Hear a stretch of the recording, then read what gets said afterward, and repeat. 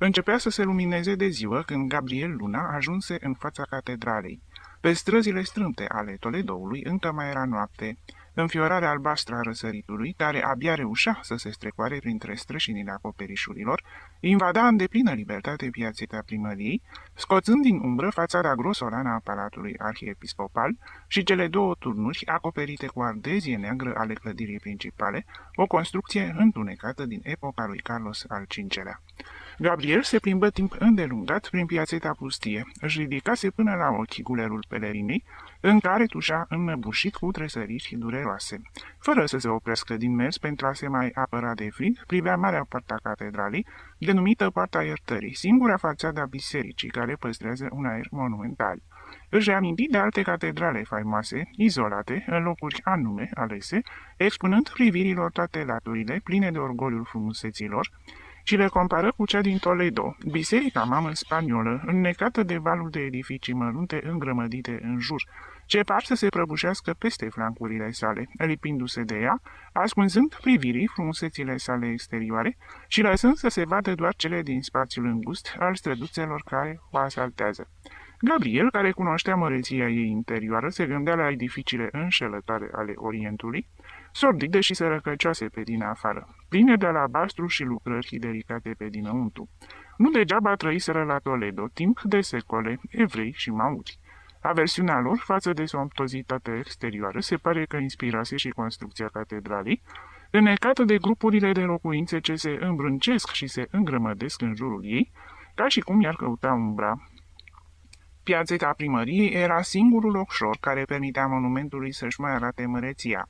În acest mic petec de cer liber își dezvăluia în lumina răsăritului cele trei arcuri ogivale ale fațadei principale și turnul clopotelor de o extraordinară robustețe, cu muchii proeminente terminate cu carotă alcuzon, un fel de tiară neagră cu trei coroane, ce se pierdea în încețoșarea nebuloasă a iernii. Gabriel privea cu duioșie răcașul tăcut și închis, unde trăiseră toți ai săi și unde își petrecuse perioada cea mai bună din viață, atâția ani scurși fără a-l vedea, cu câtă nerăbdare aștepta să se deschidă porțile. Sosise la Toledo în noaptea de dinainte cu trenul de Madrid, înainte de a se închide într-o dăiță din posada de la Sangre. Vechiul han, locuit și de Cervantes, simțise un imbold nestăvilit de a vedea catedrala și se învârtise mai mult de ori în jurul ei. Câinele care păzea înăuntru se porni să latre și să ule alarmat, simțind pași străini pe străduțele din jur, moarte și tăcute de obicei. Nu putuse dormi, îi fugise somnul, revăzându-se la el în țară, după atâția ani de aventuri și suferințe.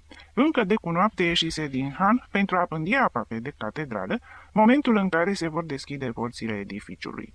Pentru ca așteptarea să-i fie mai scurtă, urmărea cu privirea frumusețile și defectele frontispiciului, comentându-le cu glas tare, ca și cum ar fi luat de martori ai judecăților sale, băncile de piatră ale piațetei și triștii săi pomișori.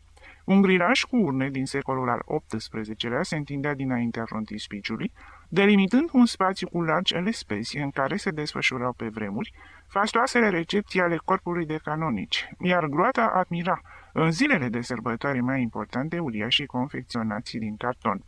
Partea de jos a frontispiciului era despicată la mijloc de Poarta Iertării, un arc ogival enorm și adânc, care se strâmtează, urmând gradația ogivelor sale interioare, împodobite cu chipuri de apostoli, baldachine sculptate și scuturi cu lei și castele. Pe stâlpul care desparte cele două părți ale porții, Iisus cu coroană și mantie de rege, sta la trup prelung, cu aerul bolnăvicios și mizer, pe care sculptorii medievali îi dădeau figurii sale pentru a exprima divina sublimitate. Pe timpan, un relief o reprezenta pe Maica Domnului, înconjurată de îngeri, înveșmântând într-o cazulă pe Sfântul Ildefonso, după o legendă pioasă, repetată în mai multe puncte ale catedralei, ca și cum ar fi fost cel mai important blazon al ei. Pe o latură, poarta denumită a turnului, pe cealaltă cea a portăreilor, prin care intrau în alte timpuri, cu mare ceremonial, depozitarii încrederii publice, pentru a jura într-o îndeplinire a sarcinilor.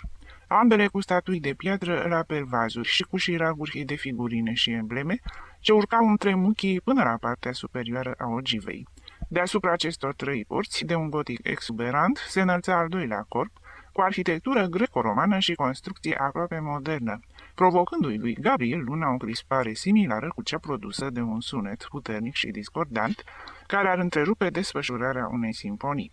Isus și cei 12 apostoli, toți în mărime naturală, erau așezați la masă, fiecare în nișa lui, deasupra frontispiciului central, mărginit de două contraforturi, ca niște turnuri ce separau fațada în trei părți. Ceva mai sus își desfășurau arcadele cu broderii de piatră cele două galerii de palat italian, pe unde nu odată Gabriel se cățărase copil fiind, pe când se hârjonea în locuința clopotarului. Bogăția bisericii, gândi Luna, a constituit un râu pentru artă. Într-un lăcaș de cult sărac s-ar fi păstrat uniformitatea vechii fațade, însă când arhiepiscopii de Toledo aveau 11 milioane drept rentă și tot atâta și corpul de canonici, de nu mai știau ce să mai facă cu atâția bani, atunci se porneau lucrări, se făceau diverse modificări și arta asta amestecată a dat naștere unor pocitanii precum cina cea de taină. Peste cele două corpuri inițiale se înălța cel de-al treilea corp, două arcuri mari care scoteau în evidență marea rozetă a naosului central, totul fiind desăvârșit cu o balustradă de piatră cizelată ca o broderie, care urma sinuozitățile fațadei între cele două mase proeminente care o mărgineau. Turnul și capela mozarabă. Mozarabii erau creștini spanioli, supuși dominației arabe. Gabriel își întrerupse șirul meditațiilor, văzând că nu e singur în fața catedralei. Se făcuse aproape ziua. Treceau, atingând grilajul, niște femei cu capul aplecat și cu broboada trasă pe ochi. Pedalele trotuarului răsunau cârjele unui șchiop și mai încolo, înspre turn, sub marele arc ce face legătura între palatul arhiepiscopului și catedrală, se adunau cerșeturii pentru a-și lua în primire locul la partea mănăstirii. Credincioasele și milogii se cunoșteau. În fiecare dimineață, ei erau cei dintâi care puneau stăpânire pe biserică. Această zilnică întâlnire stabilise între ei o oarecare frățietate și, între accese de tuse și răgușeli, se plângeau de figul dimineții și de lenevia clopotarului, care întârzia mereu când trebuia să coboare în biserică. Se deschise o parte ceva mai încolo de arcul arhiepiscopului, cea a scării care duce la tun și la camerele galeriei superioare, ocupate de slujbașii catedralei. Un bărbat traversă strada agitând un mănunchi de chei și, înconjurat de clientela matinală, început să deschidă poarta galeriei de jos, o ogivă strâmtă. Gabriel îl cunoștea. Era Mariano Clopotarul. Și pentru că nu dorea să fie văzut, rămase nemișcat în piață, lăsând să treacă în grabă prin partea Franzelei, lumea aceea nerăbdătoare să pătrundă în incinta catedralei, ca și cum s-ar fi temut fiecare să nu îi se fure locul. În sfârșit se hotărâ să-i urmeze pe ceilalți și coborâ cele 7 trepte, deoarece catedrala fusese construită într-o denivelare de teren și se afla și acum pe un plan mai jos decât străzile înconjurătoare. Totul rămăsese neschimbat. De-a lungul zidurilor puteau fi văzute marile frește ale lui Bayen și Maela, reprezentând suferințele și apoteoza Sfântului Eulogiu. Predicile sale prin țările maure, precum și cruzimile mulțimilor de necredincioși cu turban și enorme mustăți, care îl loveau fără milă pe sfânt. Francesco Baen Subias, pictor spaniol cumnat al lui Goya, Mariano Salvador de Maela, 1739-1819, pictor spaniol. Pe partea interioară a porții Franzelei, groaznicul martiriu al copilului din La Guardia, legendă născută în același timp în mai multe așezări catolice la căldura urii antisemite. Umezeala desprinsese și ștersese o mare parte din această frescă fantezistă, ce împodobea ogiva, simulând coperta unei cărți. Gabriel apucase însă să mai vadă figurile teatrale, care nu o singură dată îi tulburaseră visele de copil. Grădina care se întindea între cele 4 portice ale mănăstirii își arăta în plină iarnă vegetația elenă, pulauri înalți și chiparoși, ce-și treceau ramurile prin grilajurile ce închid cele 5 arcuri din fiecare latură până la înălțimea capitelurilor. Gabriel privi timp îndelungat, grădina situată pe un teren mai ridicat decât mănăstirea. Fața lui se afla acum la nivelul acelui petec de pământ, pe care în alte timpuri îl lucrase tatăl său. În sfârșit revedea acel colț de verdeață, curtea interioară transformată în grădină de flori, de către canonicii din secolele trecute. Pe când se plimba prin imensa boa de Buloni sau prin Hyde Park la Londra, îl năpădeau amintirile acestei grădini de aici. Pentru el, grădina catedralei din Toledo era cea mai frumoasă dintre toate, chiar și numai pentru faptul de a fi fost prima pe care o văzuse în viața lui. Cerșetorii așezați pe treptele porții îl priveau curioși. Fără să se încumete, a întinde mâna dinainte. Nu știau dacă acel necunoscut atât de matinal, cu pelerina roasă, pălăria mototolită și ghetele uzate, era un vizitator sau un tovarăș de breastă, ce căuta și el un loc în catedrală pentru acele de pomană. Luna, stânjenită de această spionare, își continuă drumul, trecând prin fața celor două porți ale mănăstirii, ce o pun în legătură cu biserica, poarta prezentării în întregime din piatră albă, un exemplu grăitor al artei praterești, cizelată ca o bijuterie, cu motive capricioase și vesele ca niște jocuri. Arta platerescă, stil ornamental cu motive capricioase, predominând reprezentările de frunzișuri și flori. În continuare venea balustrada scării pe care coboară arhiepiscopii din palatul lor în biserică, zid încărcat de ornamente gotice, scuturi mari și, aproape atingând pământul, faimoasa piatră de lumină, o placă subțire de marmură transparentă ca un cristal, care împrumută scării lumina necesară și constituie punctul principal de atracție pentru oamenii de la țară ce vizitează mănăstirea. Apoi poarta Sfintei Catalina, neagră și aurită, cu mare bogăție de zorzoane policrome, castele și lei incrustați în pervazuri și două statui de profeți. Gabriel se îndepărtă câțiva pași, văzând că pe dinăuntru se deschidea chiar oblonul acestei porți. Era clopotarul care terminase de dat ocol bisericii și de deschis toate porțile. Un câine mare ieși lungindu-și gâtul, ca și cum ar fi cerut și el de mâncare. Apoi doi bărbați, cu bonetele până la sprâncene, înfășurați în pelerine de postav cenușiu, își făcură și ei apariția. Clopotarul le ținu poarta, lăsându-i să iasă. Hei, ziua bună, Mariano!" îi spuse unul din ei în semn de despărțire. Să dea Dumnezeu și somn ușor." Gabriel îi recunoscu pe paznicii de noapte ai catedralei. Fuseseră închiși în biserică încă din după amiaza de dinainte și acum se retrăgeau și ei la casele lor să se odihnească. Câinele au pornit spre seminar pentru a înfuleca resturile rămase de la masa studenților, până nu apucau slujitorii să-l caute și să-l închidă din nou. Luna a coborât treptele și pătrunse în catedrală. Abia păși pedalele pardoselii, că și simți pe obraz mângâierea rece și puțin lipicioasă a acelei atmosfere de pivniță. Înăuntru dăinuia încă noaptea. Sus, vitralile sutelor de ferestre, ce răspândeau lumina în cele 5 nause, sclipeau odată cu lumina zorilor. Erau ca niște flori magice ce se deschideau la primele străluciri ale zilei. Jos, printre enormii pilaștri ce formau o pădure de piatră, domnea întunericul, sfâșiat la intervale de petele roșii și șovăitoare ale candelelor ce ardeau în capele, făcând ca umbrele să tremure. Lilieci fârfâiau pe lambinările coloanelor, dorind parcă să mai prelungească stăpânirea lor asupra lăcașului, cu măcar câteva minute, până ce prin geamurile mari se vor filtra primele raze ale soarelui. Trecea un zbor peste capetele credincioșilor, care, îngenunchiați în fața altarelor, se rugau cu glas tare, satisfăcuți de a se afla în catedrală încă de la acea oră, socotindu-se în acest chip a fi de-ai casei. Alții stăteau de vorbă cu ministranții și cu ceilalți angajați ai bisericii, ce pătrundeau acum prin toate porțile, somnoroși și lenevoși ca niște muncitori ce se îndreaptă spre atelierele lor. În întuneric alunecau petele negre ale unor mantii în drum spre sacristie, oprindu-se și îngenunchind adânc în fața fiecărei icoane. Iar ceva mai departe, ascunsă de întuneric, se ghicea prezența clopotarului ca un spiriduș neobosit, după zgomotul cheilor și scârțeitul porților pe care le deschidea. Catedrala se trezea la viață, sunau ca niște bubuituri de tun loviturile porților, ecoul repercutându-se din naos în naos. O mătură început să curețe pe partea sacristiei, producând un zgomot ca de joagăr.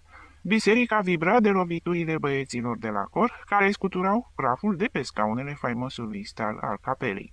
Catedrala părea că se cutremură, fiind cu nervii prea încordați. Cea mai mică atingere îi smulgea gemete. Pașii trezeau un ecou imens, de se cutremurau toate mormintele regilor, arhiepiscopilor și războinicilor găzduiți sub darele lor. Era mai frig în biserică decât afară. Pe lângă temperatura scăzută, mai dăinuia și o umiditate, datorată terenului pe care fusese ridicată biserica, traversat de canale de scurgere care exalau miasmele unor bălți subterane ascunse, cepătau de igrasie podeaua, de unde și tusea permanentă a canonicilor din capelă, cea care le scurta viața, cum obișnuiau ei să se plângă. Lumina dimineții începu să pătrundă prin naose. Din umbră apărea albul imaculat al catedralei din Toledo, limpezimea pietrei sale, care făcea din ea cea mai frumoasă dintre toate bisericile. Se remarcau cu întreaga lor eleganță și cu îndrăzneața lor zbeltețe, cei 88 de pilaștri, snopuri puternice de coroane ce urcau pline de cutezanță, tăind spațiul, albe, ca și cum ar fi fost de zăpadă întărită. Și aceștia își împrăștiau și încrucișau nerviurile pentru a susține bolțile. Sus de tot se deschideau marile ferestre, cu vitralii ce aduceau cu niște grădini acoperite cu flori de lumină. Gabriel se așeză pe socul unui pilastru, între două coloane, însă după câteva clipe fu nevoit să se scoare. Umezeala pietrei, figul de mormânt, ce circulau prin întreaga catedrală, îl pătrunseseră până la oase. Se preumblă prin naose, atrăgând atenția credincioaselor ce își întrerupeau rugăciunile și îl urmăreau cu privirea. Le trezea curiozitatea străinul acela apărut la aceste ore rezervate obișnuiților bisericii. Clopotarul făcu ce făcu și își încrucișă de câteva ori drumul cu el, urmărindu-l cu o privire îngrijorată, ca și cum acel necunoscut, cu aspectul lui mizer, ce se învârtea fără rost prin biserică, la o oră în care bogățiile capelelor nu pot fi supravegheate, îi inspira prea puțină încredere. Aproape de altarul mare, un alt bărbat, mai că se ciocni cu el. Era Eusebio, paracliserul capelei tabernacolului, poreclit de către oameni albastrul, din cauza culorii veșmintelor lui, care amintea pe cea a cerului și cu care se împăunea în zilele de ceremonii. Trecuseră 6 ani de când Gabriel îl văzuse ultima dată și nu uitase trupul dolofan. Obrazul plin de coșuri, fruntea strâmtă și zbârcită, tivită cu peri zbârliți, gâtul puternic și strâns în guler, încât abia de mai putea respira, transformându-i suflarea într-un horcăit de foale. Toți slujbașii care trăiau în interiorul mănăstirii îi invidiau însărcinarea pe care o avea, pentru faptul că era cea mai bănoasă, înlesnindu-i deosebita șansă de a se afla în intimitatea arhiepiscopului și canonicilor. Eusebio considera catedrala ca pe proprietatea lui aproape, lipsindu-i foarte puțin, pentru a-și putea îngădui să arunce din ea pe cei care îi inspirau antipatie. Văzând un vagabond ce se preumblă prin biserică, își fixa asupra lui ochii severi, făcând un vizibil efort pentru a-și putea ridica sprâncenele stufoase. Unde oare mai văzuse el acea pasăre rară? Gabriel observă cum se chinuia să-și aducă aminte și evita acest examen neplăcut, întorcându-i spatele, prefăcându-se a privi cu atenție o tăblie de altar prinsă pe un pilastru. Dorind să evite curiozitatea pe care o trezea prezența sa, Gabriel ieși din biserică și se îndreptă spre galeria ce înconjura edificiul. Acolo se simțea mai bine, fiind complet izolat. Cercetorii stăteau de vorbă așezați pe dreptele porții Franzelei. Preoți, acoperiți cu pelerină, treceau printre ei, intrând în mare grabă în catedrală prin poarta prezentării. Cercetorii îi salutau, pronunțându-le numele, fără să le întindă mâna după obol. Erau cunoscuți de-ai casei și între prieteni nu se cerșește. Alicii se aflau acolo pentru a tăbărî asupra străinilor și așteptau cu răbdare ceasul englezilor, căci numai din Anglia puteau fi toți străinii aceia care soseau de la Madrid cu trenul de dimineață. Gabriel se oprise aproape de poartă, știind că pe acolo intrau cei ce locuiau în galeria superioară. Aceștia traversau arcul arhiepiscopului și, urmând scara palatului, coborau în stradă, pătrunzând în catedrală prin partea Franzelei. Luna, care știa întreaga istorie a faimosului edificiu, își aduse aminte de originea numelui acestei porți. La început se numise Poarta Justiției, pentru că acolo primea jalbele vicarul general al arhiepiscopiei. Apoi au denumit-o a Franzelei, pentru că în fiecare zi, după liturghie, preotul împreună cu ministranții și paracliserii se prezentau acolo să binecuvânteze pâinile de jumătate de livră și franzelele ce se împărțeau săracilor. Echivalentul a 400 de hectare cultivate cu grâu, după cum își reamintea el. Se distribuise în fiecare an sub formă de pomeni pe aici. Aceasta se întâmpla însă pe vremea când catedrala avea o rentă anuală de peste 11 milioane în moneda de atunci. Pe Gabriel îl deranjau privirile curioase ale clericilor și surorilor laice, care veneau acum în biserică. Aceștia obișnuiau să se vadă în fiecare zi, întâlneau aceleași figuri la o anumită oră și curiozitatea lor se trezea ori de câte ori o apariție străină tulbura monotonia existenței lor. Se îndreptă spre fundul galeriei, când niște cuvinte ale cercetorilor îl făcură să se tragă înapoi. Vine Vergea de lemn, bătrânul. Bună ziua, domnule Esteban! Un bărbat mic de statură, îmbrăcat cu totul în negru și tuns ca un cleric, cobora treptele. Esteban, Esteban, îngăimă Gabriel ieșindu-i înainte în fața porții prezentării. Estebanul săgetă cu ochii săi limpezi ce păreau de chihlimbar, niște ochi pasivi de bărbat obișnuit să rămână ore în șir în catedrală, fără ca cea mai neînsemnată răzvrătire a gândirii să-i tulbure imobilitatea dătătoare de fericire. Clipa de șovăială se prelungi mult, ca și cum nu putea crede în vaga asemănare a acelui obraz palid și descărnat cu un altul care se afla în memoria sa. Însă până la urmă se convinse cu dureroasă surprindere asupra identității intrusului. Gabriel, frate, oare tu ești?" Și fața sa imobilă de vechi slujitor al bisericii, ce părea că împrumutase ceva din neclintirea pilaștrilor și statuilor, se însufleți de un zâmbet. Își strânseră mâinile și unul lângă celălalt se îndepărtară prin galerie. Când ai sosit? Pe unde ai umblat atâta amar de vreme? Ce ai mai făcut în tot timpul ăsta? Cu ce prilești pe aici?" Esteban își arăta surprinderea prin avalanșa de întrebări, nedându-i fratelui său răgazul să răspundă la ele. Gabriel îl lămuri că sosise noaptea precedentă, că venise în fața bisericii, încă dinainte de a se lumina bine de ziua și așteptase clipa în care avea să-și vadă fratele. Acum vin de la Madrid. Mai înainte însă am umblat mult prin nenumărate locuri. Anglia, Franța, Belgia și cine mai știe pe unde. Am hoinărit dintr-un oraș în altul, luptând mereu cu foamea și cu răutatea oamenilor. Mizeria și poliția au fost mereu pe urmele mele. Atunci când mă opresc pe undeva, obosit de această existență de suflet rătăcitor, justiția temătoare îmi poruncește în numele legii să merg mai departe, iar eu reîncep marșul. Sunt un om temut, așa cum mă vezi, Esteban, bolnav, cu trupul măcinat, la 2 pași de bătrânețe și cu certitudinea că voi muri curând. Chiar ieri, la Madrid, mi s-a spus că voi înfunda din nou pușcăria dacă îmi mai prelungesc șederea acolo. Și atunci, spre seară, am luat trenul. Încotro s-o pornesc. Lumea e mare, ea, însă pentru mine și alți rebeli asemenea mie, se tot micșorează. Se tot strânge până nu rămâne decât doar o palmă de loc unde să pui picioarele, atât. Pe pământ doar tu mi-ai mai rămas și acest colț potolit tăcut unde trăiești fericit. În căutarea ta am venit. Dacă mă arunci și tu, nu-mi rămâne de ales decât închisoarea ca să mor, sau vreun spital, dacă s-o îndura și spitalul să mă primească auzindu-mi numele. Și Gabriel, obosit de câte cuvinte rostise, se lăsă pradă unui acces de tuse dureroasă, pieptul începu să-i hârâie, ca și cum aerul era nevoit să se strecoare prin întortocheate caverne. Se exprima cu vehemență, agitând instinctiv brațele, ca unul obișnuit de multă vreme să vorbească în public, arzând de flacăra prozelitismului. Ah, frate, făcu Esteban cu un reproș plin de dragoste. La ce ți-a folosit că ai citit atâtea ziare și cărți? Pentru ce această dorință de a îndrepta ceea ce este drept? Iar dacă este strâmb, nu are îndreptare.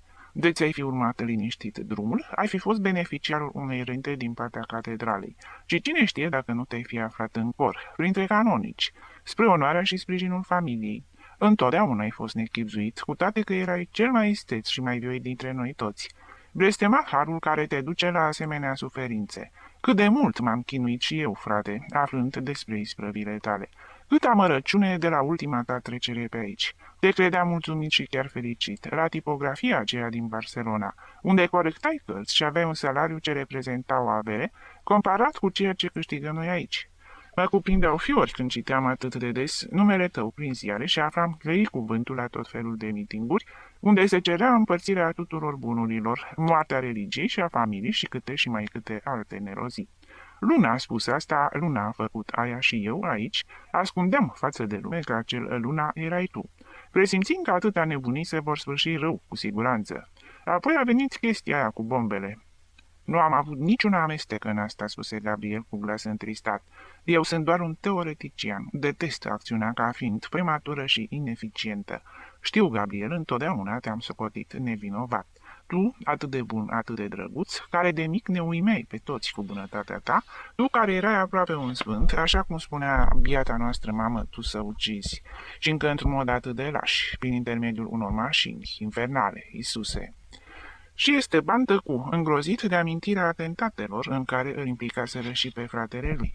Adevărul a fost însă, continuă după o clipă, că ai căzut în plasa pe care ți-a zvârlit-o guvernul cu ocazia acelor evenimente. Cât de mult am suferit o bună bucată de vreme. Din când în când auzeam de execuții în groapa de lângă fortul ce exista acolo. Și atunci căutam neliniștit prin ziare numele celor condamnați la moarte, temându-mă mereu că voi da și peste numele tău. Circulau zvonuri despre schingiuiri îngrozitoare la care erau supuși cei închiși pentru a face mărturisiri și mă gândeam la tine atât de delicat, atât de slab, crezând că într-o dimineață oarecare te vor găsi mort în celula temniței. Pe deasupra suferăm și mai mult din cauza încăpățânării mele de a nu sufla un cuvânt, pentru ca cei de aici să nu-ți cunoască patimile. Unul Luna, fiul domnului Esteban, vechiul grădinar al catedralei primate, cel cu care stăteau de vorbă canonicii și chiar arhiepiscopii, să fie amestecat cu o gloată infernală care dorește să distrugă lumea. De aceea, când Eusebio și alți intriganți de aici mă întrebau dacă acest Luna, despre care tot vorbeau ziarele, nu ești cumva chiar tu, eu le spuneam că fratele meu se află în America și că îmi scrie foarte rar, deoarece este foarte ocupat cu afacerile. Îți dai seama cât de mult sufeream, așteptând să te omoare dintr-o clipă în alta, și nici nu pot să spun cuiva nimic despre suferința mea, să nu mă pot plânge nici celor din familie, dacă ar fi trebuit să le aduc la cunoștință condamnarea. Câte rugăciuni am făcut eu. Noi, cei de aici, obișnuiți a trăi într-un Domnul și în preajma sfinților, suntem cam duri și chiar păcătoși. Însă, nenorocirea nu mai e sufletul și eu am adresat celei care poate făptui orice, hramului nostru, implorând-o să-și amintească de tine, căci tu, de mic copil, îngenuncheai în fața capelei sale când te pregăteai să intri în seminar. Gabriel zâmbi cu tristețe, înduioșat de candoarea fratelui său. Nu râde, te rog, râsul tău mă jignește. Cea de sus a făcut totul pentru tine. Câteva luni mai târziu, am aflat că pe tine, împreună cu alții, v-au îmbarcat pe un vas, sub pedeapsa de a nu mai reveni niciodată în Spania și până în clipa de față nicio scrisoare de la tine, nicio știre, bună sau rea. Te credeam mort, Gabriel, prin acele tărâmuri depărtate și nu o singură dată m-am rugat pentru bietul tău suflet, care pe drept are nevoie de așa ceva. În ochii fratelui se cita recunoștință pentru aceste cuvinte. Mulțumesc, Esteban, îți admir convingerea, însă, crede-mă, nu am ieșit prea bine, așa cum îți închipui tu, din acea aventură nenorocită. Mai bine ar fi fost dacă muream. Aureola martiriului valorează mai mult decât faptul de a intra într-o celulă om întreg și a ieși de acolo o zdranță. Sunt foarte bolnav, Esteban, sentința mea de moarte este irevocabilă. Nu mai am stomac, plămânii sunt ciuruiți. Trupul pe care îl vezi e o mașină hodorogită care abia mai funcționează și scârție din toate încheieturile, ca și cum piesele sunt gata să se desfacă și ele din toate balamalele. Cea care la rugămințile tale m-a salvat putea face mai mult pentru mine, îmbrânzindu-i pe gardienii mei și odată pusă în libertate, moartea pentru mine ar fi fost mai blândă decât viața. Înapoiindu-mă în Spania, împins de mizerii și persecuții, existența mea a devenit un infern. Nu m-am putut opri nicăieri acolo unde se adună oamenii, deoarece mă încolțeau ca pe un câine. Vor să trăiesc în afara orașelor, a lumii, mă izolează, împingându-mă spre munți, spre pustiuri, unde nu există ființe umane. Se pare că sunt un om periculos din calea afară, mai periculos decât disperația aceea care aruncă bombe, pentru că vorbesc, pentru că port în mine o forță irezistibilă care mă face să propovăduiesc adevărul în clipa când mă aflu în prezența a doi nefericiți. Dar acum s-a terminat, poți fi liniștit, frate. Sunt un om mort, misiunea mea a luat sfârșit, în urma mea vor veni alții și alții. Brazda este trasă și sămânța a zvârlită în ea. Eu voi muri și cred că am drept la odihnă cele câteva luni care mi-au mai rămas. Pentru prima oară în viață vreau să gust și eu plăcerea liniștii, a tihnei, plăcerea de a fi uitat de lume, de a nu mai fi nimic, și nimeni să nu mai știe cine sunt, să nu mai trezesc nimănui nici simpatie, nici teamă. Aș fi dorit să fiu o statuie a acestui fronton, un pilastru al catedralei, nemișcat, și pe fața mea să se scurgă timpul, bucuriile și tristețile, fără să iște tresăriri și emoții. Să anticipez moartea, să ajung un cadavru care respiră și mănâncă, dar nu mai gândește, nu mai suferă, nici nu se mai entuziasmează. Aceasta este pentru mine acum fericirea, frate. Nu știu încotro să privesc. Dincolo de această poartă mă așteaptă oamenii pentru a mă fugări din nou. Mă îngădui alături de tine? Esteban îl împinse ușor cu dragoste pe Gabriel spre scară. Să urcăm, nebunule.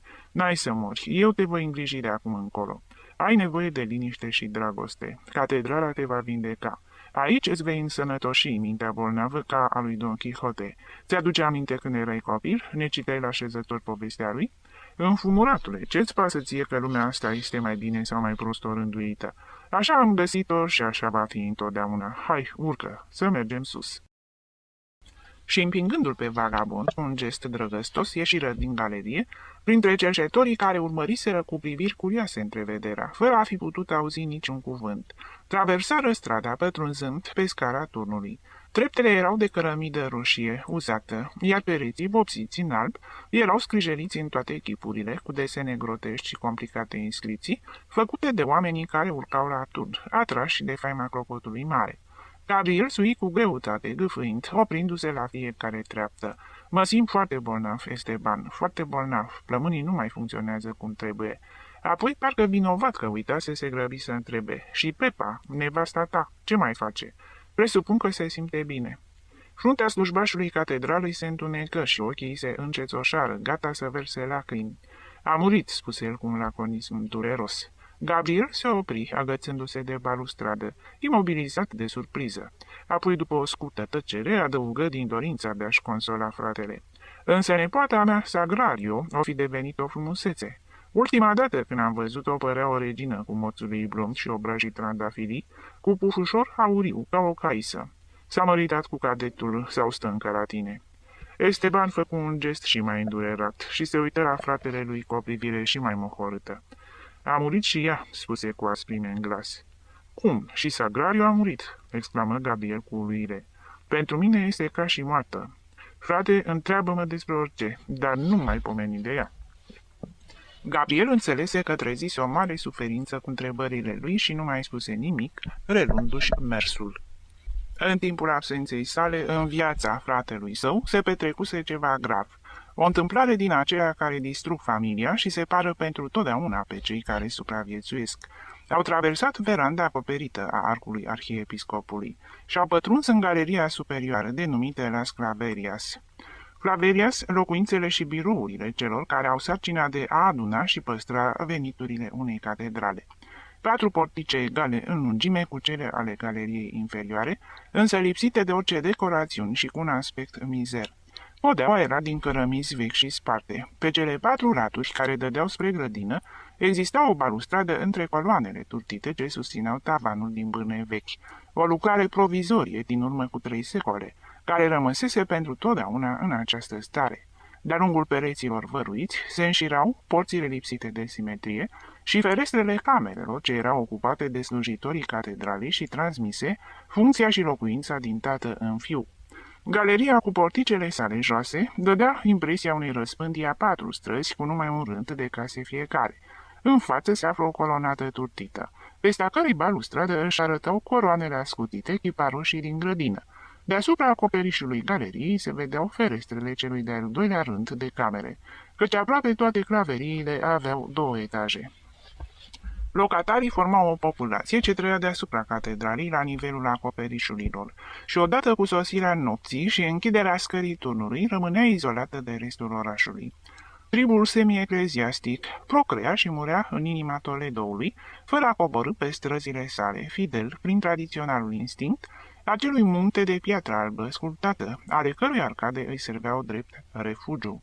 Trăia saturat de mirosul de tămâie și respira acel iz special de rugină și fier vechi al catedralelor, fără alt orizont decât ogivele din față și clopotnița, care strivea cu masivitatea ei o bucată de cer ce se vedea din galeria superioară. Gabriel Luna crezu dintr-o dată că revine la copilărie. Niște țânci, asemănători acelui Gabriel din alte timpuri, alergau jucându-se prin aceleași 4 coridoare, sau se așezau pe partea galeriei, scăldată în primele raze de soare, femei ce aminteau de maică-sa scuturau peste grădină cuverturile de pat, sau măturau cărămizile roșii ale pardoserilor. Totul rămăsese neschimbat. Pe aici timpul nu trecuse, convins, fără îndoială că nu mai exista nimic care ar fi putut să îmbătrânească. Gabriel văzu pe perete 2 figuri caragioase, aproape șterse, pe care le desenase cu cărbune pe când avea 8 ani. Fără acei țânci care strigau și râdeau fugărindu-se, ar fi crezut că scurgerea vieții fusese anulată în acest colț al catedralei. Ca și cum în acea așezare aproape aeriană nu s-ar mai fi născut și nu ar mai fi murit nimeni. Esteban, cu sprâncenele încă încruntate și mâhnit de ultimele cuvinte, vrut să dea câteva explicații fratelui său. Trăiesc în locuința noastră cea dintotdeauna. Mi-a fost lăsată pentru memoria tatei. Trebuie să le mulțumesc domnilor din corpul de canonici, având în vedere că eu nu mai sunt altceva decât un trist vergea de lemn. Din clipa în care s-a întâmplat nenorocirea, am adus în casă o bătrână care are grijă de gospodărie și, în plus, mai locuiește cu mine domn lui, dirijorul capelei.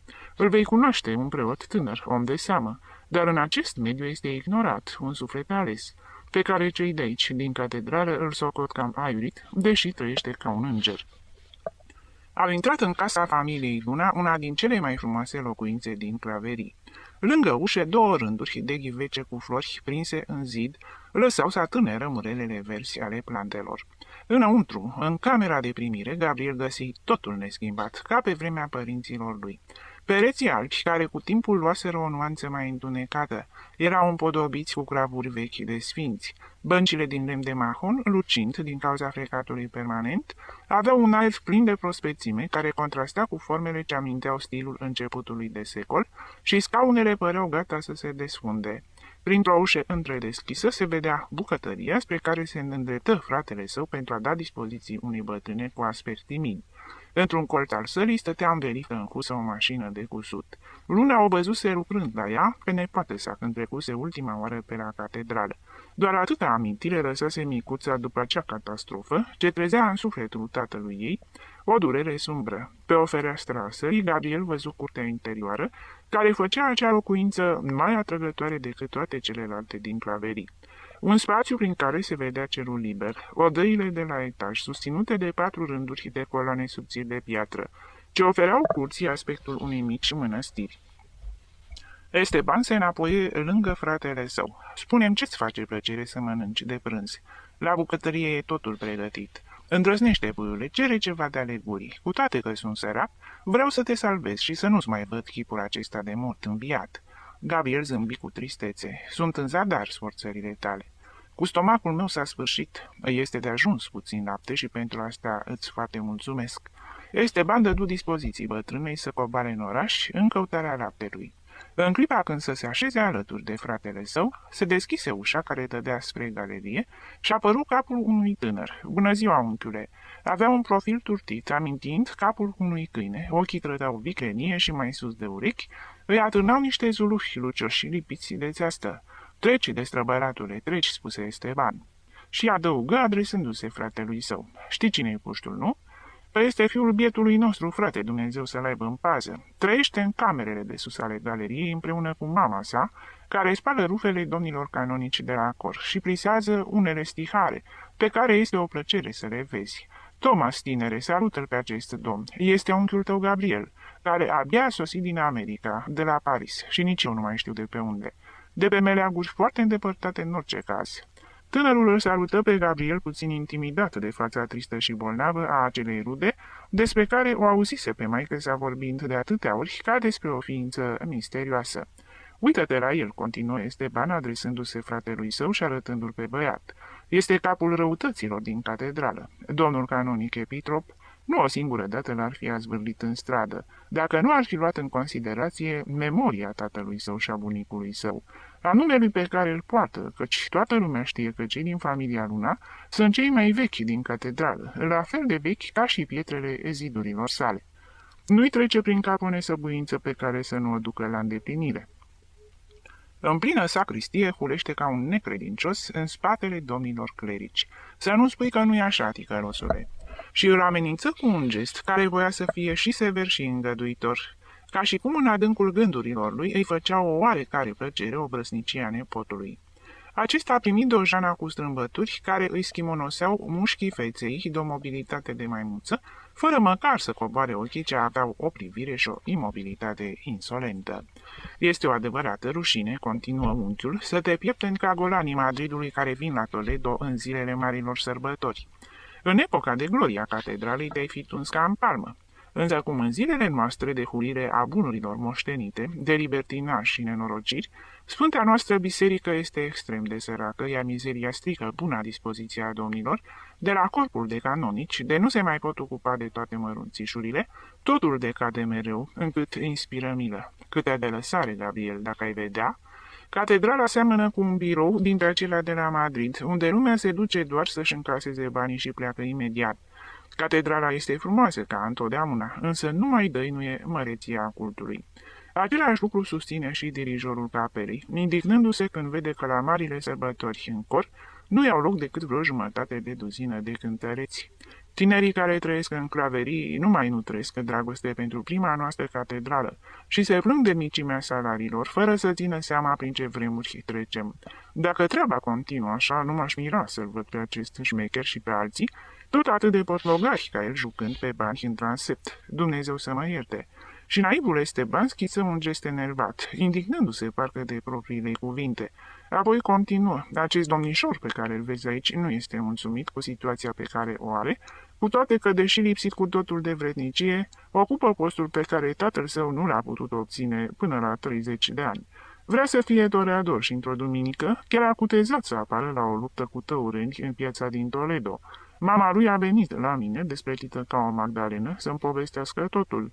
Și eu, gândindu-mă că tatăl său murise și îmi revenea mie sarcina să-l înlocuiesc, l-am așteptat pe acest domn atunci când se înapoia din piață, făcând-o pe grozavul, și l-am mânat de la scara turnului până în propria lui cameră, cu aceeași vergea de lemn, de care mă servesc în catedrală. El îți poate spune ce mână grea am atunci când mă supăr. Maica Domnului din tabernacol, un luna al Sfintei Biserici, primate să o facă pe toreadorul. Canonicii au râs și puțin chiar și domnul cardinal, după cum mi s-a spus, atunci când au aflat întâmplarea. Un cleric mai hâtrur a poreclit țâcă și așa îi spun acum toți ai casei. Ai văzut, frate, ce onoare aduce familiei această haimana? Și Esteban, cel însărcinat cu păstrarea liniștii în catedrală, se prefăcu că vrea să-l strivească pe inculpat cu privirea, însă acesta zâmbea fără a se lăsa impresionat prea mult de cuvintele unchiului său. Și să nu crezi, Gabriel, continuă el, că acestui individ îi lipsește bucata de pâine, ci că din cauza asta face asemenea nerozii. În ciuda nechipzuinței sale, el are încă de la vârsta de 20 de ani slujba de îngrijitor de câini al Sfintei Catedrale. A ajuns unde, în timpurile bune, se ajungea numai după mulți ani și mulțumită unor înalte protecții.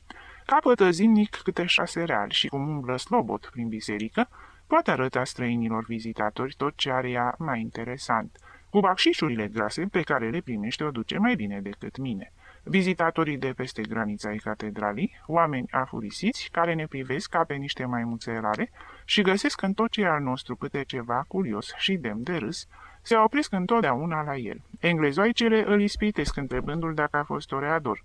Și el atâta așteaptă. Văzând că le face plăcere, golește sacul minciunilor, pentru că păcătosul are fantezie bogată și povestește marile coride pe care le-a susținut la Toledo și în afara lui, despre taurii pe care i-a ucis. Iar acești nerosi din Anglia își notează în carnețelele lor, iar câte o blondă cu niște picioare zdravene ca de bărbat, schițează în câteva linii capul acestui pișicher. Dar pe el îl interesează ca să-i crede lumea balivernele și la urmă să-i arunce acolo niște pesete.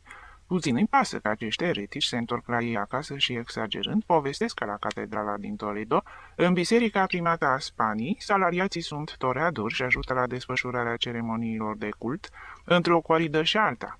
Câștigă în chipul acestea mai mulți bani decât mine, dar în ciuda acestui fapt se socoate nedreptățit de postul pe care îl are. Un serviciu atât de frumos. Să fii în fruntea tuturor la marile procesiuni, în mână cu o furcă mică, căptușită cu catifea roșie, alături de cârja primatului, pentru a o ridica în cazul că aceasta ar cădea cumva și, în plus, îmbrăcat cu o haină lungă de brocat, stacojie, la fel ca un cardinal. Până într-atât îi vine de bine încât în acest veșmânt, după cum afirmă dirijorul de capelă care știe multe lucruri, seamănă cu unul dinte, sau nu știu cum îi zice, care acum câteva secole trăia în Italia și a coborât în infern, descriind în versuri călătoria toată. Se auziră pași pe o scăriță îngustă care făcea legătura între camera de primire și etajul superior. Este Don Luis, spune Esteban. Va cânta liturghia în capela tabernacolului și apoi la cor. Gabriel se sculă de pe sofa pentru a-l saluta pe preot. Acesta era mic de statură, cu o constituție cam debilă, sărind în ochi de la prima vedere disproporția dintre trupul firav și capul enorm. Fruntea bombată și proeminentă părea că strivește cu greutatea ei trăsăturile feței, negricioase și neregulate, alterate de urmele vărsatului. Era urât și cu toate acestea, expresia ochilor săi albaștri Strălucirea danturii sănătoase, albe și regulate, ce părea că iluminează chipul, și zâmbetul naiv, aproape copilăresc, dădeau feței sale acea expresie simpatică care trădează pe ființele modeste, dăruite pasiunilor artistice. Așadar, domnul acesta este fratele despre care mi-ai vorbit dumneata atât de mult, spuse el, auzind prezentarea pe care o făcea Esteban, și foarte prietenos îi întinse mâna lui Gabriel. Ambii aveau o înfățișare bolnăvicioasă. Dezechilibrul organic părea să apropie de parcă ar fi fost frați. Deoarece domnul a studiat la seminar, spuse dirijorul de cor, cred că știe ceva muzică. Este singurul lucru pe care mi-l mai amintesc de la aceste cursuri. Și dacă ați călătorit atât prin lume, cu siguranță că ați auzit muzică frumoasă. Există mult adevăr în ce spuneți. Muzica este pentru mine cea mai plăcută dintre arte. Înțeleg puțin din ea, e adevărat, însă o simt. Foarte bine, foarte bine. Să fim prieteni atunci. Și o să-mi povestiți dumneavoastră o mulțime de lucruri. Cât de mult vă invidiez pentru faptul că ați străbătut lumea. Vorbea ca un copil agitat, nedorind să ia loc, cu toate că persoana de lângă ei, însărcinată cu păstrarea liniștii, îi oferea mereu câte un scaun, în vreme ce el se preumbra prin încăpere. Se mișca dintr-un loc într-altul, cu mantia hâită pe el și în mână cu pălăria roasă, fără urmă de păr pe ea, scofârcită cu un strat de grăsime pe boruri, mizeră și veche, la fel ca și sutana și pantofii. În ciuda acestei evidente sărăcii, dirijorul de capelă poseda o certă eleganță, părul exagerat de mare față de canoanele obișnuite din lumea ecleziaștilor se cârlionza spre creștetul capului. Felul arogant în care își înfășura mantia în jurul corpului reamintea capa tenorilor de operă. Exista în felul lui de a fi o oarecare grație lumească ce îl trădea pe artistul deghizat în haine preoțești, dar tare donic să scape de ele, să le abandoneze la picioare ca pe un giurgiu. Ca niște trăsnete îndepărtate, au ajuns la ei câteva dangăte grave de clopot, care au zguduit din temelii galeria. Unchiule, ne cheamă pe toți la cor, spuse Țâcă. La ora asta trebuie să fim de acum în catedrală. Este aproape 8. Este adevărat, omule. Nu stim ca tocmai tu să fii acela care să-mi reamintească ce am de făcut. Să mergem. Apoi adăuga adresându-se preotului muzician. Don Luis, liturghia dumneavoastră începe la 8. Veți sta mai târziu de vorbă cu Gabriel despre lucrurile care vă interesează. Acum la datorie, trebuie să câștigăm ceva și pentru desert, așa cum spuneți dumneavoastră, căci în timpurile acestea afurisite, abia de reușim să încropim ceva pentru primul fel de mâncare. Dirijorul de capelă acceptă cu tristețe, făcând o mișcare din cap această invitație, și ieși după cei doi slujitori ai bisericii contrariat, ca și cum l-ar fi târât la muncă grea și nesuferită. Fredona distrat atunci când dădu mâna cu Gabriel, iar acesta a crezut că recunoaște un fragment din a 7-a de Beethoven, în melodia care ritmat ieșea în surdină printre buzele tânărului preot. Văzându-se singur, Luna se întinse pe sofa pentru a se odihni, după lungă așteptare din fața catedralei. Bătrâna, care avea grijă de fratele său, puse lângă el o cănuță de lapte, umplând după aceea cu ea un pahar. Gabriel bău, făcând eforturi pentru a-și stăpâni tremurul stomacului său bolnav, care se lupta să elimine lichidul. Trupul sfârșit din cauza nopții grele și a oboselii așteptării, primi în cele din urmă alimentul, cufundându-se într-o dulce lâncezeară pe care nu o mai simțise de multă vreme. Gabriel reuși să adormă și mai bine de o oră rămase așa nemișcat pe sofa, zguduit doar de câteva accese de tuse cavernoasă, care nu reușiră să-i tulbure somnul. Se trezi brusc, prins de un tremur nervos care îl zdruncină din creștet până în călcâie, obligându-l să sară de pe sofa ca împins de un resort. Era instinctul pericolului ce rămăsese întipărit adânc în el pentru totdeauna. Obișnuința unei liniștii sufletești ce o căpătase în întunecoasele celule, când aștepta în fiecare moment deschiderea ușilor pentru a fi bătut ca un câine, sau poate dus la careul de execuție, în fața unui dublu șir de puști, și în plus obișnuința de a trăi mereu sub supraveghere, urmărit de pretutindeni, simțind în jurul lui mereu treaz ochiul poliției, așa cum era obișnuit și cum era obișnuit să fie surprins în puterea nopții în camera sa de la Han, pentru a-i se pune în vedere ordinul de a o părăsi imediat. Zbuciumul bătrânului Ahasverus, care abia degusta o clipă de odihnă că și auzea veșnicul șterge-o, șterge-o. Nu a mai vrut să doarmă de teama că va cădea din nou în grelele coșmaruri ale visului. Prefera acum realitatea, acea liniște a catedralei care îl învăluia într-o dulce mângâiere, calmul maestos al bisericii, imens munte de piatră cioplită, ce părea să se lase și asupra lui, zdrobindu-l, dar și tăinuind pentru totdeauna slăbiciunea lui de om prigonit. Ieși din galerie și rezemat cu coatele de balustradă contemplă grădina. Claveriile păreau pustii. Copiii care le însuflețeau la începutul zilei se aflau acum la școală. Femeile în casele lor pregăteau mâncarea. În întreaga galerie nu mai exista nimeni în afară de el. Lumina soarelui scălda o parte a ei. Umbra coloanelor tăia oblic marile pătrate aurite ce acopereau dalele.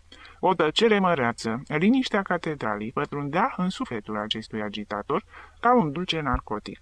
Cele 7 secole trecute peste aceste pietre păreau a-l învălui în tot atâtea pături ce îl izolau de restul lumii. Într-o cameră din claverii se auzea bătaia neîntreruptă a unui ciocan. Era al cizmarului pe care Gabriel îl zărise prin geamul unei ferestre, a plecat în fața unei măsuțe de lemn. Pe petecul de cer încadrat de acoperișuri zburau câțiva porumbei, agitându-și aripile albe, de parcă vâsteau într-un lac de un albastru intens. Obosiți, coborau pe galerie și, stând pe balustrade, începeau să ugue, înfiorând liniștea ca un suspin de dragoste. Din când în când se deschideau porțile catedralei, împrăștiind prin grădină și claverii o boare de aer încărcat cu miros de tămâie, de vibrații de orgă și de voci grave care cântau, rostind cuvinte latinești, prelungind silabele în mod solemn. Gabriel privea grădina înconjurată de arcade de piatră, albă și contraforturi greoaie de granit cenușiu, pe ale căror vârfuri ploile alimentaseră o inflorescență de ciuperci, ca niște muguri de catifea negricioasă. Soarele coborâse într-un colț al grădinii, iar restul spațiului rămăsese scăldat într-o lumină berzuie de penumbră mănăstirească. Turnul clopotelor ascundea un petec de cer, desfășurând pe flancurile sale roșietice, împodobite cu ornamente gotice în formă de stâlpi și contraforturi puternice, centurile de marmură neagră, cu capete ale unor personaje misterioase și scuturi, blazoane ale diversilor arhiepiscopi care au contribuit la construcția sa. Sus de tot, aproape de vârfurile de piatră foarte albă, apăreau clopotele în spatele unor enorme gratii, ca niște păsări de bronz captive în colivii de fier. 3 dangăte puternice, anunțând că liturghia cea mare se afla în momentul ei cel mai solemn, răsunară în întreaga catedrală. Muntele de piatră se cutremură, vibrațiile transmițându-se prin naose, galerii și arcade, până în profunzimea temeliilor.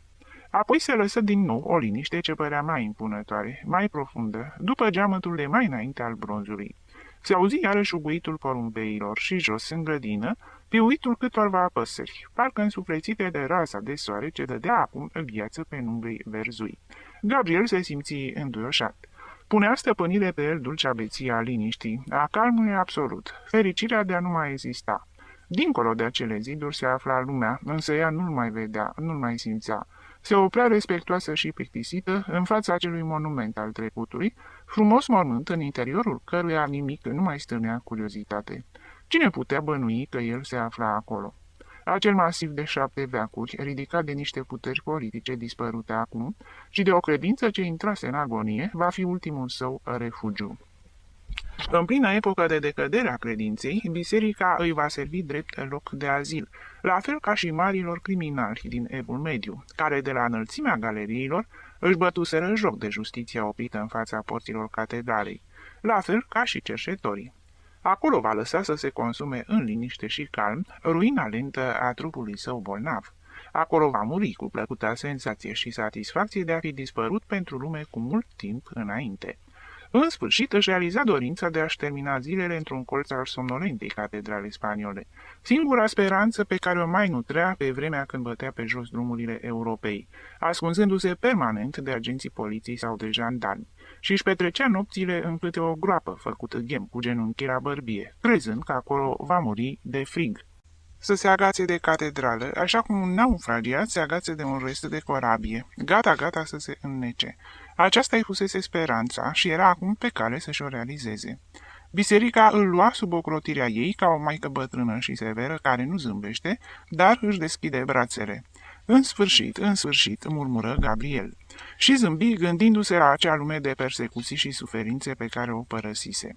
Acum se afla departe, într-o altă planetă, din care nu avea să se mai înapoieze niciodată. Catedrala îl păstra pentru totdeauna. În liniștea adâncă a galeriei, unde nu ajungeau niciodată zgomotele străzii, Gabriel crezu că aude departe, foarte departe, sunetul ascuțit al unor trompete și apoi un răpăit surd de tobe. Atunci își aminti de alcazarul din Toledo, ce părea să domine de pe înălțimea lui catedrala, copleșind-o cu masivitatea turnurilor sale. Erau trompetele Academiei Militare. Aceste sunete îi făcură rău lui Gabriel. Pierduse din vedere lumea și tocmai când se crezuse mai departe, foarte departe de ea, fu obligat să-i simtă prezența, aproape, dincolo de zidurile catedralei. 2. Domnul Esteban Luna fusese grădinarul catedralei, îndeletnicire încredințată familiei încă de pe vremea celui de-al doilea cardinal de Bourbon, printr-un drept ce părea să fie viager. Cine a fost primul Luna care a intrat în serviciul bisericii primate? Grădinarul, punând această întrebare, zâmbi satisfăcut și ochii lui priveau departe, ca și cum ar fi dorit să îmbrățișeze imensitatea timpului.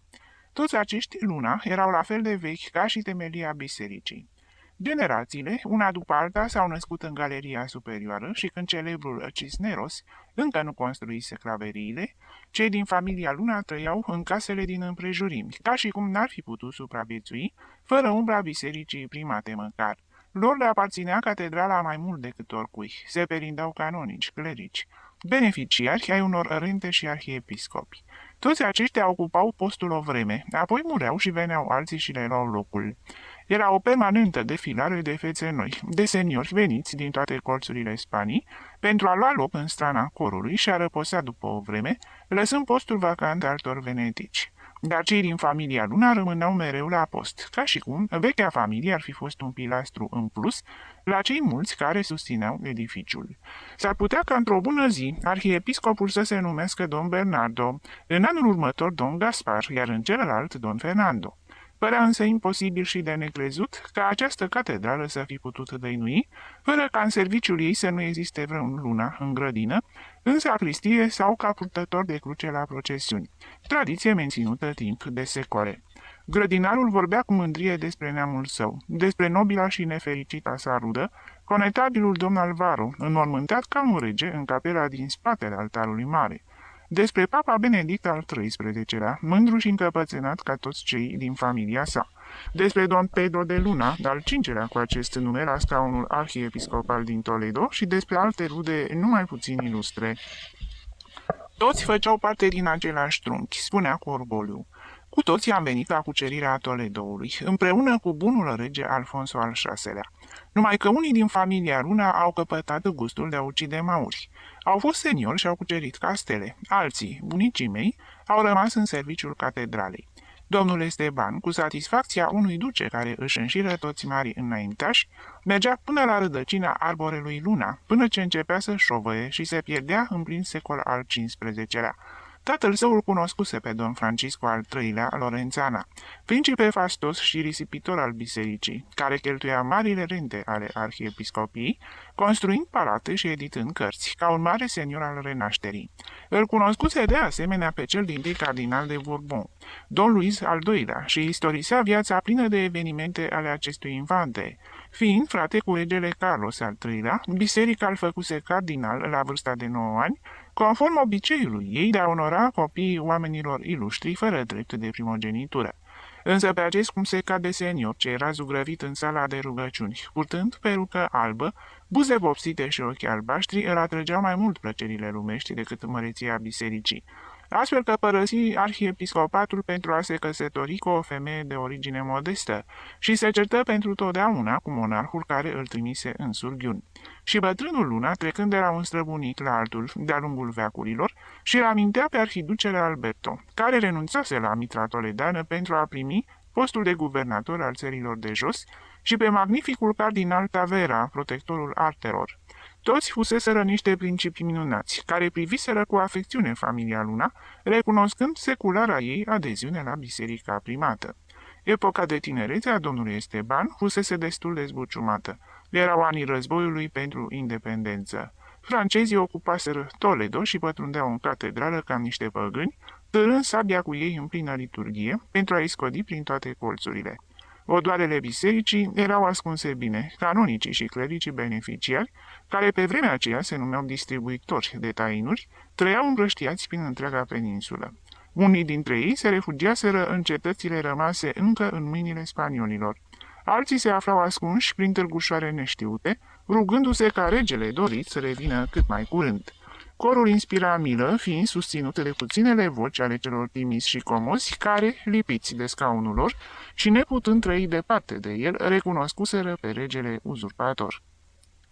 Al doilea cardinal de Bourbon, blândul și insignifiantul don Luis Maria, se afla la Cadiz, în calitate de regent al regatului. Era singurul din familie care rămăsese în Spania și capitala recursese la el pentru a da o oarecare spoială dinastică autorității ei revoluționare. Când la terminarea războiului, bietul cardinal se înapoie la reședința sa, domnul Esteban se înduioșă văzându-i chipul de copil trist, epuizat, cu capul lui rotund și mic. Venea descurajat și mâhnit, după ce îl primise la Madrid pe nepotul său, Fernando al VII-lea. Tovarășii săi de regență se aflau fie la închisoare, fie în surghiuni, și dacă el nu împărtășise o soartă asemănătoare, asta se datora numai mitrei și numelui său. Nefericitul prelat crezuse că făcuse o mare ispravă susținând interesele familiei sale în perioada războiului și când colo se vedea acuzat de liberalism, socotit dușman al religiei și al tronului, el neputându-se dumiri cu ce a greșit și cum a conspirat împotriva lor. Bietul cardinal de Bourbon îl încezi copleșit de tristețe în palatul său, oferindu-și rentele pentru lucrări în catedrală, până ce muri exact în zilele în care se iniția reacțiunea din 1832, lăsând locul său lui Iguanzo, tribunul absolutismului, un prelat cu favoriți cărunți, care își făcuse cariera la corpurile legiuitoare de la Cadiz, atacând ca deputat întreaga reformă și pledând pentru revenirea la timpurile casei de Austria, mijloc sigur de salvare a țării. Bunul grădinar salută cu egal entuziasm pe cardinalul din casa de Bourbon, cel urât de regi, ca și de prelatul cu favoriți, care făcea să se cutremure întreaga dioceză cu temperamentul său arțăgos, caracterul de prost gust și aroganța lui de stăpân absolutist. Pentru el, cine reușea să obțină scaunul de la Toledo era un om desăvârșit, ale cărui fapte nu se discutau și o făcea pe fudulul de ureche, nedând atenție șoaptelor acelor canonici și clerici beneficiari, care, fumând câte o țigară în chioșcul grădinii sale, făceau aluzii la caracterul acelui domn de Iguanzo, ce se indigna împotriva guvernării lui Fernando al VII-lea, deoarece nu se arăta destul de hotărât și de teama străinilor, nu se învrednicea să restabilească salutarul tribunal al Inchiziției. Pe grădinar îl întrista doar faptul că asista neputincios la decăderea iubitei sale catedrale. Veniturile arhiepiscopiei și cele de corpului de canonici scăzuseră vertiginos din cauza războiului. Se întâmplase ceea ce se poate observa la o inundație, când odată cu retragerea apelor, acestea târăsc cuiere și case și arbori, lăsând locul pustiu și fără oameni. Biserica primată pierduse multe din drepturile sale. Arendașii deveneau stăpâni, profitând de lipsa de mijloace a statului. Comunele refuzau să plătească arenzile feudale, ca și cum nevoia de a se apăra și a face războiul le scutea pentru totdeauna de vasalitate. Afară de acestea, turbulentele corpuri legiuitoare, decretând abolirea rangului de senior și secularizarea terenurilor acestora, au mișorat mult veniturile catedralii, dobândite în cursul secolelor, în care arhiepiscopii de Toledo își înfundau casca pe cap și porneau cu sabia în mână la luptă împotriva maurilor.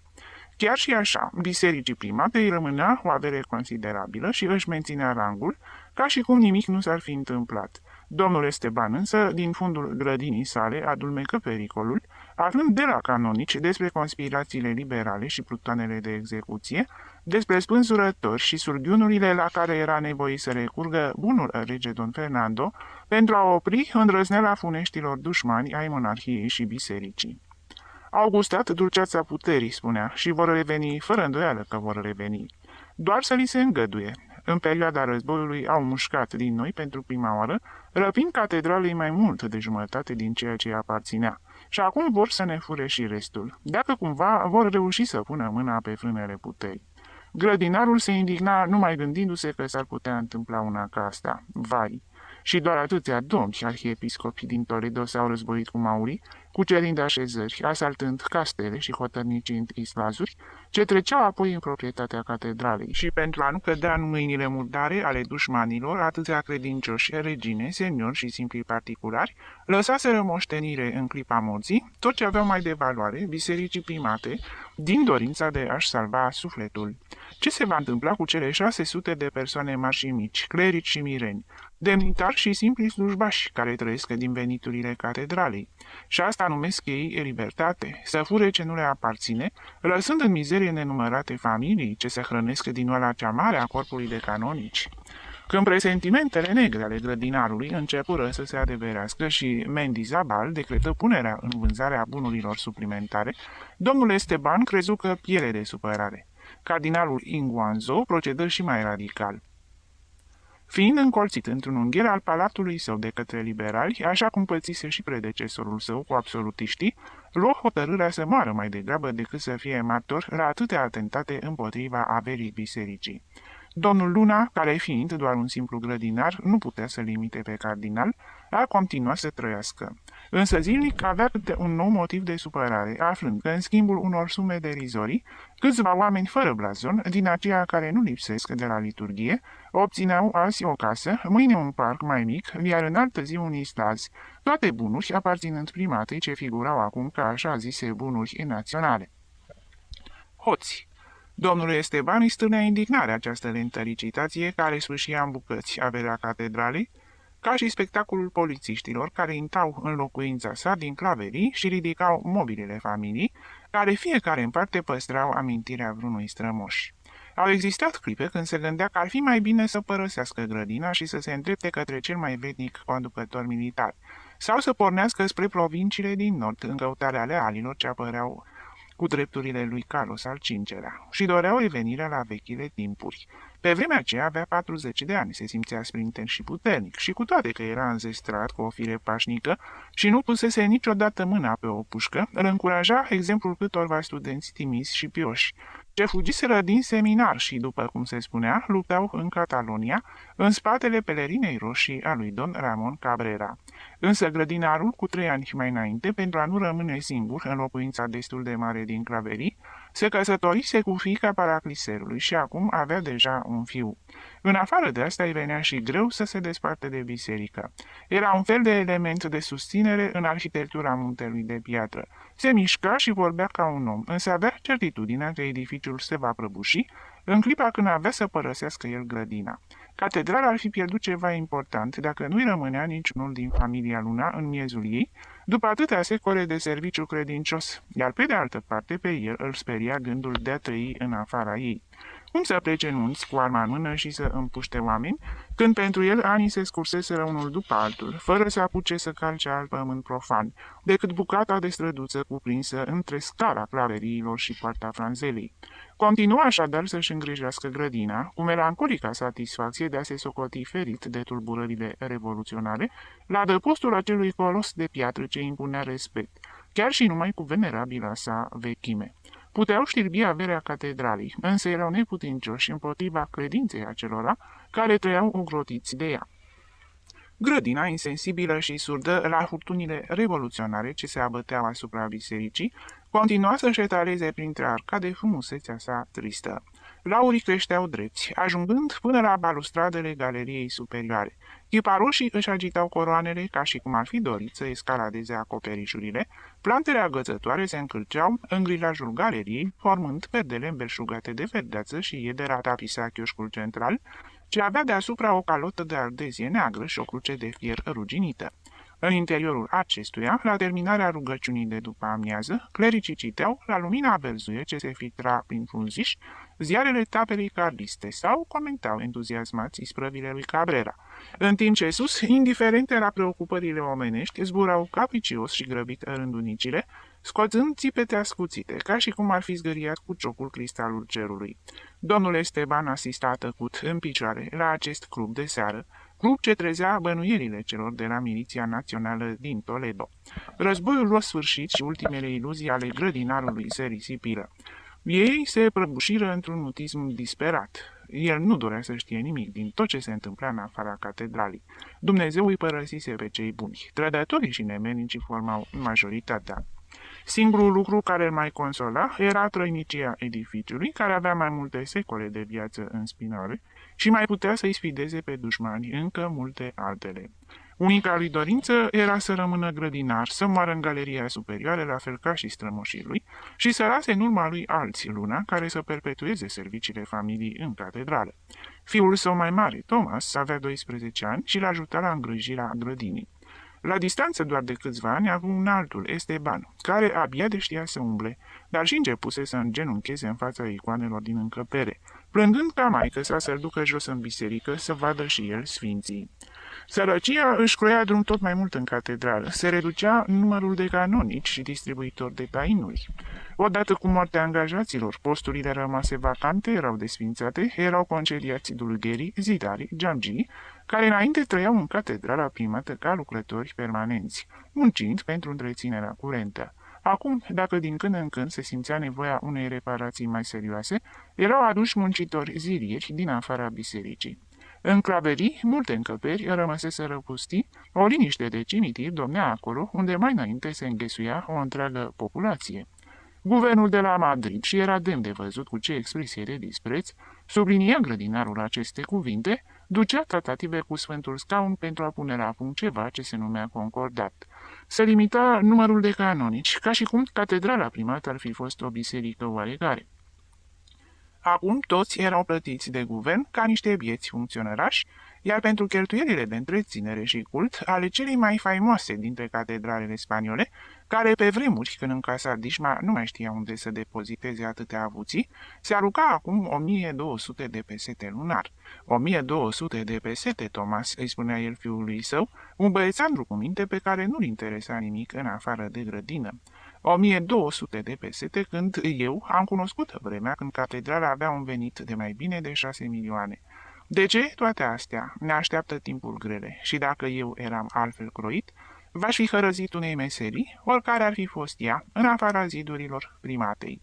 Însă un Luna nu poate dezerta, ca atâția ticăroși care au trădat. Aici ne-am născut și aici trebuie să murim, până la ultimul urmaș al acestei familii. Și înfuriat împotriva clericilor catedralei, care păreau să primească chiar cu plăcere concordatul și salariile sale, satisfăcuți că au scăpat cu bine din furtuna revoluționară, se izolă în grădină, închizând poarta grilajului și evitând discuțiile de altă dată. Acea mică lume vegetală nu se schimba. Umbra ei verzuie amintea crepusculul care învăluia sufletul grădinarului. Nu emana bucuria zgomotoasă, exuberantă în culori și șoapte a parcului în aer liber, inundat de soare. Avea frumusețea melancolică a grădinii monahale, închisă între ziduri, fără altă lumină decât cea care pogoară de-a lungul streșinilor și arcadelor, și nu o vizitau alte păsări decât cele ce zboară la înălțime, rotindu-se și privesc cu uimire un paradis în adâncul unui puț. Vegetația era asemănătoare celei din peisajele grecești, lauri, chiparoși și trandafiri, ca în idilele poeților elini. Însă ogivele din jur, pavajul format din dale necioplite, prin ale căror interstiții, iarba creștea în ghirlande, crucea chioșcului central, mirosul de rugină, de fier vechi al grilajelor și umezeala pietrei contraforturilor, acoperită de un strat verde de mușchi întreținut de ploi, dădeau grădinii un aer arhaic. Arborii se agitau în vânt ca niște cădelnițe. Florile, palide la culoare, lângede, de o anemică frumusețe miroseau a tămâie, ca și cum boala de aer venită din catedrală le-ar fi impregnat, le-ar fi alterat parfumurile lor naturale. Apa ploilor, curgând prin șgheaburile și ulucile streșinilor, se liniștea în două rezervoare adânci de piatră. Găleata grădinarului spărgea pentru o clipă poșghița verzuie de la suprafață, lăsând să se vadă albastrul întunecat al adâncului. Însă, de îndată ce se linișteau cercurile provocate de scufundarea găleții, lintițele verzi se apropiau din nou, se uneau și apa iarăși dispărea sub acest giulgiu vegetal, fără nicio tresărire, fără niciun flamăt, moartă și nemișcată, la fel ca și catedrala în tăcerea înserării.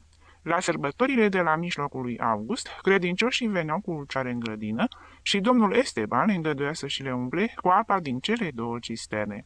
Era un obicei vechi la care țineau bătrânii toledani, lăudând prospețimea apei din catedrală, condamnați cum erau ei în tot restul anului să întrebuințeze lichidul mâlos al fluviului Tahoe. Alteori, lumea intra în grădină pentru a-i oferi domnului Esteban prilejul de a câștiga niște bani. Credincioasele îi comandau diferite ramuri pentru icoane sau cumpărau ghivece de flori, considerând că cele de aici erau de preferat celor din grădinile din afara orașului, chiar numai pentru faptul că aparțineau bisericii primate. Bătrânele cerau foi de dafin pentru pregătirea mâncărurilor și prepararea unor doctorii casnice. Aceste venituri, adăugate la cele două pesete pe care corpul de canonici le oferea grădinarului, după fatala lichidare a bunurilor, îl ajutau pe domnul Esteban să-și întrețină familia. Aproape de bătrânețe, a avut un al treilea fiu, pe Gabriel, un țân care la 4 ani atrăgea atenția femeilor din claverii. Mama sa susținea cu o oarbă credință că era un înger. Sora sa, Tomasa, căsătorită cu Eusebio și mama unei numeroase progenituri, ce ocupa aproape jumătate din galeria superioară, lăuda talentul nepoțelului, când acesta abia știa să vorbească și bucuria cu care acesta contempla icoanele. Pare un sfânt, spunea prietenilor ei. Merită observată seriozitatea cu care repetă rugăciunile. Gabriel o va ajunge cineva. Cine știe dacă nu vom vedea episcop?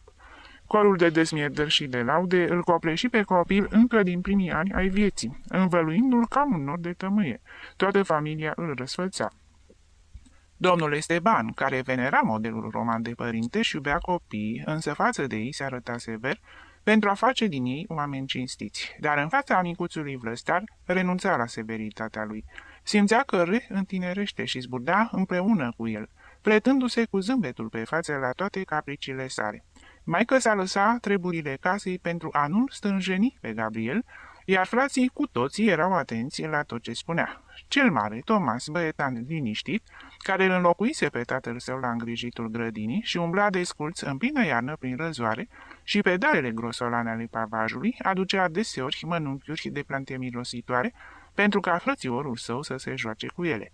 Esteban, al doilea copil, care avea 13 ani și se bucura de un oarecare prestigiu printre ministranții catedralii, pentru scrupulozitatea cu care ajuta la liturghie, îl distra pe Gabriel cu sutana sa roșie și stiharul plisat și oferea bucățele de pânză și mici poze colorate, sustrase din breviarul vreunui canonic. Uneori, ținându-l în brațe, intra cu el în încăperea în care se păstrau uriașii de carton, ce erau purtați la procesiuni, o sală vastă între coloanele și contraforturile naoselor, străbătută de arcade de piatră. Acolo se aflau eroii vechilor sărbători. Un sid uriaș cu o spadă mare, cele 4 perechi de manechine reprezentând tot atâtea părți ale lumii, enorme și caragioase, cu îmbrăcămintea mâncată de moli și fața plină de crăpături. Toate acestea înveseliseră străzile Toledoului, iar acum putrezeau în podurile catedralei. Într-un colț se afla Zlipțuroaica, un monstru de carton înspăimântător, care își căsca gura diformă, speriindu-l pe Gabriel, în timp ce pe spinarea lui zbârcită se rotea nebunește o păpușă despletită și necuvincioasă, pe care imaginația altor secole o botezase cu numele de Anne Boleyn. Anne Boleyn, 1507-1536, a doua soție a lui Henric al VIII-lea, regele Angliei. Acuzată de trădare și adulter, a fost decapitată.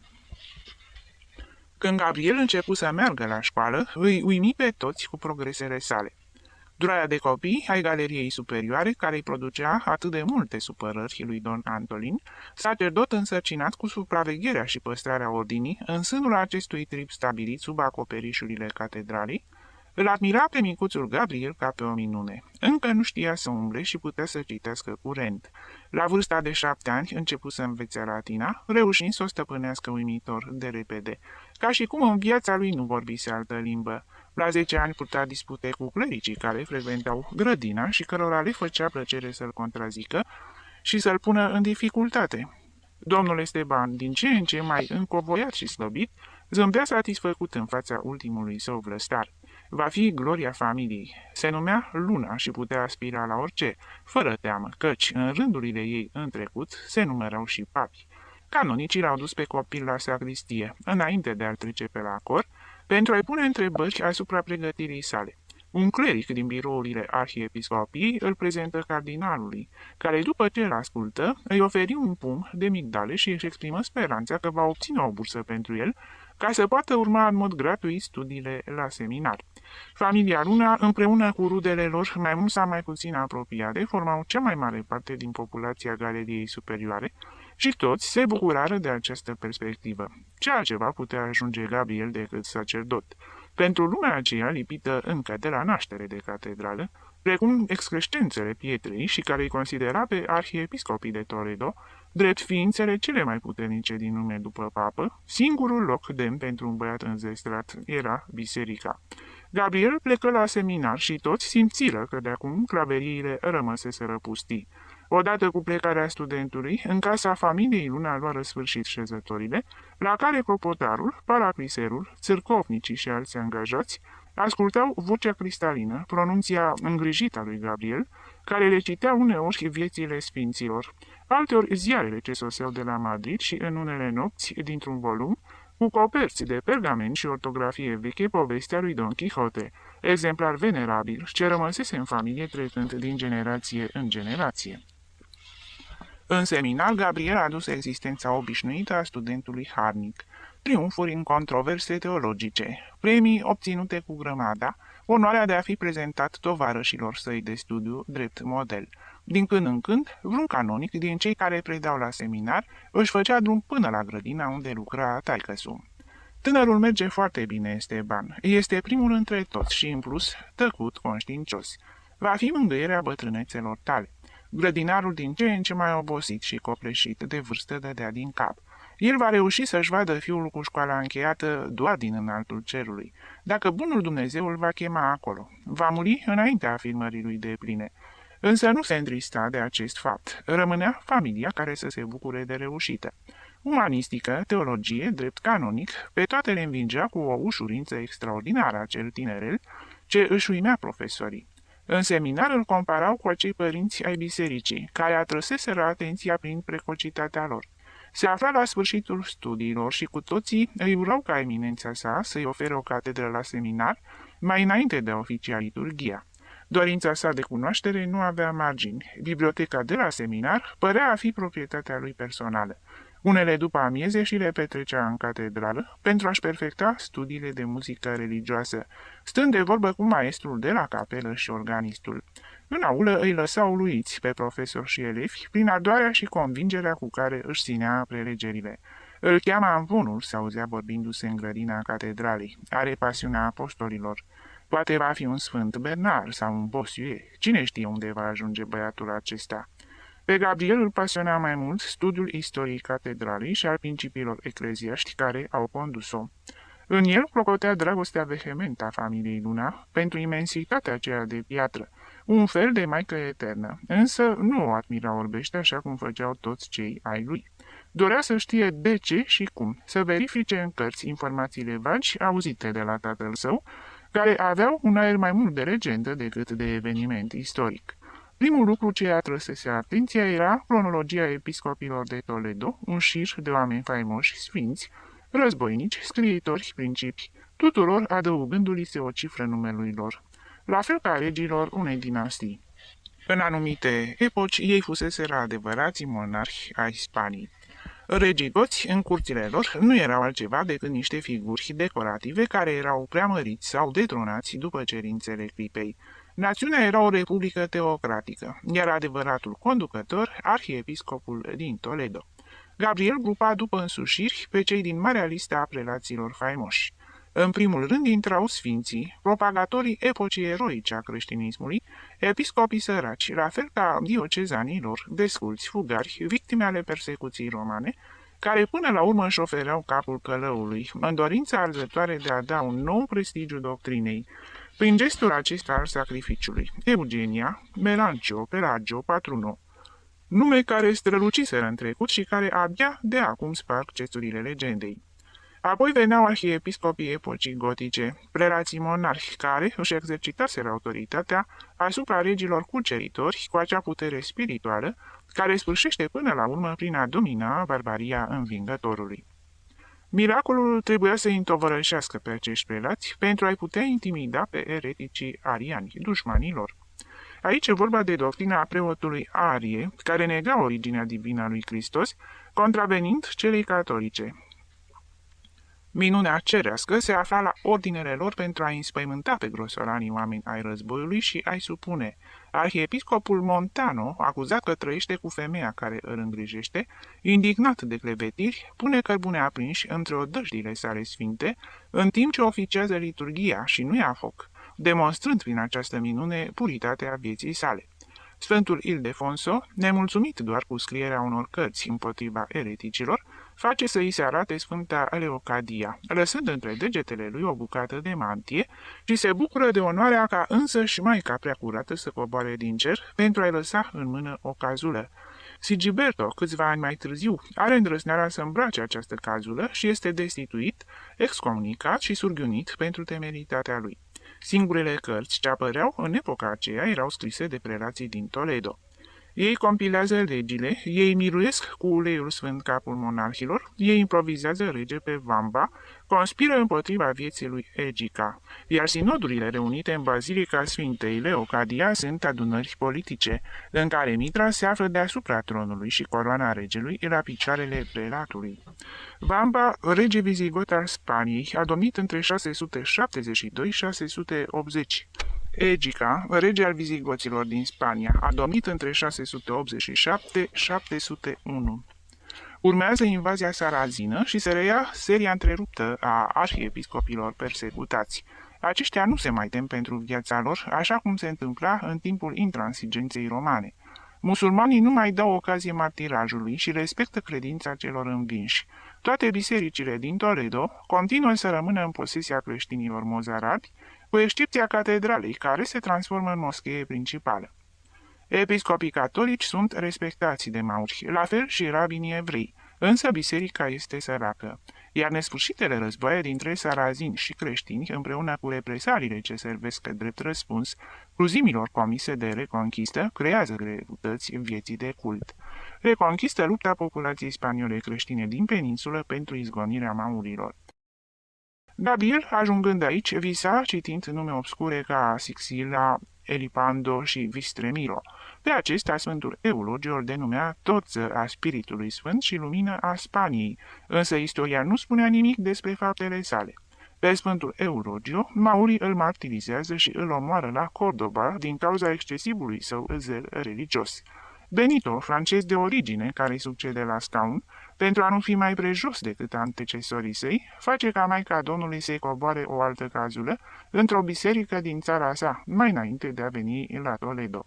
În urma acestora apăreau, în interesanta cronologie, arhiepiscopii războinici, prelații în zale și cu halebardă în mână, conquistadorii care, lăsând pentru cei blânzi corul, urcau pe calul de luptă, având credința fermă că nu servesc pe Dumnezeu, dacă în anul respectiv nu adăugau la bunurile bisericii câteva sate și munți.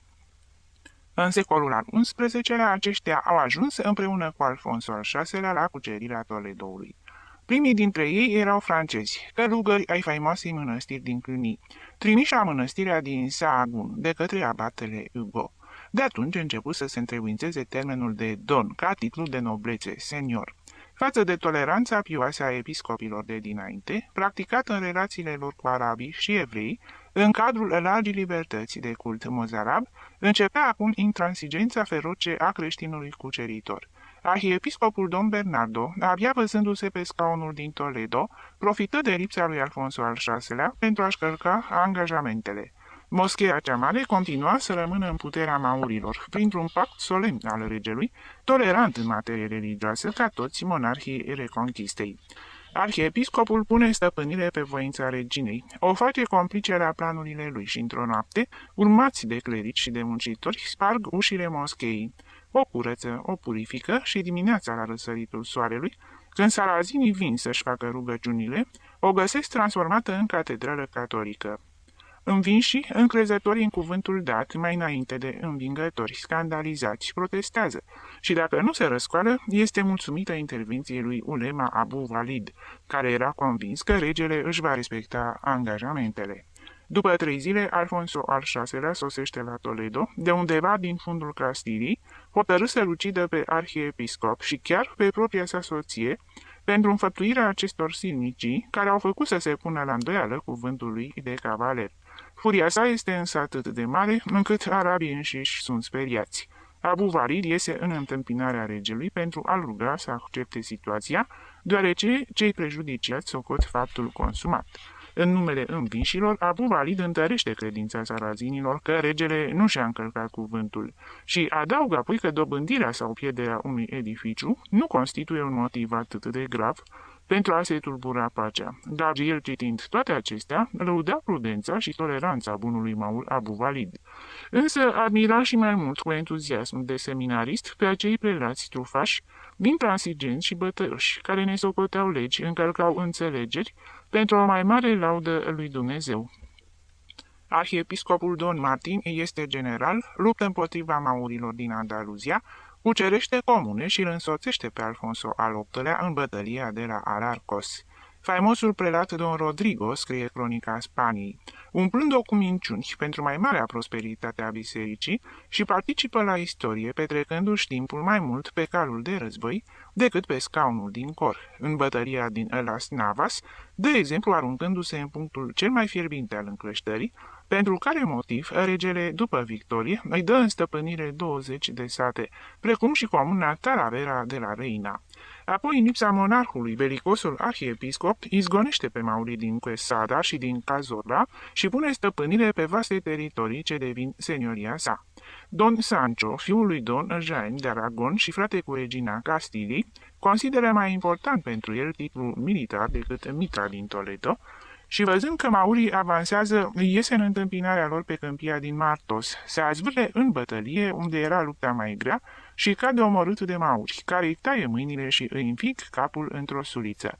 Don Gil de Albornez, faimosul cardinal, pleacă în Italia fugind de Don Pedro cel Crud și ca priceput comandant ce este, recucerește întregul teritoriu al papei, refugiat la Avignon. Don Gutiere al III-lea pornește împreună cu Don Juan al II-lea să se războiască cu maurii. Don Alfonso de Acuña luptă în războaiele civile din timpul domniei lui Enrique al IV-lea. Și ca o încununare a acestei serii de prelați, oameni politici și cuceritori, bogați și puternici, adevărați principi, apar cardinalul Mendoza, care luptă în bătălia de la Toro și încea pentru cucerirea Granadei, guvernând apoi regatul, și Jimenez de Cisneros, care, neîntâlnind în peninsulă mauri cu care să se războiască, traversează marea și ajunge la Oran, agitând crucea transformată în armă de război. Seminaristul îi admira pe acești bărbați, hiperbolizați de nebulozitatea istoriei vechi și de laudele bisericii. Pentru el, ei erau cei mai de vază oameni ai lumii, după pap și chiar uneori înaintea acestora.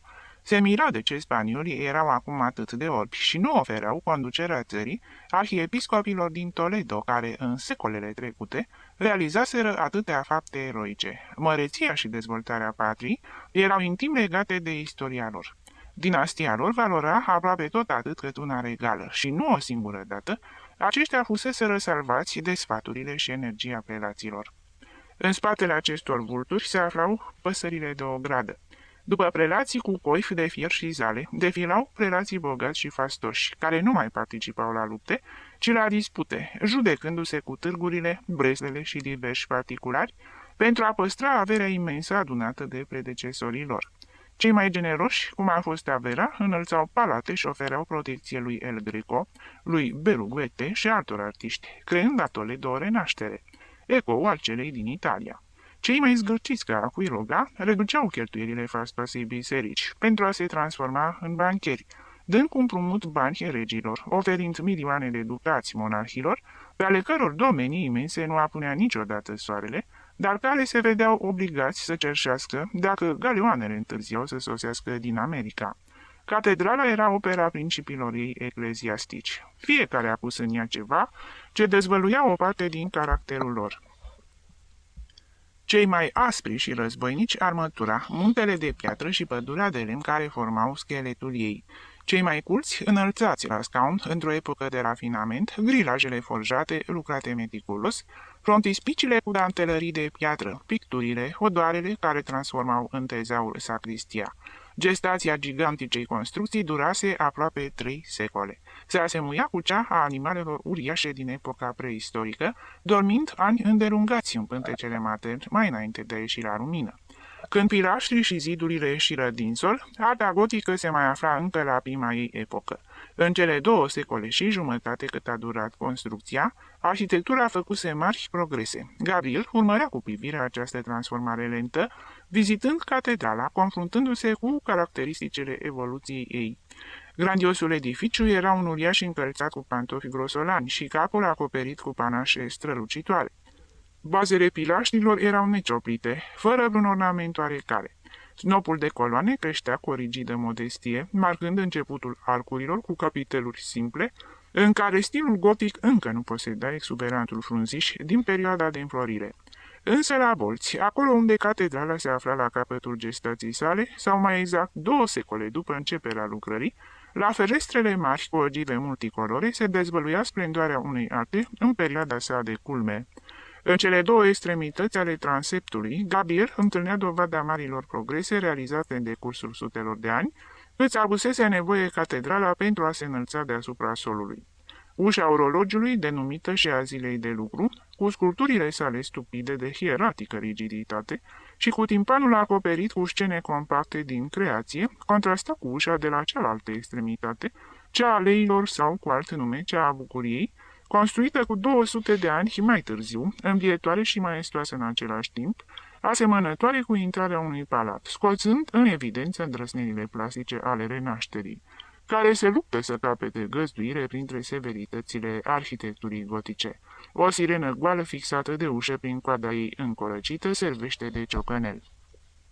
Catedrala lucrată în întregime din piatră albă, lăptoasă, adusă de la cariera de lângă Toledo, se ridică dintr-un singur efort, începând de la bazele pilaștrilor și până la bolți, fără triforiumul care să taie arcada, să turtească și să facă greoaie, naosele cu ogive suprapuse. Gabriel vedea în ea o rugă pietrificată urcând drept la cer, fără suporturi, fără reazime. Piatra moale servise pentru lucrările arhitectonice. Altă piatră, încă și mai moale, forma bolțile. La exterior, contraforturile și arcurile care se extind ca niște punți între ele sunt din piatră necioplită, foarte dură, formând o carapace aurită, întunecată de secolele trecute, care protejează și susține aerienele gingășii ale interiorului. Cele 2 categorii de pietre marchează aspectul catedralei, întunecată, roșietică pe din afară, albă și lăptoasă pe dinăuntru. Seminaristul întâlnea dovezi ale tuturor arhitecturilor care au înflorit în peninsulă. Gabriel observa goticul primitiv și aspru la primele frontispicii, cel înflorit, în miracolul iertării și cel al leilor. Arhitectura arabă își etala grațioasele sale arcuri în formă de potcoavă în triforium, care se întindea prin întreaga absidă din spatele altarului mare, fiind operă a lui Cisneros, cel care dăduse foc cărților musulmanilor, dar restabilise stilul lor arhitectonic în plin edificiu creștin. Stilul plateresc își arăta grația zburdalnică pe frontispiciul mănăstirii și până și arta barocă avea cea mai locventă mărturie în faimosul transept al lui Tome, care spărgea bolta din spatele altarului mare pentru a da lumină absidei.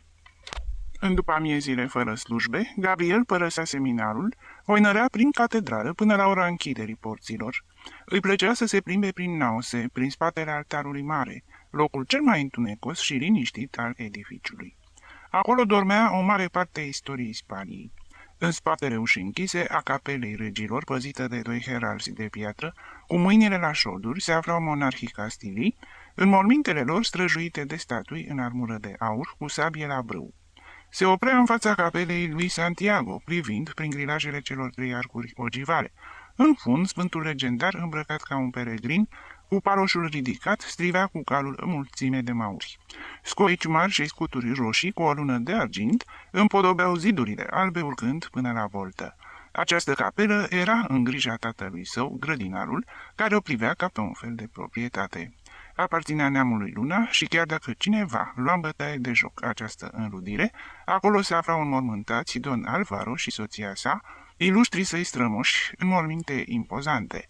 Mormântul funerar al donii Juana Pimentel avea la colțuri 4 călugări de marmură gălbuie îngenunchiați, care o privegheau pe nobila doamnă culcată pe lispedea înaltă a monumentului. Mormântul nefericitului conetabil de Castilia era străjuit de 4 cavaleri ai Ordinului Santiago, înfășurați în mantia congregației, ce păreau că veghează pe marele lor maestru, înmormântat fără cap în sicriul de piatră, tivit cu ornamente gotice. Gabriel își amintea cele auzite de la tatăl său despre statuia lui Don Alvaro. În timpurile îndepărtate fusese din bronz și când se oficia liturghia în capelă, statuia, mulțumită unor resorturi ascunse, se ridica, rămânând îngenunchiată până se termina ceremonia. Unii spuneau că regina catolică făcuse să dispară acest artificiu teatral, care tulbura evlavia credincioșilor. Alții ziceau că niște dușmani ai conetabilului, într-o zi de răsmeriță, distruseseră în bucăți articulata statuie. La exterior, această capelă a neamului Luna își înălța turnurile mari, crenelate, formând o fortăreață izolată înăuntrul catedralei. În ciuda faptului că familia sa considera capela ca aparținându-i în mod nemișlocit, seminaristul se simțea mai atras de Sfântul Ildefonso, care păzea mormântul cardinalului Albornoz. Din tot trecutul catedralei, ceea ce îi stârnea mai mult admirația era figura acelui prelat războinic, îndrăgostit de literatură, spaniol prin naștere și italian prin cuceririle sale. Își dormea somnul de veci într-un bogat mormânt de marmură, strălucitor și lustruit de ani, de o culoare suavă de zahăr ars. Mâna invizibilă a secolelor frecase obrazul statuiei culcate, turtind nasul și dând belicosului cardinal o expresie de ferocitate mongoloidă. 4 lei vegheau rămășițele pământești ale prelatului. La el totul era extraordinar și aventuros, chiar și moartea. Cadavrul său fusese transportat din Italia în Spania, cu rugăciuni și cântece, purtat pe umeri de către populații întregi care ieșeau în drum pentru a căpăta indulgențele acordate de papă. Această întoarcere în patrie după moarte durase mai multe luni. Bunul cardinal fusese plimbat la răstim de câteva zile din biserică în biserică. Pentru Don Gil de Albornoz nu existase nimic imposibil. Fusese sabia apostolului care revenea pe lume pentru a impune credința. Fugind de Don Pedro el Cruel, se refugiase la Avignon, unde trăiau alți surghiuniți mai luștri. Acolo se aflau papii goniți din Roma de un popor care, în coșmarul său medieval, visa să restaureze, la chemarea lui Rienzi, vechea republică a consulilor. Don Gil nu era un bărbat care să trăiască liniștit la surzătoarea curte provansală.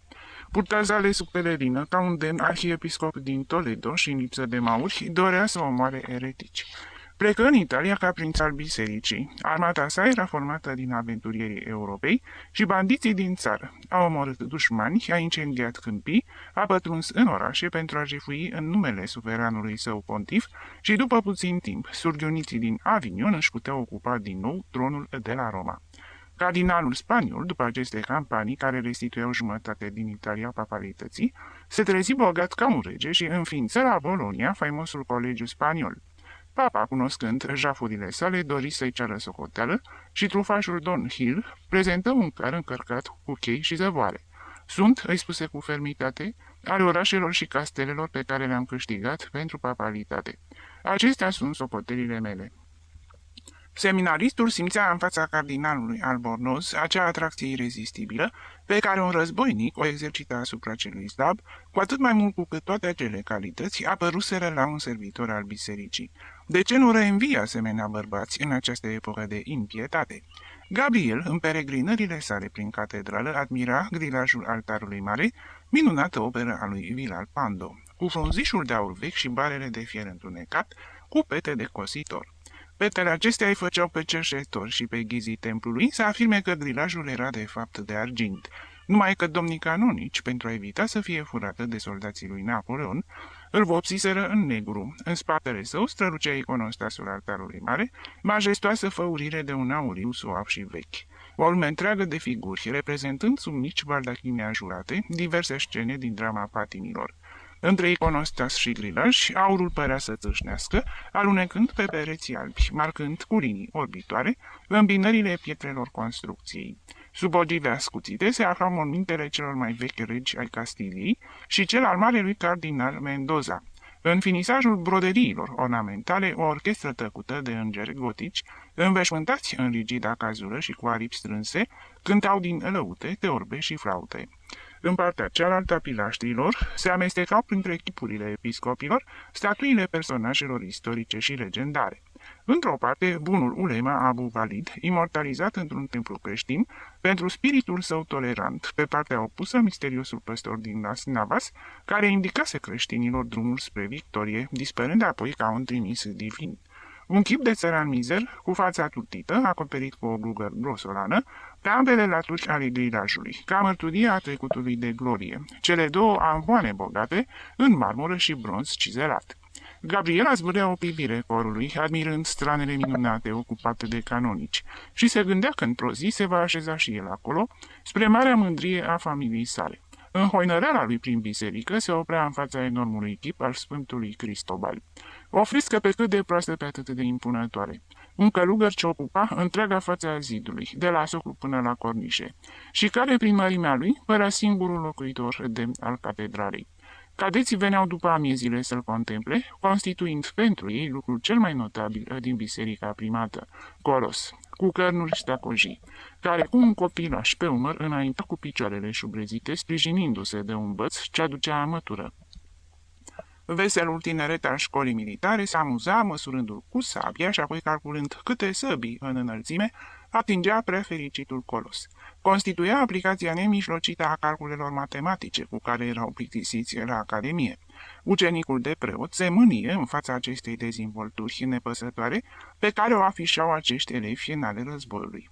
În unele dimineți își făcea apariția la capela mozarabă și urmărea cu atenție o veche liturghie a sacerdoților, fideli păstrători ai cultului catolic din Evul Mediu. Pe pereți erau reprezentate în culori vii scenele cuceririi Oranului de către marele cardinal Cisneros. Ascultând cântul monoton, Gabriel își amintea de luptele din timpul lui Alfonso al VI-lea între adepții liturghiei romane și aia celei din Toledo, dintre cultul străin și cel național. Credincioșii, pentru a termina odată cu această dispută eternă, apelară la judecata lui Dumnezeu. Regele numi pe cel care urma a fi apărătorul Romei, iar toledanii și încredințarea apărarea ritualului lor gotic spadei lui Juan Ruiz, un castilian de pe malurile râului Pisverga. În luptă triumfă castilianul, ce-și arătă superioritatea în primejdioasa confruntare cu cuțitele. Însă, după ce voința lui Dumnezeu se manifestă prin acest mijloc brutal, ritualul roman puse totuși stăpânire puțin câte puțin pe cult, până ce îl împinse pe cel mozarab în acest colț al capelei ca o curiozitate a trecutului. Pe serate, când catedrala își închidea porțile la terminarea slujbelor, Gabrielul, ca în locuința clopotarului, apărând în veranda de la ușa iertării. Mariano, fiul clopotarului, un tânăr de aceeași vârstă, se atașă de el din respectul pe care îl inspirau cunoștințele lui și îl conducea în escapadele sale prin părțile superioare ale edificiului. Luau cheia bolților și pătrundeau în acel loc misterios, unde se urcau din când în când numai muncitori.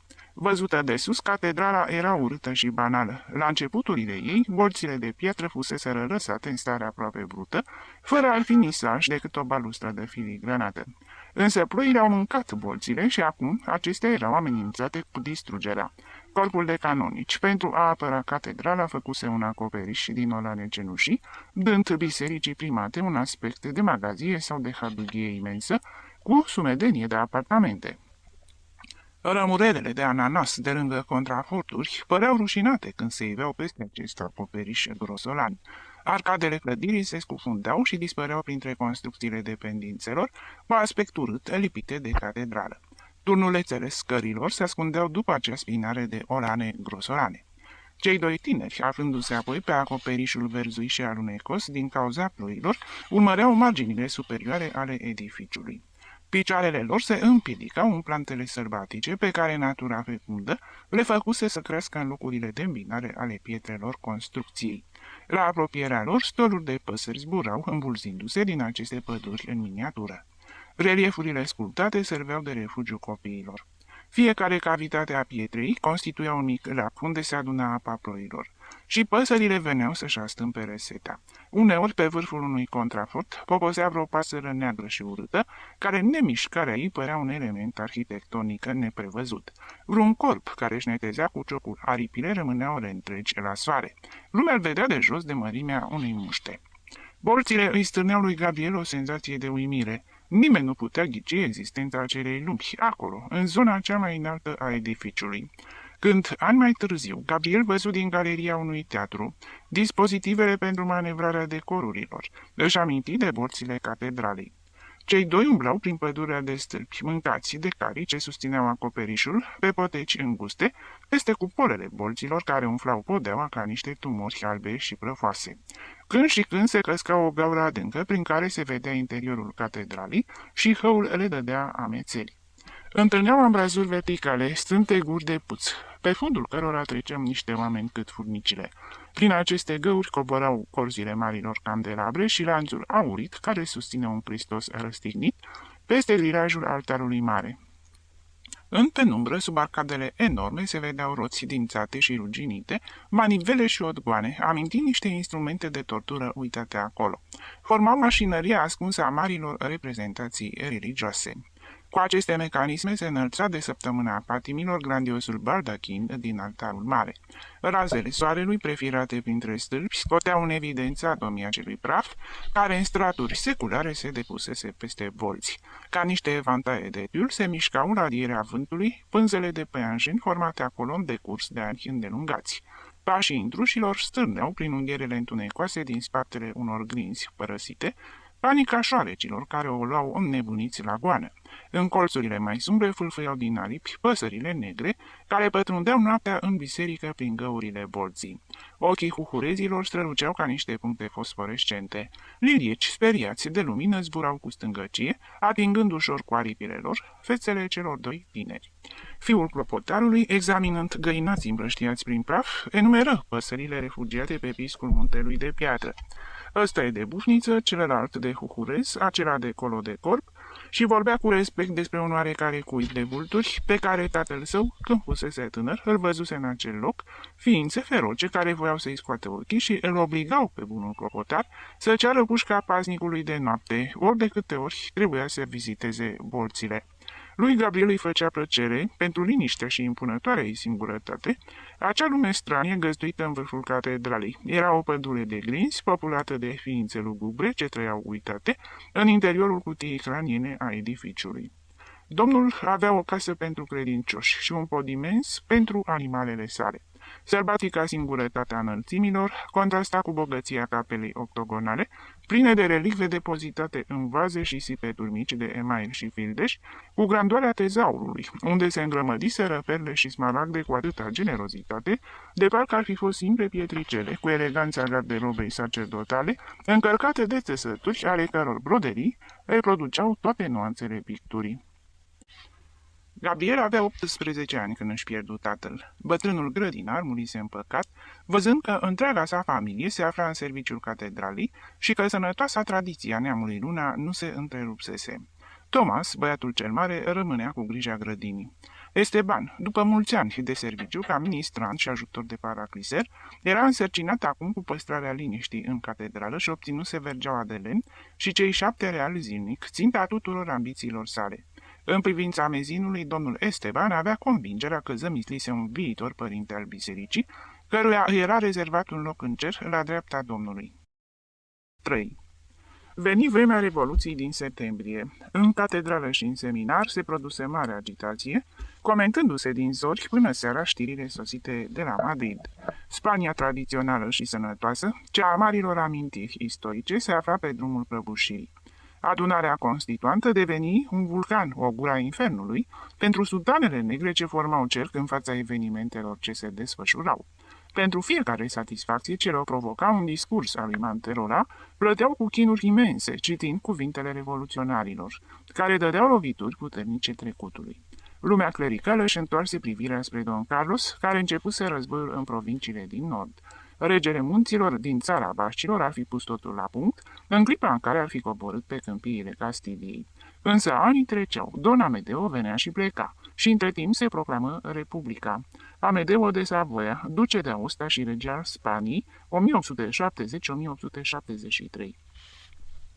Iar cauza lui Dumnezeu nu înainta mare lucru. Cerul era surd. Un deputat republican proclamase război lui Dumnezeu, dar cu atâta vehemență încât acesta amuți, iar sacrilegiul continua să fie nepedepsit și triumfător, etalându-și elocința ca o fântână otrăvită. Gabriel trăia într-o stare de tulbure agresivitate. uitase de cărți, compromițându-și în acest fel viitorul.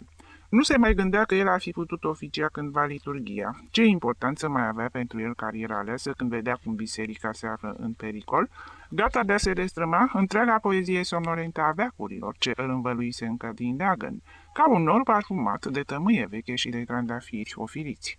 De la seminar dispăreau foarte frecvent elevii, iar profesorii răspundeau cu o clipire malicioasă din ochi la întrebările cuvioșilor. Sunt acolo, alături de cei buni. Nu pot sta deoparte văzând cele ce se întâmplă. De ale tinereții, nesăbuințe. Și nesăbuințele acestea îi făceau să zâmbească cu satisfacție părintească. Se gândi că ar putea fi și el unul din cei care fugeau. Credea că se apropia sfârșitul lumii. În unele orașe, mulțimea revoluționară invada bisericile, profanându-le. Cu toate că nu-i omorau pe sacerdoți, ca în alte revoluții, pastorii lui Dumnezeu nu puteau ieși pe stradă în sutanele lor lungi, fără riscul de a fi huiduiți sau insultați. Amintirea arhiepiscopilor din Toledo, a acelor bravi principi, războinici și implacabili cu necredincioși, înflăcăra spiritul belicos. El în Toledo nu se îndepărtase niciodată de umbra catedralei. Spania îi se părea mare cât tot restul lumii și simțea nevoia să vadă peisaje noi, să privească de aproape tot ce aflase și admirase citind în cărți. Într-o zi sărută mâna mamei sale, fără a se înduioșa prea mult de tremurul bietei bătrâne aproape oarbe. Seminarul îi inspirase mai multă dragoste decât casa părinților. În grădina catedralei fumă împreună cu frații ultima țigară, fără a le destăinui încă planurile sale, iar în timpul nopții fugi din Toledo cu un scapular al inimii lui Isus cusut de vestă și în buzunar cu o frumoasă beretă de mătase, din cele confecționate de mâini delicate de femeie în mănăstirile din oraș. Fiul clopotarului porni cu el, s-au alăturat unor cete mărunte ce străbăteau La Mancia și au trecut apoi în Valencia și Catalonia, dornici de acțiuni importante pentru cauza lui Dumnezeu și a regelui, și nu porniți să fure ca târce și să impună contribuții celor bogați. Gabriel descoperi un farmec bărbătesc în această existență hoinară, mereu sub stare de alarmă, așteptând apropierea trupei. Îl făcură ofițer, avându-se în vedere studiile sale și scrisorile, în care era recomandat de unii dintre funcționarii bisericii primate, aceștia plângându-se că un băiat cu un viitor teologic atât de promițător își expune viața ca un simplu paracliser. Lumea se bucura de această viață liberă și lipsită de legi a războiului, cu aviditatea unui elev care scapă de constrângerea internatului. Însă nu-și putea ascunde decepția dureroasă pe care o produceau acele armate ale credinței. Își închipuise că va trăi ceva asemănător vechilor expediții ale cruciadelor. Soldați care luptau pentru un ideal, care îngenuncheau înainte de a intra în luptă, pentru ca Dumnezeu să fie alături de ei, iar noaptea, după rugăciuni fierbinți, dormeau somnul curat al ascetului.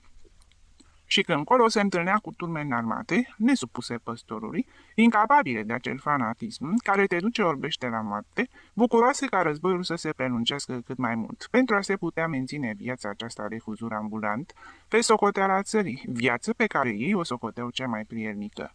Oameni care, când vedeau vinul, femeile sau bogăția, se împrăștiau în dezordine, flămânzi, răstindu-se la șefii lor. Renăscuse vechea viață de hoardă care ilumpea în plină civilizație, atavicul obicei de a fura pâinea și femeia altuia cu armele în mână. Spiritul de partid cel tiberic, în permanentă luptă intestină, pe care îl adoptau pentru a reînvia o veche cauză politică. Gabriel, în afară de rare excepții, nu întâlni în acele bande prost înarmate și mizerabil îmbrăcate pe vreunul care să lupte pentru un ideal adevărat. Erau aventurieri care iubeau războiul de dragul războiului, visători dornici de bogății. Tineri de la țară care, în ignoranța lor nevinovată, se alăturaseră cetelor tot așa cum prea bine ar fi rămas acasă, dacă s-ar fi ivit cine să-i sfătuiască. Suflete simple ce credeau cu fermitate că în orașe păstorii lui Dumnezeu erau arși și nimiciți și porneau în munți, pentru ca societatea să nu cadă în barbarie. Pericolul continuu, mizeria marșurilor interminabile pentru a înșela pe dușman, lipsurile suferite în regiunile nelocuite și pe piscurile munților ce le serveau de refugiu, îi aduceau la un numitor comun pe toți, entuziaști, sceptici și ignoranți. Cu toții simțeau în aceeași măsură dorința de a se despăgubi de aceste lipsuri, de a potoli bestia pe care o purtau în ei, stârnită și trezită de o viață de schimbări bruște, dispusă tot atât să se înfructe din abundența nebună și risipitoare a jafului, cât și să îndure suferințele marșului prin câmpii nesfârșite, unde nu se vedea nici cel mai mic semn de viață. Când pătrundeau în sate, strigau, trăiască religia. Însă, la cea mai neînsemnată opoziție, luptătorii credinței întrebuințau cuvinte de ocară, în care erau amestecați și Dumnezeu și toți sfinții, neuitând în murdarele lor înjurături nici cele mai sacre obiecte de cult. Gabriel, obișnuit de acum cu această viață nomadă, nu se scandaliza.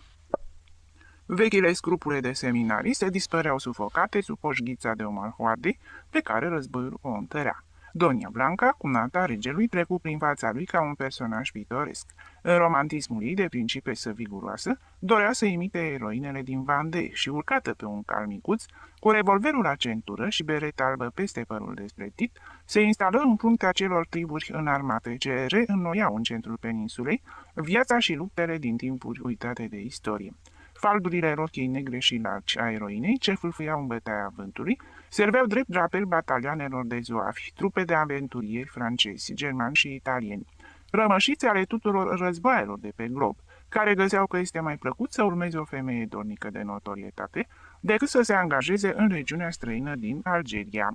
Asaltul de la Cuenca, singura victorie a campaniei, lăsă o dâră adâncă în memoria lui Gabriel. Mulțimea de oameni cu berete, după ce depăși meterezele șubrede, ca niște ziduri de vălătuci, pătrunse ca un fluviu revărsat pe diferitele străzi ale orașului. Împușcăturile pornite de la ferestre nu reușeau să-i oprească. Cu toți erau paliți, cu buzele decolorate, cu ochii strălucitori și un tremur ucigaș în mâini. Odată rezistența înfrântă, pericolul îndepărtat și având certitudinea că, în sfârșit, erau stăpâni pe un oraș în nebunire. Ușile clădirilor se prăbușeau sub puternice lovituri date cu patul puștii. Oamenii ieșeau îngroziți în mijlocul acestui puhoi ca să cadă străpunși de baionete. În lăuntrul caselor se vedeau femei ciufulite, zbătându-se în brațele asediatorilor, zgâriindu-le cu unghiile fața, în timp ce cu cealaltă se luptau pentru a-și păstra rochile pe ele. Luna a văzut cum în unele laboratoare ale ordinului religios, cei mai dezlănțuiți spărgeau cu patul puștii aparatele din cabinetul de fizică. Vociferau împotriva celor invenții diavolești cu care credeau ei, nelegiuiții comunicau cu guvernul de la Madrid și loveau cu picioarele, zdrobind roțile aparatelor, discurile și primele pile electrice. Seminaristul privea satisfăcut această distrugere.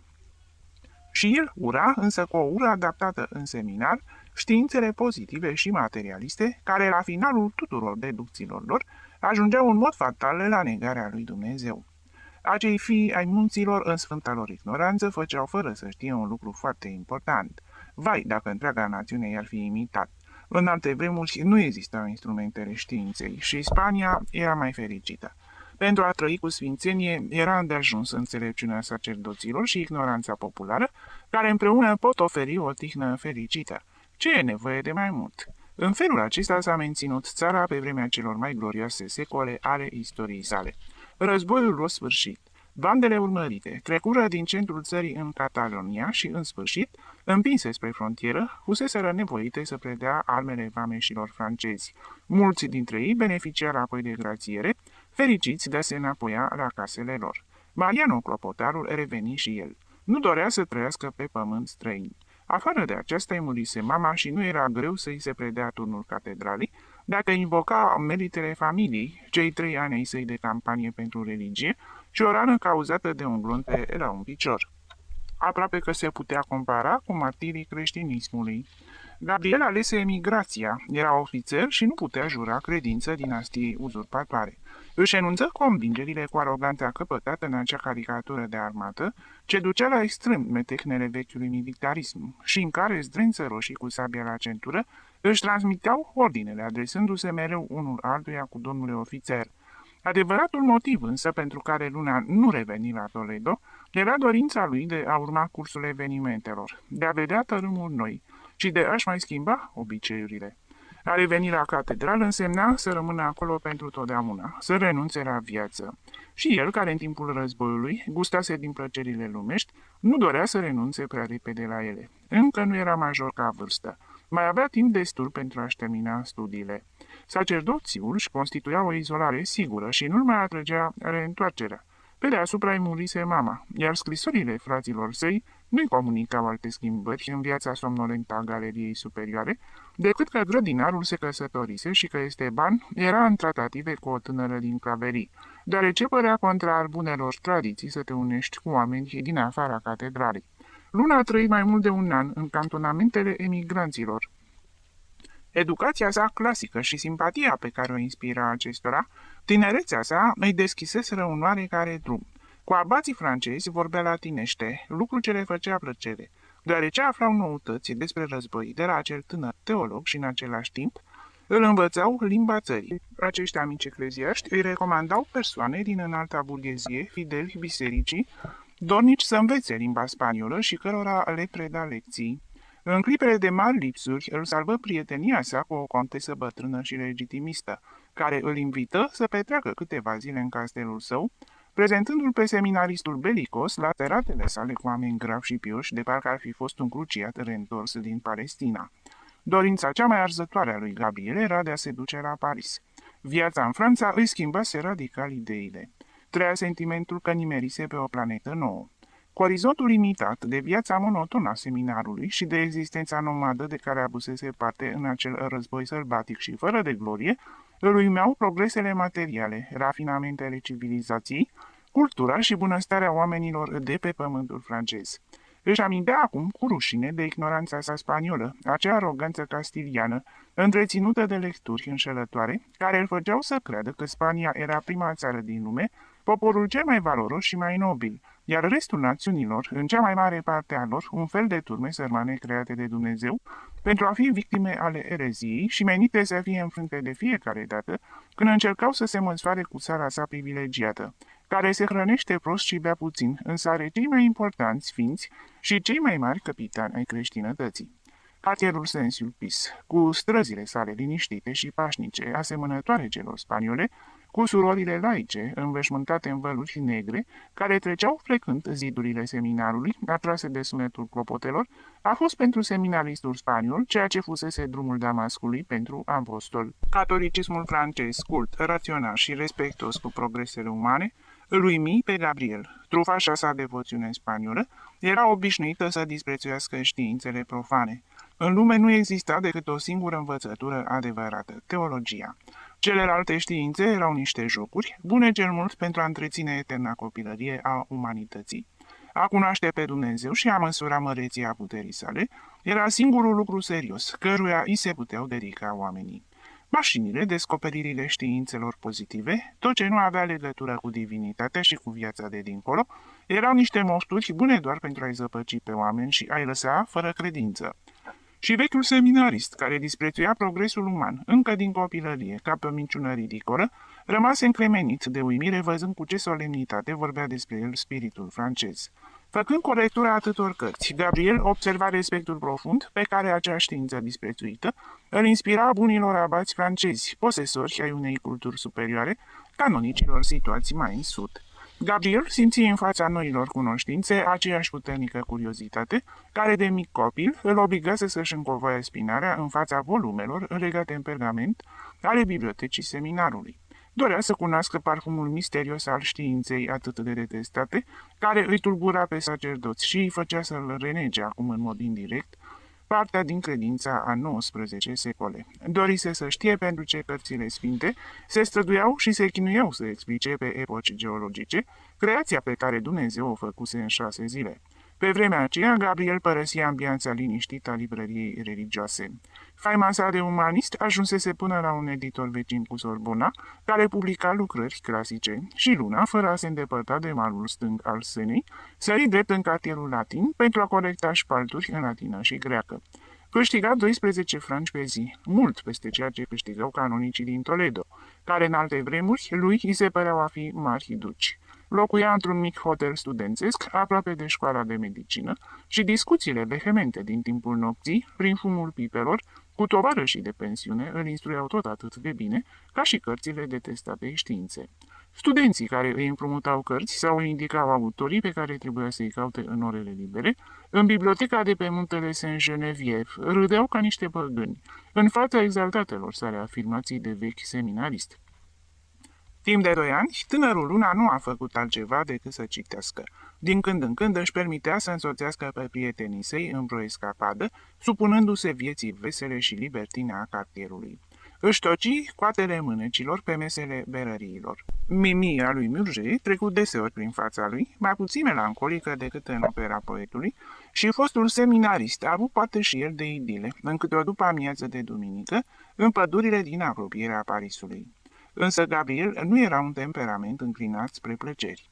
Curiozitatea, setea de a cunoaște îl dominau și după aceste escapade, de la care revenea mai proaspăt, cu creierul mai receptiv, ca și cum ar fi ieșit dintr-o baie care îi potolea hachițele tinereții, se dăruia cu mai multă însuflețire studiului.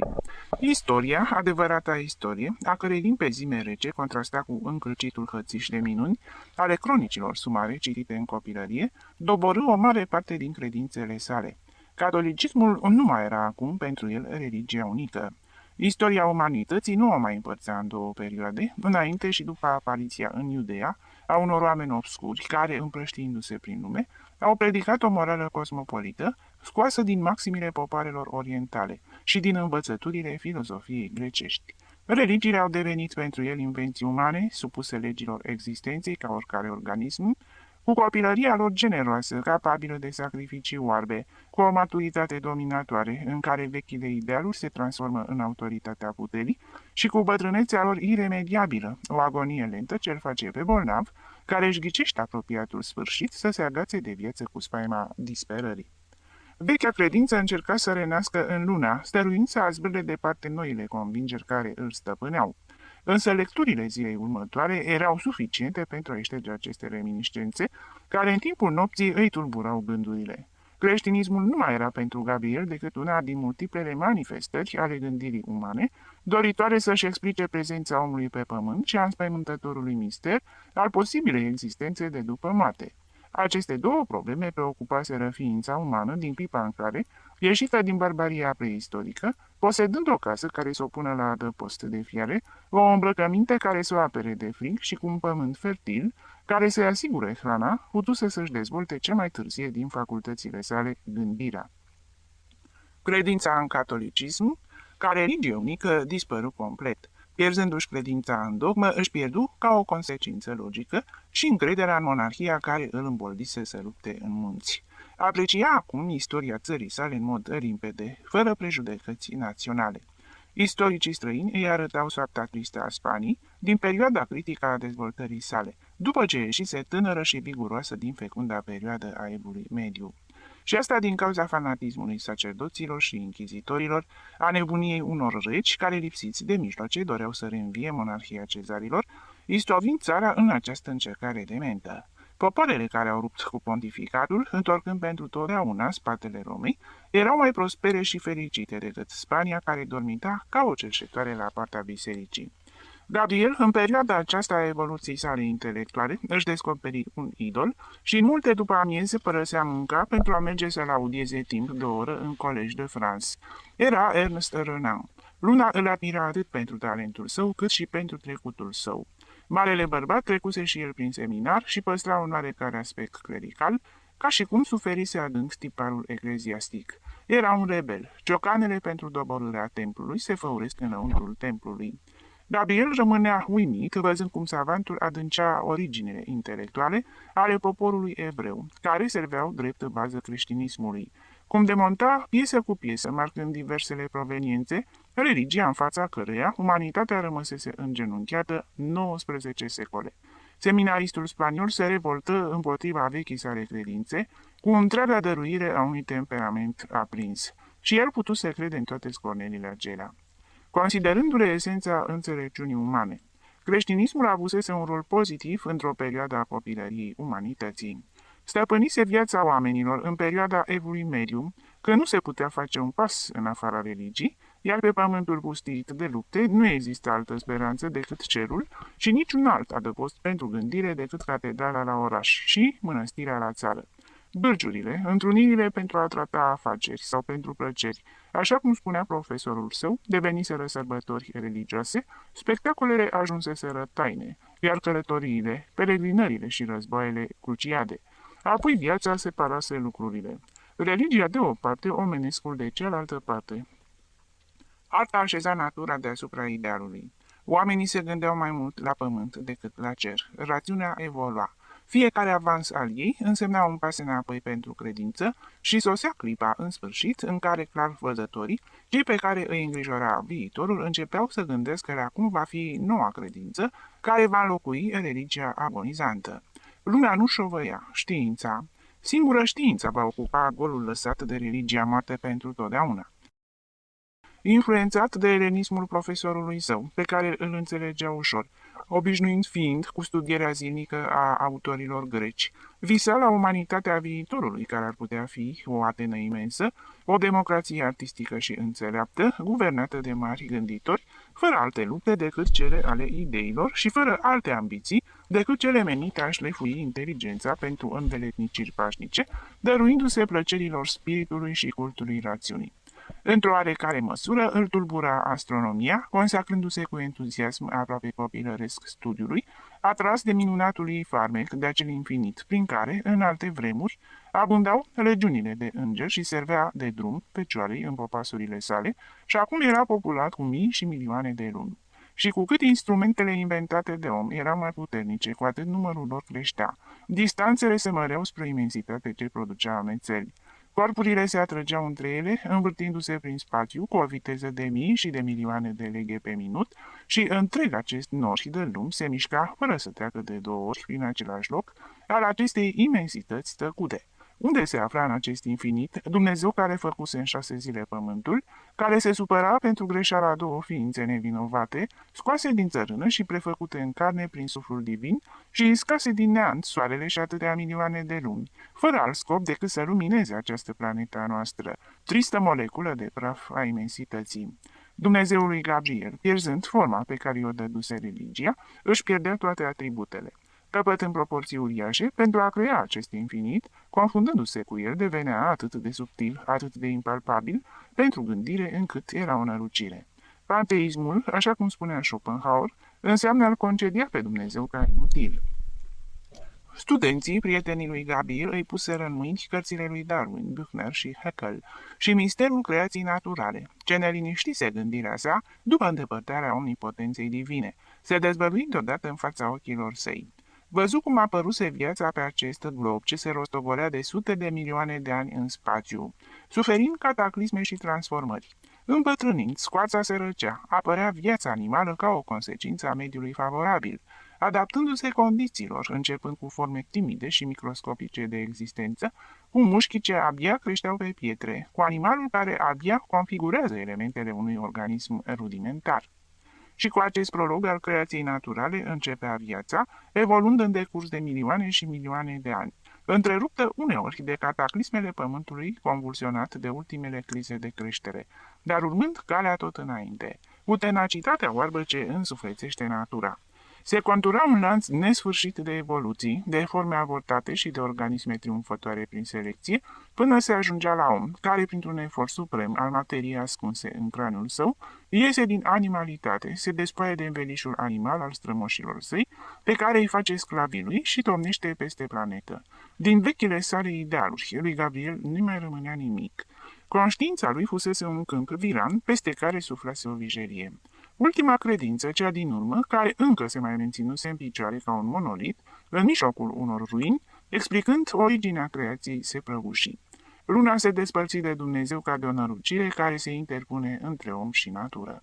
Însă vechiul seminarist, cu bagajul său de idei noi, nu era în stare să rămână inactiv. Simțea nevoia să creadă în ceva, să dedice nevoia de credința caracterului său, apărării unui ideal, să facă uz de aceea doare pentru prozelitism, ce stârnise admirație în orele de elocință din seminar. Sociologia revoluționară puse stăpânire pe el. Întâi a fost Proudhon, cu scrierile sale îndrăznețe. Apoi au completat opera câțiva militanți ce lucrau în aceeași tipografie ca și el, soldați bătrâni ai comunei care reveneau din deportare sau din închisorile din Oceania și reîncepeau campania împotriva organizării sociale cu o ardare sporită de durerile suferite și de marea dorință de răzbunare. Gabriel participă împreună cu ei la întrunirile anarhismului. Îl auzi pe Reclu și pe fostul principe Kropotkin, iar cuvintele defunctului Mihail Bakunin ajunseră la el ca Evanghelia unui sfânt Paul al viitorului. Gabriel întâlni noua religie și se dărui în întregime ei, visând la regenerarea umanității. Atâta vreme cât credeau într-o viață viitoare, dezmoșteniții aveau încă falsa consolare a fericirii după moarte.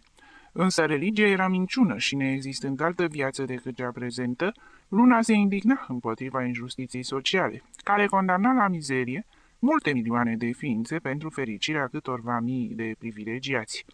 Autoritatea, izvor al tuturor relelor, era pentru ei cel mai mare dintre dușmani. Trebuia distrusă, însă mai înainte ca aceasta să fie înfăptuită, era necesar să se formeze oameni în stare să trăiască fără stăpâni, fără sacerdoți și soldați. Blândețea caracterului său, sila ce îi inspira violența după cei 3 ani de partizanat, îl făceau să se îndepărteze de noi săi tovarăși, care visau la hecatombe, cu ajutorul dinamitei și al pumnalului, pentru a înspăimânta omenirea, obligând-o să accepte din teamă noile doctrine. Nu! El avea încredere în puterea ideilor și în evoluția fără violență a umanității.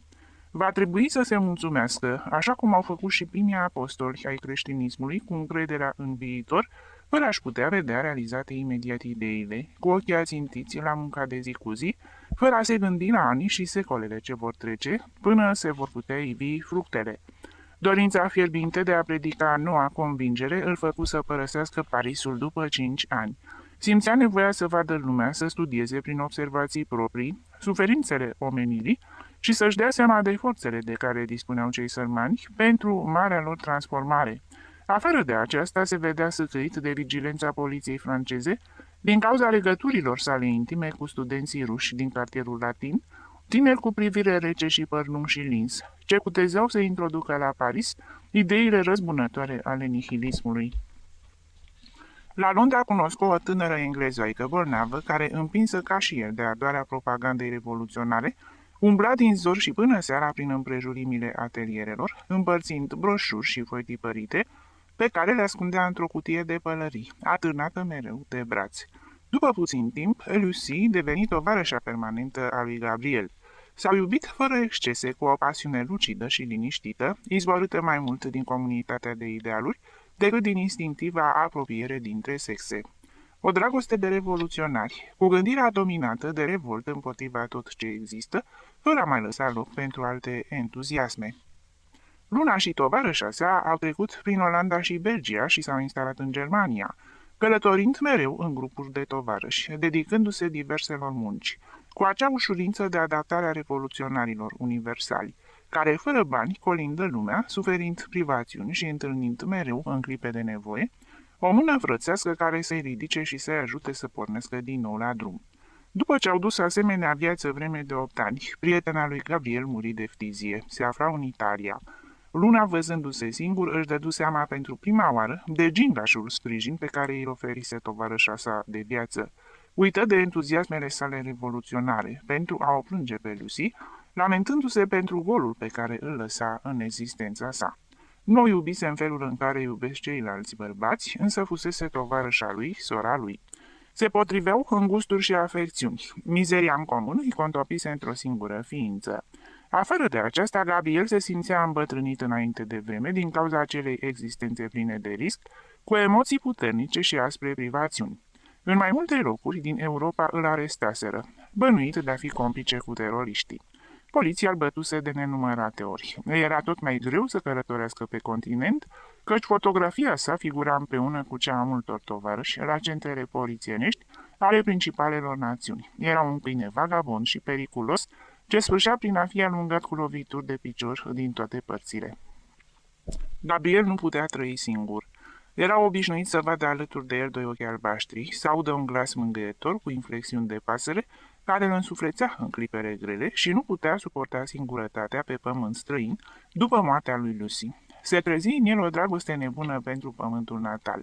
Dorea să se întoarcă în Spania, de care își bătuse joc atât de mult, și care acum, în ciuda înapoierii seculare, îi se părea atrăgătoare. Se gândea la frații săi, care continuau să trăiască agățați ca niște plante de pietrele catedralei, fără a avea idee despre cele ce se întâmplă în lume, fără a dori să afle știri despre el, ca și cum l-ar fi uitat. Împins de un impuls neașteptat, ca și cum s-ar fi temut că moare departe de solul natal, reveni în Spania. La Barcelona, tovarășii săi îi oferiră conducerea unei tipografii, însă mai înainte de a ocupa acest post, dorise să petreacă câteva zile la Toledo. Revenea îmbătrânit înainte de a împlini 40 de ani, vorbind 4 sau 5 limbi, și mai sărac decât atunci când părăsise acele locuri. Știa că fratele său, grădinarul, murise și că văduva, adăpostită cu fiul său într-un pod al claveriilor, spăla rufăria canonicilor. Esteban îl primi după o absență atât de îndelungată cu aceeași admirație ca atunci când se afla la seminar. Vorbea mult despre călătoriile sale și îi aduna pe toți cei ce aveau locuința în galeria superioară, pentru ca să poată auzi pe cel care străbătuse lumea dintr-o parte într-alta, ca și cum ar fi fost propriei casă. Gabriel, văzându-i se înduioșa de mizeria potolită a acelei lumi. Admira blândețea lor de servitori ai bisericii, satisfăcuți că vegetează și mor în același loc, fără să manifeste vreo curiozitate pentru evenimentele care s-ar fi putut întâmpla dincolo de ziduri. Biserica îi se părea o mare ruină. Era ca la pacea de piatră a unui animal din alte timpuri, puternic și curajos, care murise cu mai bine de un secol în urmă, corpul său pulverizându-se, sufletul evaporându-se, fără ca el să lase altă urmă, doar acel înveliș exterior, asemănător scoicilor, pe care geologii le întâlnesc în straturile preistorice și care, prin structura lor, îngăduie să se ghicească părțile moi ale ființei care a murit. Văzând ceremoniile de cult, care în alte vremuri îl emoționau, simțea impulsul de a protesta, dorința de a striga la sacerdoți și la credincioși să se retragă, căci timpul lor trecuse, credința murise și numai din rutină și de teamă de opinia străină, lumea mai venea la locașul acesta și nu cum se întâmpla cu mulți ani în urmă, când fervoarea religioasă îl umplea din zori și până în seară. Înapoiindu-se la Barcelona, viața lui Gabriel deveni un vârtej de prozelitism, de lupte și de persecuții. Tovarășii îl respectau, văzând în el un prieten al marilor propagandiști ai ideilor lor, pe bărbatul care străbătuse aproape întreaga Europa și se înscria alături de revoluționarii cei mai faimoși. Nu se ținea niciun meeting fără ca el să nu participe.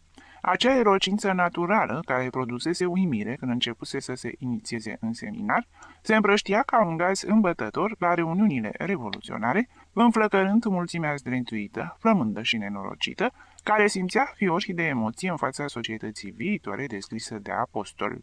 Orașul celest al visătorilor din toate secolele, lipsit de proprietate, fără vicii, fără inegalități, unde munca va fi o plăcere și nu va exista alt cult decât cel al științei și al artei. Câțiva ascultători își însușiră anatemele lui la adresa puterii și imnurile sale închinate rezistenței pasive. Era un ideolog de la care aveau ce auzi, deoarece servea cauza. Ei, care erau bărbați, luptători, vor ști să dobare fără violență societatea blestemată, căci ea se dovedea a fi surdă în fața adevărului. Când pe străzi au început a exploda bombe, Luna a fost primul care a rămas surprins și, de asemenea, primul care a intrat la închisoare, din cauza popularității numelui său. Cei 2 ani petrecuți în castelul din Montjuic, în memoria lui Gabriel, au săpat o brazdă adâncă, o rană profundă ce nu se vindeca, ce tresărea la cea mai neînsemnată aducere aminte, tulburându-i liniștea, făcându-l să tremure prins de fiorul spaimei. Pe societate pusese stăpânire nebunia fricii și ea încălca legi și drepturi umane pentru a se apăra. Justiția secolelor trecute, cu procedurile sale violente, reînvia în plină civilizație. Nu avea încredere în judecător, ca fiind un om instruit și scrupulos, și se apela la zbir, cerându-i să pună din nou în funcțiune aparatele de tortură. În liniștea nopții, Gabriel vedea luminându-se temnița sa subterană. Bărbații în uniformă îl împingeau apoi pe scări până într-o încăpere unde îl păzeau alți câțiva, înarmați cu niște bâte enorme. Un tânăr cu glas mieros, cu insigna de locotenent și cu aerul leneș al creolilor, îi punea întrebări despre atentatele ce avuseseră loc cu câteva luni în urmă în oraș. Gabriel nu știa nimic și nici nu văzuse nimic. S-ar fi putut ca teroriștii să fi fost tovarășii lui, însă el, cu ochii la cer, contemplând viziunile sale asupra viitorului, nu-și putea da seama că atitudinea aceasta germina în jurul său violență. Refuzul său tenace îi indigna pe acei oameni, iar vocea mieroasă a creolului se pițilea din cauza mâniei. Și între amenințări și vorbe de ocară tăbărau asupra lui și începea vânătoarea omului prin toată celula, peste tot corpul lui cădeau loviturile de bâtă, de la cap până la picioare și era fugărit prin toate colțurile, când la un zid, când la altul. Spatele îi răsuna ca un cufăr gol sub lovituri. Uneori, deznădejdea provocată de durere înflăcăra victima.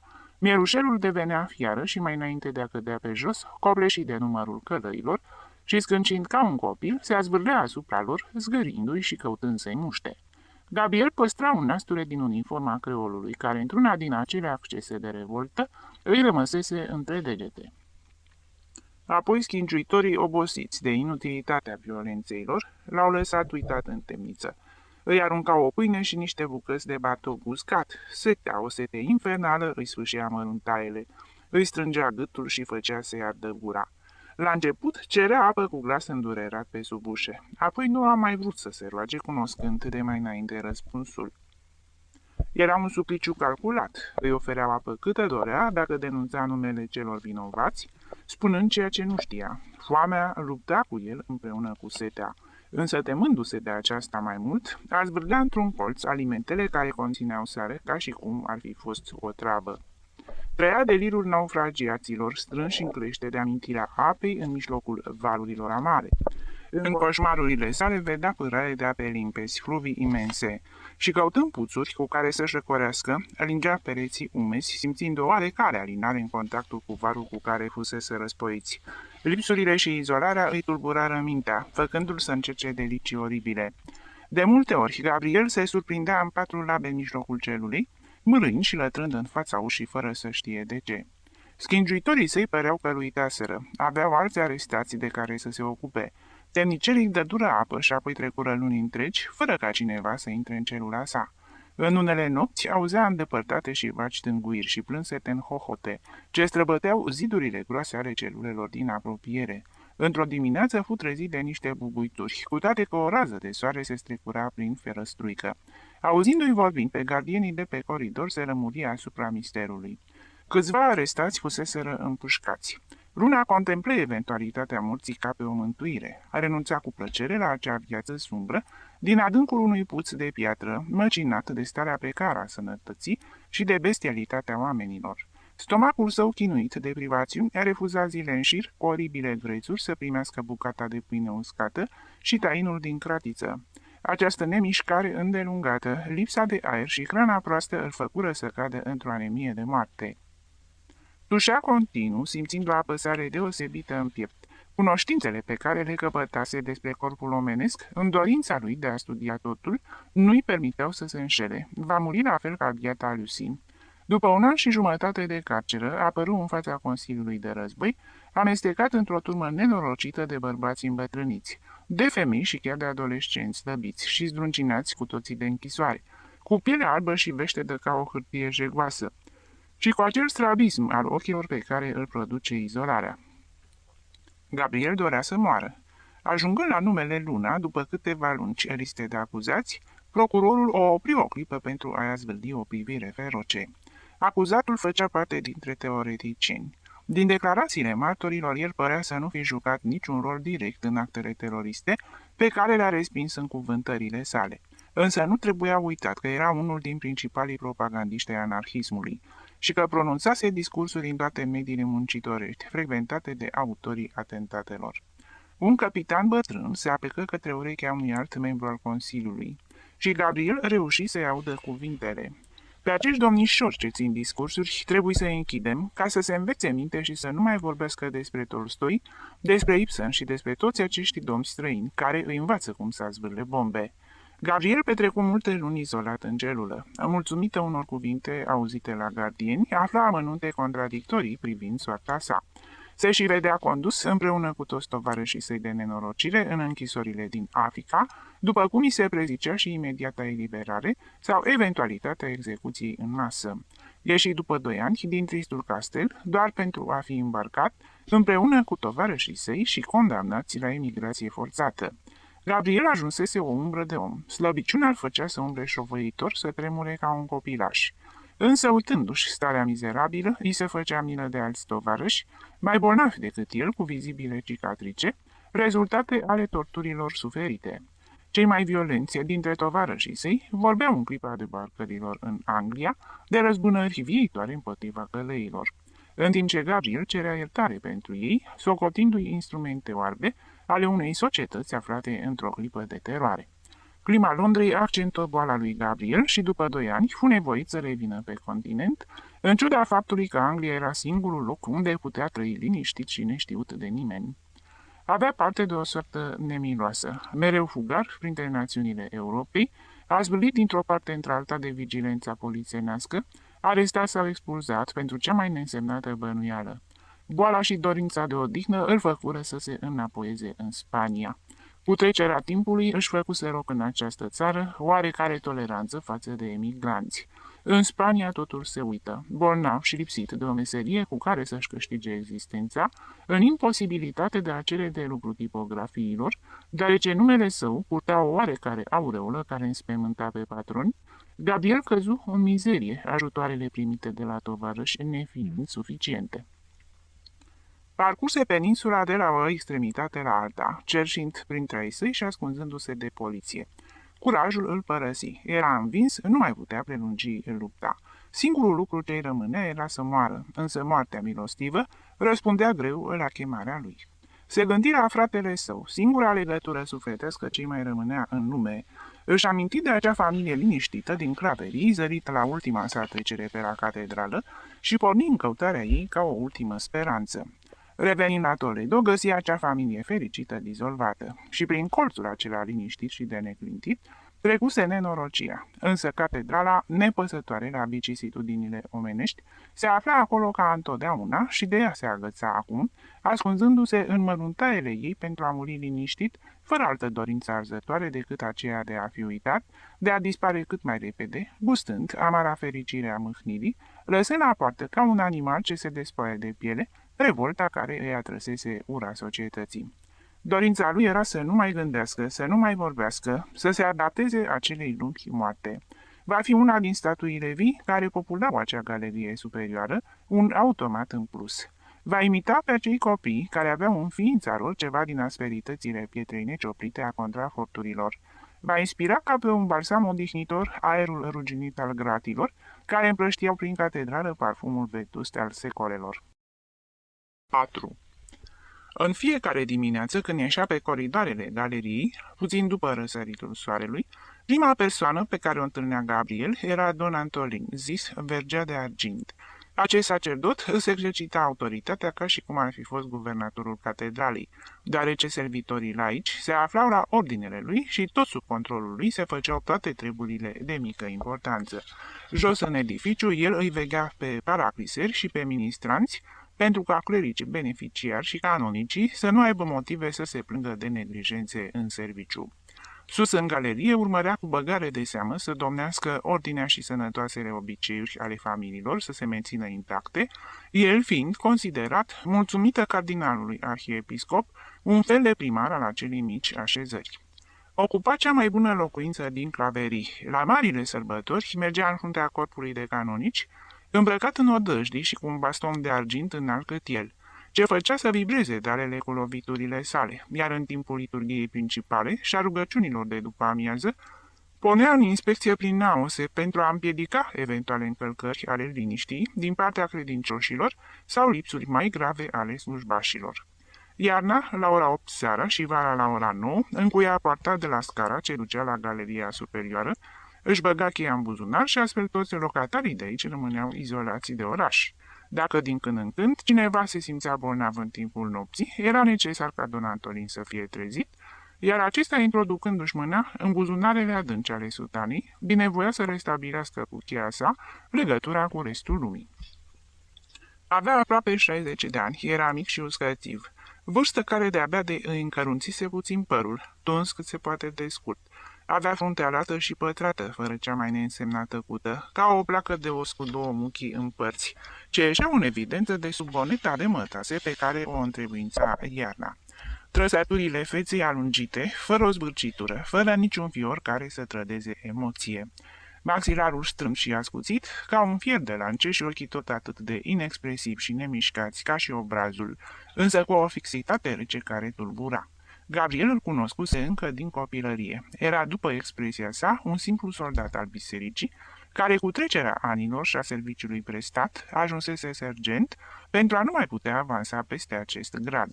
Când luna intrase în seminar, don Antolin tocmai atunci se hirotonisi sacerdot, după ce își petrecuse viața în sacristia bisericii primate, unde începuse ca ministrant. Pentru credința sa desăvârșită față de biserică, domnii de la seminar îl avansaseră în ciuda ignoranței sale. Era un fiu al Gliei, se născuse într-un sat din munții Toledoului.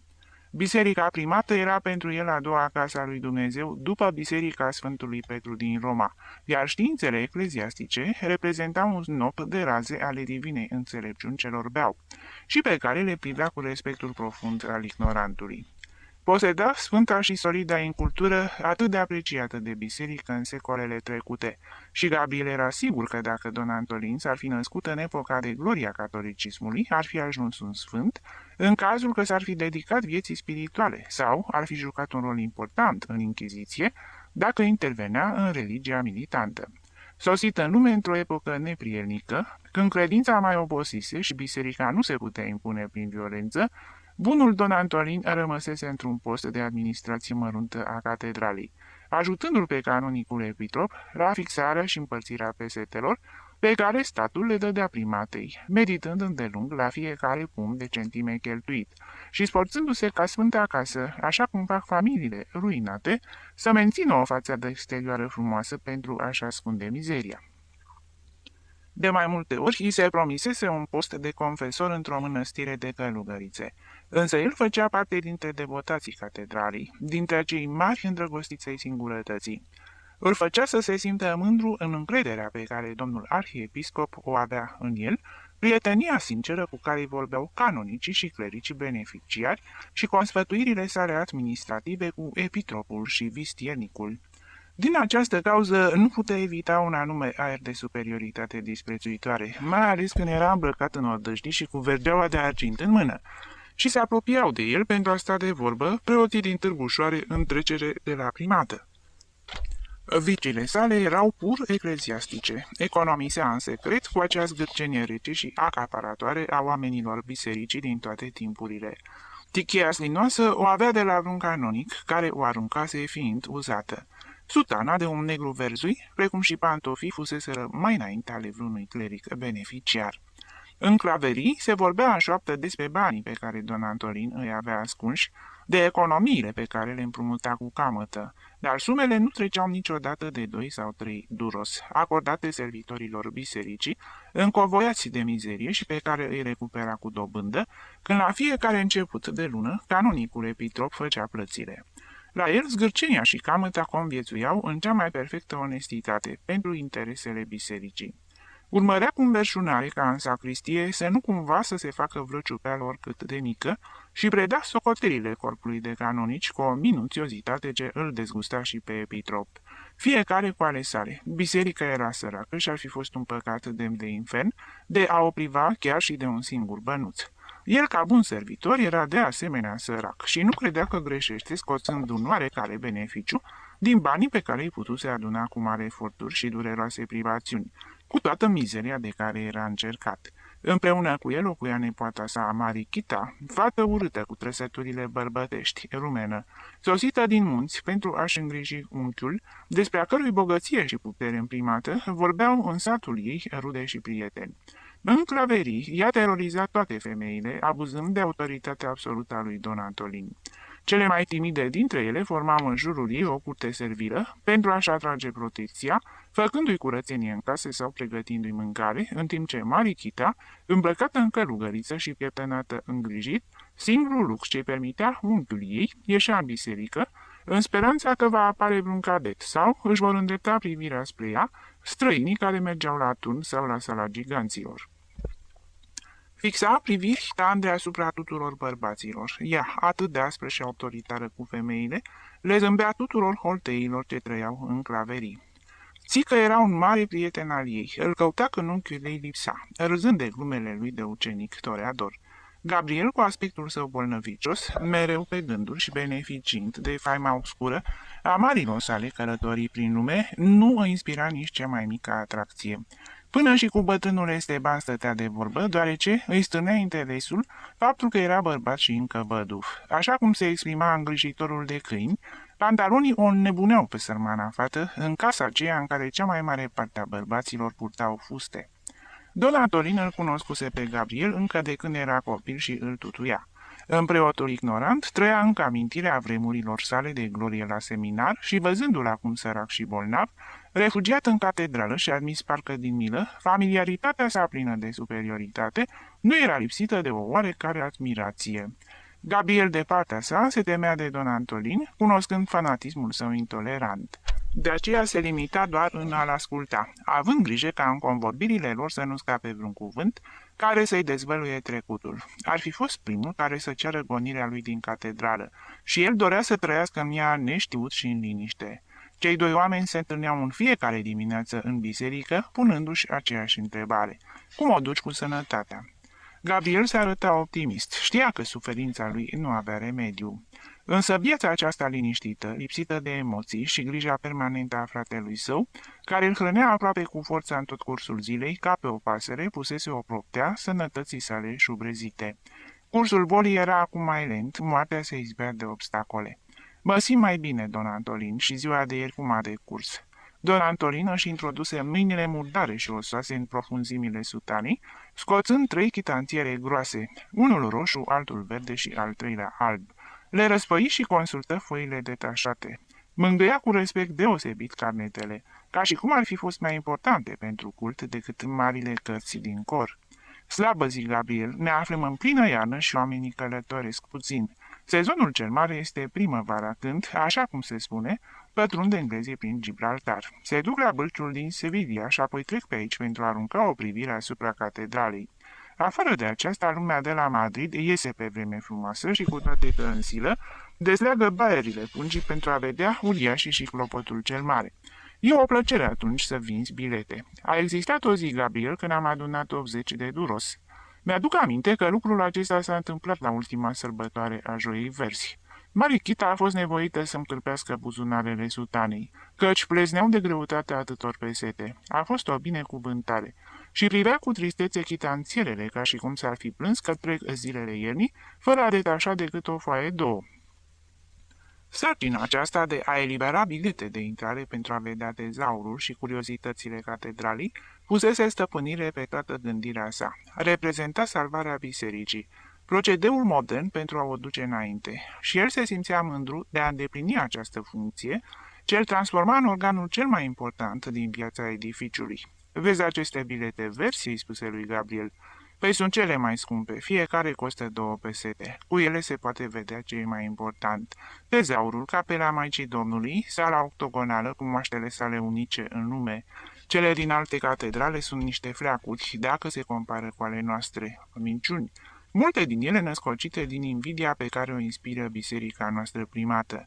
Vezi acestea de culoare roșie costă doar 6 reali și cu ele se pot vizita sacristiile, garderoba, capelele lui Don Alvaro de Luna și a cardinalului Albornoz, sala corpului de canonici, cu cele 2 rânduri de portrete de arhiepiscopi ce produc uimire. Cine nu-și vâră mâna în buzunar pentru a vedea asemenea minuni? Apoi adăugă cu un oarecare dispreț arătând ultimul carnet. Aceste albe valorează doar 2 reali. Servesc numai pentru a vedea uriașii și clopotele. Se vând multe printre oamenii nevoiași care vin la catedrală în zilele de bâlci. Îți vine să crezi că mai există cârpănoși care protestează și spun că ăsta este un furt? Alaltăieri 3 soldați de la Academia Militară care au venit cu niște bruneți să vadă uriașii au provocat un scandal pentru că nu i-am lăsat să intre cu un câine mare. Ca și cum noi am cere de pomană, mulți la plecare înjură biserica, ca niște eretici, și pe scară desenează cu cărbune lucruri nerușinate sau scriu cuvinte obscene. Ce timpuri, Gabriel, ce timpuri! Luna zâmbea liniștit și Don Antolin, însuflețit de acest mutism ce îi se păru o aprobare, adăugă cu orgoliu. Chestia asta cu biletele am inventat-o eu. De fapt, ca să fiu drept, nu eu am fost inventatorul, însă mie mi se datorează introducerea lor în această casă. Tu ai colindat mult prin lume și cu siguranță că ai văzut în acele țări de străini că totul se poate vizita, însă plătind. Domnul cardinal cer de dinainte acestuia, Dumnezeu să-l aibă alături și își duse mâna la tichie, de asemenea umblase prin multe țări. Un modern care, dacă ar fi trăit mai mult, ar fi sfârșit prin a introduce lumina electrică în naosele catedralei. Eu l-am auzit într-o anumită ocazie, vorbind despre tot ceea ce se face în muzeele și în clădirile ce prezintă un interes mai mare acolo, la Roma și în alte orașe.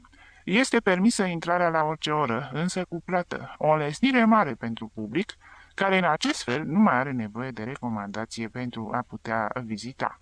Și într-o bună zi, când Epitropul și cu mine ne rodeam unghiile, văzând că aceste nenorocite 1000 și ceva de pesete, Dumnezeu să mă ierte, pe care ni le oferă amărâtul de stat, nu a ajuns să o scoatem la capăt. Până la sfârșitul lumii, am propus ideea cu carnetele. Îți vine să crezi că au existat în corpul de canonici domni care s-au împotrivit? Anumiți canonici tineri au vorbit despre negustorie. Alții mai bătrâni au invocat că în decursul secolelor, catedrala ținuse în văzul tuturor toate minunățiile sale și așa ar trebui să continue. Vor fi având dreptate toți acești domni, căci nu se ajunge la gradul de canonic fără talent. A intervenit însă cardinalul defunct, domnul să-l aibă în slavă, o altă lovitură la tichie, iar corpul de canonici a fost obligat să accepte reforma, cu scrâșniri din dinți și sfârșit prin a aplauda. Unora și dulceața le este amară. Știi câți bani am predat domnului cardinal anul trecut? Mai mult de 3000 de duros, aproape tot atât cât ne oferă păcătosul de stat. Și asta fără a dăuna nimănui. Publicul plătește, admiră și pleacă. Oricum sunt păsări călătoare care vin doar o singură dată. Cel care pleacă nu mai revine și ce reprezintă 4 pesete mizerabile, când pentru ele se poate vedea unul din edificiile cele mai glorioase ale creștinătății, leagănul catolicismului spaniol, catedrala din Toledo. Cum s-ar zice, nimic. Cei doi oameni se plimbau prin mănăstirea pe partea în care bătea soarele dimineții și era mai cald. Clericul își ascunsese chitanțierele. Ochii săi erau fixați asupra lui Gabriel, crezând că acesta zâmbește într-un mod enigmatic la cele spuse de el, ceea ce îl făcu pe don Antolin să considere aceasta drept o întărire a vorbelor sale. Acest fapt îl însufleți făcându-l să continue. Vai, Gabriel, să nu crezi că mă îndeplinesc aceste obligații fără greutăți. Cardinalul are încredere în mine, corpul de canonici mă înconjură cu dragostea sa. Epitropul nu se bazează decât pe mine. Mulțumită biletelor, catedrala își poate continua activitatea și păstra vechea măreție, pentru ca publicul să poată veni să o admire. Suntem mai săraci ca șobolanii și încă să fim mulțumiți că ne-a mai rămas câte ceva din trecutul care ne sare în ajutor. Dacă vântul sau grindina sparge vreun vitraliu la naose, putem întrebuința geamurile pe care le mai avem în depozit și care ni le-au lăsat domnii epitropi din secolele trecute. Vai, Doamne Dumnezeul meu! Și când te gândești că a existat o epocă în care corpul de canonici menținea pe cheltuiala sa ateliere de pictor pe sticlă, lucrători în plumb și mai știu eu câți alții, putând să facă lucrări mari fără a mai apela la alții din afara casei. Dacă se rupe o cazulă, încă ne mai rămân, pentru a o repara, fâșii brodate cu sfinți și flori, ce sunt o minune. Însă ce se va întâmpla când toate astea se vor sfârși? Când se va sparge ultimul cristal de schimb și se vor epuiza cupoanele epitropiei. Se vor pune geamuri simple și ieftine la ferestrele mari ca să nu pătrundă vântul și ploaia. Catedrala se va asemui cu o pensiune particulară. Să mă ierte domnul de comparație și sacerdoții primatei îi vor aduce laudă lui Dumnezeu, îmbrăcați ca niște călugări. Și don Antolin râdea sarcastic, ca și cum acest viitor evocat de el ar fi contravenit în chip absurd legilor eterne. Și să nu crezi, continuă, că aici se face risipă și că nu se transformă în bani tot ce este utilizabil. Grădina care a aparținut familiei tale atâția ani, corpul de canonici, a dat-o în arendă la moartea fratelui tău. Mătușa ta, Tomasa, plătește 20 de duros pe an ca să o exploateze fiul ei și asta pentru că, așa cum știi, bătrâna este o mare prietenă a eminenței sale, căci îl cunoaște încă de când era copil. Eu umblu ca un salahor prin biserică și prin galerii, veghind totul, pentru ca să nu se facă înșelăciuni, deoarece pe aici există lume tânără și ușuratică, în care nu poți să ai încredere. Eu mă aflu ba în seala octogonală să supraveghez dacă nepotul tău, țică, a eliberat bilete străinilor, căci este în stare să-i lase să intre pe gratis pentru a primi bacșiși, și apoi mă urc imediat în galerii ca să-l urmăresc pe acel nerod care are misiunea de a arăta vizitatorilor uriașii. La mine nu se prind chestiile astea, nimeni nu scapă fără să plătească, însă, vai, de mult timp nu mai oficiez. Nu mă vezi la amiază când se închide catedrala, citind ceaslobul în grabă prin galerii, depinzând de cea și coborând imediat ce se deschide din nou. deoarece vin străinii să vadă tezaurul. Asta nu este viață de catolic. Și dacă Dumnezeu nu ar ține seamă că ceea ce fac este numai pentru starea casei sale, cred că mi-aș fi pierdut sufletul. Cei doi oameni s-au plimbat un timp mai îndelungat, fără a scoate un cuvânt, însă don Antolin nu putea rămâne tăcut prea mult când era vorba de viața economică a primatei.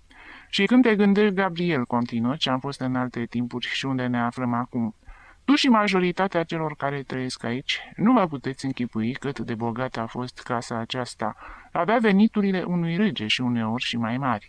Tu încă de tânăr cunoșteai ca nimeni altul istoria glorioșilor noștri arhiepiscopi, însă despre averea pe care ei au agonisit-o pentru Dumnezeu niciun cuvânt. Pe voi, învățații, nu vă interesează aceste probleme materiale. Cunoști donațiile pe care regi și mari seniori le-au făcut în viață fiind, catedralei noastre și moștenirile pe care le-au lăsat în ceasul morților? E bine să le cunoști, eu știu totul, le-am aflat la epitropie, la arhivă și la bibliotecă. Fiecare cu ceea ce îl interesează și eu care, împreună cu domnul epitrop, nu o singură dată am turbat de durere în fața greutăților casei, mă consolez gândind la ceea ce a avut în trecut, când încă nu ne născusem. Am fost foarte bogați, Gabriel, da, foarte bogați. Arhiepiscopul din Toledo putea să se așeze pe mitră o coroană sau două, și nu spun 3, pentru că mă gândesc la suveranul pontif. În primul rând, actul de donație către catedrală făcut de regele Alfonso al VI-lea, în urma cuceririi Toledoului. A fost întocmit într-un schit, după alegerea ca episcop a lui Don Bernardo, și acest document l-am văzut eu cu ochii mei la arhivă. Un pergament în litere gotice care figurează în fruntea privilegiilor acestei sfinte biserici. Bunul rege oferă catedralei 9 comune. Dacă dorești, ți-aș putea cita numele lor. Mai multe mori și nenumărate vii, case și magazine în oraș și, în final, spune cu larghețea sa de nobil creștini. Astea așadar le dau și le oferă acestei sfinte biserici și ție, Bernardo, arhiepiscop, prin consimțită și legală donație, să nu se mai poată pierde în vecii vecilor. Amin. Apoi Don Alfonso al VII-lea ne oferă 8 târgușoare situate pe celălalt mal al Guadalquivirului, mai multe cuplare, 2 castele, salinele din Belinchon și zeciuiala veniturilor obținute de atelierele de turnătorie, la baterea monezilor în Toledo, banii necesari veșmintelor canonicilor beneficiari. Al 8-lea monarh cu același nume a zvârle asupra catedralei altă ploaie de donații, orașe, sate și mori. Comuna Ilescas ne aparține și o mare parte din Eschivias, precum și farmacia din Talavera. Apoi vine bătăiosul prelat Don Rodrigo, care cucerește de la Mauri mult pământ. Catedrala posedă un principat, guvernământul Cazorla, cu orășele ca Baeza, Niebla și Alcazar. Și lăsând la o parte pe regi, nu se poate spune mai puțin despre marii seniori, nobili și principi care și-au arătat generozitatea față de biserica primată. Don Lope de Haro, senior din Vizcaya, nemulțumit să suporte doar cheltuielile construcției, de la partea grefierilor până la cor, ne dăruiește satul al Cubilete, cu morile și pescăriile sale. Și lasă legământ pentru ca la cor, în timpul cât se citesc rugăciunile de vecernie, să ardă o lumânare ce a fost denumită cea valoroasă și care este așezată pe vulturul de bronz de pe marele pupitru. Don Alfonso Telo de Meneses ne oferă 4 castele pe marele fluviu Guadiana și, la fel ca și el, alți mari seniori ne cedează zeciuieli, drepturi de podărit și nu mai știu câte bogății în plus. Am fost puternici, Gabriel. Teritoriul acestei dioceze era mai mare decât un principat. Catedrala avea proprietăți pe pământ, în aer și pe mare. Domeniile noastre se întindeau prin toată țara, de la un capăt la altul al ei, și nu exista provincie unde să nu fi posedat ceva. Catedrala încasa de la orice. De la pâinea care se cocea în cuptor, la peștele căzut în plasă, de la grâul trecut prin piatra de moară, la moneda ieșită din ștanță și călătorul pornit la drum. Țăranii, care pe atunci nu plăteau contribuții și nici impozite, serveau pe regele lor, iar propriul suflet și îl salvau dându-ne cel mai bun snop din fiecare al 10-lea cules de ei, pentru care hambarele bisericii primate erau insuficiente, neputând primi atâta abundență. Ce timpuri! Exista credință, Gabriel, și credința este principalul lucru în viață. Fără credință nu există virtute, nimic. Se opri o clipă, gâfâind din cauza monorogului, azvârlindu-și răsuflarea pe fața lui Luna. Clericul era atât de impregnat de mediul catedralei, încât părea că în corpul său sunt concentrate toate mirosurile ei. Sutana sa avea parfumul mucelărit al pietrei vechi și al gratilor ruginite. Prin gura sa păreau că ulucile de streașină și gurile de șgheavuri răsuflă rânceda umezeala podurilor. După evocarea bogățiilor trecute, Don Antolin se înflăcără până la indignare. Și fiind atât de bogați, Gabriel, astăzi ne vedem în mizerie și eu și fiul meu, un sacerdot al Domnului. Sunt nevoit să alerg dintr-o parte într-alta cu aceste bilete, ca să putem trăi cu toții, ca și cum aș fi un vânzător de bilete de intrare la luptele de tauri, ca și cum casa lui Dumnezeu ar fi un teatru, obligat să-i suporte pe străinii eretici, care pătrund fără a-și face cruce, privind totul cu binoclul. Și eu sunt dator să le zâmbesc, pentru că îi plătesc și ne procură desertul la trista noastră masă. Ce... Iisuse Hristoase, era să zic ceva îngrozitor. Și Don Antolin continuă să azvârle lamentații pline de indignare, până în clipa în care, trecând prin fața ușii casei sale, observă că Marichita își arăta fața ei mare și urâtă. Unchiule e destul cu plimbatul, să răcește paharul cu ciocolată. Chiar după ce sacerdotul dispăru înăuntru casei, nepoata continuă să-i zâmbească amabil lui Luna. Vreți să poftiți și dumneavoastră, domn Gabriel? Cu ochii săi îndrăzneți de rupaică flămândă, îl invită pe Luna să intre. Îi făcea plăcere purtarea de domn, așa cum spunea ea, a acelui bărbat, dezvoltura căpătată în îndelungatul său contact cu lumea. În plus, asupra imaginației sale de femeie, exercita o oarecare încântare trecutul misterios al lui Gabriel, mândria lui rezervată, acea faimă vagă a aventurilor sale și zâmbetul puțin cam compătimitor și disprețuitor, cu care asculta lumea ce popula galeria superioară. Insinuanta Marichita se retrase și Gabriel își continuă plimbarea prin galerie, după ce își bău cana de lapte pe care fratele său i-o aducea în fiecare dimineață. La ora 8, conform obiceiului, își făcu apariția Don Luis, dirijorul de capelă, îmbrăcat ca întotdeauna, cu mantia azvălită teatral pe un număr și pălăria din nuiele de tei așezată ca o aureolă pe capul său enorm. Fredona cu un aer distrat, agitat în permanență din cauza mobilității sale nervoase. Întrebă îngrijorat dacă aș început slujba ancor, speriat de amenințările cu amenda din cauza întârzierii. Gabriel se simțea atras de acest artist ecleziastic, care vegeta disprețuit de personalul inferior, deoarece era cu gândul mai mult la muzică decât la dogmă. În unele după amieze, Gabriel urca în podul de la etajul superior al casei familiei Luna, acolo unde locuia dirijorul de capelă. Locuința conținea întreaga avere a artistului, un pat de fier, care aparținea în același timp și seminarului, un armonium, două busturi în gips, unul al lui Beethoven, celălalt al lui Mozart și o grămadă enormă de pachete cu note muzicale, partituri pe foi volante liniate, însă atât de mare, atât de răvășit era malderul încât deseori se năruia, invadând cu fârfâitul hârtiilor sale albe toate ungherele podului. Pe astea își cheltuie toți banii, îi spunea Esteban cu accente de bunăvoitor reproși. Niciodată nu va avea un ban. Abia își încasează leafa și se repede la Madrid să-și procure hârțoagele astea lipsite de valoare. Ți-ar fi mai de folos, don Luis, să-ți cumpere o pălărie nouă, chiar dacă ar fi modestă, pentru ca domnii din cor să nu-și bate joc de capacul de cratiță pe care îl porți pe cap. În după amiezile de iarnă, după cor, muzicianul și Gabriel se refugiau în locuința aceea. Canonicii, fugind de vântul rece sau de ploaie, își făceau plimbarea zilnică pe verandele galeriei superioare, în dorința de a nu se priva de acest exercițiu, care era o rutină în metodica lor existență. Apa ce se revărsa din cer izbea pervazurile ferestrei camerei din pod. La lumina tristă și cenușie a înserării, dirijorul răsfăia caietele sau mângâia cu mâinile armoniumul, stând de vorbă cu Gabriel, ce lua loc pe pat. Muzicianul se înflăcăra vorbind de bucuriile sale artistice. La mijlocul unei perorări entuziaste tăcea, se înclina în fața armoniumului și sunetele instrumentului umpleau camera, coborau pe scări până ce ajungeau la plimbăreții galeriei, ca un ecou îndepărtat. Deodată înceta să mai cânte pasajul că îl considera mai interesant și își relua discursul, de parcă s-ar fi temut ca nu cumva, lăsându-se furat de muzică să nu-și piardă ideile. Liniștitul Luna era singurul auditor pe care îl întâlnise în catedrală și îl asculta ore întregi, fără să-și râdă de el și nici să-l socoată nebun.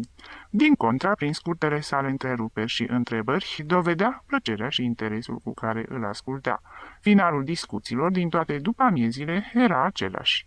Măreția lui Beethoven, idol al sacerdotului artist. L-am iubit întreaga mea viață, spunea dirijorul de capelă. Pe mine m-a educat un călugăr din ordinul Sfântului Ieronim, care a renunțat la bătrânețe la haina monahală și, după ce a părăsit mănăstirea, a cutreierat toată lumea ca profesor de violoncel. Ieronimii au fost mari muzicieni și dumneata poate că nu știa asta. Nici eu nu aș fi știut dacă puțin după naștere nu m-ar fi luat sub protecția sa acel om care a fost pentru mine un adevărat părinte. Se pare că fiecare ordin religios se dedica în epocile lui bune unei specialități. Se crede că benedictinii adnotau cărți vechi. Alții fabricau licori pentru doamne, călugării unui alt ordin aveau niște mâini de aur la confecționarea de colivii pentru păsări, iar ieronimii studiau timp de 7 ani muzică, fiecare dintre ei dedicându-se instrumentului preferat. Acestui lucru se datorează faptul că în bisericile din Spania se păstrează puțin, foarte puțin din bunul gust muzical. Și, așa cum îmi povestea nașul meu, ce orchestre de bună calitate formau ieronimii în mănăstirile lor. Pentru doamne era o fericire ca duminicile după amiaza să fie prezente la vorbitor, unde îi întâlneau pe călugări, fiecare dintre ei dovedindu-se a fi un profesor instrumentist. Erau singurele concerte ce se dădeau pe vremea aceea. Având hrana asigurată, fără a avea grijile casei și ale îmbrăcăminții, iar drept obligație doar dragostea pentru artă, închipuieți dumneata, Gabriel, ce muzicieni puteau ajunge. De aceea, când călugării au fost izgoniți din mănăstirile lor, ieronimii aveau o îndeletnicire. Nu au fost nevoiți să cerșească să li se îngăduie oficierea de liturghii pe la biserici și nici să mănânce din milă pe la familiile de credincioși. Pentru a-și câștiga pâinea stăpâneau o artă pe care o studiaseră conștiincios și imediat au și găsit adăpost în catedrale, ca organiști și dirijori de capelă. Corpurile de canonici și disputau, unii au fost mai îndrăzneți și dornici să vadă mai de aproape acea lume muzicală, ce li se păruse din lăuntrul mănăstirilor lor, drept un paradis fantastic, au intrat în orchestrele unor teatre, au călătorit, au dat frâu fanteziilor, acolo în Italia, transformându-se în așa fel încât vechiul lor stareț nu i-ar fi recunoscut nici dacă s-ar fi uitat la ei 100 de ani. Unul dintre aceștia a fost nașul meu, ce bărbat, însă se dăruise într-atât în muzicii încât aducea foarte puțin cu vechiul călugăr. Când îi se spunea că în curând se vor deschide din nou mănăstirile, ridica din numeri cu indiferență. Îl interesa mai mult o sonată nouă. E bine, Gabriel, omul acela rostea cuvinte ce au rămas întipărite în memoria mea pentru totdeauna. Într-o zi, când eram încă copil, m-a dus la Madrid la o întrunire de muzicieni, prieteni de-ai lui, ce executau, doar pentru plăcerea lor, faimosul Septimino. Îl cunoști dumneata? Opera cea mai recentă și mai plăcută a lui Beethoven. Mi-l reamintesc pe nașul meu ieșind de la audiție gânditor, cu capul în jos, trăgându-mă de mână, și eu abia de reușeam să mă țin după uriașii săi pași. Când am ajuns acasă, m-a privit fix, ca și cum aș fi fost om matur.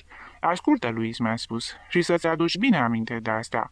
În lume nu există decât 2 domni, Galilei și Beethoven.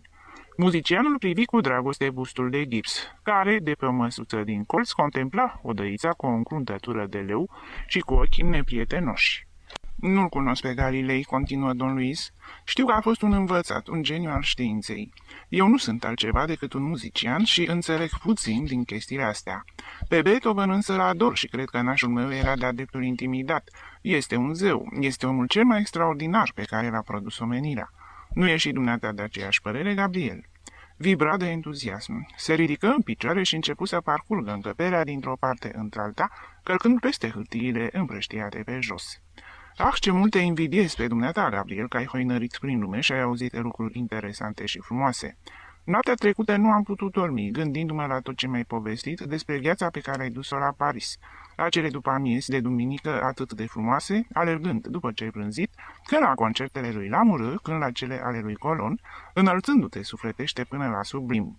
Și eu stau închis aici, fără altă speranță decât de a dirija vreo mică misă rosiniană, cu ocazia marilor sărbători. Singura mea consolare este de a citi muzică, a mă informa prin lectură despre marile opere, pe care atâția idioți din oraș le aud dormind sau plictisindu-se.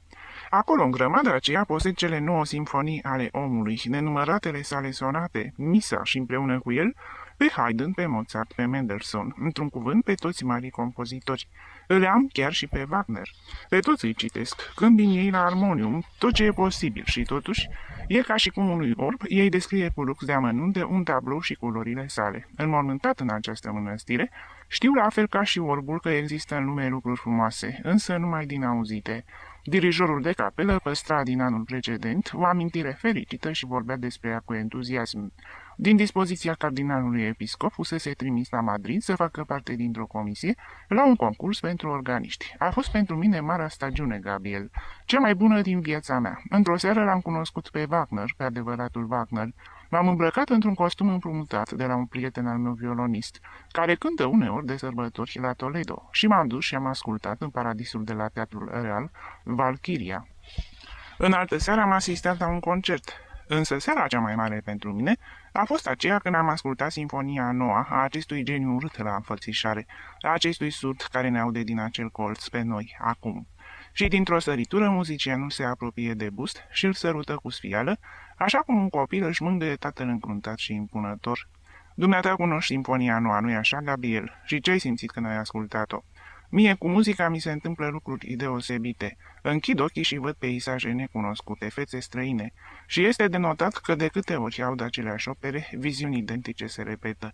Dacă vorbesc cu oamenii din galeria de jos despre aceste lucruri, mă consideră nebun. Însă dumneata ești mai aproape de mine și nu mi-e teamă că vei râde. Există pasaje muzicale care mă fac să văd Marea Albastră imensă, cu valuri de argint, și unde mai pui că eu n-am văzut niciodată marea. Alte opere desfășoară în fața mea păduri, castele, grupuri de păstori și turme albe. Cu Schubert văd întotdeauna perechi de îndrăgostiți suspinând la umbra unui tei, iar anumiți muzicieni francezi învie în imaginația mea doamne frumoase ce se plimbă printre straturi de trandafir îmbrăcate în violet, întotdeauna în violet. Și dumneata, Gabriel, nu vezi asemenea lucruri? Anarhistul se așeză, da, și în el muzica trezea o lume fantastică, viziuni mai frumoase decât realitatea.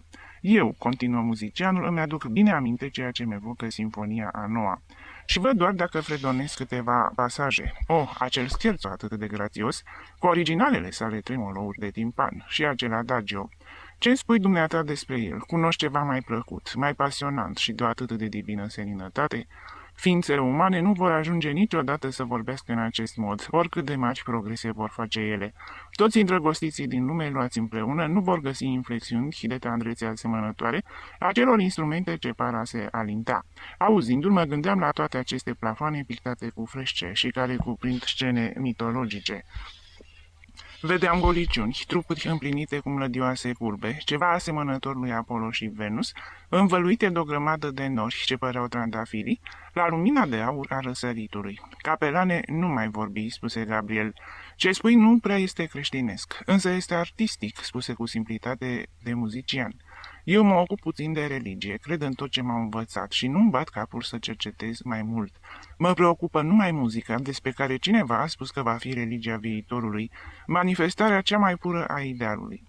Tot ce este frumos îmi place și cred în el ca într-o operă a lui Dumnezeu. Cred în Dumnezeu și în Beethoven, așa cum a spus discipolul său. Afară de aceasta, câtă religie există în măreția muzicii? Dumneata cunoști ultimul quartet pe care l-a scris Beethoven?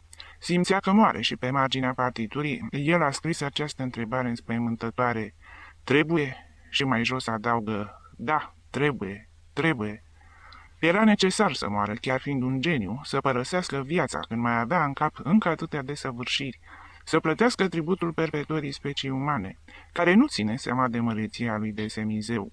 Și atunci a scris acest lamento, acest adio vieții, a cărui măreție nu poate fi egalată de niciun alt cânt, de niciun cuvânt al religiei.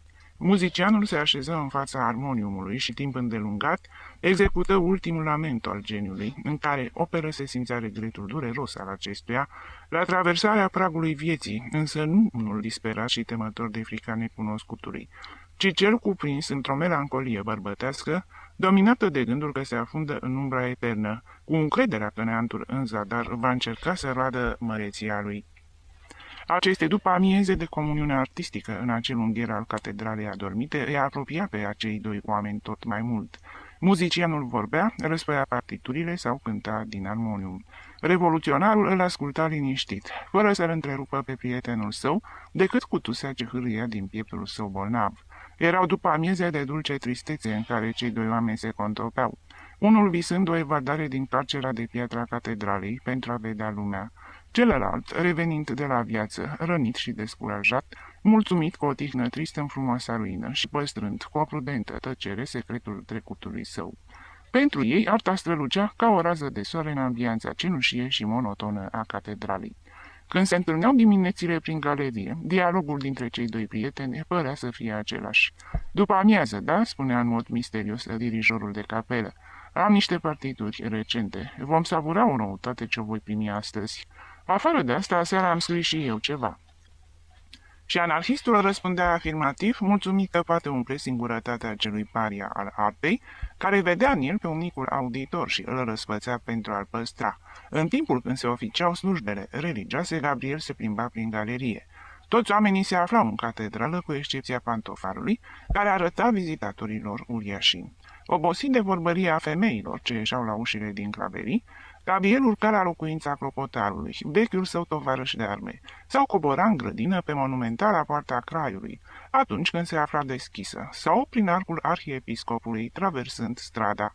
Îi plăcea să petreacă o oră printre arbori. În grădină îl năpădeau amintirile despre familia sa, tot așa cum i se întâmpla în locuința de sus.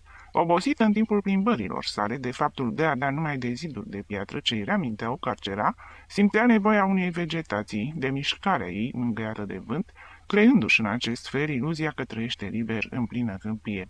Mătușa lui Gabriel era persoana cea mai importantă din claverii.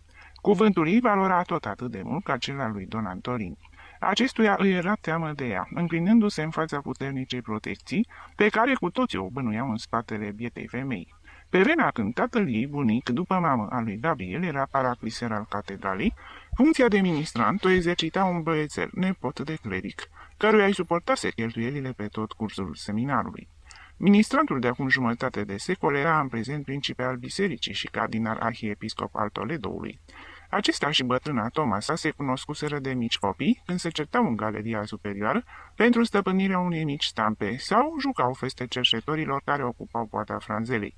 Impunătorul Don Sebastian, care cu o privire făcea să tremure întregul corp de canonici, și pe toți preoții diocezei se arăta vesel și apropiat când se întâmpla să o vadă pe Tomasa.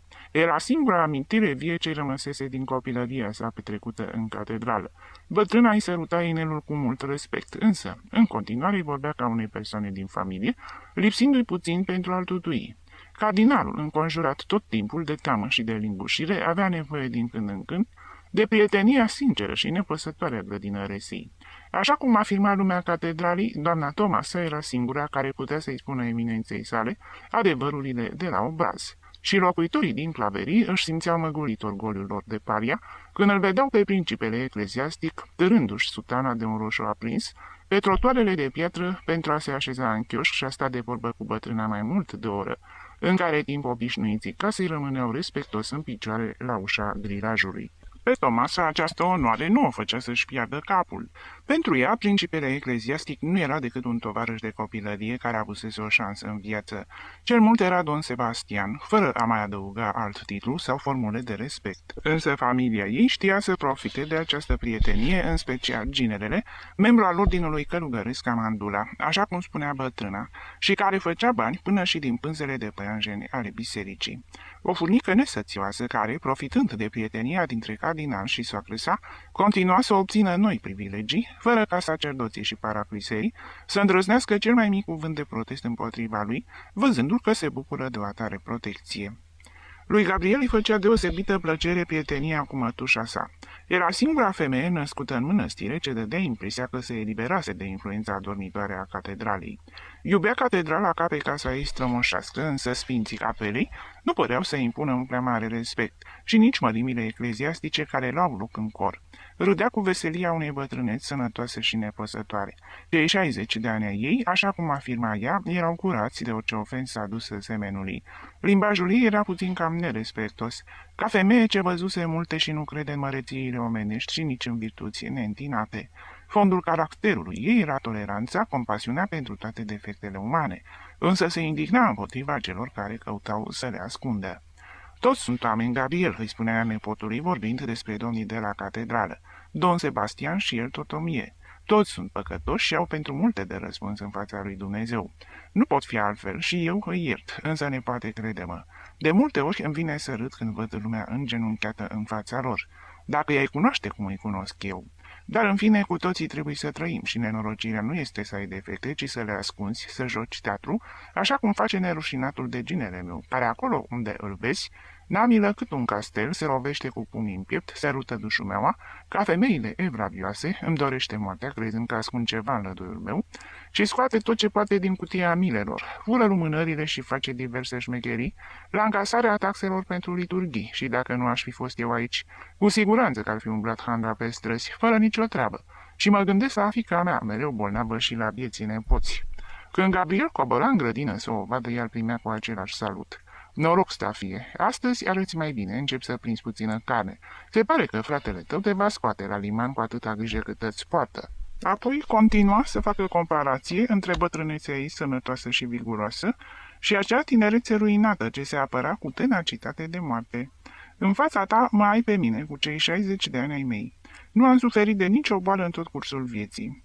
Vară și iarnă mă scol cu noaptea în cap. Dantura o am completă și mănânc la fel ca atunci când don Sebastian venea cu sutana sa roșie de ministrant să-mi răpească o parte din prânz. Voi, neamul Luna, ați fost întotdeauna slabi. Tatăl tău, înainte de a atinge vârsta mea, nu se putea mișca și se plângea de reumatism și de umezeala din această grădină. În ea mă aflu eu acum și nu am nimic. Mă simt la fel ca atunci când nu coboram din claverii. Noi, neamul Vilal Pando, suntem de fier, descindem puțin din acel faimos Vilal Pando care a făcut grilajele din altarul cel mare, vasul de împărtășanie și multe alte minunății. Trebuie să fi fost un uriaș, judecând după ușurința cu care răsucea și modela tot felul de metale. Ruina fizică a lui Gabriel trezea în ea o compătimire adâncă. Cu ce te-ai ales plăcut din hoinăreala ta prin lume nepoate? Pentru tine războiul a fost pierzanie. Acum ai fi avut scaunul tău în cor și cine știe dacă nu ai fi devenit un alt don Sebastian. Adevărul este că despre el, când era tânăr, s-a vorbit mai puțin în seminar decât despre tine și nicio minune a înțelepciunii nu era. Însă tu ai văzut lumea, ai prins gust pentru țări străine, unde se spune că există niște cucoane foarte frumoase și că fiecare poartă pe cap o pălărie cât o umbrelă de soare. Tu, care erai frumos, ai devenit acum urât ca o pocitanie. Ți-o spun eu, care sunt mătușa ta, de altfel este clar că te-ai întors bolnav și vlăguit. Ai trăit din plin. În definitiv, ce lucru important ai făcut pentru omenire, ipocritule, și biata ta mamă care te-a îngrijit și pregătit pentru a ajunge sfânt, să ne păzească Dumnezeu de asemenea sfințenie. Nu nega, nu o face pe nevinovatul. Minciunile mă supără. Te-ai distrat și bine ai făcut. Ți-ai bătut joc de toate ocaziile ce ți-au apărut. Răul este că te-ai distrus și în ce hal ai ajuns aici, că ți se face milă văzându-te. Am cunoscut mulți ca tine, eu nu știu ce au oamenii ăștia bisericii, ce spirit rău poartă în ei, că atunci când se aruncă în viață nu știu unde să se oprească și se consumă și se tot consumă în mod nesăbuit până ce nu mai rămâne nimic din ei. La fel ca tine s-au perindat mulți prin seminar. Într-o dimineață, Gabriel îi puse mătușii sale o întrebare ce o pregătise de mult. Dorea să afle adevărul despre Sagrario, nepoata sa, și ce se întâmplase în casa fratelui său. Mătușe, dragă, dumneata care ești atât de bună, dumneata mă vei lămuri. Tuturor pare că le este teamă să vorbească despre asta, până și nepotul meu, țică, ce este atât de flecar și bârfește pe toată lumea din claverii, tace când îl întreb. Ce s-a întâmplat, mătușe? Fața bătrânei se întunecă. O mare nenorocire, fiule, ceea ce nu s-a văzut niciodată în galeria superioară. Nebuniile lumii au pătruns în catedrală și și-au făcut cuib chiar în casa cea mai onorabilă, cea mai veche și mai respectată din claverii. Cu toții suntem ființe bune, oameni ce nu am văzut în lumea nici măcar prin gaura cheii și trăim aici ca într-o cutie de conserve, însă voi cei din familia Luna ați fost mai buni decât cei buni și să nu mai pomenim de toți Vilal Pando, care se situează îndată după voi. Vai, dacă mama ta ar vedea, dacă tatăl tău ar trăi.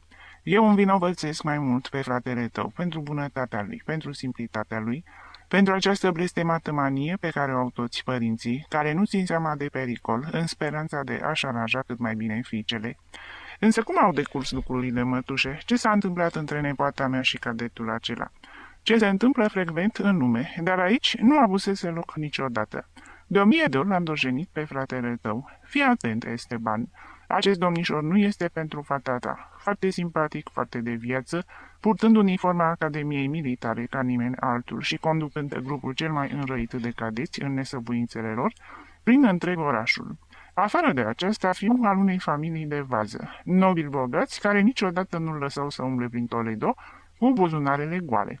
Și ea, biata sa agraria prostită de dragoste, zăpăcită de cadetul ăla, mândră, când se plimba duminicile prin Zocodover sau Milandero, între mama sa și acel iubit atât de dichisit, că o invidiau toate domnișoarele din oraș. Despre frumusețea nepoatei tale vorbea întregul Toledo. Fetele din colegiul fecioarelor nobile o policliseră din invidie paraclisera de la catedrală. Însă ea, sărmana, trăia doar pentru cadetul ei și părea că ar vrea să-l soarbă cu ochii aceia albaștri. Dobitocul de frate tu îl lăsa să intre în casă, foarte mândru de onoarea ce o făcea familiei sale. Știi prea bine, Gabriel, veșnica orbirea unor toledani din mica burghezie, care acceptă, considerând-o fericire, logodna feteilor cu un cadet, în ciuda faptului că sunt foarte rare cazurile când aceste iubiri sfârșesc prin căsătorie. Nu există femeie care se socate cât de cât frumoasă să nu se lase ispitită de niște pantaloni colorați. Îmi amintesc că și eu, de mică, îmi aranjam părul și îmi netezeam vorurile pălăriei când auzeam târându-se o sabie pe dalele mănăstirii. O orbire ce trece de la mamă la fiică și, în plus, nemernicii își au verișoarele sau logotnicele lor acolo de unde au venit și se înapoiază la ele imediat ce au terminat studiile la Academia Militară. Bine, mătușe, cât de rău s-a încurcat cu el nepoata mea. Când respectivul domnișor absolvi școala cu gradul de locotenent, familia a obținut să fie repartizat la Madrid. Despărțirea a fost un adevărat teatru. Eu cred că până și papă laptele de frate tău și naiva sa soție, odihnească-se în pace, au plâns ca și cum ei ar fi fost logodiți cu el. Tinerii își strângeau mâinile și așa au rămas ore întregi, privindu-se în ochi, ca și cum ar fi dorit să se mănânce. El era mai liniștit. Promitea că va veni în fiecare duminică și că va scrie în fiecare zi. La început așa a procedat, însă mai apoi au trecut săptămâni, fără să se mai arate, și poștașul urca în claverii din ce în ce mai rar, până ce nu mai urcă deloc. Se sfârșise. Domnișorul locotenent avea la Madrid alte preocupări. Biata ta nepoată se consideră nenorocită, deveni palidă. Nu mai era acum acea piersică coaptă, cu piele fină ce te provoca să o muști. Plângea prin toate colțurile ca o magdalenă și, într-o zi, cuprinsă de nebunie, își luă zborul și până acum... Însă unde a plecat? Nu au căutat-o. Fratele tău parcă înnebunise, bietul Esteban. În unele nopți îl surprindea îmbrăcat sumar în galeria superioară, țeapă ca un stâlp, privind fix cerul cu niște ochi ce păreau de sticlă. Nici să nu audă cumva de ideea de a porni în căutarea fetei. Îl înfuria. Rușina se întâmplase și nu dorea să-i se dea proporții prin aducerea ei acasă, introducând în biserica primată, în onorabila casa neamului Luna o destrăbălată. Timp de mai mult de un an, cu toții aici în claverii, am trăit zdrobiți de această întâmplare. Părea că eram în doliu. Închipuiește-ți să se întâmple acest lucru în catedrală, aici unde anii trec într-o sfântă împăcare și nimeni nu ar îndrăzni să adreseze altuia vreun cuvânt mai tare. În clipele acelea mi-am amintit de tine. Părea imposibil ca din familia Luna, oameni atât de liniștiți și de serioși, să iasă o tânără care să aibă puterea de a fugi în acest Madrid, unde nu fusese niciodată după un bărbat, fără teamă de Dumnezeu și de lume. Cui putea să-i semene această milonosiță? Unchiului ei, Gabriel, care pornise spre sfințenie și cu toate acestea, după ce făcuse războiul, desănțuindu-se, acum hoinărea prin lume ca țiganii. Gabriel nu protestă și nu încercă să zdruncine această convingere pe care mătușa și-o făcea despre trecutul său. Și după fugă ce ai mai aflat despre fată? La început multe, apoi niciun cuvânt. Trăiau la Madrid împreună, ascunzându-se de lume în sfântă înțelegere, ca și cum ar fi fost soție și soț. Asta a durat un timp oarecare și chiar eu, aflând cum decurcă lucrurile, începusem să bată în retragere, gândind că dacă acel foarte de condamnat individ a devenit persoană cum se cade, va sfârși prin a se căsători cu Sagrario. Însă după un an totul a luat sfârșit. El se cam plictisise și familia lui interveni pentru ca această nesăbuință a tânărului să nu-i afecteze viitorul. Până acolo au mers lucrurile încât părinții lui se adresară poliției, care la rândul ei a amenințat-o pe fată, sfătuind-o să nu plictisească pe ofițeraș cu încăpățânările ei de muiere părăsită. Apoi nu mai știu nimic sigur. Din când în când mi-au spus câte ceva cei care merg la Madrid. Unii dintre ei au văzut-o, însă mai bine ar fi fost să nu o fi văzut. O rușine, Gabriel, o dezonoare pentru familia voastră care este și a mea. Această nenorocită reprezintă răul cel mai mare. Mi-au spus că a fost foarte bolnavă, cred că încă mai este. Închipuiți viața pe care o duce și asta de 5 ani. Ce-o fi devenit nefericita și când mă gândesc că este fata surorii mele. Doamna Tomasa vorbea foarte emoționată. Apoi Gabriel doar știi ce s-a întâmplat aici. Biata ta cumnată a murit, fără ca noi să cunoaștem cauza. În răsim de câteva zile, poate de rușine, căci murind, spunea într-una că ea este vinovată de toate cele întâmplate. Îi se rupea inima văzând cum arăta fratele tău după această întâmplare. Este adevărat că Esteban din totdeauna nu reprezentase mare lucru, însă după cele întâmplate cu fiica sa s-a prostit de tot. Vai, băiatule, și eu am suferit destul. Așa cum mă vezi, atât de veselă, atât de dornică de viață, uneori mă izbește aici în frunte amintirea acestei nefericite și atunci mănânc puțin și dorm greu, gândindu-mă că o copilă, care în definitiv are sânge de-al meu, umblă pierdută prin lume, servind de jucărie bărbaților, fără ca cineva să o crotească, ca și cum ar fi singură și nu ar avea familie. Doamna Thomas a trecut peste ochi vârful șorțului, glasul ei tremura și pe obrazul ei uscat de bătrână alunecau lacrimi. Mătușă, dumneata ești foarte bună, spuse Gabriel, însă trebuia să te fi ocupat mai mult de nefericita aceasta. Trebuia să o fi luat sub protecția dumitale, să o fi salvat, să o fi adus aici. Trebuie să fii milostivă cu slăbiciunile altora și mai ales când victima este carne din carnea noastră. Vai, fiule, cu ei adresezi cuvintele acestea. De 1000 de ori m-am gândit la asta, însă mi-e frică de fratele tău. Este pâinea lui Dumnezeu însă devine fiară când îi se pomenește de fiica lui. Chiar dacă am fi întâlnit-o și am fi adus-o, el nu vrea să o mai primească. Se indignează numai la gândul ăsta ca și cum i s-ar propune un sacrilegiu. Nu ar fi putut suporta fără suferință prezența ei în casa care a fost a părinților voștri. Afară de asta, cu toate că nu o spune, îi teamă de scandalul pe care l-ar putea face toți cei ce locuiesc aici în Claverii și care cunosc cele întâmplate. Dar problema asta este mai ușor de rezolvat. Vor avea grijă să tacă toți din gură știindu-mă pe mine la mijloc. Însă fratele tău îmi inspiră teamă. Nu îndrăznesc. Eu o voi ajuta, spuse convins Gabriel. Să căutăm fata și în clipa în care am găsit-o, voi avea eu grijă de Esteban. Va fi greu să o găsim, de mult timp nu mai știu nimic despre ea. Fără îndoială că cei care o văd evită să vorbească pentru a nu ne provoca supărări. Însă eu voi cerceta. Vom vedea, Gabriel, să ne gândim cum să procedăm. Și canonicii și cardinalul nu se vor opune ca biata foarte să revină la Claverii? Întâmplarea a avut loc mai de demult și puțin își amintesc. Afară de aceasta, pe tânără o putem duce la o mănăstire, să ducă o viață mai retrasă și liniștită, fără ca cineva să facă scandal. Nu, lucrul acesta nu, mătușe. Este o soluție crudă. Nu avem dreptul să o salvăm pe sarmana aceasta cu prețul libertății sale. Ai dreptate, spune bătrâna după un moment de gândire. Mie chestia asta cu călugăria nu mi-a făcut niciodată mare plăcere. Unde poate fi mai nimerit pentru a o îndrepta pe drumul cel bun decât în sânul familiei? Să o aducem acasă dacă este poperită și dorește liniștea. Primei femei din Claverii care a zice ceva despre ea, îi rup părul din cap. Ginerele meu uneori se va preface că se scandalizează, însă îl pun eu la punct. Mai bine ar fi ca el să nu treacă cu vederea plimbările pe care Juanito, acest cadet, nepota lui Don Sebastian, le face prin galerie când nepoata mea apare la ușă.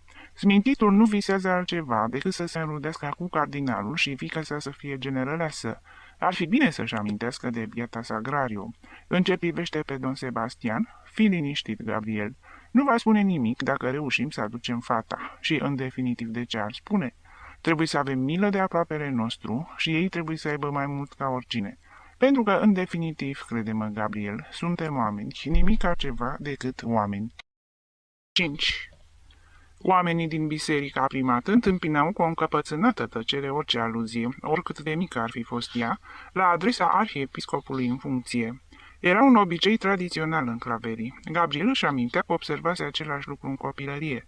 Dacă se vorbea despre arhiepiscopul anterior, lumea aceea, obișnuită cu bârfeli, ca toți oamenii care trăiesc într-o oarecare izolare, își deslega limba, comentând povestea lui și defectele sale. De la un prelat mort nu avea a te teme. Afară de asta, să vorbește de rău pe defunct constituia o măgulire indirectă a arhiepiscopului în viață și a favoriților săi. Dacă în timpul conversației apărea numele eminentei în viață, tăceau cu toții, ducându-și mâna la bonetă pentru a saluta, ca și cum principele bisericii i-ar fi putut vedea din palatul alăturat.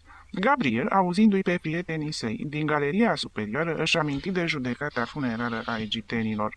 În primată nu se spunea adevărul despre prelați, nici nu îndrăznea cineva să dea în vileag lipsurile lor până nu intrau în împărăția morților. Cel mult își permiteau să discute discordiile dintre domnii canonici, să țină socoteala celor care se salutau în cor, sau își azvârleau între verset și antifon, priviri ca niște câini turbați gata să se muște, sau să vorbească cu uimire despre o polemică ce ținea de 3 ani de zile în gazetele catolice de la Madrid, consacrată potopului, dacă acesta a fost universal sau parțial. În jurul lui Gabriel se formase un grup de prieteni. Aceștia îl căutau, simțeau nevoia prezenței lui, exercita asupra lor acea atracție, pe care, chiar dacă nu scoteau un cuvânt, o au cei care sunt născuți pentru a fi păstori de oameni. După amiezile se întruneau în locuința clopotarului, iar când timpul era frumos, la galeria situată pe fațada iertării. Diminețile, reuniunile se țineau în casa Pantofarului, cel care arăta vizitatorilor uriașii, un omuleț gălbui la față și bolnav, cu veșnice dureri de cap, ce îl obligau să poarte mai multe batiste înfășurate în formă de turban. Era cel mai sărac din Claverii, nu avea serviciu și își îndeplinea rolul de a prezenta uriașii, fără să primească vreo retribuție, cu speranța că va putea obține primul loc de venit vacant. El era foarte recunoscător corpului de canonici pentru faptul că îi se acordase locuință gratuită, aceasta pe considerentul că soția lui era fiica unui vechi slujitor al catedralei. Mirosul urât al cleiului și pieilor umede împrumuta locuinței sale acea atmosferă acră a mizeriei. O fertilitate exasperantă agrava această sărăcie. Nevastă sau o femeie ofilită, tristă și cu ochii mari gălbui, aducea în fiecare an pe lume un copilaș ce se agăța de sânii ei vlăguiți. Prin galerie se strecurau de-a lungul pereților, cu melancolia foamei, mai mulți micuți cu capul enorm și gât subțire, veșnic bolnavi și care nu reușeau niciodată să moară, chinuiți de bolile stranii ale anemiei, de bube ce apăreau și dispăreau pe față și de cruste respingătoare ce le acopereau mâinile. Pantofarul lucra pentru atelierele din oraș, fără a prospera prea mult.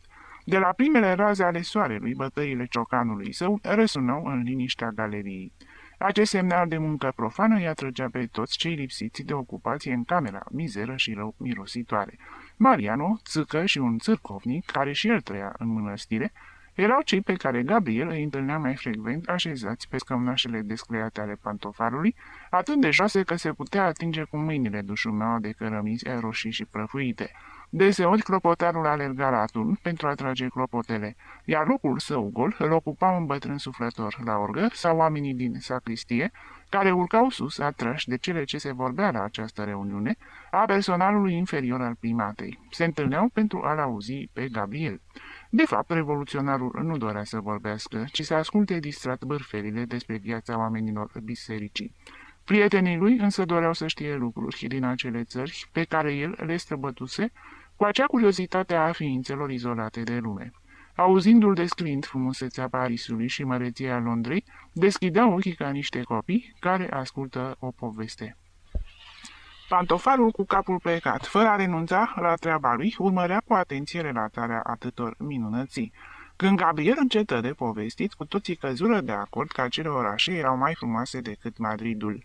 Și încă ce Madrid, până și pantofăreasa, stând în picioare într-un colț, uitând de bolnăvicioasa ei progenitură, îl asculta pe Luna cu uimire, fața însuflețindu-i se de un zâmbet cadaveric ce reușea să lumineze omul din animalul acela resemnat de mizerie, atunci când Luna descria luxul pe care îl afișau marile doamne din străinătate.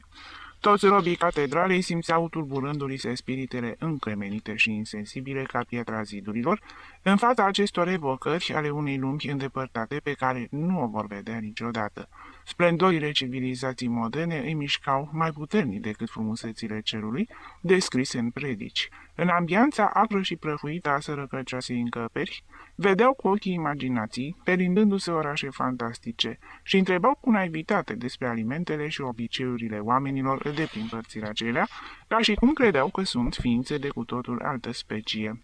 După amiezile, la ora oficierii slujbelor, Gabriel, obosit de monotonia liniștită a claveriilor, cobora în biserică.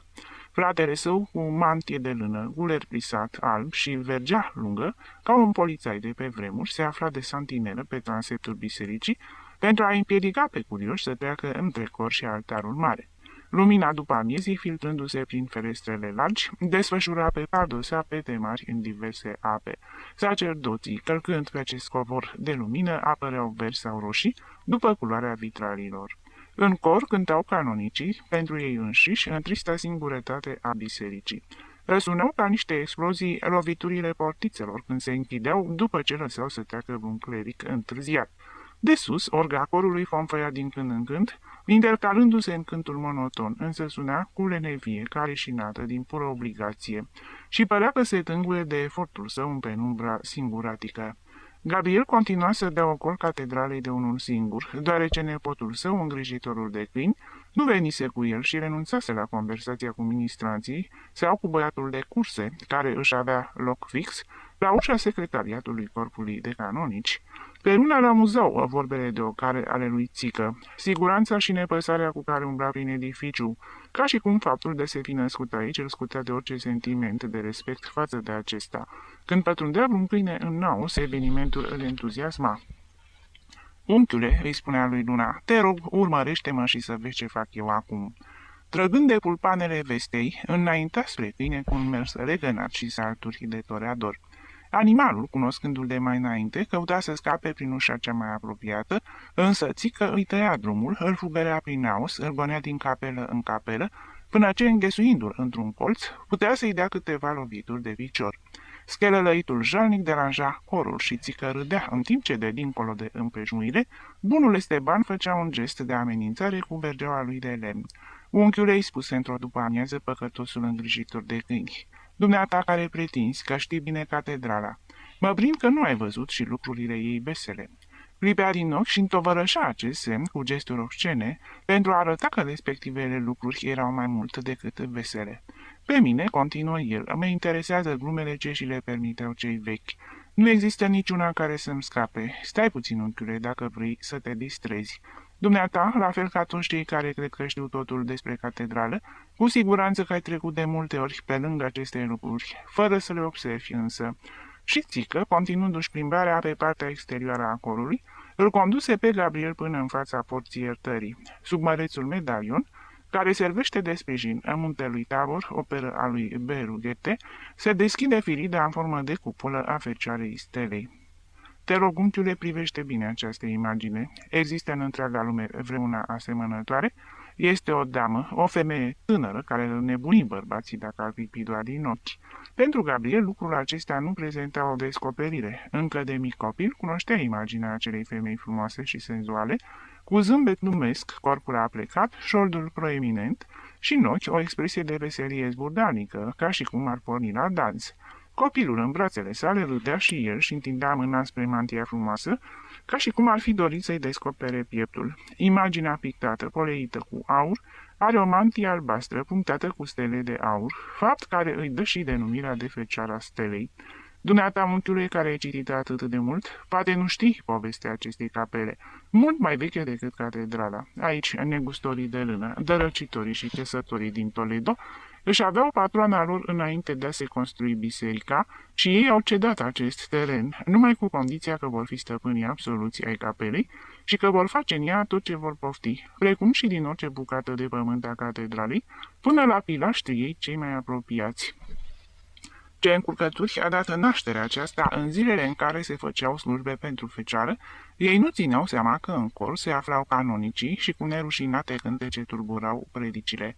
Dacă canonicile pretindeau liniște, răspundeau că cei datori să tacă erau cei din cor, deoarece ei, țesătorii, se aflau pe pământul lor, mult mai vechi decât catedrala. Unchiule, dumneata cunoști povestea asta?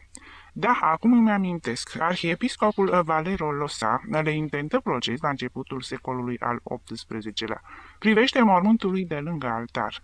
A pierdut procesul, a murit de supărare și a dat dispoziție să fie înmormântat chiar aici, ca să poată fi călcat în picioare după moarte de insolenții negustori de lână, având în vedere că în viață îl învinseseră. Mândria acestor principii ecleziastici îi împingea la gesturi de o modestie cât se poate de orgolioasă. Asta este tot ce vreți să-mi arătați? Vei vedea dumneata și lucruri mai interesante. Să ne luăm rămas bun de la fecioară. Însă privește-o și dumneata. Ce obraz! Are ochii adumbriți. Adevărată femeie. Eu îmi petrec multe ore privind-o. Este logodnica mea, în toate nopțile o visez. Înaintară câțiva pași pe partea cea mare a catedralei pentru a cuprinde mai bine cu vederea întreaga fațadă exterioară a corului. În dreptul celor 3 deschideri circulare de pe fațadă se întinde un brâu de reliefuri vechi, opera unui obscur artist medieval, reprezentând scenele creației.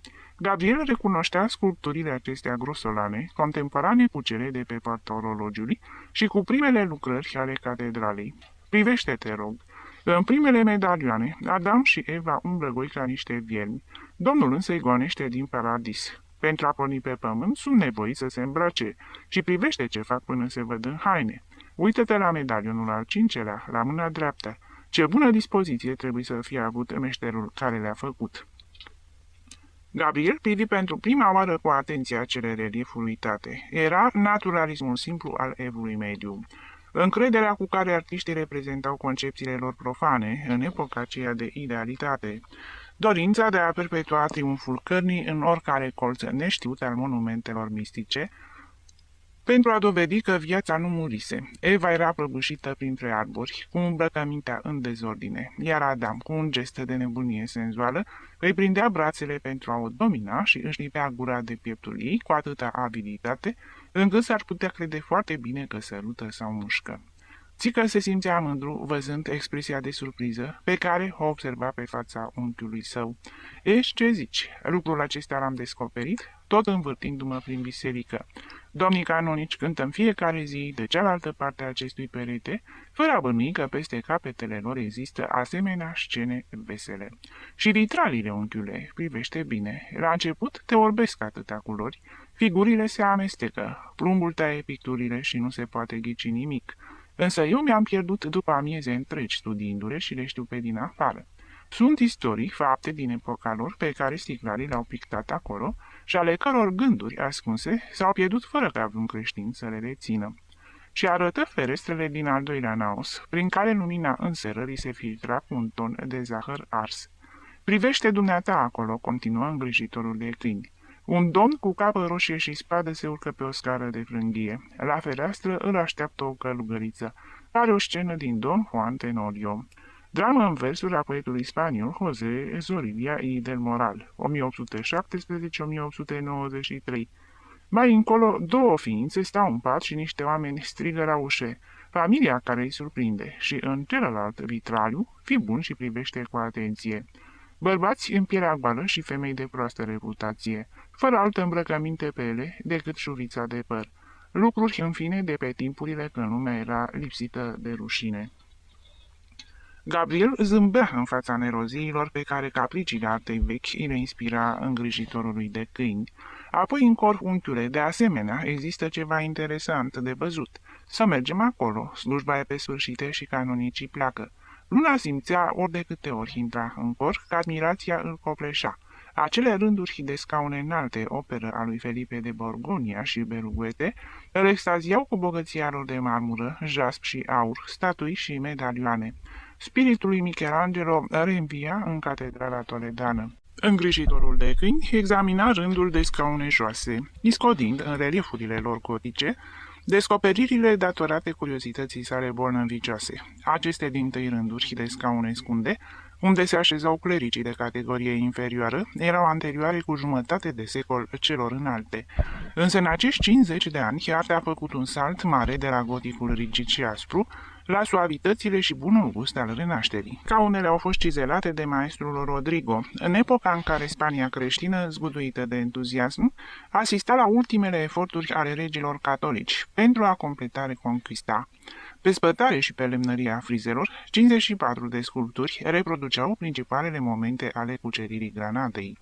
Țică nu era atent la aceste panouri din stejar și nuc, cu mulțime de călăreți și ciorchini de soldați, escaladând zidurile din orașele maure. Îl interesau mai mult brațele scaunelor, balustradele scărilor care duc la rândurile de scaune înalte, proeminențele care le separă și servesc pentru a putea sprijini capul, acoperite de animale și ființe grotești, câini, maimuțe, păsări, călugări și palși, cu toți în posturi dificile, rarisime și obscene.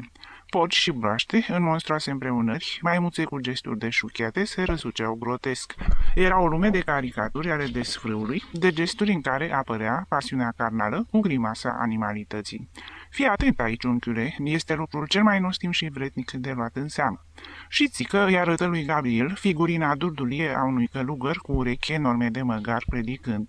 Când a ieșit din cor, Gabriel îl văzu, aproape de marea frescă a Sfântului Cristobal, pe dirijorul de capelă. Acesta tocmai închidea o portiță din apropierea imediată a colosului, care duce printr-o scară în spirală la arhiva de muzică.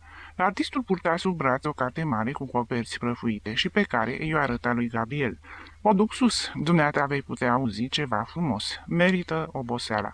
Și plimbându-și privirea de la uriașa carte la portiță, exclamă: Vai, Gabriel, câtă suferință îți procură arhiva asta. De fiecare dată după ce o vizitezi, ies întristat. Pe aici au trecut barbarii. Toate cărțile de muzică au pagini rupte, tăieturi acolo unde exista un text de mână, o vinietă sau ceva frumos. Muzica veche doarme sub praf. Domnii canonici nu o doresc, nu o înțeleg, nici nu sunt în stare să dăruiască vreo câteva pesete, pentru ca să fie ascultată la marile sărbători. Le este suficient să o scoată la capăt, cu o bucată rosiniană oarecare, și în ce privește orga, singurul lucru care îi interesează este ca eu să cânt lent, foarte lent. Cu cât mai multă lentoare, cât mai multă religiozitate, chiar dacă organistul ar cânta o habanelă. Continua să privească portița arhivei cu ochi melancolici, ca și cum ar fi fost gata să plângă peste ruina muzicii. Înăuntru Gabriel există opere importante ce nu trebuie să moară, atât timp cât va dura în lume arta.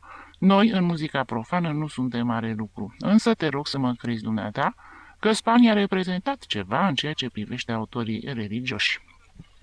Prin asta s-ar subînțelege că într-adevăr există muzică profană și muzică religioasă, lucru despre care eu mă îndoiesc. Pentru mine există numai muzică și eu nu știu care va fi îndrăsnețul acela care să poată face în mod amănunțit separarea, unde se sfârșește una și unde începe cealaltă. În spatele acestui zid al Sfântului Cristobal dorm mutilați cu giurgiuri de praf mari muzicieni spanioli, mai bine că dorm. Pentru a nu auzi ce se cântă în acest cor, acolo zace Cristobal Morales, care acum 3 secole a fost dirijor de capelă în această catedrală cu 20 de ani înaintea lui Palestrina, când acesta a început să reforma muzicii. La Roma, el și-a împărțit gloria cu faimosul maestru. Portretul său se află la Vatican și lamentațiile sale, motetele sale, al său magnificat, dorm uitate aici de secole. Acolo se află Victoria. Îl cunoști dumneata? Un altul din aceeași epocă. Contemporanii invidioși îl denumeau imitatorul lui Palestrina, luându-i toate operele drept imitație, după lunga lui ședere la Roma. Însă te rog să crezi că în loc să-l plagieze pe italian, mai degrabă cred că l-a depășit.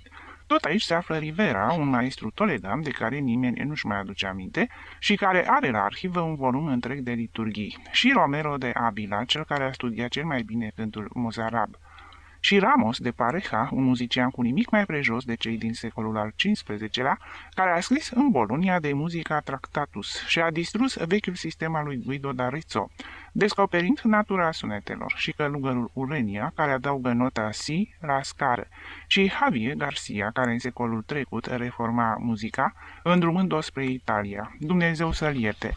Drum bătătorit din care încă nu am ieșit, și Nebra, marele organist al lui Carlos al III-lea, un senior care cu un secol înaintea nașterii lui Wagner întrebuința în Spania disonanța muzicală.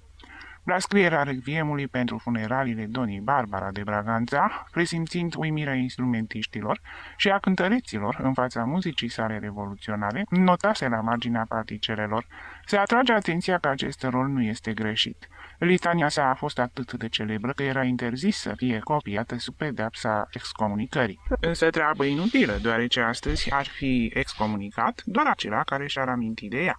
Crede-mă, domnule Gabriel, că această arhivă este un panteon de oameni celebri, însă la urma urmei un panteon, unde nimeni nu învie. Apoi adăugă cu glas scăzut. Biserica a fost întotdeauna puțin iubitoare de muzică. Pentru a o înțelege și a o simți, trebuie să te naști artist și doar dumneata știi ce sunt toți acești domni care sunt plătiți pentru a cânta în cor fără a cunoaște muzică. Când te văd pe dumneata, Gabriel, zâmbind în fața lucrurilor religioase, ghicesc în gestul dumitale cât de mult te abții și îți dau dreptate. Eu am avut curiozitatea să cunosc istoria muzicii bisericești. Am urmărit pas cu pas lungul culoar al acestei arte nefericite, purtând crucea cultului în spate prin secole. Dumneata cu siguranță că ai auzit vorbindu-se de multe ori și despre muzica religioasă, ca și cum ar fi fost ceva deosebit creat de biserică. Ei bine, este o minciună. Muzica religioasă nu există. Îngrijitorul de câini se îndepărtă când îl auzi pe dirijorul de capelă vorbind cu neobosita lui vehemență despre arta sa. El avea deja o părere formată despre Don Luis și o spunea tuturor în galeria superioară.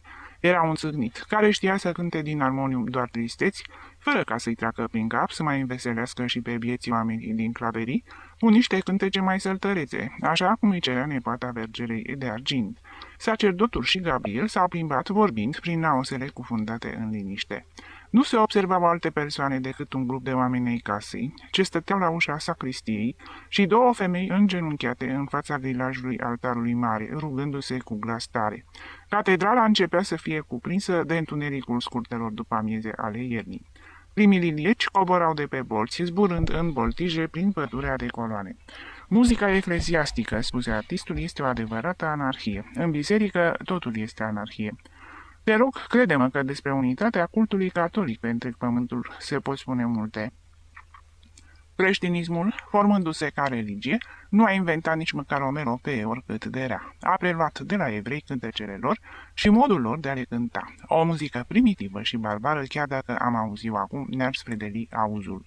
Dincolo de granițele Palestinei, acolo unde nu existau evrei, primii poeți creștini, Ambrozie, Prudențiu și alții, au adaptat noile lor imnuri și psalmi la cântecele populare care erau în vogă în lumea romană sau la muzica grecească. Se pare că chestia asta cu muzică grecească semnifica un lucru mare, e adevărat, Gabriel. Grecii au fost atât de mari în artele plastice și în poezie, încât tot ce poartă numele lor pare învăluit într-o aură de frumusețe indiscutabilă. Păi nu, domnule, așa zisa muzică grecească trebuie să fi fost o glumă de prost gust. În viața umanității, artele nu au mers paralel. Când sculptura avea un Fidias și ajunsese la culme, pictura nu trecea de caracterul acesta rudimentar, pe care și acum îl putem constata la Pompei, iar muzica nu era decât o bolboroseală infantilă. Scriitura nu putea perpetua muzica. Modurile muzicale erau tot atâtea ca și popoarele și aproape în totalitatea ei rămânea la cheremul executantului. Neputându-se fixa pe pergament tot ce cântau din gură și instrumente, progresul era așadar imposibil. Între timp a existat o renaștere pentru sculptură, pictură și arhitectură, iar în clipa când au izvorât din nou artele după Evul Mediu, am găsit muzica în același infantilism, în care am lăsat-o la abandonarea lumii vechi.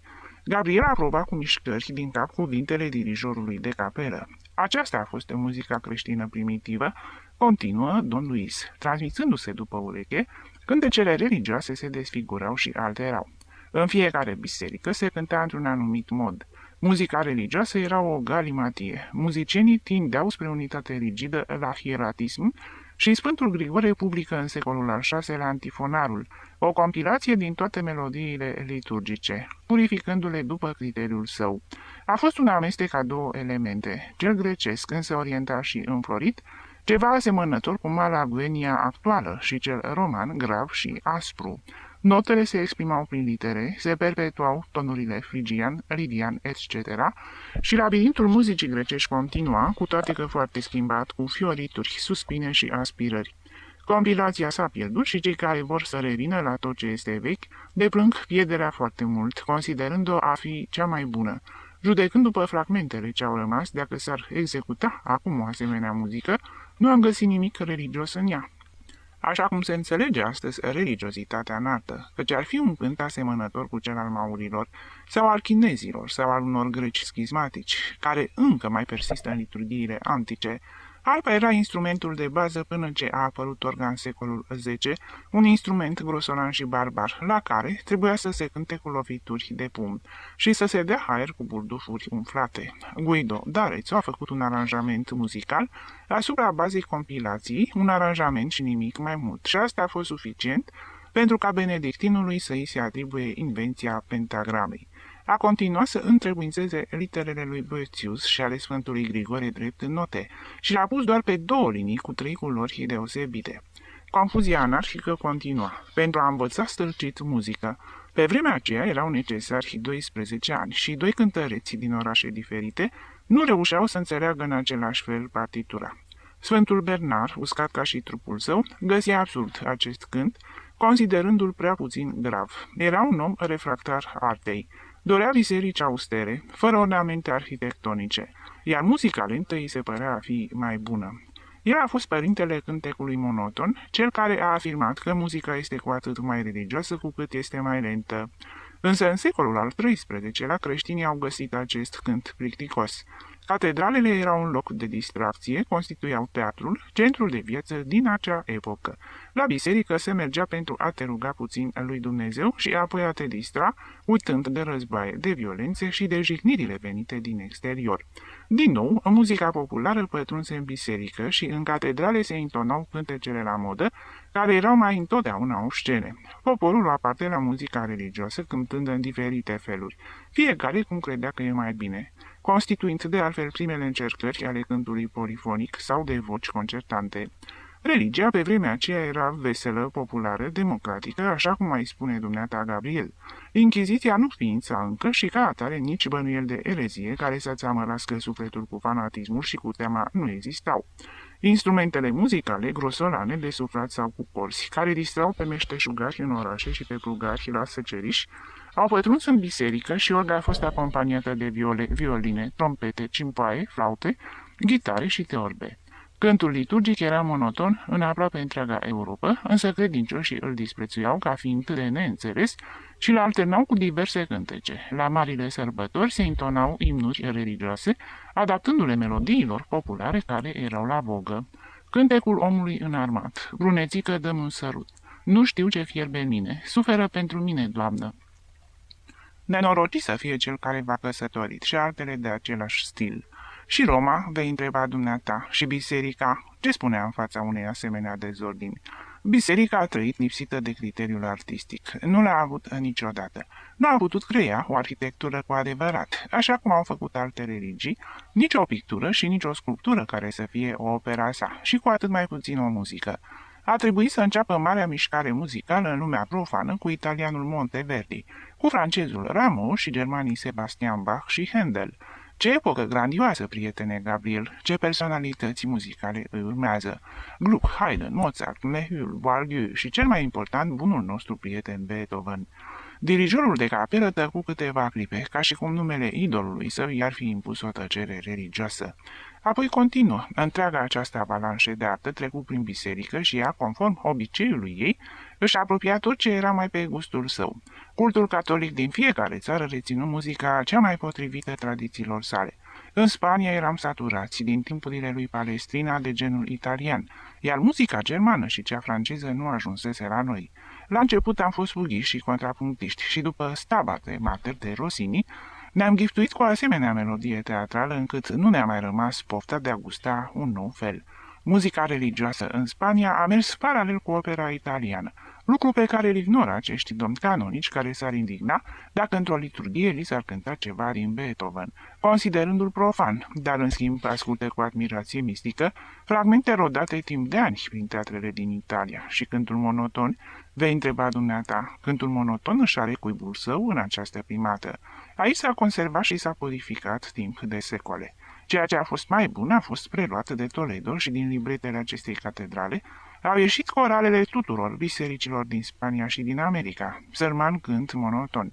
A murit de mult. Dumneata Gabriel, doar vezi cine vine la catedrală în orele de cor. Nimeni. Utrenile sunt citite și toate slujbele sunt intonate în mijlocul celei mai mari singurătăți. Poporul credincios nu mai cunoaște liturghia, nu o stimează, a uitat-o. Iezuiții cu viclenia lor și-au dat seama că trebuie să dai cultului o atracție teatrală, să amesteci liturghia cu opereta și de aceea bisericile lor, aurite, acoperite cu covoare și împodobite cu flori și cu instrumentiști, sunt pline, în timp ce vechile catedrale sună a gol ca niște morminte.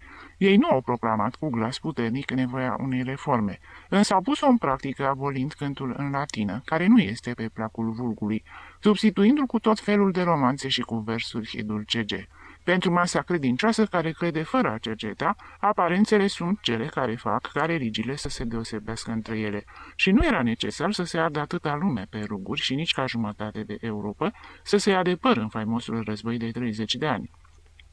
Și nici ca popii să lanseze excomunicări peste excomunicări pentru a avea drept rezultat final o biserică catolică și alta evanghelistă, care să se deosebească doar printr-o imagine și câteva lumânări, căci cultul este la fel în ambele părți. Însă să mergem, Gabriel, este ora închiderii. Clopotarul alerga prin naose, agitându-și inelul cu chei, tulburând liliecii de fiecare dată mai numeroși. Cele două credincioase dispărură. În catedrală rămâneau doar dirijorul de capelă și Gabriel. Dintr-un naos scund veneau doi paznici de noapte, ce mergeau să-și ocupe posturile până în dimineața următoare, precedați de câine. Cei doi prieteni ieșiră din mănăstire, călăuziți prin penumbra naoselor, de slaba strălucire a vitralilor. Afară o rază de soare înroșea grădina și latura claveriilor. Îți repet, continuă sacerdotul artist, privind ușa pe unde au ieșit. Aici, în catedrală, nu se iubește arta și nici nu este înțeleasă. Lamentările dirijorului de capelă nu l-au surprins pe Gabriel. Toți din catedrală se plângeau de viața mizerabilă și sordidă la care era târât cultul. Unii, ca Bergea de Argint, o imputau nelegiuirii timpului. Alții, ca muzicianul, făceau răspunzătoare însăși religia, cu toate cum nu îndrăzneau să o spună cu glas tare. Respectul față de biserică și de marile ei puteri, căpătat încă din copilărie, impunea tăcere populației catedralei. Cei mai mulți dintre servitorii ei trăiau moralmente în plin secol al VI-lea, într-o atmosferă de servilism și de teamă superstițioasă față de superiori, cu toate că presimțeau nedreptatea condiției lor, însă fără a îndrăzni să dea formă în gândirea lor unor vagi intenții de protest. Doar noaptea, în liniștea galeriei superioare, acele căsnicii ce se reproduceau și mureau printre pietrele catedralei, cutezeau să repete bârfelile din biserică, nesfârșitele țesături de intrici care creșteau peste monotona existenței ecleziastică, tot ce canonicii cleveteau împotriva eminenței sale și ce spunea cardinalul despre corpul de canonici, război surd ce se reproducea la fiecare înălțare arhiepiscopală. Intrici și mânii de celibatari necăjiți de ambiție și de favoritism. Uri atavice ce reaminteau epoca în care clericii își alegeau prelații, poruncindu-le în loc de argeme, așa cum se întâmpla acum, sub puternica presiune a voinței arhiepiscopale. Toți cei din galeria superioară cunoșteau aceste lupte, ajungeau până la ei comentariile, ce și le permiteau canonicii în sacristie, însă acești umili servitori păstrau o tăcere plină de neîncredere când se repetau aceste bârferi în prezența lor, temându-se ca nu cumva să fie pârâți de vreun vecin, care poate ambiționa să-i ocupe postul său. Dăinuia încă teroarea din secolele Inchiziției, care încă mai avea viață în acea mică lume paralizată. Îngrijitorul de câini era singurul care nu arăta teamă și vorbea în public despre corpul de canonici și despre cardinal, ce-i păsea lui. Aproape că dorea să fie dat afară din acea cavernă pentru a se dedica pasiunii sale favorite în arena luptelor de tauri, fără ca familia lui să mai protesteze. Îl entuziasma mai ales să-i vorbească de rău pe domnii din cor, care cândva, când era ministrant, îi dăduseră pumni după ceafă. El punea porecle tuturor canonicilor și, descriindu-i pe fiecare în parte lui Gabriel, îi povestea secretele vieții lor. Cunoștea casa unde fiecare dintre ei mergea să-și petreacă orele înserării, după slujba de la cor, numele doamnelor sau călugărițelor, care le pliseau stiharele, și rivalitățile surde și feroce ce existau printre aceste admiratoare, ce depuneau eforturi de a învinge, albind și călcând batistul. La ieșirea din cor îl arătă pe dirijor un canonic obez, cu fața acoperită de plăgi roșii. Privește-l, unchiule, îi spunea lui Gabriel, aceste urme de tumori pe care le are pe față sunt o amintire a trecutului. A alergat mult, fără să se uite unde pune piciorul. Cu această mutră încă se mai crede un mare cuceritor. Alalteri, în biserică, îi spunea unui capelan din capela regilor. Acești capitani, profesori ai Academiei Militare, cred că în materie de femei, tot ce e mai bun din Toledo le este rezervat lor. Însă acolo unde se află biserica, ea îi învinge pe toți laicii. Apoi râdea arătând un grup de sacerdoți tineri, bărbiriți cu grijă, cu obrazul îmbujorat și îmbrăcați în mantii de mătase, care fulfuiau îmbrăștiind un puternic miros de parfum de mosc. Erau adulmecătorii tineri canonici ce făceau călătorii frecvente la Madrid, pentru a se spovedi protectoarelor lor, bătrâne marchize care, mulțumită influenței lor, obținuseră un scaun în cor. La partea franzelii se opreau o clipă pentru a-și aranja cutele mantiei înainte de a ieși pe stradă. Pornesc să cucerească, Doamne, spunea țică fără respect. Bâr, faceți loc lui Don Juan Tenorio. Și în clipa când nu mai ieșeau canonicii, îngrijitorul de câini început să-i vorbească unchiului său despre cardinal. Zilele acestea l-au apucat toți dracii, în palat nimeni nu-l suportă. Nenorocita aia de fistulă îl înnebunește. E adevărat că suferă de acest beteșug? Hai, fi serios, toată lumea a aflat. Întreabă dumneata pe mătușa Tomasa. Cu toții știu că ei doi sunt atât de buni prieteni, din cauza că ea îi prepară o anumită unsoare care îi face bine și nu se poate dispensa de serviciile ei. Însă el știe că este o femeie rea care a dezvăluit tuturor adevărata lui slăbiciune și din cauza asta are un caracter de nesuportat. În dimineața în care se scoală cu dosul în sus, întregul palat tremură, apoi întreaga dioceză. Este un om bun, dar când este mușcat de fund trebuie să fugi. Eu l-am văzut în zilele de mare sărbătoare cu mitra pusă, privindu-ne pe toți cu niște ochi, de parcă puțin îi lipsea să ridice cârja și să pornească să ne lovească, ceea ce spune mătușa dacă nu ar bea. Atunci sunt adevărate toate bârfelile care circulă printre membrii corpului de canonici. De îmbătat nu, domnule, nu se îmbată, fiecare cu ale sale. Un păhăruț acum, altul mai târziu și un al treilea, dacă îi face vreo vizită un prieten față de care este dator să-l cinstească. Sunt obiceiuri pe care le-a adus din Andaluzia pe când era acolo episcop, însă nu poate fi vorba de chefuri, niște păhăruțe luate în liniște și asta pentru a-și întări forțele și nimic mai mult. Și din cel mai bun vin, unchiule, o știu de la un intim al său, din vinul acela de 50 de duros, aroba. Măsură spaniolă egală cu 11,5 kg. Cei din Ramancia îl păstrează într-un butoi ce există încă de pe vremea francezilor. Un sirop care încinge stomacul și îl acordează de parcă ar fi o orgă. Însă la eminența sa efectul merge mai departe și devine mânios ca un afulisit.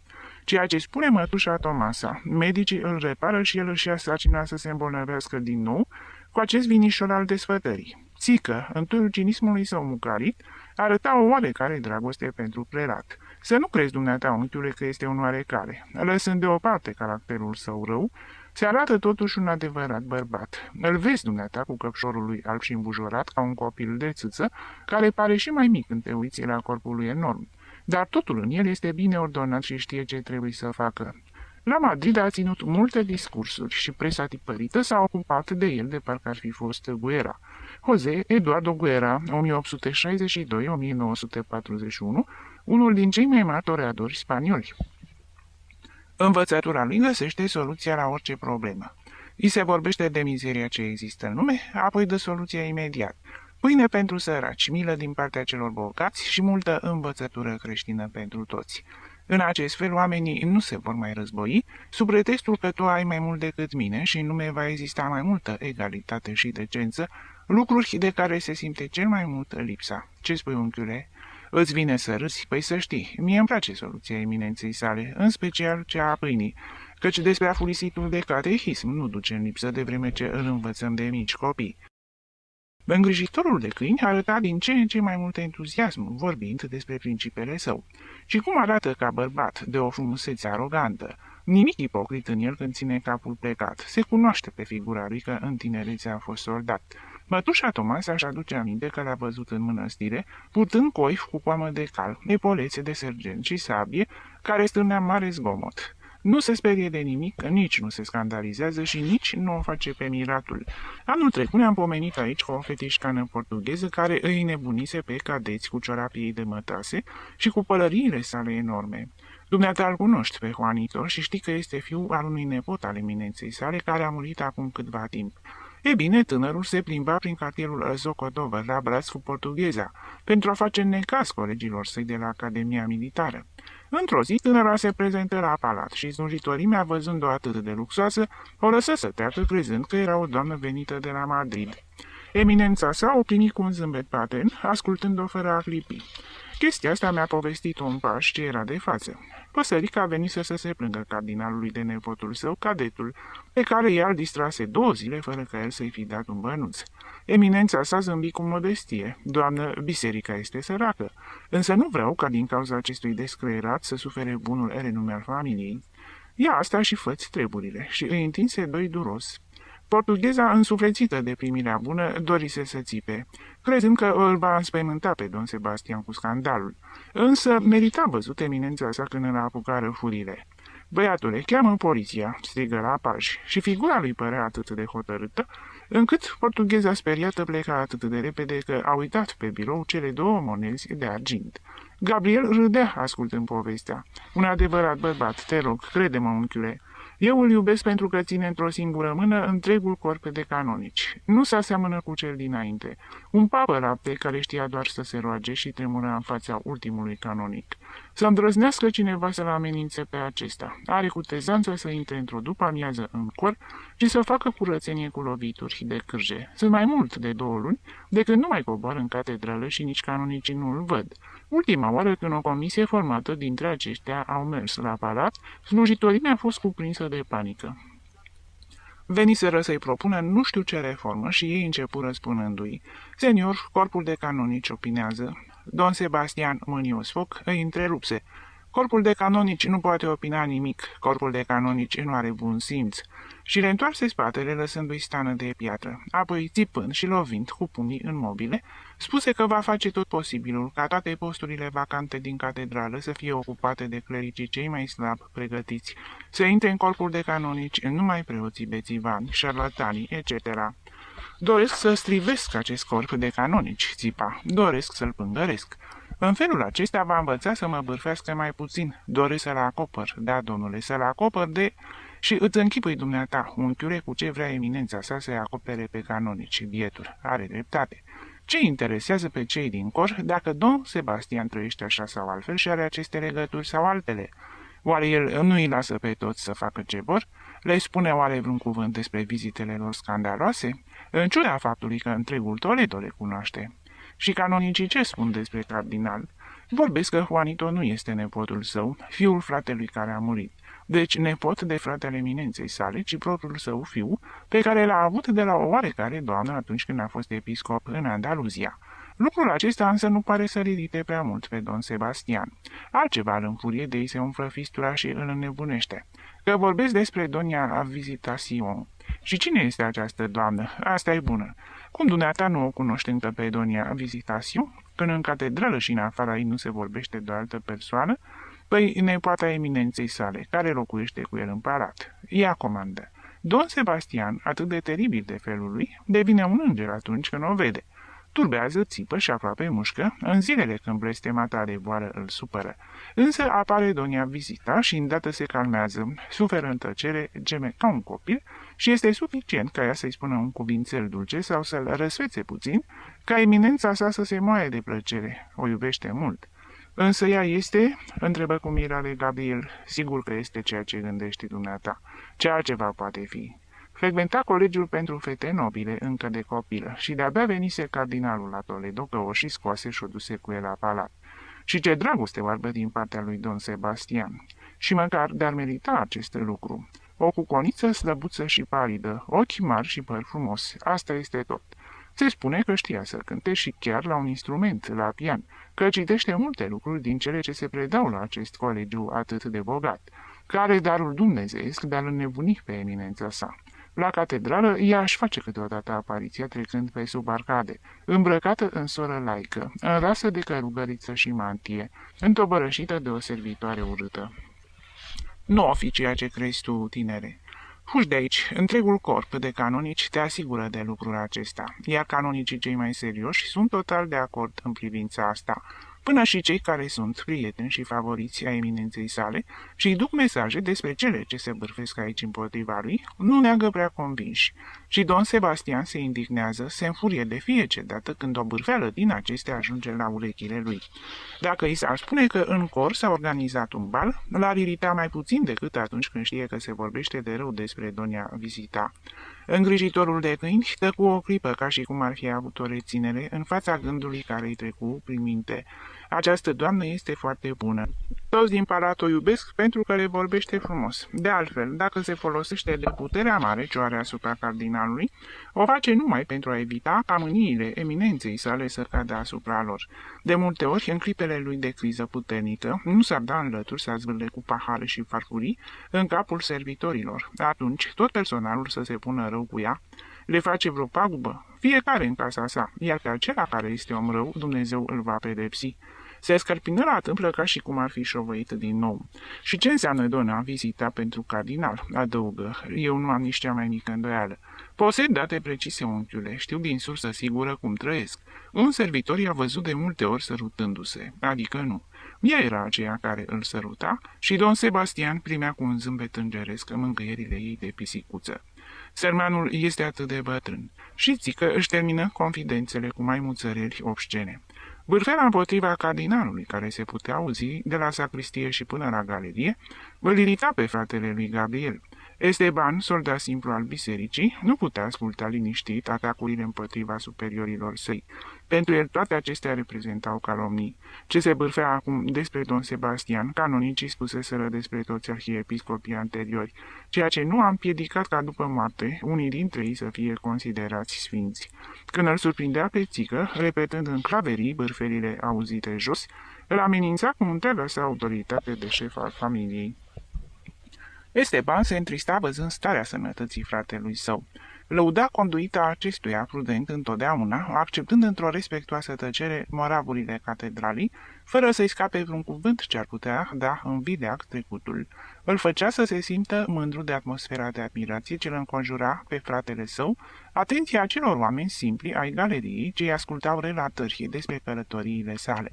Însă îl mâhnea boala lui Gabriel, siguranța cu care moartea se apropia de el, și numai îngrijirile sale permanente întârziau clipa când avea să pună stăpânire cu totul pe el.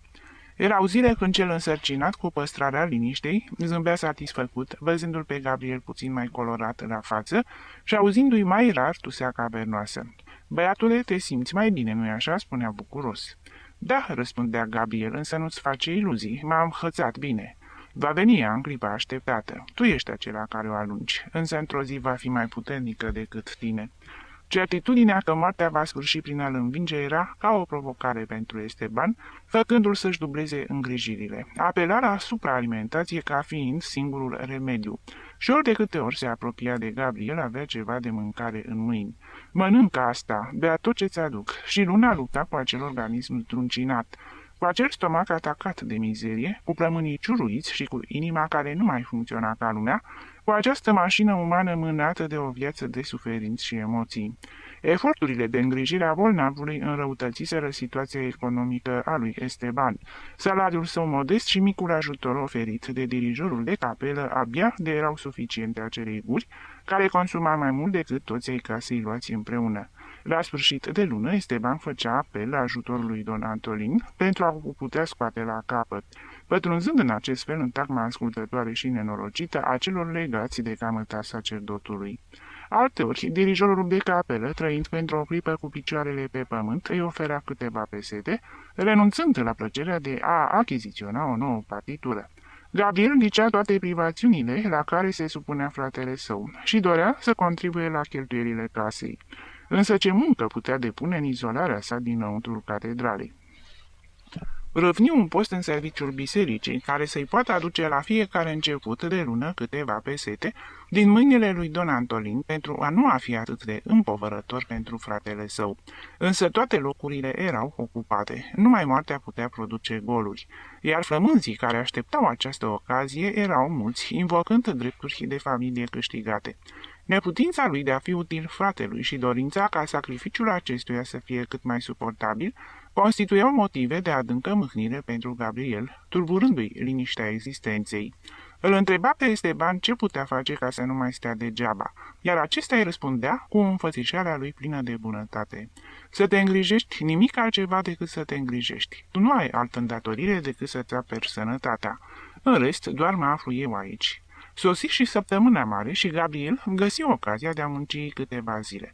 În spatele corului și lângă poarta iertării trebuia să se înalțe faimosul monument, operă grea și complicată în stil somptuos și baroc, care îl costase la începutul secolului o avere pe al doilea cardinal de Borbon. O adevărată pădure de grinzi forma schelăria monumentului. Bogăția cardinalului îngăduise să se exagereze atât în ce privește soliditatea, cât și somptuozitatea construcției.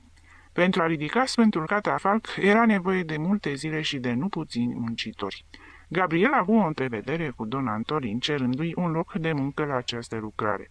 Putea să obțină 7 reali zilnic, timp de 2 săptămâni, și cu toate că fusese obișnuit să primească în alte timpuri salarii mari pentru munca sa, acum considera această retribuție drept un noroc neașteptat. Don Antolin protestă cu indignare. Gabriel era bolnav și nu trebuia să-și subrejească sănătatea cu eforturile pe care le cerea acest fel de muncă. Cum putea el, tot tușind și necându-se în fiecare clipă, să împlinească sarcina grea de a căra grinzi și a le asambla? Bolnavul îl liniști. Știa el ce înseamnă munca în catedrală. Totul se făcea pe înderete fără presiunea timpului. Muncitorii din serviciul bisericii muncesc cu un calm leneș și cu înțelepciunea aceea greoaie, ce pare să învăluie toate acțiunile religiei. Afară de aceasta, Vergea de Argint, cunoscându-i starea sănătății, îi va rezerva munca cea mai ușoară, va monta șuruburi și cuie de lemn, va aranja candelabrele de pe peron, va ordona draperiile. Avea încredere în el ca un om de gust care văzuse multe în călătoriile sale. Gabriel munci 2 săptămâni la monument. Perioada aceasta de relativă activitate se pare că îi prii puțin. Se mișca, se agita dând ordine tovarășilor săi de muncă. Se deplasa din biserică în claveriile superioare, acolo unde se păstra monumentul, și văzându-se plin de praf și cu membrele obosite din cauza acestui neîncetat dute vino, își făcea iluzia că este sănătos. În perioada aceasta de 2 săptămâni nu intră în casa pantofarului și aproape că îi pierduse din vedere pe toți tovarășii de discuții. Clopotarul și prietenii îl admirau. Un om atât de învățat muncea ca oricare altul dintre ei pentru a-și ajuta fratele. Doamna Tomasa l-a oprit într-o dimineață lângă grilajul grădinii. Avem știri, Gabriel, cred că știu unde se află pasărea noastră. Nu-ți spun nimic în plus, însă pregătește-te ca să-mi dea ajutor. În ziua când te vei aștepta mai puțin, o vei vedea în catedrală. Ridicarea monumentului îi luă sfârșit. Întreaga latură a bisericii între cor și poarta iertării era ocupată de arătoasa și masiva construcție. Toledanii alergau să admire, conform unui obicei devenit tradiție, peronul acoperit de șiruri dese de lumini, cu legionarii săi romani făcuți din alabastru și sprijiniți în lângii și cu perdeaua bogată cu nenumărate pliuri, care cobora de la boltă până la platforma monumentului. În Joia Sfântă pe înserate, Gabriel contempla amestecat în grupul credincioșilor opera la care, într-o oarecare măsură, contribuise și el. Catedrala surâdea în albeața ei imaculată, în ciuda vălurilor negre care acopereau imaginile și altarele. Vitralile luminoase estompau cu șuvoaiele lor de culori aspectul funebru al ceremoniei religioase. În cor, glasul unui tenor suspina lamentațiile și trilurile profeților orientali. Lamentațiile acestea se pierdeau fără eco în edificiul medieval, monument democratic al unei epoci, care a introdus în toate propagările sale religioase bucuria de a trăi la adăpostul zidurilor, în timp ce moartea și dezolarea străbăteau câmpiile. Gabriel simți că e tras de vestă și, întorcându-se, o văzu pe grădinăreasă. Vino, nepoate, o avem printre noi. Te așteaptă în galerie." Ieșind, doamna Tomasa îi arătă o femeie rezemată de socul de piatră al grădinei, ghemuită, învelită într-un șal uzat, cu bazmaua pusă peste ochi. Gabriel nu ar fi recunoscut-o niciodată. Își amintea obrăjorul ei trandafiriu din anii din urmă și îi privea acum cu uimire, fața ofilită, osoasă, cu pomeții ieșiți în afară, urechile mari și niște sprâncene rădite, cu ochii încă frumoși, însă șterși și de o opacitate supărătoare. Totul arăta la ea mizeria și descurajarea. Fusta era confecționată dintr-un material de vară și sub ea apăreau niște cizme mult mai mari decât picioarele. "Fată, salută-l," spuse bătrâna. "Este unchiul tău, Gabriel. Pâinea lui Dumnezeu, în pofida nesăbuințelor sale. Lui îi datorezi faptul că te-am căutat." Grădinărea se împingea pe Sagrario spre unchiul său, însă tânăra, ținându-și privirea în jos, îndoindu-și spatele și dându-se înapoi, făcea impresia că nu ar putea suporta prezența unui individ din familia sa. Își acoperi fața cu șalul mizer, ascunzându-și lacrimile. Mătușă, să mergem acasă, spuse Gabriel. Fata asta nu se simte bine aici. Și o lăsară pe tânără să treacă pe scara galeriei, înaintea lor, și ea urca cu capul acoperit, fără a privi, ca și cum picioarele mergeau instinctiv, călcând pe acele trepte. Am sosit azi dimineață de la Madrid, spuse grădinărea sa în timp ce urcau. Am găzduit-o într-un han pentru a o putea aduce la catedrală pe înserat. Este ora cea mai potrivită. Esteban se află în cor și tu vei avea timp să aranjezi lucrurile. Am stat pe acolo 3 zile. Vai, Gabriel, fiul meu, ce lucruri am văzut, în ce loc se afla această sărmană micuță. Ce infernul există pentru bietele femei și se mai afirmă că suntem creștini. Suntem niște demoni. Trebuie să mulțumesc faptului că am cunoștințe în capitală și care m-au ajutat. Oameni de vază ce au stat cândva în catedrală și-și aduc aminte de grădină rasă, pentru că am avut nevoie de toate, până și de bani, pentru a o scăpa pe această nefericită din ghearele diavolului. Galeria superioară era pustie. Ajungând la ușa locuinței familiei Luna, tânăra, care se trezise din mersul ei somnolent, se dădu apoi cu o expresie de teroare, ca și cum înăuntru locuinței o aștepta un mare pericol. Intră, femeie, intră," spuse mătușa. Este casa ta. Odată trebuia să te întorci." Și o împinse până ce o obligă să treacă pragul. Înăuntru, în micul salon de primire, plânsetul ei încetă. Privi în jur cu uimire, speriată fără îndoială că ajunsese aici. Privea totul cu stupefacție, mirată că fiecare obiect se află la locul său ca în urmă cu 5 ani, ceea ce o făcea să se îndoiască acum că acest timp într-adevăr se scursese. Nimic nu se schimbase în acea mică lume, ce părea pietrificată la umbra catedralei. Ea era aceea care, părăsind-o în plină tinerețe, revenea îmbătrânită și bolnavă. Între cele 3 persoane dăinui o lungă tăcere. Camera ta, Sagrario, spuse în cele din urmă Gabriel cu duioșie în glas. Este la fel cum ai lăsat-o. Intră în ea și să nu ieși până ce nu te chem eu.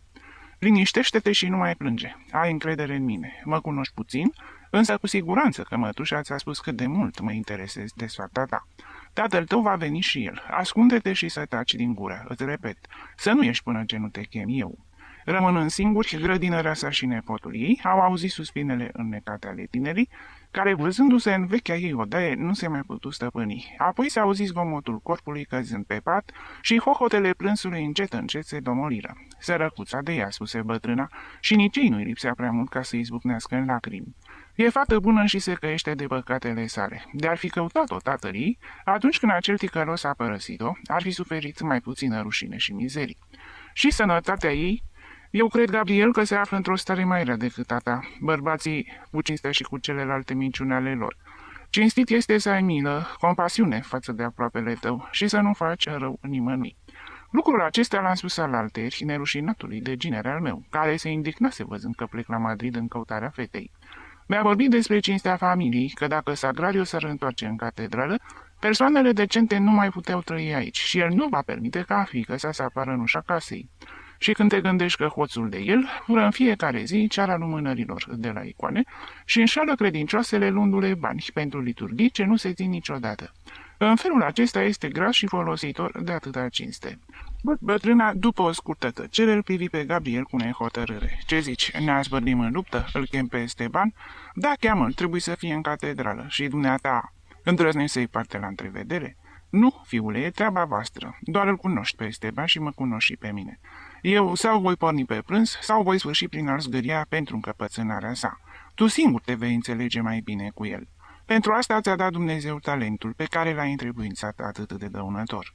Bătrâna plecă și Gabriel rămăsese singur mai mult de jumătate de oră, privind pe geam înăstirea părăsită. Catedrala era mai tăcută ca de obicei. Sărbătoarea ce avea loc în fiecare an învăluia tribul sacerdotal într-o ambianță de tristețe mai intensă decât cea din interiorul bisericii. Copiii claveriilor și femeile se aflau jos, contemplând momentul. Locuințele păreau părăsite. Gabriel văzut trecând prin fața ferestrei pe fratele său, care apoi apăru la ușă. Ce dorești, Gabriel, dragă? Ce s-a întâmplat?" Mătușa m-a alarmat spunându-mi să vin la tine. Nu te simți bine?" Așează-te, Esteban. Mă simt bine. Liniștește-te." Vergea de lemn luă loc, privind cu mirare pe Gabriel. Îl alarma seriozitatea lui inexplicabilă, tăcerea prelungită, în care părea să-și ordoneze gândurile, ca și cum nu știa cum să înceapă. Vorbește, omule, dă-i drumul odată. Știi că și așa trăiesc într-o stare de încordare. Frate, spuse Gabriel cu gravitate, știi prea bine că am respectat acest secret al vieții tale, de care m-am izbit din clipa în care am revenit aici. Mi-ai spus fata mea care a murit și ți-ai explicat dorința ca niciodată să nu-ți vorbesc de ea. Și pot să recunoști că nu m-am atins nici măcar cu cea mai neînsemnată aluzie de această veche rană a ta. Bine, și ce vrei să zici cu asta?" spuse Esteban, întorcând trist spatele la auzul acestor cuvinte. Pentru ce îmi vorbești într-o asemenea zi sfântă ca cea de azi despre lucruri ce-mi dăunează? Esteban, nu este ușor să ne înțelegem dacă stărui în prejudecățile tale. Nu te încrunta. Ascultă-mă liniștit. Nu te lăsa îmboldit de idei de felul acelora care pe vremuri i-au condus pe bunicii și străbunicii noștri. Fii bărbat și procedează conform propriilor tale gânduri. Tu și cu mine avem credințe diferite. Las deoparte cele religioase care sunt pentru tine o mângâiere. Și știi prea bine că pe ale mele le trec sub tăcere pentru a nu face aici viața imposibilă. Însă, lăsând acestea, tu crezi că familia este opera lui Dumnezeu? O instituție de origine supranaturală, iar eu cred că este o justiție omenească bazată pe nevoile speciei. Pe cel care se sustrage legilor familiei, care dezertează de la datoria sa, tu îl condamni pentru totdeauna, îl pedepsești la moarte prin uitare. Eu îl compătimesc și îl iert. Onoarea o înțelegem în mod diferit. Tu reprezinți onoarea castiliană. Acea onoare tradițională și barbară, mai crudă și mai funestă decât însăși dezonoarea. O onoare teatrală, ale căror impulsuri nu pornesc niciodată din sentimente umane, ci din teama a ceea ce vor spune alții, din dorința de a apărea foarte nobil și foarte demn în ochii celorlalți, mai degrabă decât în fața propriei tale conștiințe. Pentru soția adulteră, moartea, crima răzbunătoare.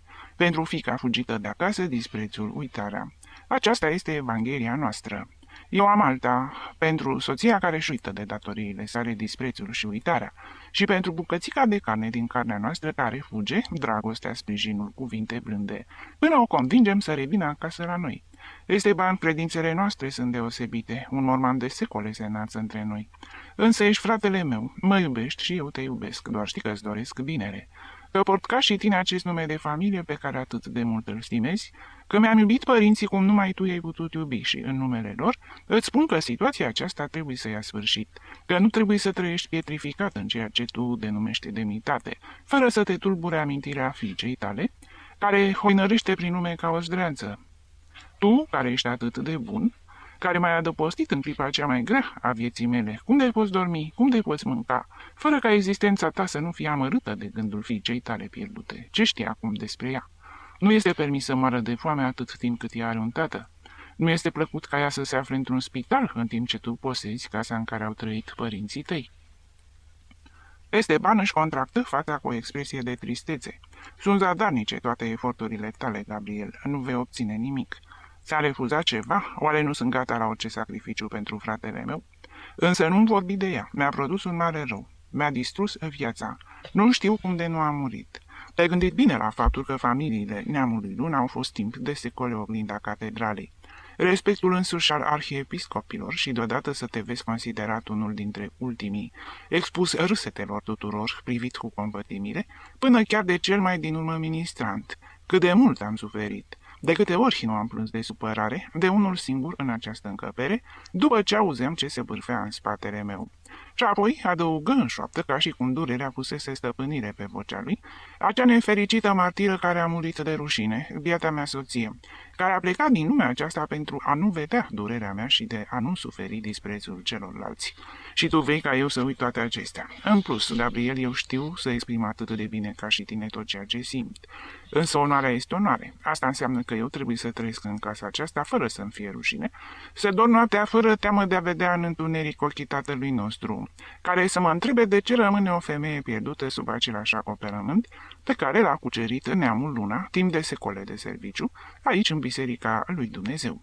Asta înseamnă că trebuie evitat ca lumea să râdă de familia noastră, să spună mereu doar acești Luna, ce nefericiți sunt, însă să nu spună niciodată că acești Luna sunt o familie lipsită de rușine.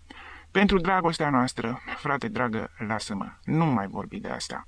Nenorocitele astea de doctrine ți-au otrăvit sufletul. Nu numai că nu crezi în Dumnezeu, dar nici măcar în onoare. Și ce înseamnă oare onoare? Spuse Gabriel înflăcărându-se. Nici tu nu știi. Onoarea este onoare. E bine, copiii sunt copii. Tu, om cu preocupări, nu ajungi să înțelegi ce anume sunt aceste ființe, că ele sunt continuarea proprii noastre existențe. Religia ta îi consideră pe copii drept un fruct al lui Dumnezeu și cu toate acestea tu crezi că ei vor fi mai buni și mai desăvârșiți, dacă pe aceste ființe le tragi de părșile blestem.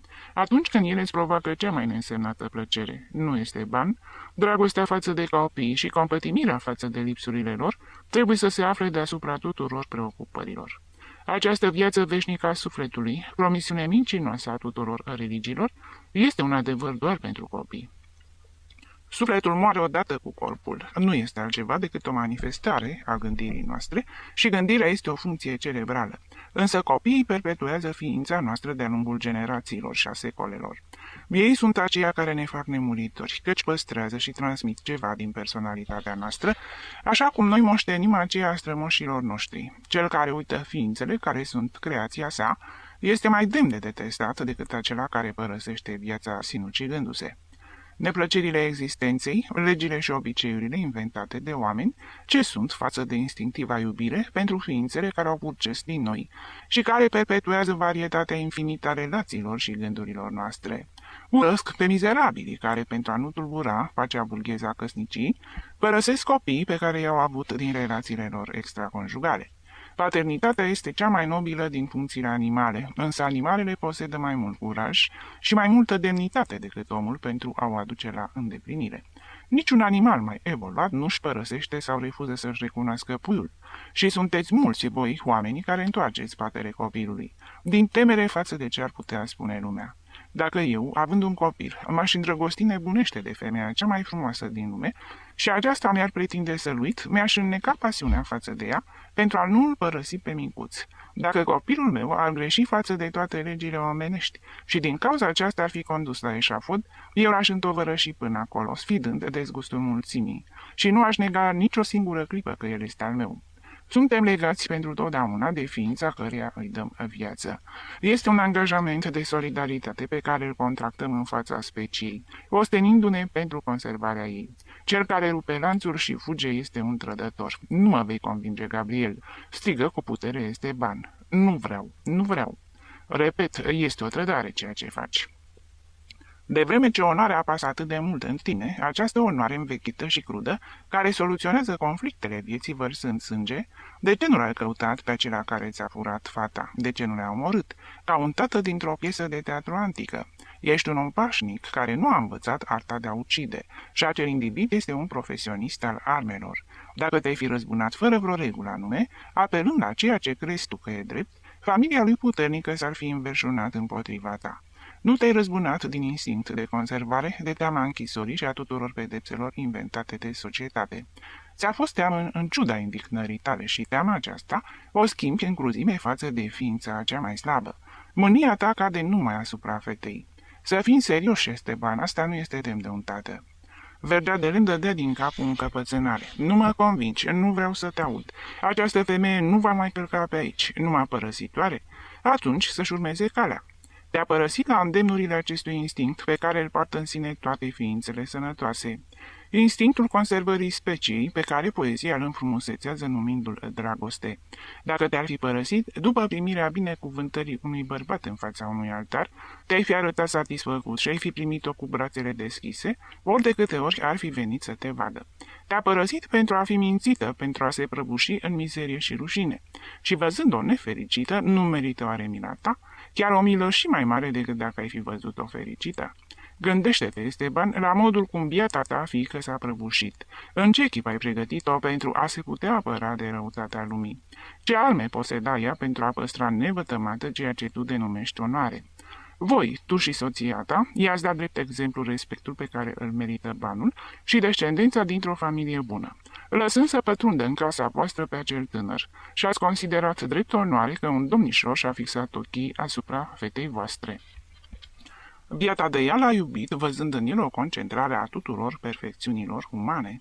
Când au apărut inevitabilele rezultate ale inegalității sociale, ea nu a mai vrut să renunțe. Are una din acele naturi nobile care se răzvrătesc împotriva prejudecăților lumii, Chiar cu riscul de a suferi toate amărăciunile revoltei, și-a căzut învinsă. Pe cine putem învinovăți? Ignoranța sa, vieții sale izolate de lume, pe voi care nu ați învățat-o nimic și care, orbiți de ambiție, ați lăsat-o să viseze la marginea prăpastiei, pe toți în afară de ea, nefericita. A plătit cu vârf și îndesat în nobila sa sfidare a prejudecăților sociale. A murit într-o luptă socială, un cadavru ce trebuie ridicat, și tu, care ești tatăl ei, trebuie să fii primul a împlini această operă de justiție. Esteban, cu capul în jos, continua să nege îndărătnic. Frate, spuse Gabriel cu oarecare solemnitate, dacă văd că te încăpățânezi cu atâta tenacitate în refuzul tău, nu-mi rămâne altceva de făcut decât să-ți spun un lucru. Dacă fiica ta nu vine, plec eu. Fiecare are scrupulele sale. Tu ai teamă de bârfelile lumii. Mie mi-e teamă de mine însumi, de ce îmi va reproșa conștiința în clipele mele de singurătate. Din clipa în care sunt oaspetele tău, nu încete să mă gândesc la fiica ta. Din clipa în care am aflat cele întâmplate în casa aceasta, mi-am propus ca nefericita victimă să se înapoieze la tine. Nu vrei să revină? Atunci eu sunt acela care va pleca. Aș fi un hoț dacă aș mânca pâinea ta, în timp ce o ființă care este carne din carnea ta suferă de foame și dacă m-aș lăsa îngrijit, în timp ce această nefericită trăiește poate mai rău decât mine și nu întâlnește în lume o mână întinsă care să o susțină. Dacă ea nu se înapoiază, eu nu mai sunt fratele tău. Sunt un intrus care uzurpă partea de dragoste și de bunăstare ce se cuvine unei alte ființe. Frate, fiecare are morala sa. A ta este cea predată de preoți. A mea am creat-o eu însumi și cu toate că este mai puțin arătoasă, ți-ar putea să fie mai inflexibilă. Și în numele moralei mele îți spun, Esteban, fratele meu, sau fiica ta vine sau plec și eu. Mă voi întoarce în lume pentru a fi prigonit ca un animal turbat, pentru a ajunge la spital, la închisoare, a muri ca un câine în șanțul unei șosele. Nu știu ce se va întâmpla cu mine. Singurul lucru pe care îl știu cu adevărat este că mâine voi pleca, chiar astăzi, pentru a nu profita nicio clipă în plus de ceea ce nu mi-aparține. Eu, care consider un furt și o nedreptate uzurparea bunurilor pământului de către o minoritate de privilegiați, nu pot profita cu bună știință de o bunăstare ce aparține prin drept natural unei alte ființe nefericite. Aș fi putut profita numai împărțind-o cu ea. Esteban se ridică în picioare cu un gest desnădăjduit. Dar, Gabriel, ești nebun, vrei să mă părăsești? Și o spui într-un mod atât de liniștit. Prezența ta aici reprezintă pentru mine singura bucurie a vieții mele după atâtea nenorociri. M-am obișnuit să te văd, simt nevoia să te îngrijesc. Ești singura mea familie. Înainte nu aveam nicio năzuință, trăiam lipsită de speranță. Acum am una singură. Să te văd sănătos și puternic și îmi spui cu atâta calm că pleci. Nu, nu vei pleca, asta mai lipsea. După fică, fratele, de m-ar ucide cineva odată să scap. Dumnezeul ia-mă cu tine. Și modestul servitor al catedralei își ridică brațele cu o expresie de rugăminte, în timp ce ochii se înnecau în lacrimi. Păstrează-ți calmul, Esteban, să stăm de vorbă ca doi bărbați, fără strigăte și plânsete. Uită-te la mine, sunt liniștit, dar să nu crezi că din cauza asta nu sunt hotărât să plec chiar astăzi, dacă nu asculți de rugămintea mea. Însă ea unde se află că pledezi cu atât de mare înfocare pentru ea? Întrebă Esteban. Ai văzut-o și ai vorbit? Se află în Toledo. Ai adus-o poate cu îndrăzneala ta de necredincios chiar aici în catedrală? Gabriel, văzându-l plângăresc și zdruncinat din cauza amenințării sale cu plecarea, crezu că a sosit clipa decisivă și deschise ușa camerei în care se afla Sagrariu. Vino, fată, cere iertare tatălui tău. Esteban văzu o femeie îngenunchiată în mijlocul camerei în care nu intra niciodată, de teamă să nu-i amintească cele întâmplate. Pe chipul lui se zugrăvi mirarea. Apoi își întoarse privirile spre Gabriel, ca și cum nu-și putea da seama cine este femeia. Ce farsă-i pregătise fratele său? Cu un gest brutal, se apropie, prinse mâinile femeii și le îndepărtă de pe obrazul ei, privind-o fix. Nici așa nu reuși să o recunoască. O privi multă vreme în mijlocul unei tăceri îndurerate. Puțin câte puțin, pe obrazul desfigurat de boală începu să deslușească vechile trăsături. În ochii lăcrămoși și lipsiți de gene văzu ceva ce îi reaminti privirea albastră a fiicei pierdute. Buzele învinețite, cu crăpături adânci, se mișcau tânguitoare, murmurând mereu același cuvânt, iertare, iertare. Mâinile se întinseră spre el. Văzând gestul, tatăl simți că îi se topește mânia. Ochii se împăienjeniră de o tristețe imensă, nimicitoare. Făcu câțiva pași înapoi cu spatele, până la ușa încăperii, urmat de tânăra care înainta în genunchi, întinzând mâinile spre el. Frate, foarte bine," spuse el cu descurajare. Ești mai tare decât mine, să se împlinească voia ta, să rămână pentru că o dorești tu, dar să nu o văd. Rămâneți. Voi pleca eu. 6. Mașina de cusuță cănea din zor și până noapte în casa familiei Luna. Acest zgomot metalic și ciocănitul pantofarului erau singurele manifestări ale muncii care tulburau liniștea sacră a galeriei superioare. Când Gabriel se dădea jos din pat la răsăritul soarelui, după o noapte de tuse violentă o și întâlnea pe Sagrario, pregătind mașina pentru munca de fiecare zi.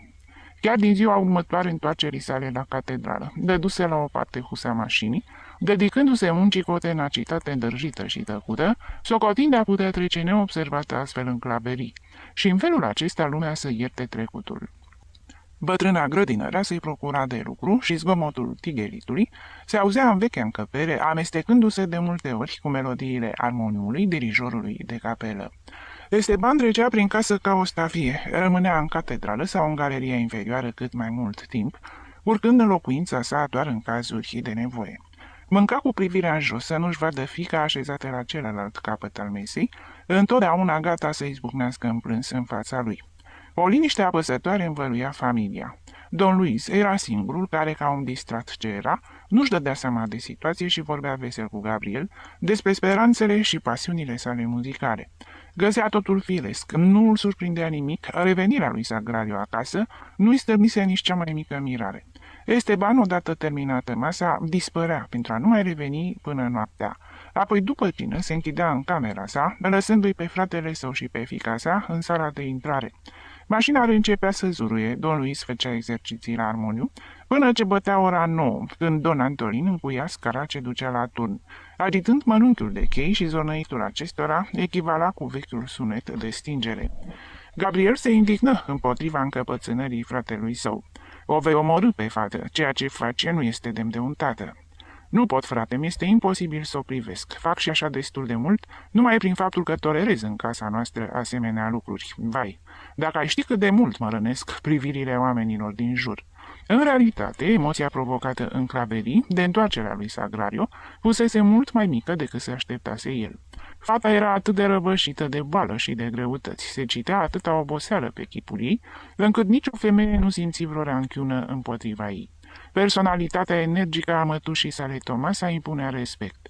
În plus, acele femei simple, cu pasiuni instinctive, nu puteau simți acum în fața chipului ei desfigurat acea invidie stârnită cu ani în urmă de frumusețea sa și logotna cu cadetul.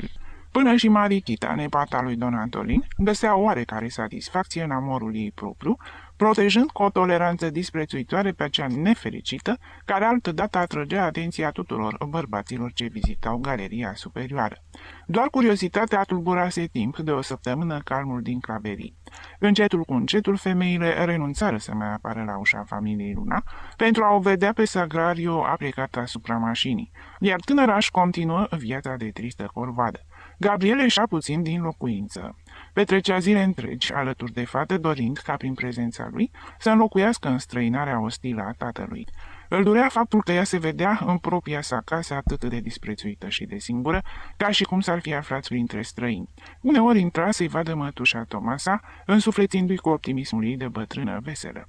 Îi făcea plăcere conduita nepoatei sale. Muncea mult pentru a nu fi o povară pe capul încăpățânatului ei tată, contribuind la întreținerea casei, fapt într-adevăr necesar. Însă pentru asta nu trebuia să se spetească muncind. Calm și cu voie bună, Tomasa spunea, va veni și o vreme mai însorită. Doar se afla și ea aici și va aranja ea toate lucrurile împreună cu îndrăcitul de Gabriel. Și trista încăpere se înveselea de râsetele și cuvintele sale optimiste de bătrână sănătoasă. Alteori, casa era invadată de prietenii lui Gabriel, care renunțau la reuniunile de la Pantofar. Nu puteau suporta absența lui Luna, simțeau nevoia să-l audă, să-l consulte și chiar Pantofarul, când nu avea ceva urgent de terminat, își părăsea măsuța și mirosind aclei cu șortul împăturit la centură și capul acoperit de batiste aranjate în formă de turban, venea să se așeze alături de mașina lui Sagrario. Tânăra își fixa cu admirație ochii triști asupra unchiului ei. De mică și auzise părinții vorbind, întotdeauna cu un oarecare respect, de acea rudă extraordinară ce cutreiera țări îndepărtate. și l-amintea ca o umbră ușoară în perioada iubirii ei amețitoare, când el petrecuse câteva zile la catedrală mai înainte de a se stabili la Barcelona, uimindu-i pe toți cu relatările călătoriilor sale și cu obiceiurile sale de străin. Acum îl vedea din nou îmbătrânit, bolnav ca și ea, însă exercitând asupra celor ce îl înconjurau o fascinație totală prin cuvintele sale ca o muzică supranaturală pentru lumea aceea cu suflet împietrit. Copleșită de necazurile ei, Sagrario nu avea altă bucurie decât să-l asculte pe Gabriel. Gabriel reprezenta lumea modernă care, timp de ani îndelungați, nu pătrunsese în catedrală și, în sfârșit, se insinua acum, uimind, zguduind din temelii un pumn de ființe care încă mai trăiau în secolul al XVI-lea. Apariția lui Sagrario stârnise în viața lui Gabriel o oarecare schimbare. Era mai comunicativ, uitase de rezerva pe care și-o impusese, refugiindu-se în sânul de piatră al bisericii. Nu mai făcea eforturi de a tăcea, ascunzându-și gândurile. Prezența fetei părea să-l însuflețească, trezind vechea sa ardoare de propagandist. Prietenii vedeau un Gabriel mai dornic să le împărtășească gândurile, vederile lipsite de prejudecăți care le zdruncinau convingerile încremenite și le tulbura în multe nopți somnul. Vorbeau, discutau, consultându-l ca să-și poată limpezi ideile confuze, iar peste glasul acelor oameni se distingea zgomotul mașinii de cusut, mereu activă ca un ecou al muncii universale care agita lumea, în timp ce calmul neantului își împrăștia liniștea prin măruntaiele de piatră ale templului. Toți oamenii aceia, obișnuiți cu ritmul bisericii, domnul regulat, liniștit și cu intervale mari de odihnă, admirau activitatea neobosită a lui Sagrario. Te vei distruge, fetiță, îi zicea bătrânul mânuitor al burdufurilor orgii. Cunosc bine ce înseamnă munca, ceva asemănător fac și eu, tot umflând fără încetare burdufurile. Iar când se întâmplă să fie o liturghie cu multă muzică, cum îi plac lui Don Luis, ajung să urăsc orga și pe cel care a inventat-o, căci înfrâng brațele. Munca, spuse cu enfază clopotarul, este o pedeapsă a lui Dumnezeu. Îi cunoașteți doar originea, pedeapsa veșnică pe care Dumnezeu a impus-o primilor noștri părinți, când i-a izgonit din paradis. Este un lanț pe care îl vom târî în permanență. Nu, domnule, replică pantofarul. Munca este cea mai mare dintre virtuți, așa cum am citit în ziare. Nu este o pedeapsă. Lenea este mama tuturor viciilor, iar munca e o virtute. Nu este așa, domn Gabriel? Și cizmarul privea pe dascăl, așteptându-i cuvintele cu aceeași neliniște pe care o are însetatul care așteaptă apă. Munca, spuse Gabriel, nu este nici pedeapsă, nici virtute. Este o lege aspră căreia îi suntem supuși pentru propășirea personală și a specii umane. Fără muncă nu ar fi existat civilizație. Și cu aceeași intonație patetică cu care în alte vremuri emoționa mulțimile în întrunirile de protest împotriva structurii societății, el descria acele jumătăți de duzină de bărbați și triste croitorese care își oprea mașina pentru a-l asculta, măreția muncii universale care în fiecare zi se sforța să învingă pământul pentru a-l obliga să dea hrană oamenilor. Era o luptă de 24 de ore zilnic, cu forțele oarbe ale naturii. Armata muncii se desfășura pe întreg globul. Zgâria continentele, escalada insulele, brăzdea marea, cobora în măruntaiele solului. Cât de mulți erau soldații, cine putea să-i numere? Milioane și milioane. La început de zi nimeni nu lipsea la apel. Pierderile erau înlocuite, golurile pe care le produceau mizeria și nenorocirea în rândurile lor erau umplute imediat, abia de se întrevede răsăritul soarelui. Coșul fabricii își împrăștie fumul, ciocanul sparge piatra, pila mușcă metalul, plugul zgârie pământul. Se aprinde cuptorul, pompa își mișcă pistonul. Secura răsună în pădure, locomotiva alergă printre răbufniri de aburi, macaraua scârțe în port, vaporul despică valurile și în siajul său se clatină barca de pescuit, târându-și năvoadele. Nimeni nu lipsește la apelul muncii. Toți alergă împinși de teama foamei, sfidând pericolul, neștiind dacă seara vor ajunge acasă, dacă soarele care se înalță peste capetele lor nu răsare pentru ultima dată în viața lor. Și această concentrare zilnică de forțe umane are loc la prima licărire a zorilor în toate părțile lumii, acolo unde oamenii s-au adunat, formând așezări și constituind societăți, sau unde trăiesc în izolare, putându-se baza doar pe propriile lor puteri. Ciorlitorul sparge piatra cu ciocanul și, îmbingând-o, se otrăvește înghițind praful format din invizibile particule. Fiecare lovitură ia cu ea o bucățică din viața lui.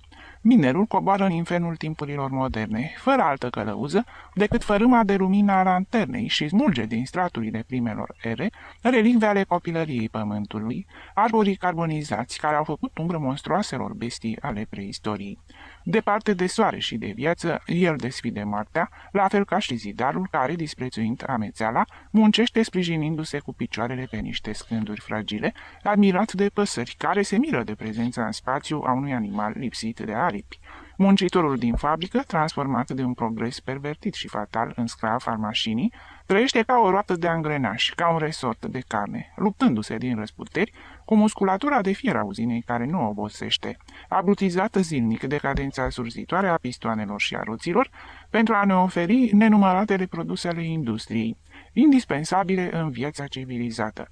Și aceste milioane și milioane de oameni care susțin existența societății, care luptă pentru ea cu forțele naturii oarbe și crude, și în fiecare dimineață revin la luptă, văzând în acest monoton și continuu sacrificiu singura misiune a existenței lor, formează familia imensă a salariaților, trăind din prisosurile unei minorități privilegiate, mulțumindu-se pentru a subzista cu cantități neînsemnate pe aceia care le disprețuiesc și supusă celui mai înjositor tip de remunerare, fără speranța de a putea economisi și de a se elibera vreodată.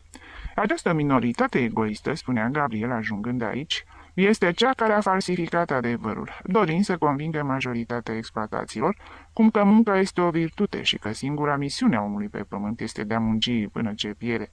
Morala aceasta, inventată de mari capitaliști, face abuz de știință, afirmând că trupurile se mențin sănătoase numai dacă se dedică muncii și că inactivitatea este mortală. Însă trec sub tăcere ceea ce știința arată mai departe, și anume că munca excesivă distruge oamenii cu o repeziciune infinit mai mare decât dacă ar fi trăit fără efort. Firesc ar fi să spună în mod cinstit că munca este o necesitate dureroasă pentru păstrarea vieții, însă să nu afirme că este o virtute, căci odihna și dulcea inactivitate sunt mai plăcute omului și tuturor animalelor decât mișcarea și oboseala. Povestea paradisului, sentința Dumnezeului biblic, impunând pedeapsa de a asuda pentru a-ți câștiga existența, arată că în toate timpurile morala naturală a considerat odihna ca starea cea mai plăcută omului și că munca trebuie considerată ca un rău indispensabil pentru existență, dar rău totuși. Potrivit instinctului de conservare, omenirea ar fi trebuit să muncească numai pentru existență.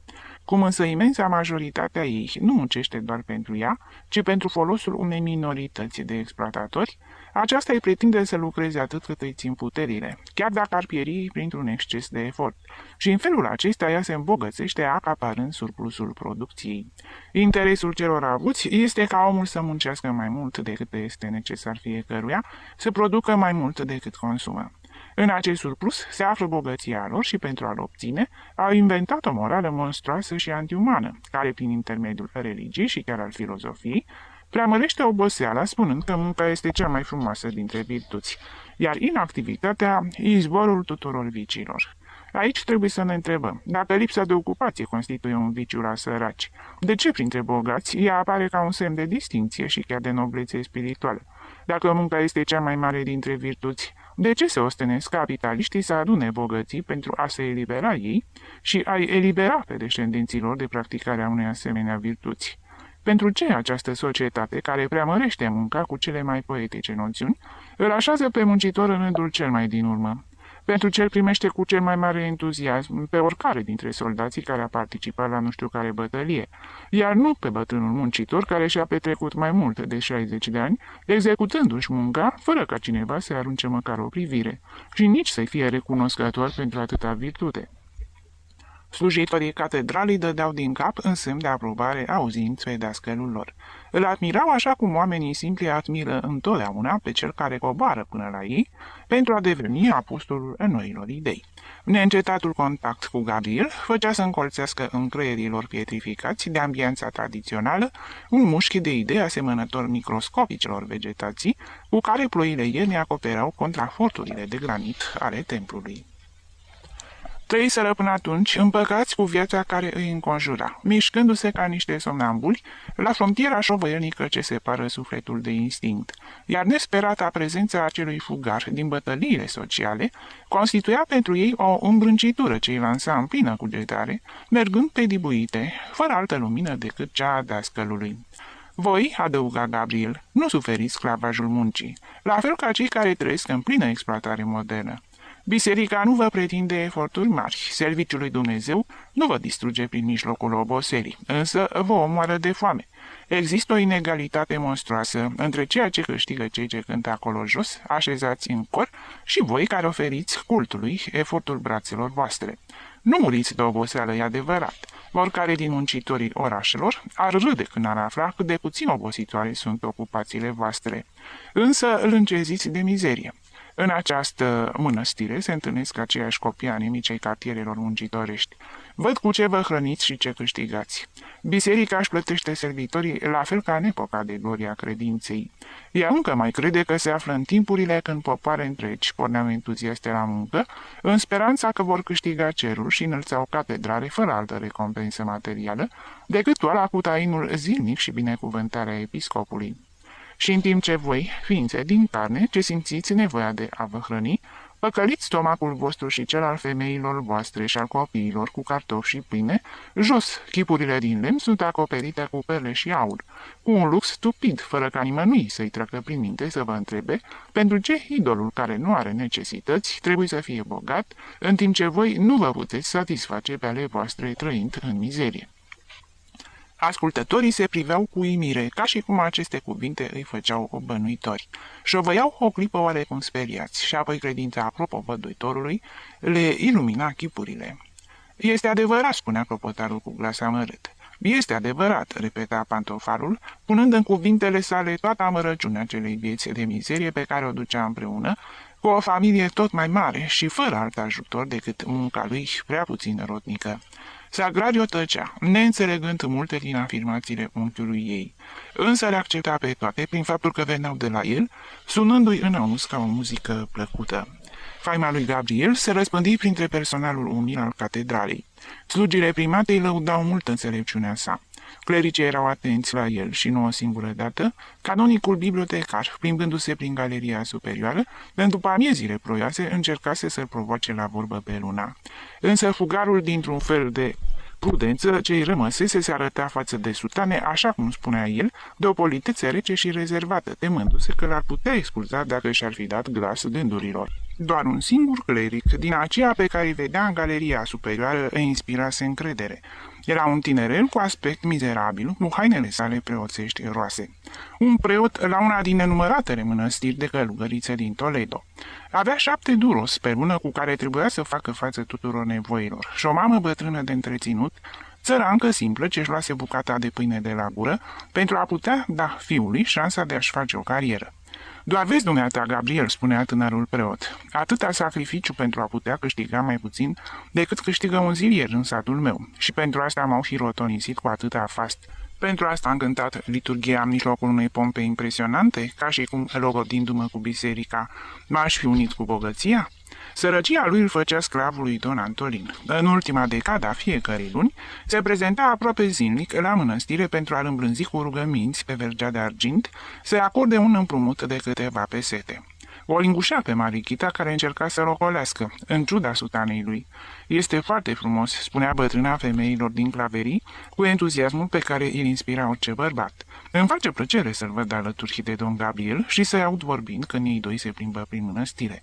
Par 2 domni. Mama lui a dat numele de Martin, fără îndoială pentru că se aseamănă cu Sfântul Martin al acelui pictor pe care îl numea El Greco și care se află în nu-mi amintesc care parohie.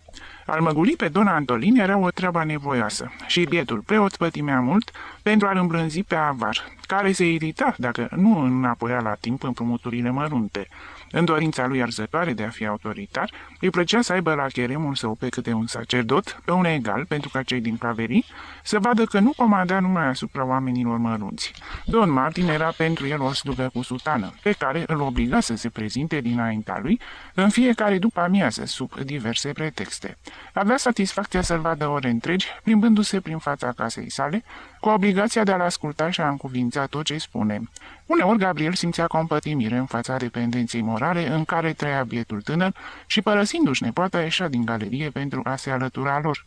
Prietenii nu întârziau să-l caute și întâi clopotarul, apoi suflătorul la orgă, apoi paracliserul, îngrijitorul de câini sau pantofarul, se alăturau grupului al cărui nucleu era Don Antolin.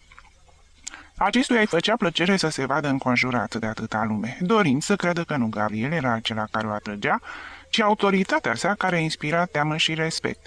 Nerecunoscându-l decât pe luna drept egal, se adresa numai acestuia, ca și cum ceilalți nu aveau altă obligație decât de a-l asculta în tăcere.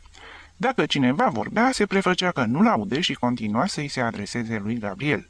Marichita, de la ușa casei sale, înfofolită în pelerină, îi urmărea cu privirea, împătășindu-se parcă din respectul ce se arăta unchiului ei, pe care îl vedea înconjurat de toți, cei ce îl însoțeau în timpul plimbărilor sale prin galerie. Apropierea atâtor bărbați părea să o amețească. Unchiule, domn Gabriel, spunea ea cu glas alintat, intrați în casă. Înăuntru vă veți simți mai bine. Gândiți-vă, cu toate că este soare. După amiaza pare rece. Însă unchiul nu dădea atenție acestor cuvinte și continua să se plimbe pe lângă galeria scăldată în soare, vorbind bombastic pe tema lui preferată, despre sărăcia de azi a catedralei și grandoarea ei de altădată. Această galerie în care ne aflăm, spunea, vedeți dumneavoastră că a fost edificată să servească de refugiu oamenilor laici și umili care o locuiesc astăzi? Nu, domnule, biserica, cu toată generozitatea ei, nu ar fi înălțat aceste locuințe, cu colonadele și curțile sale interioare, pentru oameni ca al de vergea de lemn, paracliser, etc. Această galerie, care trebuia să fie tot atât de mare și de frumoasă ca cea de jos, a început-o marele cardinal Cisneros.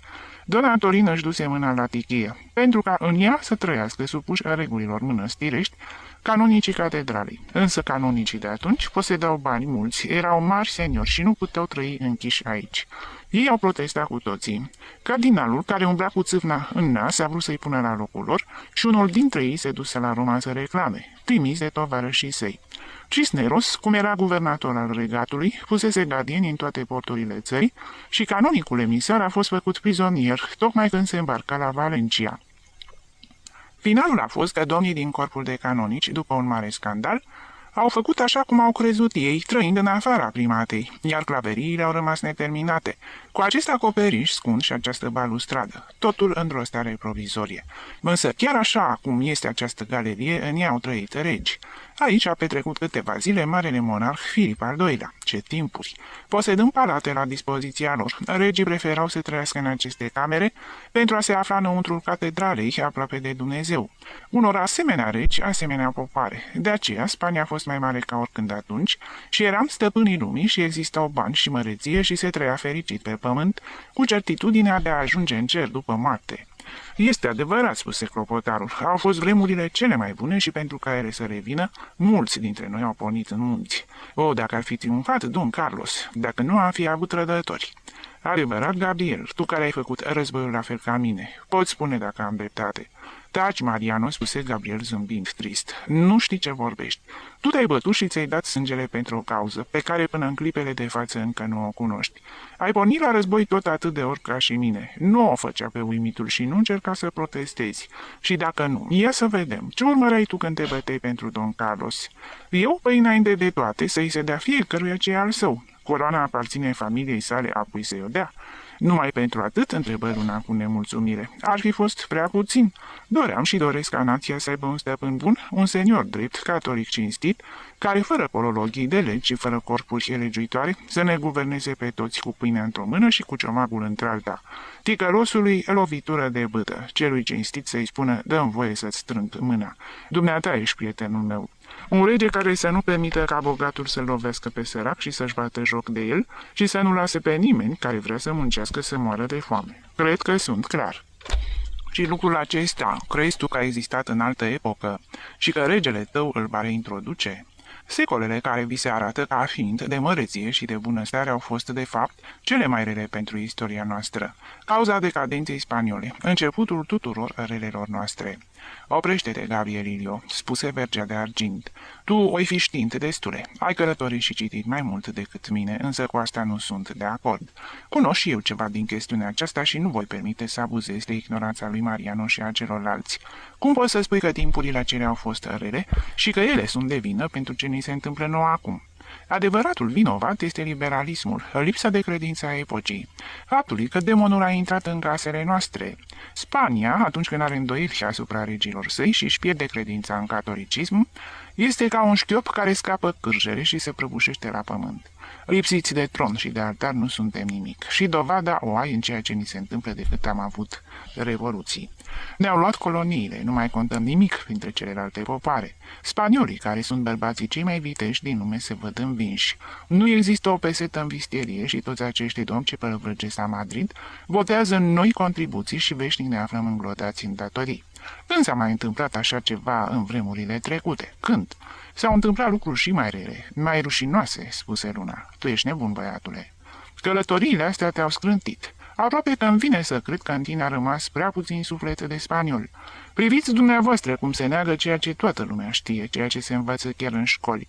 Și regii catolici nu reprezentau nimic. Nu ai nevoie de cărți ca să știi toate astea. Intră în cor și vei vedea în staruri toate bătăliile pe care monarhii religioși le-au câștigat în fața maurilor cu ajutorul lui Dumnezeu. Au cucerit Granada și i-au gonit pe păgânii care ne-au ținut 7 secole în barbarie. Apoi a urmat descoperirea Americii. Cine putea să îndeplinească această operă? Noi și nimeni alții. Acea bună regină care și-a manetat bijuteriile pentru ca binecuvântatul Columb să-și realizeze călătoria. Faptele astea cred că nu ai să le negi și împăratul Carlos al V-lea. Ce îmi poți spune despre el? Cunoști un om mai extraordinar? I-a bătut pe toți regii din Europa. Jumătate de lume îi aparținea. Soarele nu apunea niciodată pe domeniile sale. Spaniolii erau stăpânii pământului. Asta cu atât mai puțin poți să o negi, ca să nu pomenim nimic despre domn Felipe al II-lea, un monarh atât de înțelept, atât de viclean, încât făcea să joace după gustul său pe toți regii Europei, ca și cum i-ar fi tras din sfori. Toate acestea pentru gloria Spaniei și măreția religiei. Despre victorii și despre măreții să nu mai vorbim. Dacă tatăl său a învins la Pavia, el nimicea dușmanii în Saint-Quentin. Și ce îmi spui de Lepanto? Jos în sacristie sunt păstrate drapelele corăbii pe care se afla Juan de Austria. Tu le-ai văzut.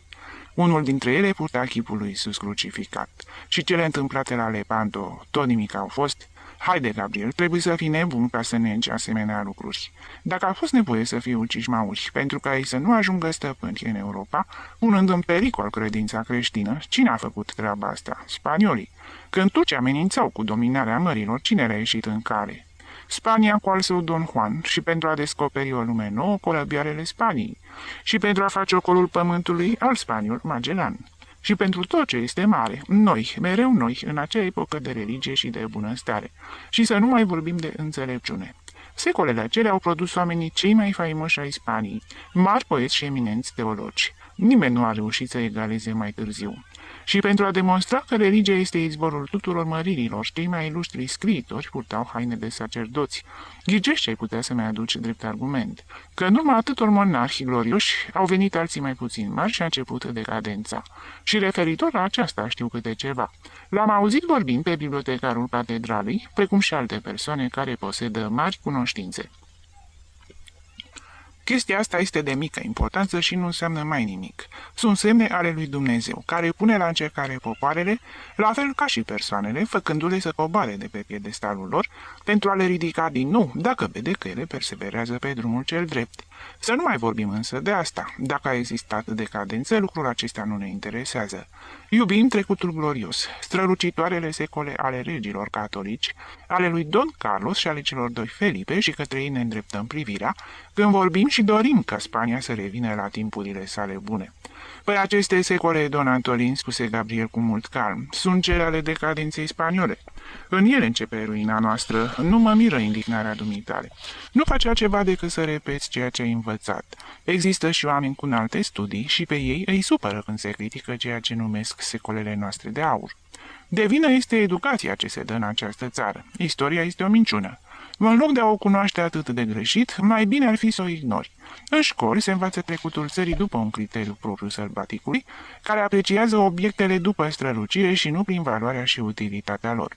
Spania a fost mare și s-a aflat pe drumul de a fi prima națiune din lume prin merite pozitive și solide, pe care nu le-a putut zdruncina întâmplările războiului și ale politicii. Însă asta a avut loc înaintea acestor secole pe care dumneata le preamărești. Înaintea monarhilor străini, în evul mediu, care îndreptățeau multe speranțe, risipite apoi odată cu consolidarea unității naționale. Evul nostru mediu a produs un popor cult, harnic și civilizat ca niciun altul din lume. În el s-au adunat materialele pentru a construi o națiune mare. Însă au sosit arhitecți și a ridicat acest edificiu, ai căror primi ani de existență te uimesc pe dumneata prin strălucirea noului, însă prin a căror ruini pășim acum. Gabriel, în înfocarea discuției, uitase de orice prudență.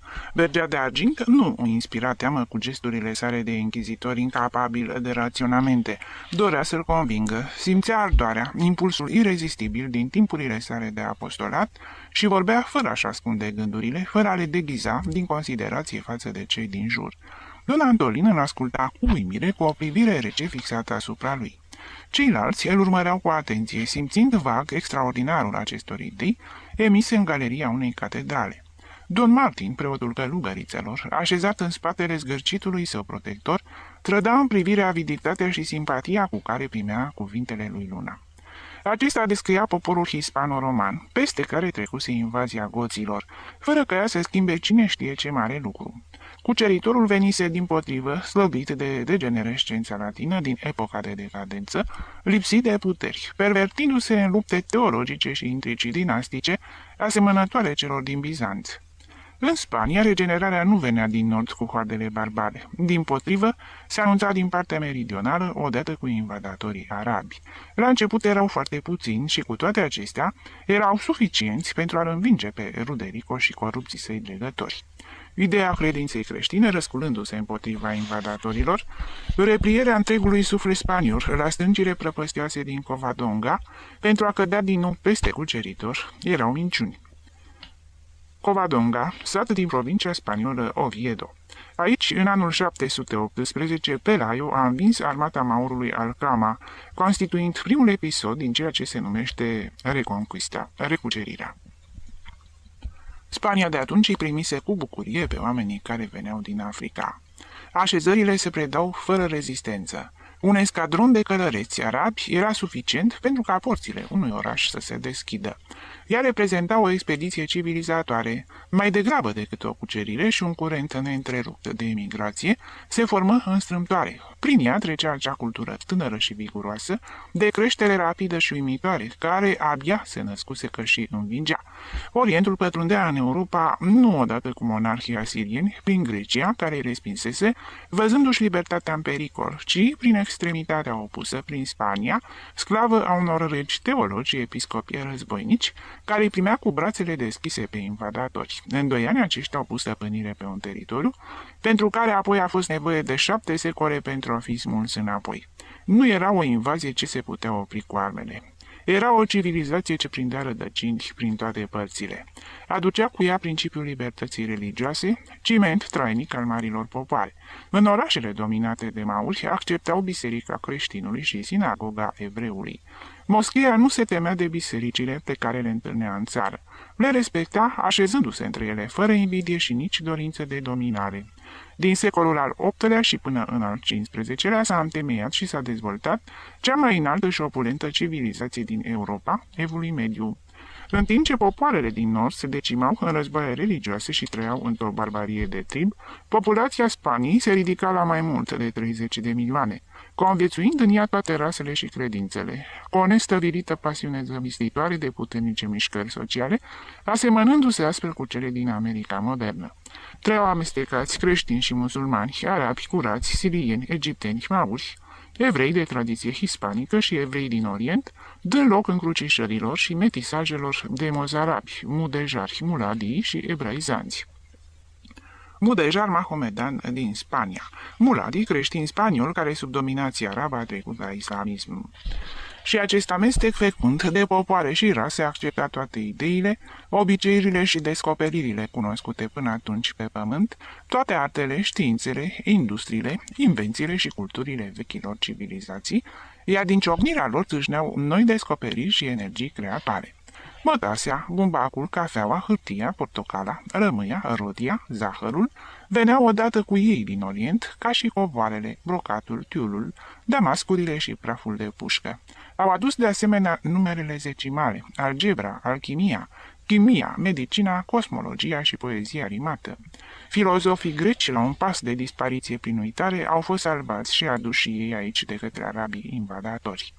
Aristotel a început să domnească în faimoasa universitate din Cordoba. S-a născut spiritul cavaleresc printre arabii spanioli, însușit apoi de războinicii din nord și socotit drept o calitate a popoarelor creștine.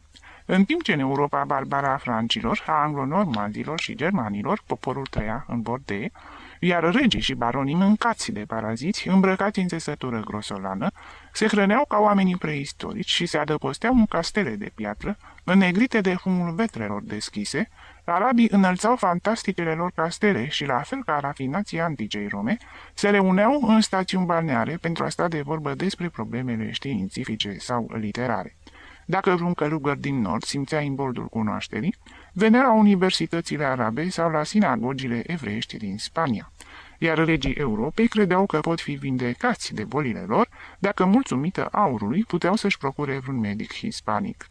Și când încetul cu încetul elementul autohton se separă de invadator și se nasc comunitățile, creștină și arabă, dacă după neîntrerupta încrucișare de sânge se poate stabili o limită între cele două rase și acestea se războiesc în mod cavaleresc, fără a se extermina după victorie, stimându-se reciproc, urmează mari intervale de pace, ca și cum ar fi dorit să întârzie clipa definitivei ruperi.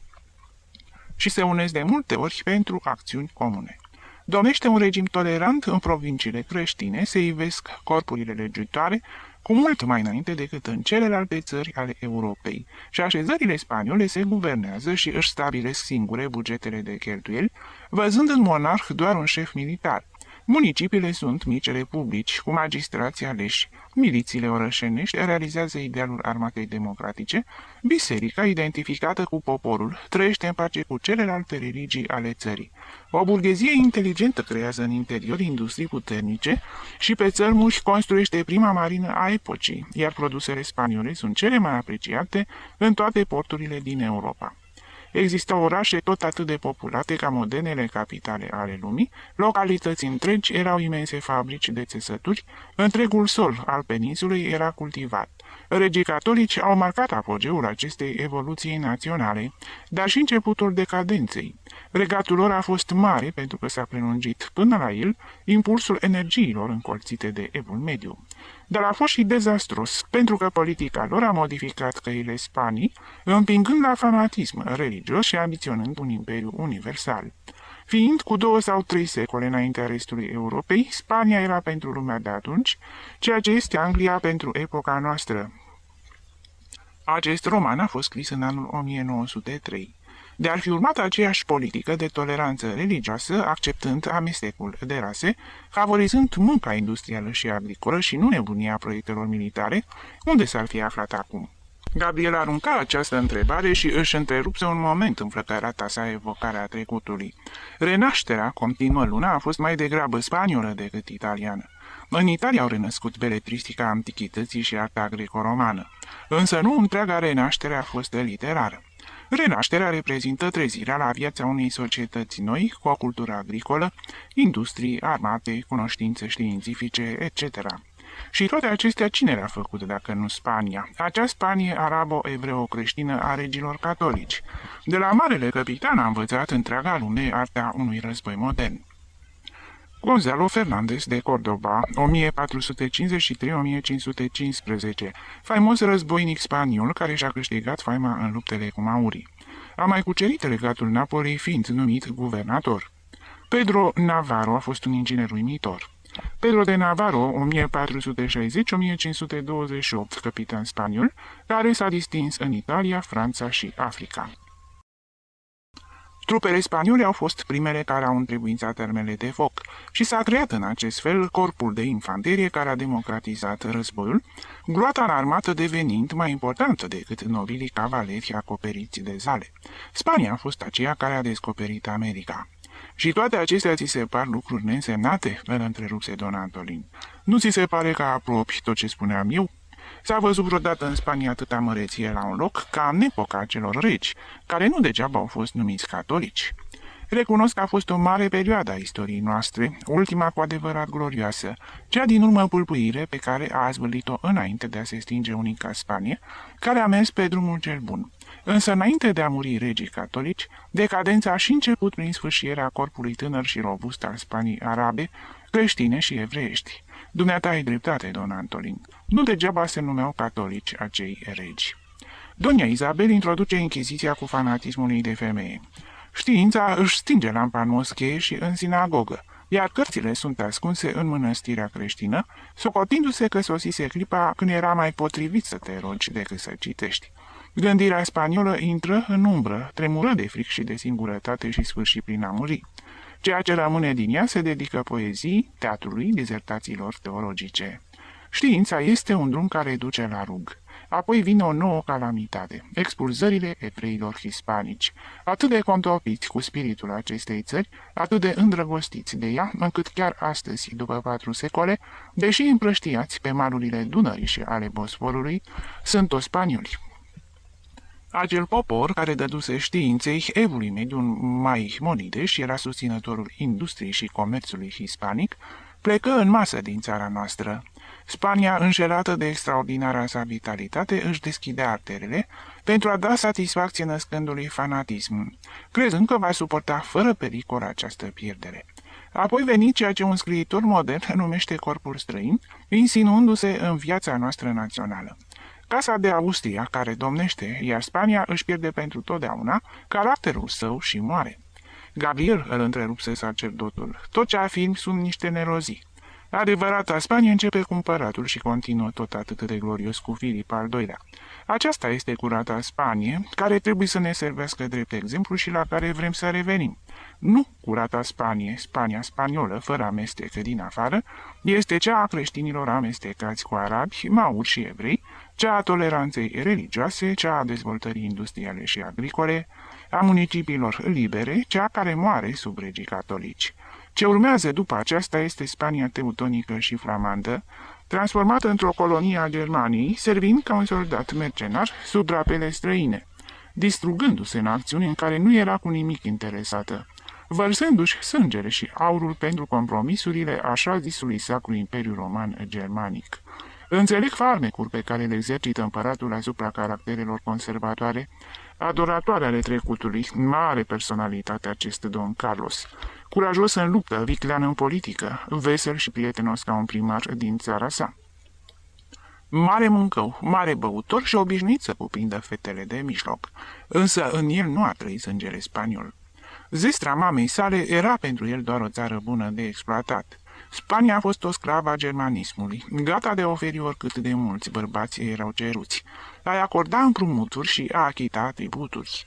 Ardoarea plină de o viață exuberantă în acest pământ de cultură hispano-arabă, timp de secole oslăiește nordul în mai puțin de 100 de ani. Dispar municipiile libere. Apărătorilor urcă pe eșafod în Castilia și la Valencia. Spaniolul părăsește plugul și războiul de țesut pentru a alerga prin lume cu arhebusa pe umăr.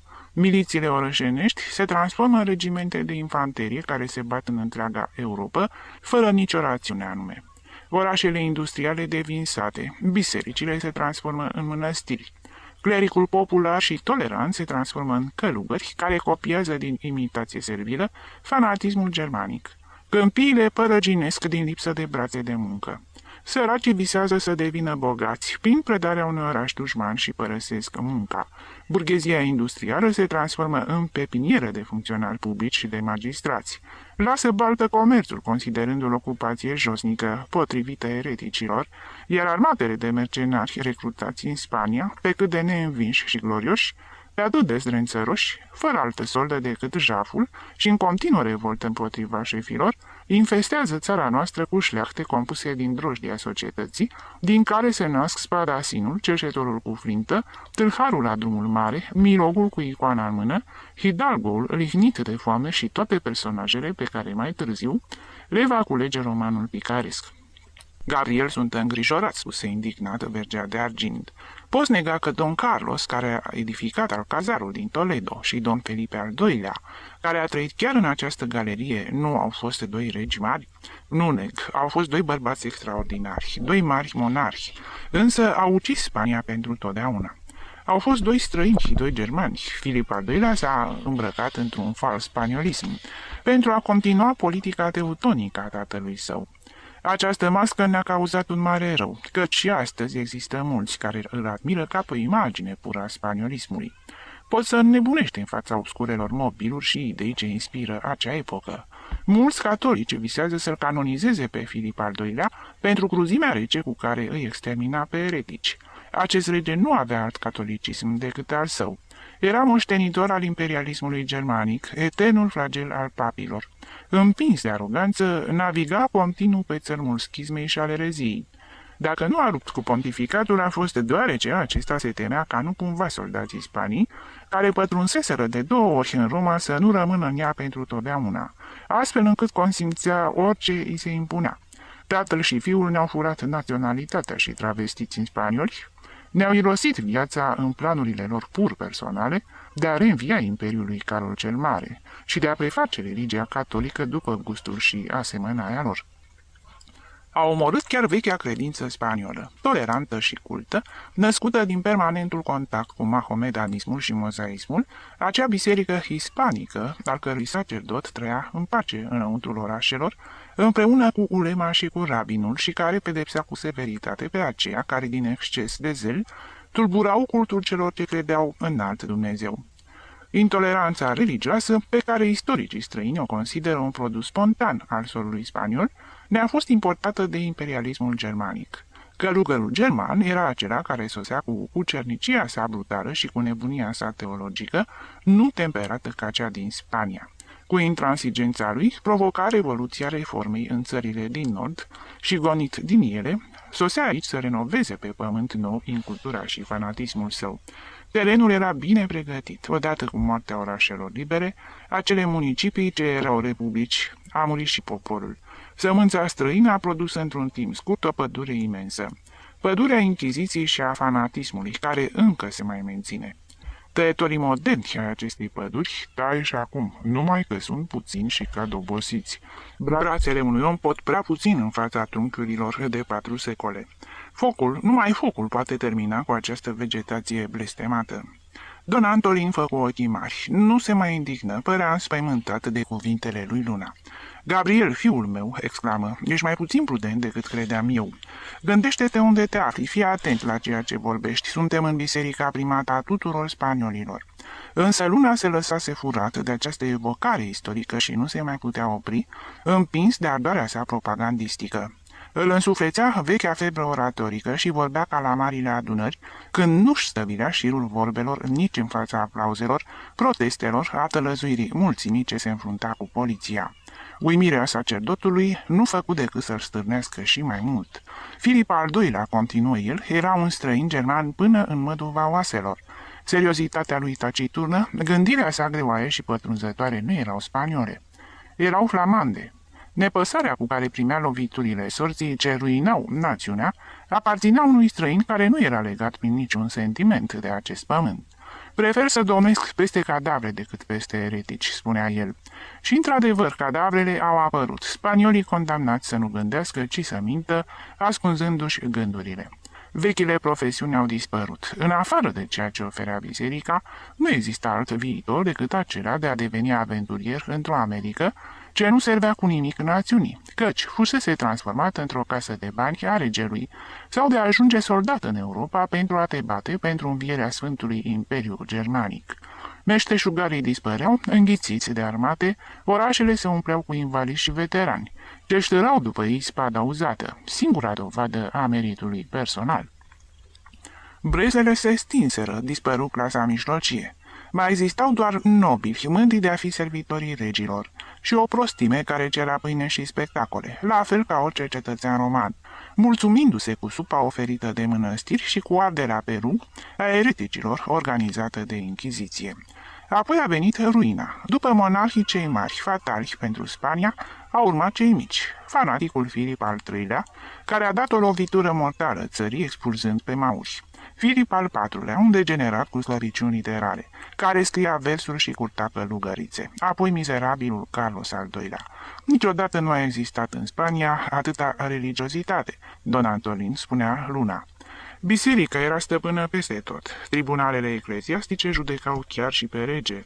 Însă justiția laică nu se putea atinge nici de un fir de păr de pe haina ultimului paracliser, chiar dacă acesta ar fi comis pe față cele mai mari delicte. Numai biserica îi putea judeca pe ai săi. Așa cum povestește Barrio Nuevo în memoriile sale, călugării înarmați până în dinți smulgeau din mâinile justiției regelui în plină zi, în mijlocul pieții Maior din Madrid, pe unul din ai săi, gata de a fi spânzurat pentru asasinat. Inchiziția, nemulțumită doar cu arderea de eretici, judeca și pedepsea și pe contrabandiștii de vite. Oamenii de litere se refugiau îngroziți în literatură ca ultima adăpost al gândirii, dar se limitau la a scrie romane picarești sau piese de teatru, în care se preamărea o onoare trufașă ce exista doar în imaginația poeților, în care timp domnea cea mai mare corupție. Mari oameni de talent spanioli ignorau sau se prefăceau că ignoră ceea ce Revoluția spunea dincolo de frontiere. Quevedo, cel mai îndrăzneț, cuteza să zică doar atât. Cu Inchiziția, lacăt la gură. Trist epitaf al gândirii spaniole, care prefera să piară, căci adevărul nu putea fi pronunțat. Pentru a trăi liniștiți și a putea supraviețui într-o epocă de incultură, poeții căutau ocrotirea bisericii și se îmbrăcau în haine preoțești. Lope de Vega, Calderon, Moreto, Tirso de Molina, Mira de Amescua, Tarega, Argensola, Góngora, Rioja și alții erau sacerdoți, mulți dintre ei după o viață destrăbălată. Montalban a fost preot și funcționar al Inchiziției și chiar bietul Cervantes la bătrânețe a fost nevoit să îmbrace rasa Sfântului Francisc. Spania avea 11.000 de mănăstiri, cu peste 100.000 de călugări și 40.000 de călugărițe. Și la asta trebuie adăugați 168.000 de sacerdoți și nenumărate slugi depinzând de biserică, ca aproți, servitori ai episcopilor, temniceri, intendenți, distribuitori de bule, cerșetori, purtători de icoane, pusnici, comisionari, copii de cor, cântăreți, mireni, novici și mai știu eu câți alții. În schimb, națiunea, de la 30 de milioane de locuitori, a scăzut la 7 milioane în mai puțin de 2 secole, în urma expulzărilor evreilor și a maurilor, de către intoleranța religioasă, din cauza spaimei pe care o trezea Inchiziția, a nesfârșitelor războaie din exterior, a emigrației în America, în speranța unei îmbogățiri fără muncă, datorită foamei, lipsei de igienă. Toate au contribuit la o rapidă depopulare. Veniturile Spaniei au ajuns să scadă la 14 milioane de ducați, în timp ce ale clerului se urcau la 8 milioane. Biserica stăpânea mai mult de jumătate din bogăția națională. Ce timpuri, ce zice Don Antolin? Acesta l asculta acum cu răceală, ca și cum și-ar fi format o părere definitivă despre Gabriel și nu mai făcea mare caz de cuvintele lui. Oricât ar fi fost de răi, spuse el liniștit, nu erau mai răi decât cei de astăzi. Cel puțin nimeni nu fura biserica, fiecare se mulțumea cu sărăcia lui, gândindu-se la cer care este unicul adevăr, iar cultul lui Dumnezeu își avea ceea ce îi se cuvenea. Oare tu nu crezi în Dumnezeu? Gabriel ocoli răspunsul și continuă să vorbească despre acele timpuri. A fost o perioadă de barbarie în peninsulă, în timp ce Europa se dezvolta și progresa. Poporul care fusese în fruntea civilizației rămase printre ultimii. Regi, împinși de orgoliul spaniol și de pretențiile de moștenire ale împăraților germani, se mai gândeau încă la aventura nebună de a domina întreaga Europa, având la îndemână doar o națiune de 7 milioane de locuitori și câteva regimente de infanterie prost plătite și flămânde. Aurul sosit din America umplea acum buzunarele olandezilor, și în această ispravă demnă de Don Quixote, națiunea primea lovitură după lovitură. Spania era din ce în ce mai catolică, mai săracă și mai barbară. Dorea arzător să cucerească lumea, dar la ea avea să avea regiuni întregi nelocuite. Mulți din vechile provincii dispărură. Drumurile erau șterse. Nimeni în Spania nu mai cunoștea cu adevărat geografia țării. În schimb, puțini ignorau situația cerului și a purgatoriului. Meleagurile cu o oarecare fertilitate nu erau ocupate de ferme, ci de mănăstiri și la marginea puținelor șosele, bande de tâlhari își făcuseră bârlog, refugindu-se atunci până când erau urmăriți în mănăstiri, unde erau apreciați pentru religiozitatea lor și pentru multele liturghii, pe care le comandau și le plăteau pentru sufletele lor păcătoase. Domnea o imensă nepricepere. Regii erau sfătuiți de clerici până și în problemele de război. În fața ofertei ca trupele olandeze să instaleze garnizoane în cetățile spaniole din Flandra, Carlos al II-lea se consultă în această problemă cu teologi. Socotind că e vorba de un caz de conștiință, deoarece prin aceasta înlesnea propagarea ereziei și sfârșit prin a prefera ca aceste cetăți să cadă în mâinile francezilor, care în ciuda faptului că erau dușmani, erau totuși catolici. În Universitatea din Salamanca, poetul Torres de Villarroel nu găsea nicio lucrare de geografie și când vorbea de matematici, discipolii spuneau că erau vrăjitorii.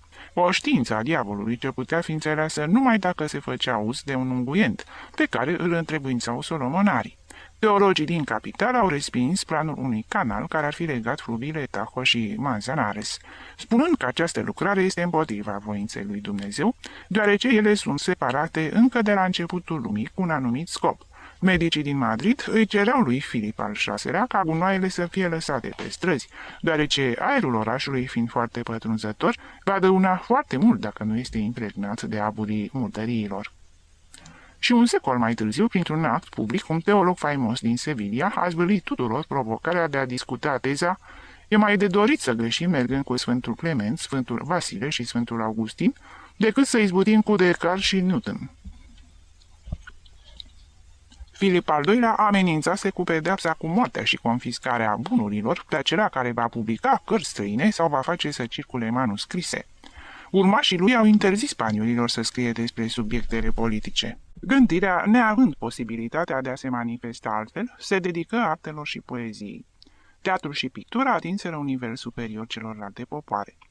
Ele au constituit supapa de evacuare a geniului național, însă această primăvară a artei a fost efemeră și la jumătatea secolului al XVII-lea a venit o decadență grotescă și umilitoare. În acele 2 secole sărăcia a fost îngrozitoare. Însuși, Filip al II-lea, cu toate că era stăpân al lumii, a scos la vânzare titluri de noblețe pentru 6.000 de reali, adăugând la marginea decretului să nu se țină seama prea mult de calitatea și originea persoanelor. La Madrid, poporul lua cu asalt brutăriile, disputându-și pâinea cu pumnii. Președintele Castilii străbătea provincia întovărășit de călău pentru a le smulge plugarilor bruma de recolte. Încasatorii de tributuri, negăsind ce lua prin sate, doborau acoperișurile caselor, vânzând lemnul și olanele. Familiile fugeau în munți când vedeau în depărtare pe reprezentanții regelui. Satele rămâneau pustii și cădeau în ruină. Foamea pătrundea până în palatul regal și Carlos al II-lea, stăpân al Spaniei și al Indiilor, nu reușea să dea în unele zile de mâncare slugilor. Ambasadorul Angliei și cel al Danemarcei trebuiau să iasă cu servitorii înarmați, să caute pâine prin împrejurimile Madridului. Și în vremea asta nenumăratele mănăstiri, stăpâne a mai mult de jumătate de țară, și singurele posesoarele bogăției își arătau mila împărțind supa celor care încă mai aveau puteri să umble să-și o cerșească. Înființau ospicii și spitale, unde lumea murea de mizerie, însă sigură că va intra în cer. În orașe nu mai existau întreprinderi prospere și bogate, ci mănăstiri și spitale. Vechea industrie dispăruse. Segovia, faimoasă pentru postăvăriile sale, în care pe vremuri lucrau aproape 40.000 de oameni, abia de mai avea 15.000 de locuitori, care nu mai știau să țeasă lână. Atunci când Filip al V-lea a vrut să reintroducă fabricarea acestui produs, a fost nevoit să aducă muncitori germani. Și tot așa Sevilla, Valencia și Medina del Campo, faimoase pentru târgurile și industriile lor, continuă Gabriel. Sevilla, care în secolul al XV-lea poseda 16.000 de războaie de țesut mătase, a ajuns în secolul al XVII-lea să nu mai aibă decât 65.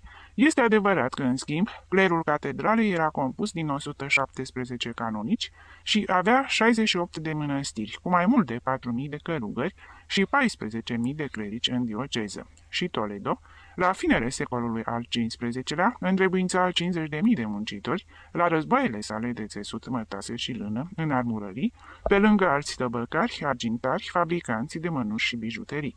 La sfârșitul secolului al XVII-lea, orașul nu avea decât 15.000 de locuitori. Totul era mort, totul era ruină, 25 de case ale unor familii ilustre trecură în stăpânirea mănăstirilor. În oraș nu mai existau alți oameni cu stare decât călugării, arhiepiscopul și catedrala. Spania era atât de epuizată când se sfârși cu Casa de Austria și se văzu la un pas de a fi împărțită între puterile Europei, la fel ca Polonia. Singurul lucru care ne-a salvat a fost discordia între regi. Dacă timpurile acelea au fost atât de rele, Gabriel, spuse Vergea de Argint, cum de arătau spaniolii atâta resemnare? Pentru ce nu dădeau lovituri de stat militare și nu se răsculau ca în epoca aceasta de pierzanie? Ce puteau să facă? Despotismul celor doi regi impusese spaniolilor o supunere oarbă față de monarh, unsul lui Dumnezeu. Clerul îl educa și el în credința aceasta, dată fiind comunitatea de interese dintre biserică și tron. Chiar poeții cei mai iluștri corupeau poporul, ridicând în slăvi servilismul monarhic în piesele lor. Calderon afirma că gospodăria și viața cetățeanului nu aparțineau acestuia, deoarece erau ale regelui. Afară de aceasta, religia copleșea totul, era singurul cel al existenței și spaniolii, gândind într-una la cer, sfârșeau prin a se obișnui cu mizerile de pe pământ. Să nu ai nicio îndoială, dumneata, că excesul de religiozitate ne-a ruinat și a fost la un pas de a ne distruge ca națiune. Chiar și acum suportăm consecințele acestei boli care a durat secole. Pentru a salva de la moarte această țară, ce trebuia făcut? Să-i chemăm pe străini. Și au venit burbonii, socotiți și dumneavoastră cât de jos coborâsem dacă nici armată nu mai aveam. În această țară, în lipsa altor virtuți, am contat întotdeauna, încă din epoca celtiberă, pe conducători militari. E bine, în războiul de succesiune a fost nevoie să se aducă generali englezi și francezi și chiar ofițeri, căci nu exista niciun spaniol care să știe să tragă cu tunul și nici să comandă o companie. Nu exista persoană care să poată juca rolul de ministru și toți guvernanții au fost străini, începând cu Filip al V-lea și Fernando al VI-lea.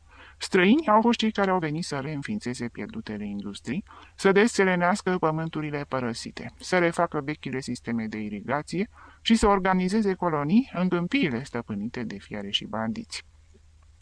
Spania, care colonizase în felul său jumătate din globul pământesc, era la rândul ei descoperită și colonizată de europeni. Spaniolii apăreau ca niște indieni săraci, conduși de căpetenia lor călugărul, în zdrențe împodobite cu scapulare și cu relicve miraculoase. Anticlericalismul era singurul remediu după atâta ruină și spiritul acesta a venit odată cu colonizatorii străini. Filip al V-lea a vrut să suprime Inchiziția și să termine războiul naval cu națiunile musulmane care durea 2000 de ani. Coastele Mediteranei fiind depopulate de teama piraților berberi și turci, însă indigenii se opuneau oricărei reforme a colonizatorilor și primul Bourbon a fost nevoit să renunțe văzându-și periclitată coroana. Apoi, urmașii imediați, cu mai puternice rădăcini în țară, au îndrăznit să continue opera. Carlos al III-lea, pentru a civiliza Spania, a fost nevoit să smulgă puterea din mâinile bisericii, limitându-i privilegiile și rentele, începând să se preocupe de lucrurile pământești și ignorându-le pe toate cele ale cerului. Urmă un spectacol asemănător celui din secolul nostru, când guvernul se atinge de interesele ecleziastice. Episcopii au protestat, vorbind în pastorale și scrisori, de persecuțiile la care este supusă biata biserică, jefuită de bunurile sale, pastorii ei ultragiați și nesocotite imunitățile. Însă țara se trezi, bucurându-se de singura perioadă prosperă, ce se cunoaște în timpurile moderne, înainte de punerea în vânzare a tuturor bunurilor bisericești. Eveniment ce a avut loc în anul 1835, la propunerea șefului guvernului Juan Alvarez Mendizabal. Europa pe atunci era condusă de regi filozofi și Carlos al III-lea era unul dintre aceștia. Ecoul Revoluției engleze încă vibra în lume. Monarhii doreau să fie iubiți, nu temuți, și în aproape toate țările ei luptau cu abrutizarea maselor, impunând reformele progresiste din ordin regal și aproape prin forță. Însă răul cel mare al sistemului monarhic este succesiunea, puterea fiind perpetuată într-o familie. Un om de bun simț și cu intenții cinstite poate procrea un imbecil. După Carlos al III-lea a domnit Carlos al IV-lea și, ca și cum nu ar fi fost suficient numai atât, în anul în care a murit acest monarh a izbucnit Revoluția franceză, care cu îndrăsnelile ei îi nebunise pe toți regii din Europa. Burbonii din Spania își pierdură cu totul capul, pentru a nu și mai recăpăta niciodată. Fură cuprinși de delir, porniră pe un drum greșit, îmbrățișând din nou biserica, socotind-o drept singura salvare în fața pericolului revoluționar. Și încă nu au revenit și nu vor reveni niciodată pe drumul cel drept.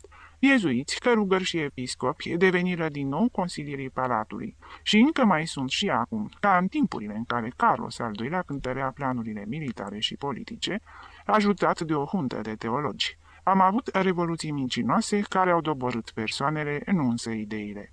Am progresat puțin, însă în salturi mici, cu timiditate, cu dări înapoi dezordonate, ca un speriat care avansează cu teamă și la cel mai mic zgomot se întoarce în grab acolo de unde a plecat.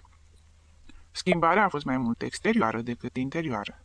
Lumea mai trăiește încă cu sufletul secolului al XVII-lea. Se menține în ea teama, lașitatea ce inspira rugul inchizitorial.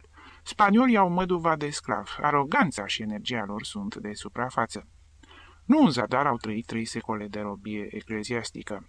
Fac revoluții, sunt în stare să se revolte, însă se vor opri mereu în fața pragului bisericii, care a fost stăpâna lor prin forță și continuă să fie. Nu există niciun motiv de teamă că vor intra aici, fie dumneata liniștit, don Antolin. Și asta cu toate că au pe bună dreptate multe socoteli de cerut asupra trecutului ei. Să fie oare din cauza că sunt religioși ca în alte epoci. Dumneata știi că nu și te plângi pe bună dreptate, văzând cum se stinge fără obolul poporului vechiul fast al bisericii. Este adevărat, spuse don Antolin, nu mai există credință. Nimeni nu este în stare să facă un sacrificiu pentru casa lui Dumnezeu. Numai în ceasul morții, când teama își face loc, unii își amintesc să ne ajute cu averea lor. Nu există credință, acesta este adevărul. Spaniolul, după febra aceea religioasă care îl dusese până în pragul dispariției, îl îngezește într-o indiferență lăuntrică, nu din considerente filozofice, ci pentru că gândirea lui nu mai îndrăznește. Știe că va merge în cer sau în infern. Crede așa deoarece așa l-au învățat și se lasă dus de curentul vieții, fără un efort de a alege un loc sau altul. Este omul care respectă cel mai mult religia, dar se gândește cel mai puțin la ea. Nici nu se îndoiește și nici nu crede. Acceptă ceea ce e stabilit, trăind ca într-un somnambulism intelectual. Dacă vreodată gândirea, trezindu-se, îi sugerează o critică, o înneacă pe moment de teamă. Inchiziția încă mai trăiește printre noi. Societatea, stând pe loc și refractară oricărei inovații, reprezintă sfântul oficiu modern. Cel care este în dezacord, detașându-se de generala și monotona banalitate, își atrage mânia surdă a marii mase scandalizate și suferă pedeapsa. Dacă este sărac, este supus încercării foamei, tăinuindu-se mijloacele de trai. Dacă are o atitudine de independență, este denunțat ca periculos, creându-se în jurul lui un vid. Trebuie să fie corect, să respecte ce este statornicit și astfel, legați unul de altul prin teamă, se străduie să nu se ivească o idee originală, să nu existe o gândire independentă și chiar învățații își păstrează pentru ei concluziile la care ajung prin studiu, supunându-se în viața de fiecare zi acelorași obiceiuri și preocupări care imbecililor. Atât timp cât această atmosferă se menține, în această țară este o steneală inutilă strădania revoluționarilor. Vor putea schimba doar în aparență fața pământului, deoarece, înfigând apa mai adânc, vor da de piatra secolelor, mereu aceea și compactă. Caracterul național, odată pierdută rădăcina religioasă, nu s-a schimbat. Credința a murit, însă rămâne cadavrul cu aparențe de organism viu, ocupând același loc, împiedicându-ne să trecem mai departe cu rigiditatea lui de mumie. Înșiși revoluționarii susțin, în dorința lor de a nu distona, acest simulacru de viață. Îi imită pe învingătorii din alte țări în respectul și toleranța lor, însă nu învață, în primul rând, avântul iconoclast și nimicitor, cu care alte popoare au doborât trecutul și l-au călcat în picioare fără îndurare și scrupule. Săracă și retrasă într-un ungher se află biserica don Antolin, comparând-o cu ce a fost în alte secole. Dar să nu-ți fie teamă dumitale că situația ei se va agrava. Marea a atins punctul culminant și nu-l va depăși.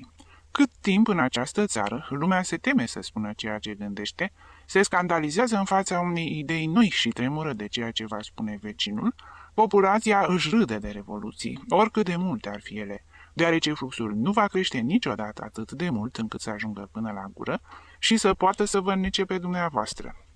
Don Antolin râdea ascultând toate acestea. Însă, omule, dragă Gabriel, ești nebun. Călătoriile pe care le-ai făcut și toate lecturile tale te-au zăpăcit. La început mă indignam, crezându-te dintre aceia care doresc o revoluție, pentru a ne lua puținul ce ne-a mai rămas și să proclame o prostituată de republică, suprimând bugetul ecleziastic, dar văd că mergi și mai departe. Cu nimic nu ești de acord, totul ți se pare foarte rău și faptul acesta îmi face plăcere. Nu ești un dușman de temut, deoarece tu împuști de la distanță. Am impresia că ești cu capul tot atât de rău bolnav ca și cu pieptul. Însă, omule, revoluțiile pe care le-am avut ți se par un lucru de nimic și mai crezi în continuare că țara este tot atât de înapoiată ca în secolele acestea pe care le-ai descris în felul tău? Deoarece eu, adăugă sacerdotul cu ironie, aud vorbindu-se mult despre progresele țării și știu că există căi ferate și că împrejurimile orașelor sunt populate cu coșuri de fabrici și mulți necredincioși aclamă acest lucru, comparându-le cu clopotnițele bisericilor.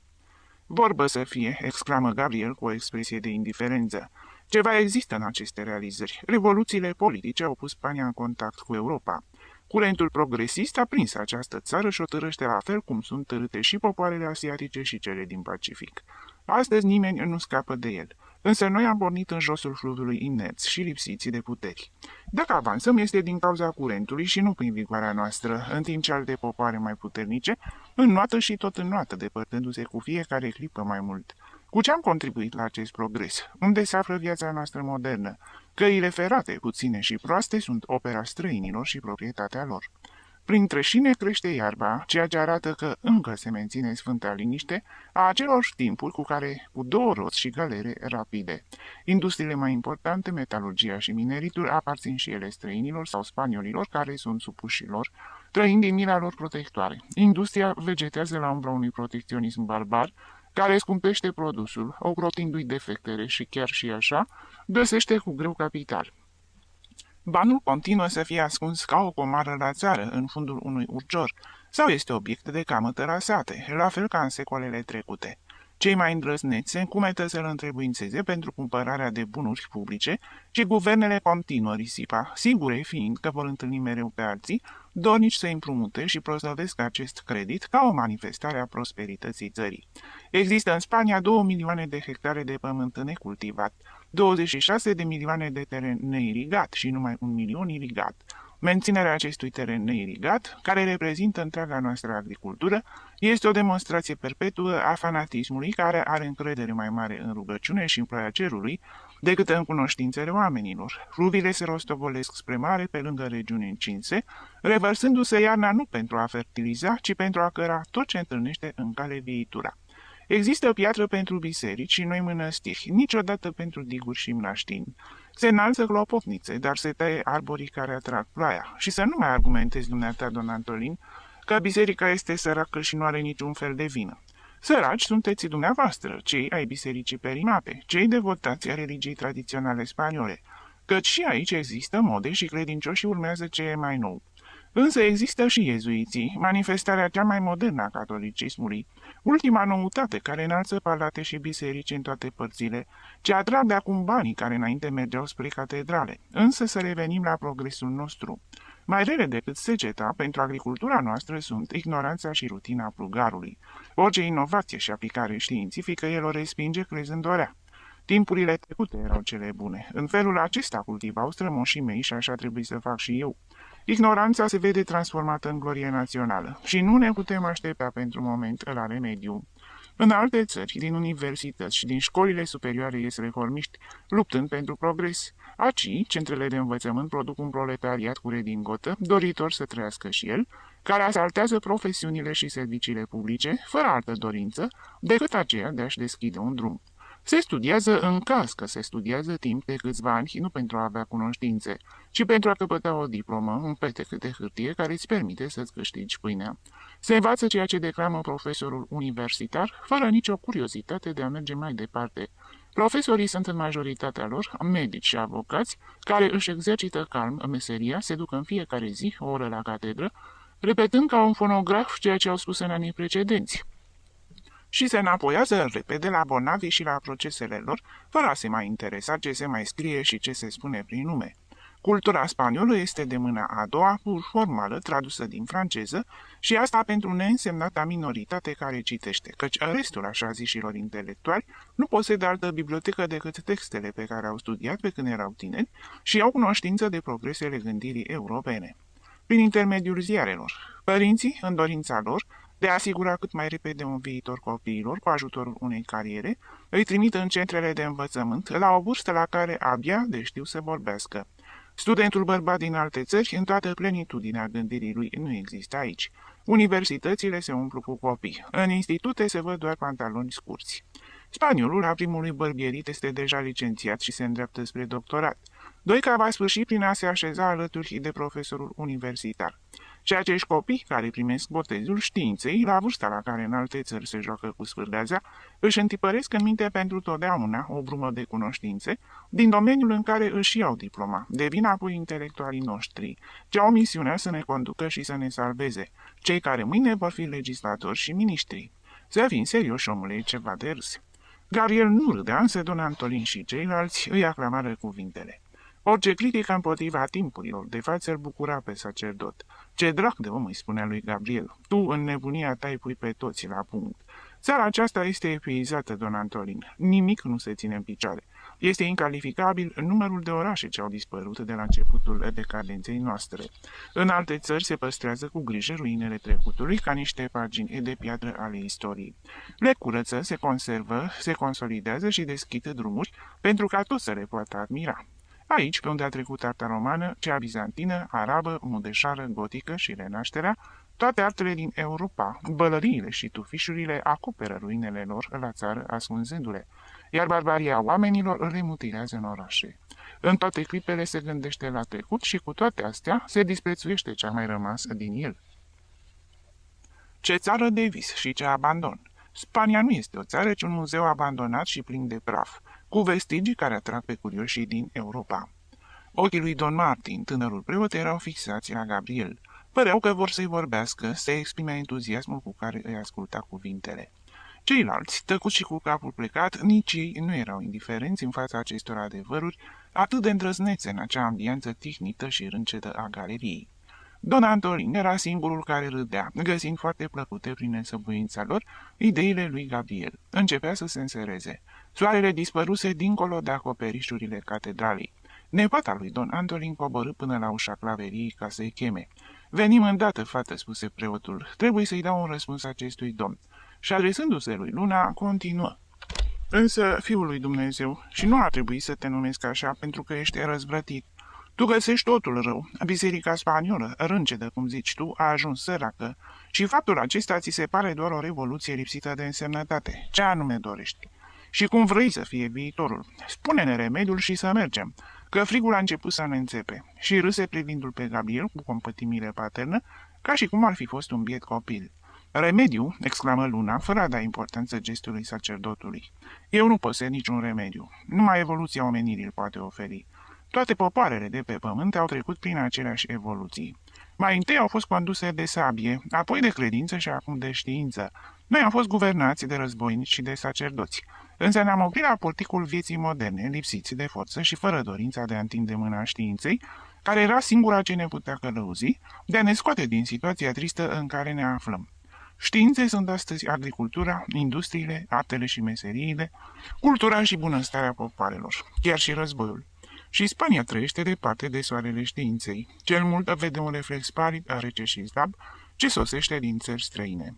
Bala credinței ne-a lăsat lipsiți de vlagă. Suntem ca acele ființe care, după ce au suferit de o boală gravă în tinerețe, rămân slăbite pentru totdeauna, condamnate la prematură bătrânețe.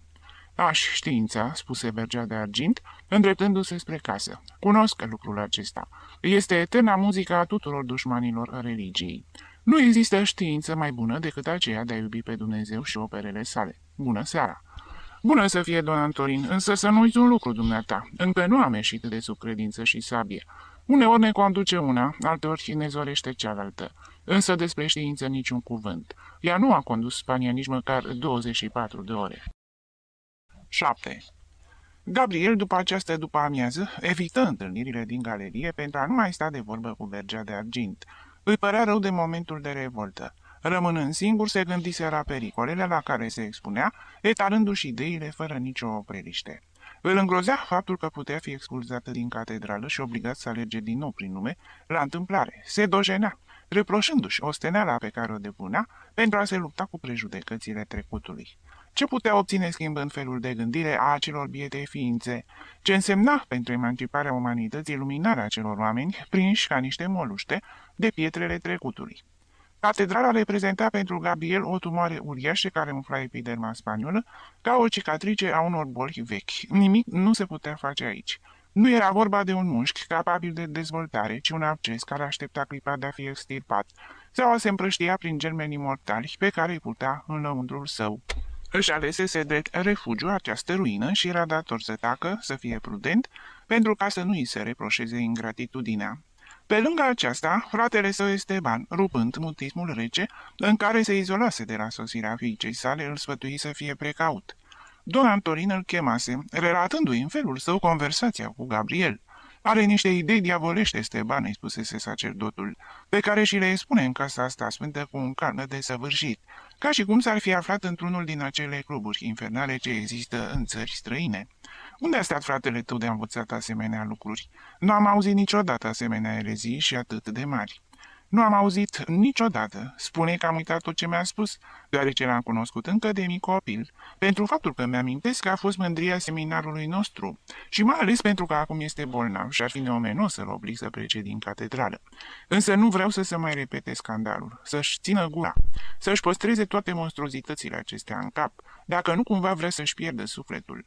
În casa aceasta sfântă și mai ales în fața personalului, niciun cuvânt însă înțelegi, niciun cuvânt. Atât mai lipsește ca în biserica primată să se țină mitinguri. Afară de aceasta, fratele tău trebuie să chibzuiască bine că, în definitiv, el, în clipele acestea, mănâncă pâinea bisericii, deoarece tu, care îl întreții, trăiești de pe urma ei.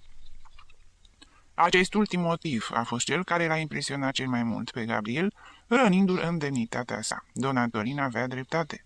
El nu era altceva decât un parazit al catedralei și, refugindu-se în sânul ei, îi datora gratitudine și tăcere. Nu va mai scoate un cuvânt. Nu convenise oare că, ascunzându-se acolo, de fapt murise? Va trăi ca un cadavru însuflețit, care, pentru anumite ordine religioase, constituie suprema perfecțiune umană.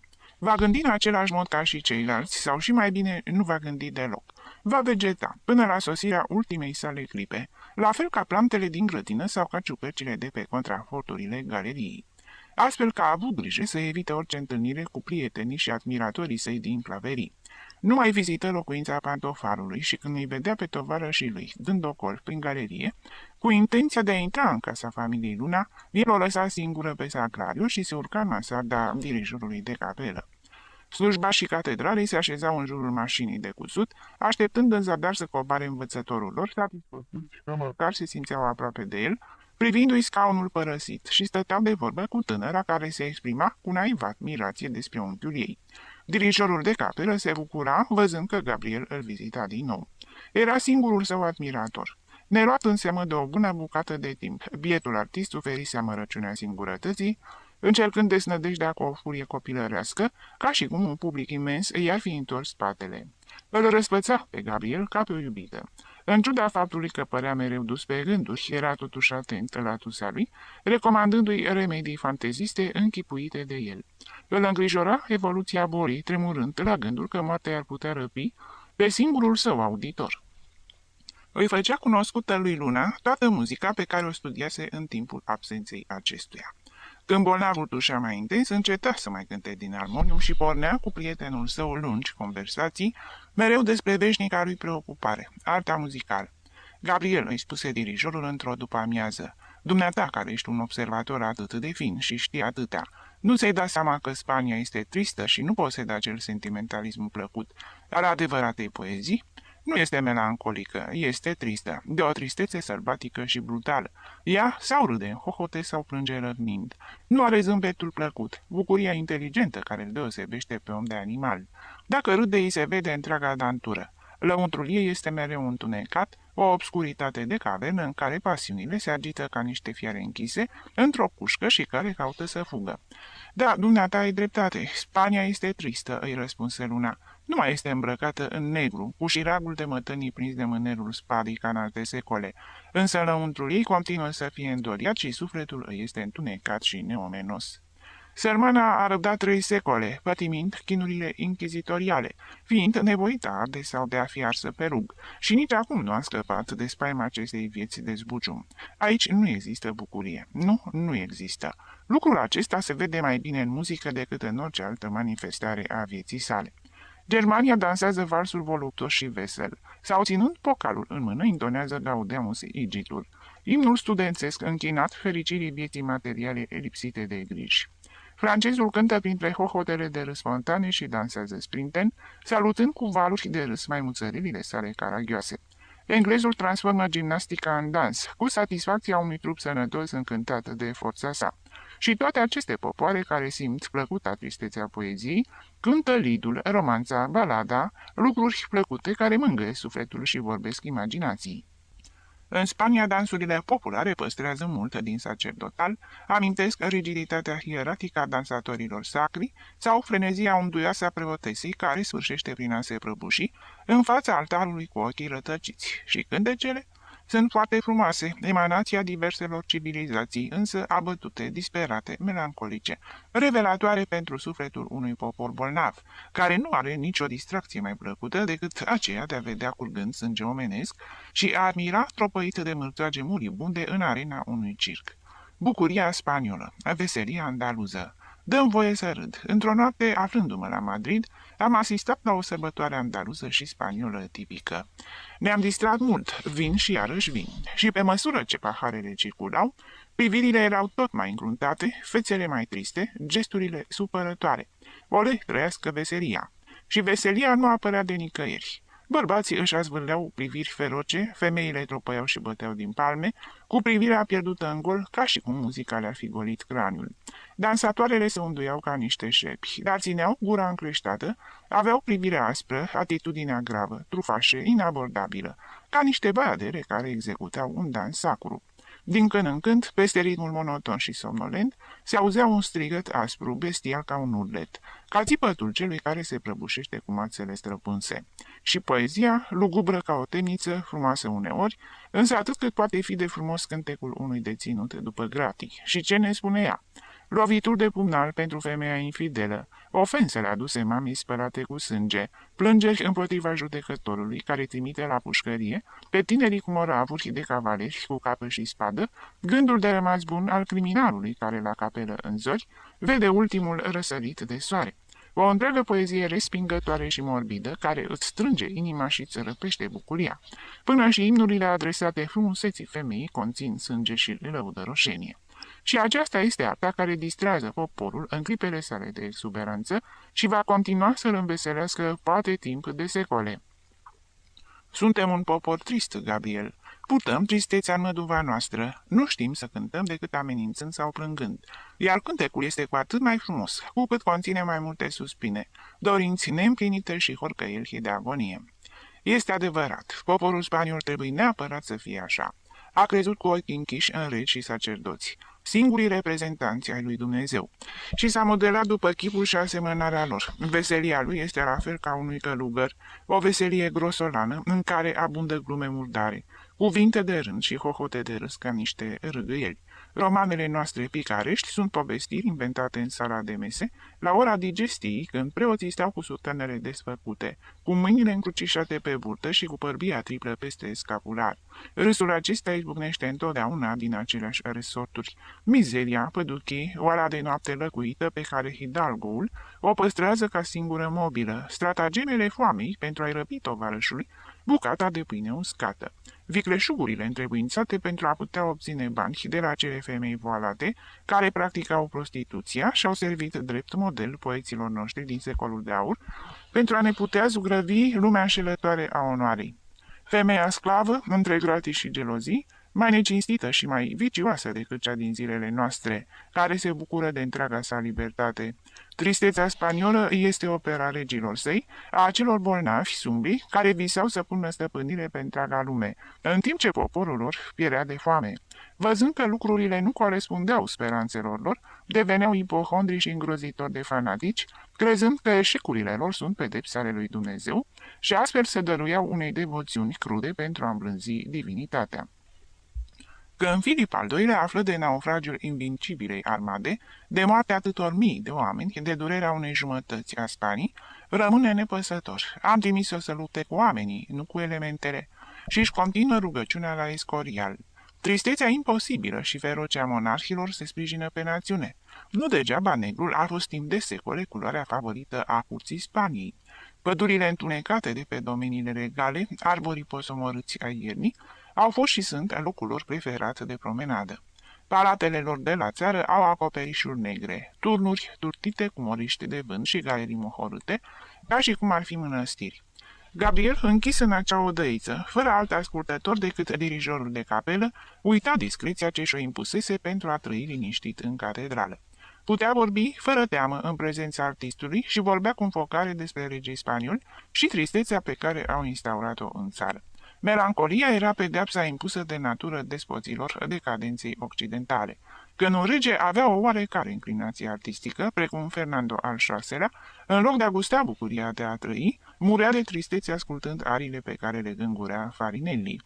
Când se nășteau cu urechile spiritului surde la glasurile frumuseții, își petreceau viața în pădurile din apropierea Madridului, gonind, cu pușca de vânătoare în mână, animalele înzestrate cu coarne, iar când în pauzele de vânătoare căscau de urât, reginele se îndepărtau de ei, prinse de brațul unui ofițer din corpul de gardă. Nu se trăiește nepedepsit timp de 3 secole când ești căsătorit cu Inchiziția, exercitând puterea ca simplu delegat al papei cu tutela unor episcopi, iezuiți, confesori și a unor ordine monastice, care au lăsat monarhiei spaniole doar aparența puterii, făcând din ea o zdrobitoare republică teocratică. Tristețea catolicismului a pătruns până în mădova regilor spanioli, în timp ce fântânile de la Versailles cântau între nimfe de marmură și cavalerii lui Ludovic al XVI-lea erau frușturate în hainele lor multicolore, lipsiți de pudoare ca niște păgâni în jurul femeilor frumoase, darnice cu trupurile lor, curtea din Spania, îmbrăcată în negru, cu șiragul de mătănii la brâu, asista la arderile pe rug și își încingea panglica verde a Sfântului Oficiu, considerându-se onorată cu acest rol de funcționar însărcinat cu supravegherea executării ereticilor. De aceea, monarhia spaniolă căsca de tristețe, transmițând pictisul de la o generație la alta. Ea reprezenta egalitatea, catolică prin excelență. Dacă din când în când a apărut în sânul ei vreo ființă veselă și dornică de viață, acest lucru s-a întâmplat deoarece în sângele albastru al venelor materne a pătruns o picătură de înțelepciune plebee, așa cum pătrunde raza soarelui în locuința bolnavului. Don Luis îl asculta pe Gabriel încuvințându-i spusele. Da, suntem un popor guvernat de tristețe," spuse artistul. În noi se mai menține încă firea sumbră a acelor secole întunecate. M-am gândit de multe ori cât de grea trebuie să fi fost pe vremea aceea viața pentru un spirit mai scoditor. Inchiziția spiona fiecare cuvânt, dorind să ghicească ce gândeau oamenii, dobândirea raiului era singurul ideal, dar și asta devenea din zi în zi mai grea. Omul era dator să predea bisericii bani pentru a se putea mântui. Sărăcia era o virtute. Trebuia să duci o viață de mizerie, să te rogi zi și noapte, să mergi zilnic la biserică, să trăiești într-o comunitate religioasă, să te umilești în fața altarului, să te trezești în puterea nopții pentru a ți se reaminti apropierea morții și în plus să nu ai siguranța mântuirii, să te simți amenințat cu infernul pentru cea mai mică greșeală, fără să reușești vreodată a-L domoli complet pe Dumnezeul cumplit și răzbunător. Iar deasupra tuturor năpastelor să trăiești teroarea rugului, care te împinge la lașitate și umilire. În felul acesta, spuse Gabriel, trebuie să înțelegem cinica confesiune a canonicului Lorente, care ne explică pentru ce a ajuns secretar al Sfântului Oficiu. Băteau clopotele pentru arderi pe rug și pentru a nu fi și eu printre cei arși, am trecut de partea celui care dă ordin să se ardă. Oamenilor inteligenți nu le rămânea altă soluție. Cum puteai să te răzvrătești? Regele, stăpân peste vieți și moșii, nu era altceva decât o slugă a episcopilor, cărugărilor și a oamenilor apropiați acestora. Monarhii Spanii, cu excepția primilor borboni, au fost niște servitori ai bisericii. La niciun popor nu s-a văzut atât de palpabil ca în această țară solidaritatea dintre religie și monarhie. Religia reușește să existe fără regi, însă monarhia nu poate trăi fără religie. Războinicul curajos, cuceritorul care fundează un tron, nu are nevoie de sacerdot. Îi este suficientă spada și prestigiul faptelor sale eroice. Apropiindu-i se însă ora morții, se gândește la urmași, care nu vor mai dispune de glorie și nici nu vor putea inspira teamă, pentru a se face respectați și atunci, atrăgându-și-l pe preot, îl ia pe Dumnezeu drept aliat tainic ce va veghea la păstrarea tronului. Întemeietorii de dinastii pot porunci mulțumită forței, dar descendenților domnesc prin grația lui Dumnezeu. Monarhul și biserica au constituit totul pentru poporul spaniol. Credința îi făcea pe supuși sclavi legați cu un lanț spiritual ce nu putea fi rupt de nicio revoluție. Logica era indestructibilă, crezând într-un Dumnezeu cu un aer de gospodar care se ocupa de lucrurile mărunte ale lumii și oferea grația sa regelui. Pentru ca acesta să domnească, era de datoria oamenilor să îi se supună, amenințați mereu de pedeapsa de a ajunge în infern. Cei care aveau o situație bună aduceau laude Domnului, pentru faptul că el unge regi, care, la rândul lor, îl scutesc pe om de munca grea a conducerii. Cei care sufereau se consolau cu gândul că viața este o încercare trecătoare, după care vor dobândi un loc în cer. Religia a fost reazimul cel mai temenic al monarhiei. Dacă ea nu ar fi existat înaintea legilor, aceștia ar fi inventat-o. Dovada cea mai bună este că în timpuri nesigure ca acestea, ei se agață de catolicism, cel mai puternic sprijin al tronului lor. În mod logic, monarhia ar fi trebuit să spună: eu rege prin grația lui Dumnezeu. Micul tiran nu părăsește sânul marelui despot. Îi este imposibil să se susțină prin propriile sale forțe. Gabriel tăcu o bună bucată de timp. Se sufoca, pieptul îi se zbătea chinuit de o tuse cavernoasă. Dirijorul de capelă, alarmat, se apropie de el. Nu trebuie să te sperii, spuse Luna liniștindu-se. Am crize din astea în fiecare zi. Sunt bolnav și nu trebuia să vorbesc atât de mult. Dar toate acestea mă irită, mă înfurii în fața absurdităților monarhiei și religiei. Nu numai din țara mea, ci din toată lumea. Și, cu toate acestea, am simțit milă, compătimire profundă în fața unei ființe de sânge legal. Poți să mă crezi? Am întâlnit această ființă în peregrinările mele din Europa. Nu știu cum s-a întâmplat că poliția care îi păzea trăsura pentru a împiedica un eventual atentat nu m-a respins departe de locul unde se oprise. Și am simțit atunci milă gândindu-mă la acești regi care sosesc târziu, într-o lume în care nu mai crede nimeni în originea lor divină, la aceste ultime vlăstare care mai cresc din tronul mâncat de cari și istovit al unei dinastii, purtând încă în viața lor sevă vicile ramurilor moarte. Era tânăr, bolnav ca și mine, nu din cauza greutăților vieții, ci încă din leagăn, condamnat să se lupte, chiar înainte de a se naște, cu răul ce i l-au inoculat odată cu viața.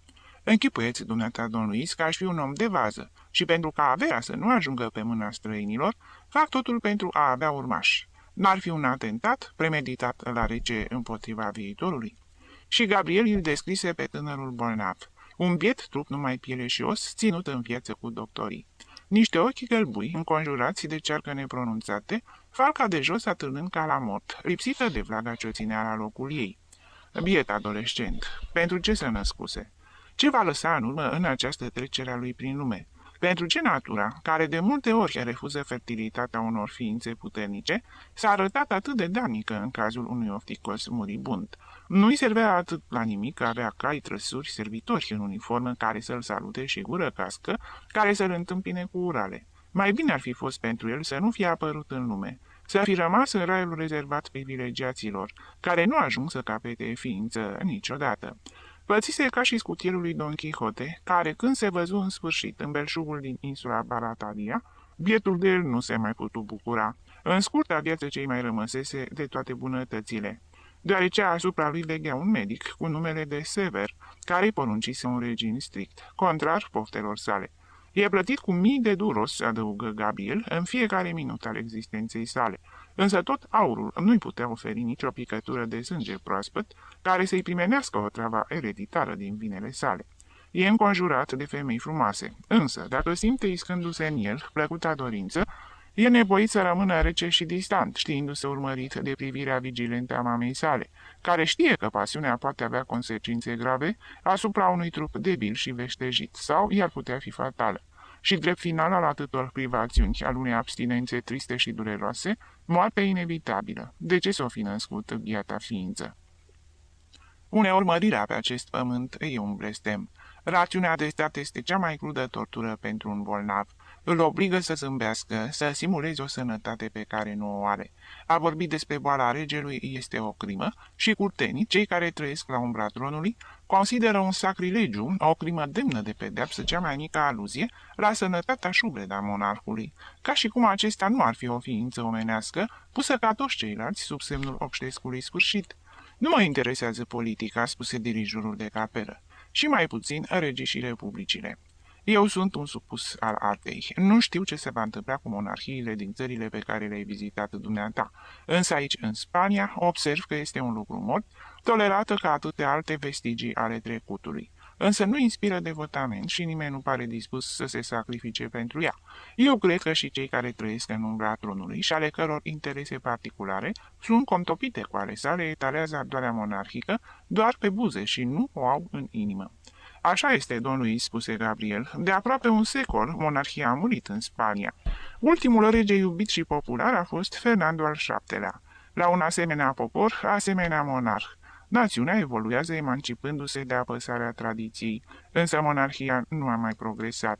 Din contra, dat înapoi, îndepărtându-se tot mai mult de această tendință reformatoare și anticlericală a primilor burboni. Dacă astăzi, la educarea unui principe, mentorii lui ar spune: dorim să facem din el un Carlos al III-lea, s-ar scandaliza toată lumea, s-ar răscula până și pietrele palatului.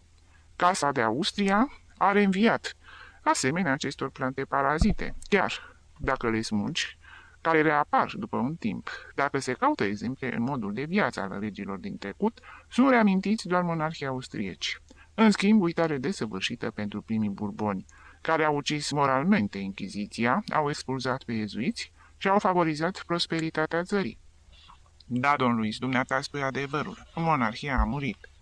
Între țară și ea există aceeași relație ca între un organism viu și o mumie. Seculara lenevie spaniolă, împotrivirea la orice schimbare, teama de necunoscut, pe care o simt toate popoarele înapoiate, sunt cauzele ce perpetuează această instituție, care nici măcar nu are, ca la alte națiuni, justificare în rațiuni de ordin militar sau mărirea teritoriului. Cu acestea luă sfârșit conversația din acea după-amiază. Gabriel se văzu din nou furat de devotamentul admiratorilor săi din claverii. Îl pândeau, îl urmăreau, părându-le rău de absența sa. Nu puteau trăi fără el, așa cum spunea pantofarul. Se obișnuiseră să-l asculte. Simțeau o dorință arzătoare de a se instrui și îl rugau pe învățător să nu-i părăsească. Acum ne adunăm la turn, îi spuse clopotarul. Verdea de argint nu vede cu ochi buni aceste reuniuni ale noastre și chiar a amenințat pe pantofar că îl va goni din claverii dacă vor mai continua discuțiile acasă la el. De mine nu se va lega, îmi cunoaște doar caracterul. Și afară de asta, dacă el comandă în galeria superioară, eu comand în turnul meu. Sunt în stare, dacă vine să ne deranjeze cu spionajul lui, să-l azvârl pe scări în jos. Diavol zgârcit ce este! Și adăugă cu accente tandre care contrastau cu caracterul său aspru și taciturn. Vino, Gabriel, te așteptăm acasă la mine. Când obosești de lunga companie a nepoatei tale și de vorbăria acestui nebun de Don Luis, urcă atunci pentru o clipă la mine. Nu ne putem lipsi de cuvântul tău. Don Martin este entuziasmat din clipa în care te-a auzit alaltă seară. Dorește să te vadă. Spune că e în stare să meargă dintr-un colț într-altul al Toledoului, numai să te poată auzi vorbind. Dorește să-l anunț în clipa în care te hotărăști să te întâlnești cu prietenii. Și faptul că Don Antolin, stând de vorbă cu el, te-a făcut nebun și eretic și că ți-ai pierdut mințile. Este într-adevăr un tip nomenos, care după ce s-a pregătit pentru a deveni preot, în realitate nu face altceva decât să vândă bilete și să exploateze pe săraci. Gabriel reluă reuniunile în casa clopotarului. În cursul dimineții, o mare parte de timp și-o petrecea alături de nepoata sa, când zuruitul mașinii de cusut îi producea o somnolență plăcută și urmărea cum trece pânza sub ax în salturi mici, împrăștiind acel miros de chimicale pe care îl au țesăturile noi. O privea pe Sagrario, mereu tristă, dăruindu-se muncii cu tăcută înverșunare. Când la o vreme ridica capul pentru a aranja firul de ațănac, privirea ei se întâlnea cu cea lui Gabriel. Fața ei se însuflețea de un surâs abia ghicit. Cum erau amândoi stingheri, blamați de refuzul tatălui ei de a o accepta, ei simțeau nevoia de a se apropia, ca și cum i-ar fi amenințat un pericol. Boala îi unea și ea. Gabriel deplângea soarta bietei tinere, văzând în ce hal se înapoiase acasă după fuga sa din casa părintească. Consecințele nenorocirii sale o stigmatizaseră, suferea groaznic, dar căuta să-și înăbușe durerea. Dacă zâmbea, îi se vedeau dinții înnegriți, cariați, ca rezultat al medicamentelor pe bază de mercur, printre buzele învinețite. Își pierduse o bună parte din păr și își ascundea calviția sub mocuri lungi de fire blonde, resturi ale trecutei sale frumuseți. Pielea ei albă și catifelată avea pete roșii, zgârieturi stranii care se umflau formând uneori abcese. În ciuda acestor neajunsuri, tinerețea cu forța ei primăvăratecă încă se mai arăta și înflorea printre aceste ruine ale vechii frumuseți, oferind lumină ochilor și încântare zâmbetului ei. În multe nopți, când Gabriel se zvârcolea în pat neputând să doarmă, chinuit de tuse și cu corpul scăldat într-o sudoare rece, auzea în camera alăturată gemetele nepoatei sale, timide, înnăbușite, pentru ca cei din casă să nu-i afle durerile. "Ce-ai pățit azi noapte?" o întreba Gabriel în dimineața următoare. "De ce te tânguiai?" Și Sagrario, după multe împotriviri, sfârșea prin a-și destăinui suferințele. "Oasele mă dor. Mă cuprinde o durere groaznică de cum mă urc în pat. Parcă cineva mi le rupe bucată cu bucată. Și dumneata cum te simți? Toată noaptea te-am auzit ușind. Aveam impresia că te sufoci." Și cei doi invalizi își uitau de propria lor suferință pentru a se gândi la celălalt, stabilindu-se între sufletele lor un curent de compătimire tandră, atrăgându-se printr-o simpatie fraternă, inspirată de nenorocirea lor. De multe ori Sagrario îl îndepărta pe unchiul ei. Suferea văzându-l nemișcat, la mică distanță de ea, tușind dureros și privind-o, ca și cum făcuse din ea un obiect de adorație. "Scoală-te de acolo," spunea veselă fata. "Mă supără faptul că te văd mereu atât de neclintit, ținându-mi companie. Dumneata ai nevoie de viață, de mișcare. Du-te la prieteni. În camera clopotarului cu siguranță că ei te așteaptă. Până la urmă mă vor acuza pe mine, crezând că eu sunt aceea care te țin în casă. La plimbare, unchiule. Să vorbești despre lucrurile acelea care te însuflețesc atât de mult și pe care bieții oameni le ascultă cu sufletul la gură. Ai grijă la urcatul scărilor, încetișor și cu multe opriri, pentru ca să nu te apuce afurisita asta de tuse." Gabriel își petrecea ultimele ore ale dimineții în camera clopotarului. Pereții văruiți erau împodobiți cu gravuri îngălbenite ce le prezentau episoade din războiul carlist, amintiri din campania aceea nemiloasă, cu care se mândrise Mariano ani în șir și despre care acum nu mai pomenea nimic. Gabriel îi întâlnea acolo pe toți admiratorii săi. Chiar și pantofarul lucra noaptea pentru ca să nu fie nevoit să lipsească de la aceste reuniuni. Don Martin, preotul, urca și el, ascunzându-se cu grijă pentru ca să nu fie văzut de vergea de argint. Era o mică comunitate ce se aduna în jurul apostolului bolnav, cu fervoarea pe care o inspiră acțiunile tainice. Gabriel răspundea la întrebările acelor oameni, revelatoare de multe ori pentru simplitatea gândirii lor. Când era apucat tusea, se vedea înconjurat de ei, fețele lor arătând neliniște. Ar fi vrut, chiar cu prețul vieții lor, să-i redea sănătatea. Luna, târât de entuziasm, sfârși prin a le povesti viața și suferințele sale. Prestigiul martiriului făcu și mai înfocată fervoarea acelor oameni. Lipsa lor de curaj, sedentari cum erau, liniștiți și siguri înăuntrul catedralei, îi făcea să admire aventurile și chinurile acelui luptător. Pentru ei, el era un martir al noii religii a celor umili și oprimați. În plus, curățenia sa sufletească îl transforma într-o victimă a injustiției sociale, pe care cu toții o urau din ce în ce mai mult. Pentru ei nu exista alt adevăr decât cuvântul lui Gabriel. Clopotarul, mai necioplit și mai tăcut decât ceilalți, era cu toate acestea cel mai îndrăzneț în discuție. Entuziasmul său pentru Gabriel, care data din copilărie, fidelitatea lui de câine îl făceau să parcurgă distanțele în salturi, acceptând dintr-o dată idealurile pe care nu le pricepea. "Și eu sunt ca dumneata, Gabriel," spunea el apăsat. "Nu ești dumneata un anarhist?" "Apoi și eu sunt. La urma urmei, cred că am fost întotdeauna. Nu dorești dumneata ca săracul să trăiască omenește? Bogatul să muncească? Fiecăruia să-i aparțină tot ce câștigă și tot să ne ajutăm?" Păi asta este ceea ce gândeam și eu, în felul meu, când umblam prin lume cu pușca și cu bereta. Cât despre religie, care cu timp în urmă ne subjuga pe toți, acum nu mai pasă de ea. Mă conving, auzindu-te, că este un moft inventat de oameni vicleni, pentru ca nefericiții să se împace cu mizeriile de pe acest pământ, așteptând mila cerului. Nu era o născocire rea. La urma urmei, cei care mor și nu-și află locul în cer, nu se vor mai întoarce ca să se plângă. Într-o zi, Gabriel dori să urce în locul unde sunt instalate clopotele. Primăvara își făcuse de mult prezența, era cald și cerul de un albastru intens părea să-l atragă. Nu am mai văzut clopotul mare de când eram copil, îi spuse el, să urcăm. Voi admira Toledo de la acea înălțime pentru ultima oară. Și întovărășit de admiratorii săi, aproape dus pe brațe de ei, urcă încet strâmta scară în spirală. Sus, vântul călduț trecea tremurând printre gratile mari, ce serveau de colivie pentru clopote. De mijlocul bolții atârna faimosul clopot mare, un gigant de bronz, cu o latură întreagă despicată de o crăpătură largă. Limba clopotului, care făcuse spărtura, cizelată și enormă ca o coloană, fusese coborâtă sub el și în locul ei fusese ridicată alta mai ușoară. Acoperișurile catedralei, înnegrite și banale, se întindeau la picioarele lui Gabriel.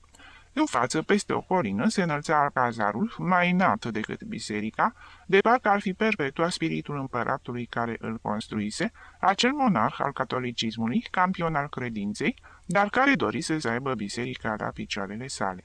Orașul își ridica acoperișurile în jurul catedralei, casele dispăreau prin tărăzuirea de turnuri, cupole și abside. Nu puteai să-ți îndrepți privirea spre un punct oarecare, fără să te izbești de parohii, biserici, mănăstiri și spitale vechi. Religia stăpânise Toledoul harnic din secolele trecute și încă mai păzea, sub carapacea ei de piatră, orașul mort.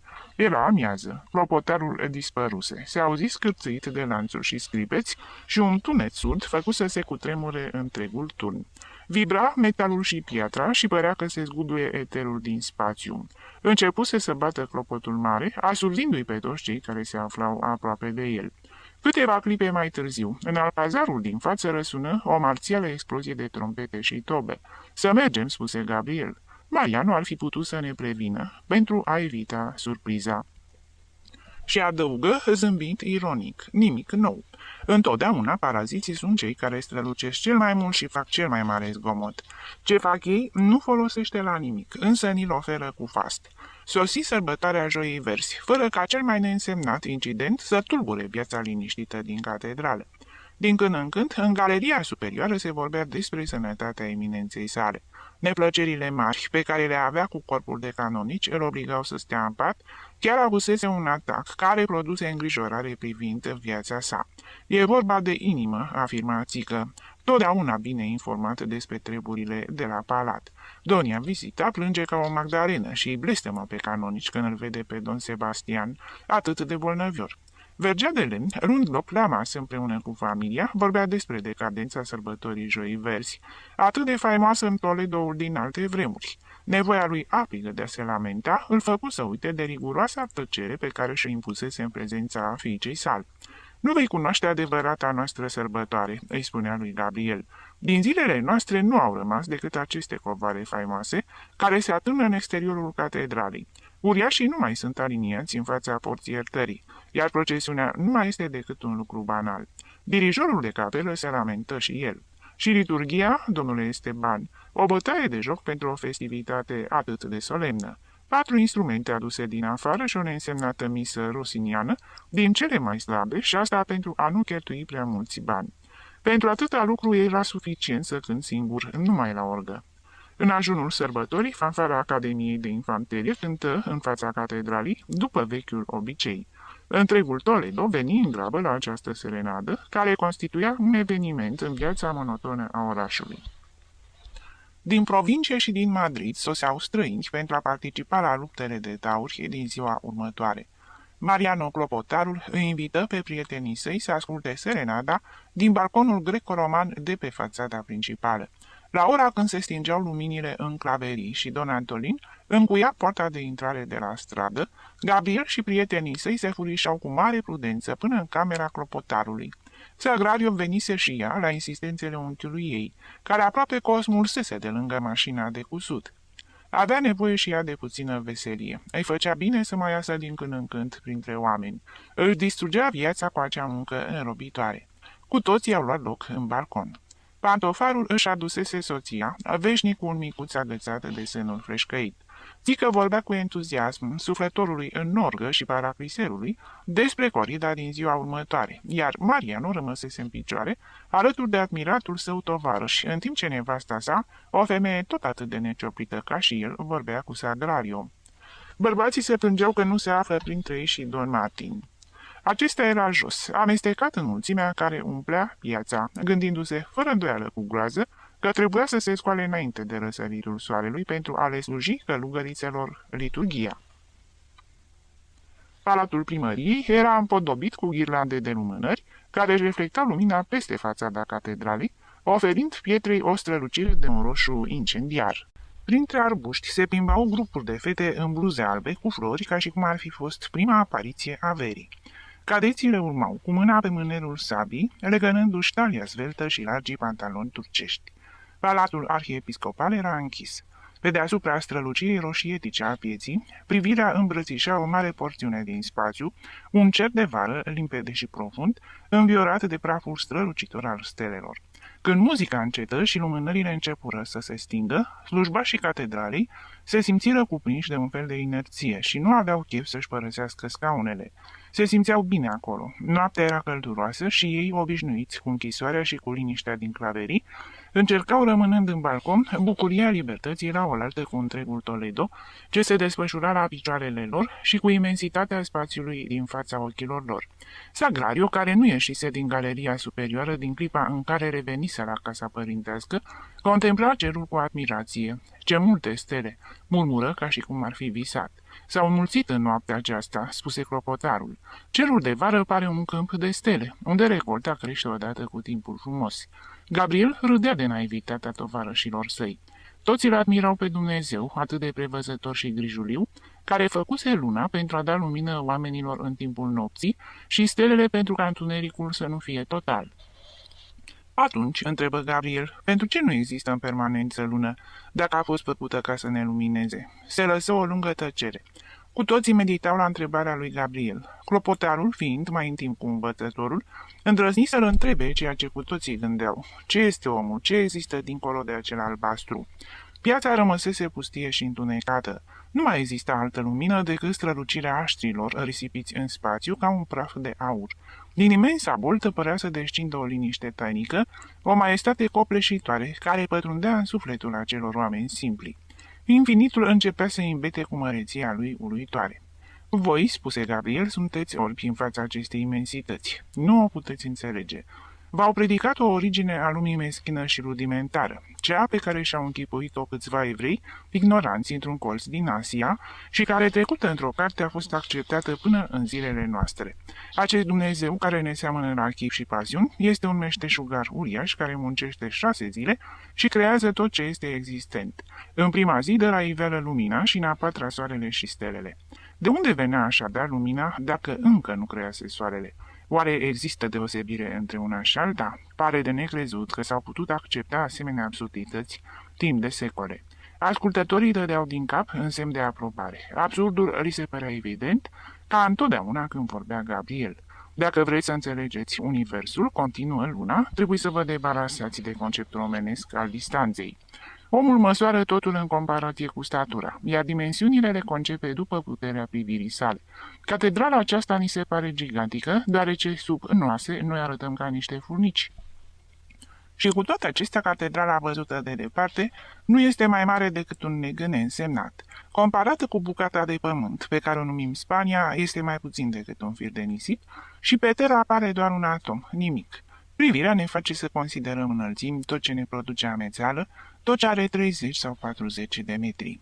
În clipa aceasta, noi, aici, credem că ne aflăm la mare înălțime, deoarece suntem foarte aproape de acoperișurile catedralii. Privirea noastră este scurtă. Noi, care măsurăm totul cu metrul și nu putem concepe decât distanțe mici, trebuie să facem un mare efort de imaginație pentru a cuprinde infinitul. Și chiar și așa, el ne scapă și de multe ori vorbim despre această nemărginire, dar sensul ne scapă. Cum să vă fac să înțelegeți imensitatea lumii? Să nu credeți, așa cum credeau bunicii noștri, că pământul este un corp ceresc nemișcat și plan și că cerul este o cupolă de cristal unde Dumnezeu a împrântat stelele ca niște ținte de aur și plimbă soarele și luna pentru a ne face lumină. Să știți că pământul este rotund și se rotește în spațiu. Da, ceva știm despre asta, spuse clopotarul cu accent de îndoială. Așa ne-au învățat la școală, însă dumneata crezi cu adevărat că el se mișcă. Să nu vă îndoiți de asta, deoarece în micimea voastră de ființe omenești nu puteți simți această mișcare, iar vederii voastre de cârtițe îi scapă angrenajul imens al lumii. Pământul se învârtește.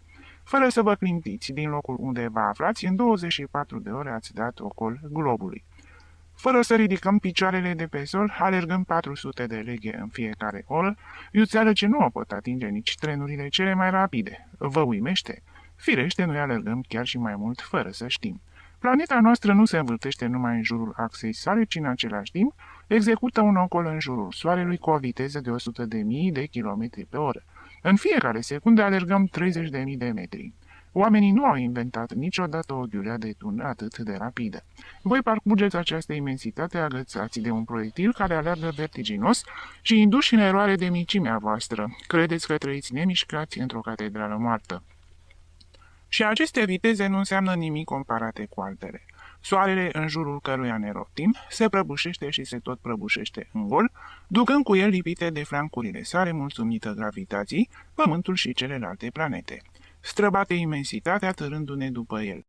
Se îndreaptă spre necunoscut, fără a se ciocni de alte corpuri, găsind totdeauna spațiu pentru a se prăbuși cu o repeziciune al cărui calcul ne dă amețeli.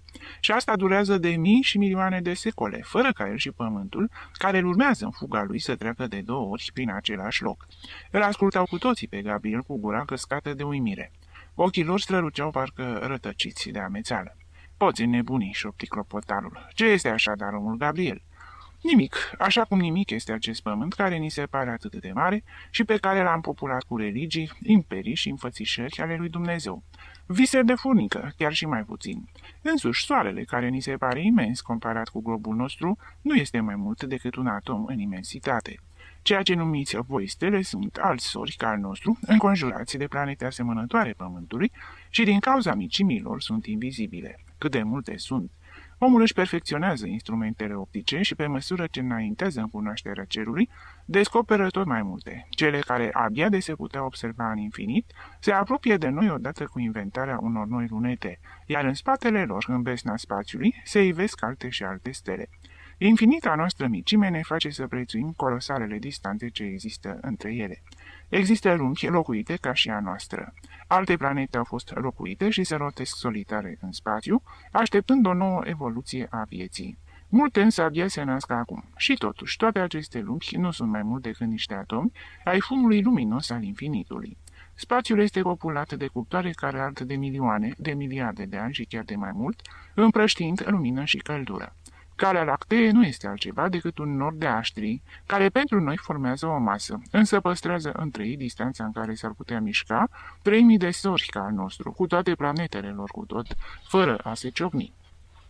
Gabriel reaminti viteza sunetului și a luminii. Iuțeala lor era neînsemnată comparată cu distanțele imensității.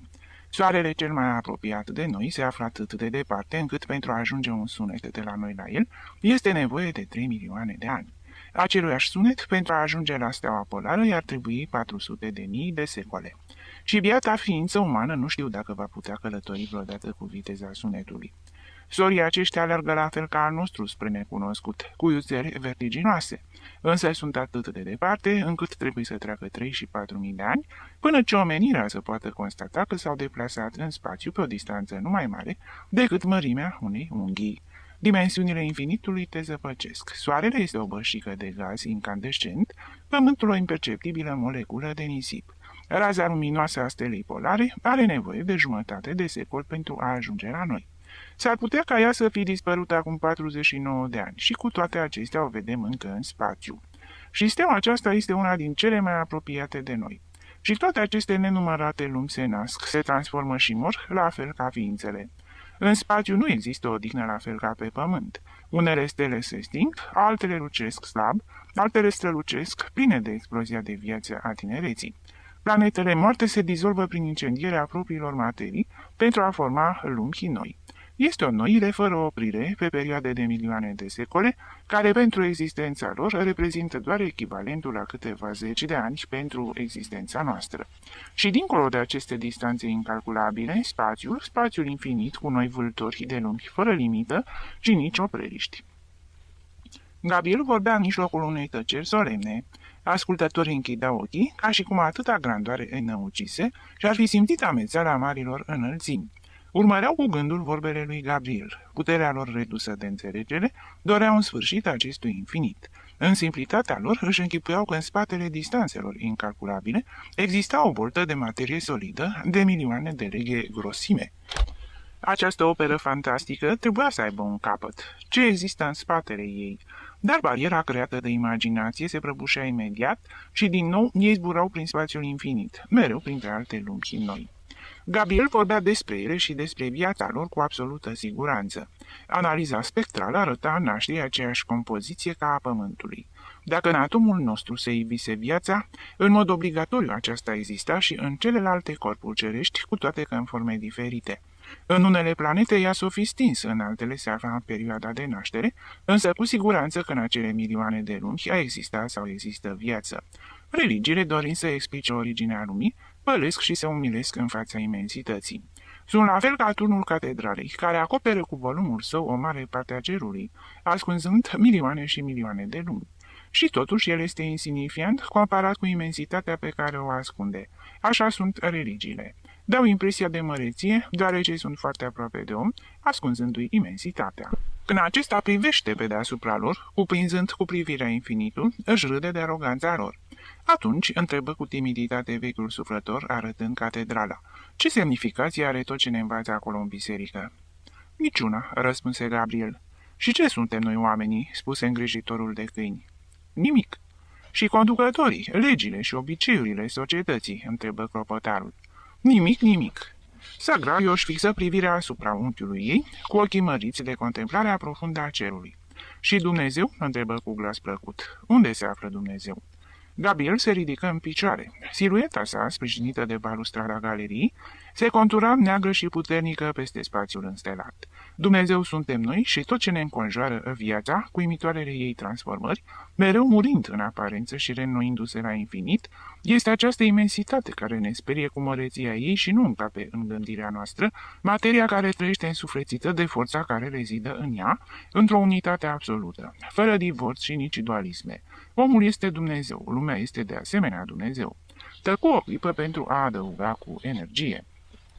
Însă dacă mă întrebați de persoana lui Dumnezeu, acel demiurg asemănător omului, inventat de religii, cel care construiește lumea din nimic, îndreaptă acțiunile noastre, păzește sufletele, clasificându-le după meritele lor și își împuternicește fiii să coboare pe acest pământ, pe care să-l izbăvească, atunci căutați-l în această imensitate și vedeți dacă îl găsiți și unde se ascunde. Când l-au inventat pe Dumnezeu, pământul exista de milioane de ani. 8. În dimineața sărbătorii Joia Verde, prima persoană pe care Gabriel o văzu ieșind din galerie fu Don Antolin, care își verifica bonierele și le aranja pe marginea de piatră a balustradei. Astăzi e o zi mare, spuse Luna, dorind să-l măgulească pe vergea de argint. Vă pregătiți pentru încasări serioase, vor veni mulți străini. Don Antolin îl privi fix pe Gabriel, ca și cum se îndoia de sinceritatea lui, însă se convinse că nu-și bătea joc și răspunse cu oarecare satisfacție. Sărbătoarea trebuie pregătită cu grijă. Sunt destui de mulți cei care vor să vadă tezaurile noastre. Vai, fiule, avem nevoie de așa ceva. Tu, care te bucuri de nenorocirea noastră, poți fi satisfăcut de situație. Trăim într-o groaznică strâmtorare. Sărbătoarea Joii Verzi valorează puțin astăzi, comparată cu cea din alte timpuri. Și totuși, câte economii nu trebuie făcute pentru ca Epitropia să poată plăti cele câteva parale cât costă acest eveniment extraordinar. Don Antolin, privindu-l fix pe Luna, rămase tăcut o bucată de timp, ca și cum i-ar fi trecut prin cap o idee deosebită. La început încleți fruntea, ca și cum ar fi respins-o, însă încetul cu încetul, obrazul său se lumină cu un zâmbet malițios. Apropo, Gabriel, spuse cu un accent mieros care avea ceva agresiv, îmi amintesc că, cu ocazia monumentului din Săptămâna Mare, mi-ai vorbit că ai vrea să câștigi câțiva bani pentru a-l ajuta pe fratele tău. Astăzi ți s-a evit o ocazie. Va fi ceva neînsemnat, însă totuși ceva. Vrei să faci parte din cei care poartă pe umeri carul sacramentului? Gabriel ar fi răspuns cu mândrie răutăciosului preot. Îl ghicea intenția acestuia de a-l supăra. Însă imediat îi se năzări ideea de a-l umili pe Vergea de Argint, primind propunerea lui. Dorise să-l surprindă, tocmai consimțind la năstrușnica lui idee. În afară de aceasta, se gândise că sacrificiul ar fi demn de generozitatea pe care fratele său o manifestase față de el. Neputându-l ajuta cu bani, își arăta dorința de a munci.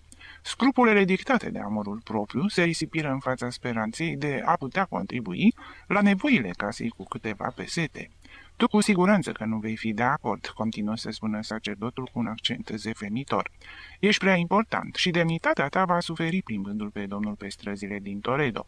Află dumneata că te înșeli. Sunt de acord, sigur că sunt de acord, însă munca este prea grea pentru un om bolnav. Asta să fie toată piedica, spuse hotărât don Antolin. Vor fi cel puțin 10 oameni și ei sunt cu adevărat voinici. Tu vei completa acest număr. Te voi recomanda eu ca să te aibă în vedere. Atunci încheiem afacerea, don Antolin. Poți conta pe mine. Eu sunt gata să-mi câștig existența ori de câte ori mi se prezintă ocazia. Și sfârși prin a-și mărturisi dorința de a mai ieși din catedrală, de a parcurge străzile din Toledo fără a fi băgat în seamă, deoarece nu mai văzuse orașul din clipa în care se închisese în catedrală. În afară de aceasta, vanitatea sa era puternic satisfăcută de gândul că tocmai el, cu convingerile sale antireligioase, avea să plimbe în fața mulțimii credincioase pe Dumnezeul catolicismului. Spectacolul îl făcu să zâmbească, era aproape un simbol. Cu siguranță că don Antolin se bucura și el, văzând un mic triumf al religiei, atunci când îi obliga pe dușmanii ei să-i poarte însemnele pe umeri. Gabriel însă privea lucrurile în cu totul alt mod. Lângă carul euharistic va reprezenta îndoiala și negarea ascunse în interiorul unui cult strălucitor, prin pompa ei exterioară, însă golit de esență și de idealuri. Ne-am înțeles, don Antolin, într-o clipă voi coborî în catedrală.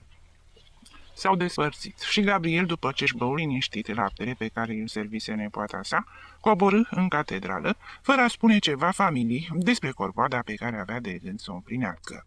Îi era teamă de protestul fratelui său. În galeria de jos se întâlni din nou cu Vergea de Argint. Stătea de vorbă cu grădinărea sa, arătându-i scandalizat un snop de spice legat cu o panglică roșie. Îl luase din cristelnița cu apă sfințită de lângă poarta bucuriei. În fiecare an găsea aceeași ofrandă în același loc. Un necunoscut oferea bisericii primul spic de grâu al anului. Trebuie să fie un nebun, spunea preotul. La ce folosește gestul acesta? Ce semnificație are, cel puțin dacă ar fi fost o căruță plină de snopi, ca în timpurile bune? Și în timp ce zvâlea cu dispreț mănânchiul de spice într-un rezor al grădinei, Gabriel se gândea cu admirație la forța atavică, care făcea să reînvie în plin templul catolic ofranda păgână, plinos oferită divinității din primele roade ale pământului fecundat, de acesta anotimp al verii. Corul încetase și începu liturghia, chiar în clipa când Gabriel intră în catedrală. Oamenii de rând ce se aflau la ușa sacristiei comentau evenimentul de seamă al sărbătorii. Eminența sa nu coborâse în cor și nici nu va asista la procesiune. Se spunea că este bolnav. Însă cei ai casei zâmbeau, amintind că în după amiaza anterioară făcuse o plimbare până la schitul Maicii Domnului din La Vega.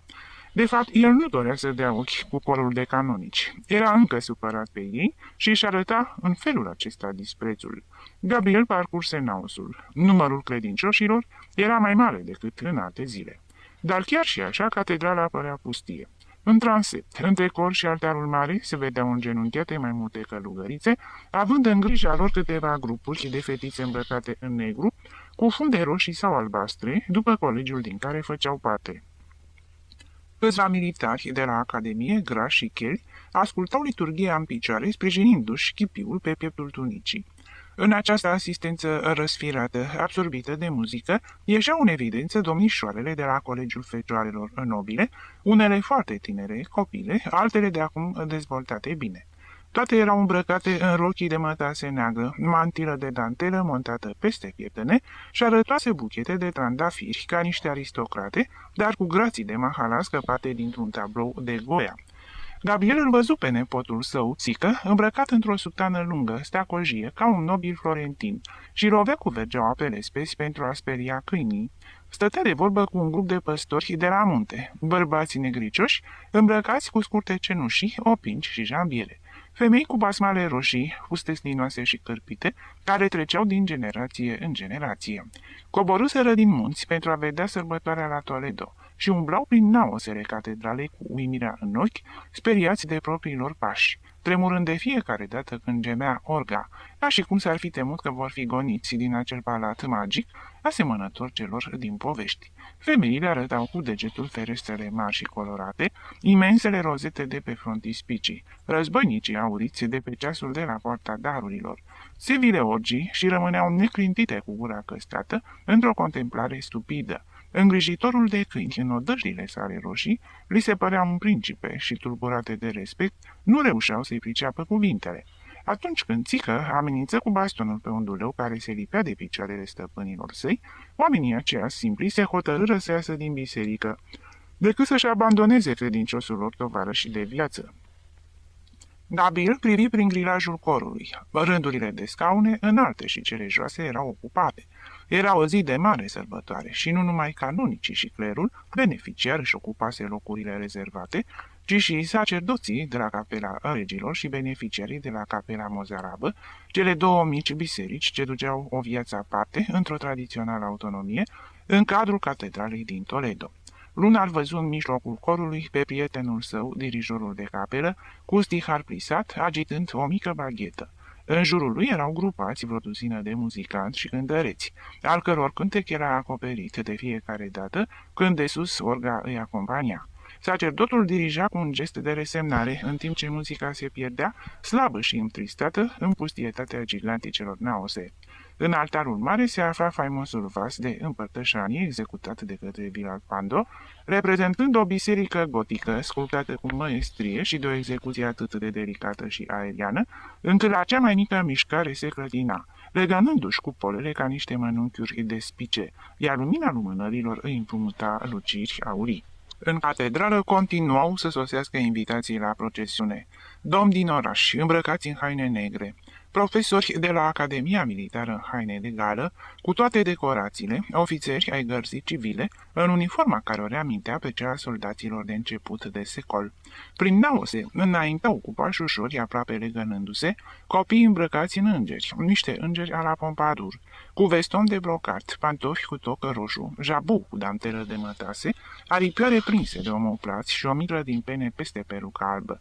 Biserica primată scotea pentru această sărbătoare îmbrăcămintea tradițională. Uniformele de gală ale slujitorilor bisericii erau în totalitatea lor din secolul al XVIII-lea, ultima epocă a prosperității sale. Cei doi care trebuiau să conducă acel car aveau peruci cudrate, pantaloni și veston negru, la fel ca și abații ultimului secol. Paracliserii se împodobeau cu gulele plisate, scrobite și peruci. Brocartul și catifeaua îi acopereau pe toți oamenii din claverii, care de-abia aveau ce să mănânce. Până și ministranții purtau tunici țesute cu fir de aur.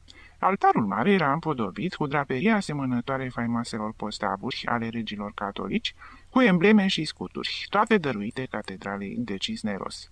Episcopul subaltern citea liturghia și atât el cât și diaconii ajutători transpirau sub casulele și mantiile tradiționale cu broderii în relief, care îi striveau ca niște armuri antice. Catedrala se zguduia din temelii odată cu apropierea procesiunii. Ușile sacristiei se deschideau și se închideau cu zgomot. Lumea forfotea ocupată.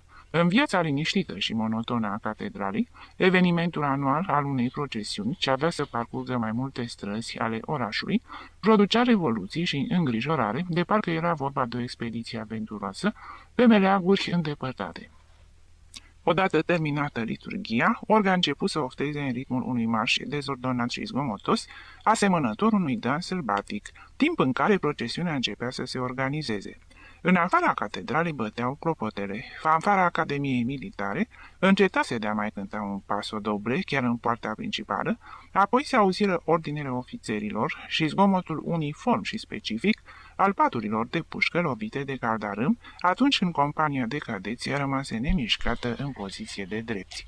Don Antolin, cu marea lui vergea de argint și nădăjdii de brocat alb, se agita dintr-un loc într-altul, aranjând pe angajații bisericii. Gabriel îl văzu apropiindu-se transpirat și congestionat. Ia-ți locul, a sosit momentul.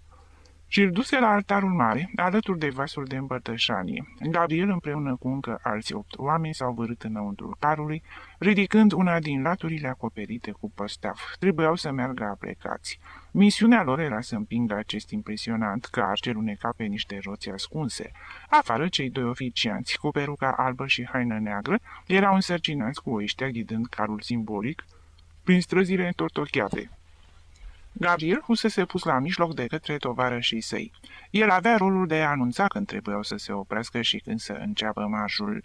Vasul de împărtășanie, monumental, era montat peste o platformă, dar rămânea o deschizătură de o palmă, pe unde Gabriel putea privi, transmițând indicațiile cârmaciului din față. Atenție, porniți!" spuse Gabriel, supunându-se unui semnal din afară. Și carul sfânt început să se miște încetișor pe planul înclinat din lemn ce acoperea treptele altarului mare. La trecerea prin grilaj au trebuit să se oprească.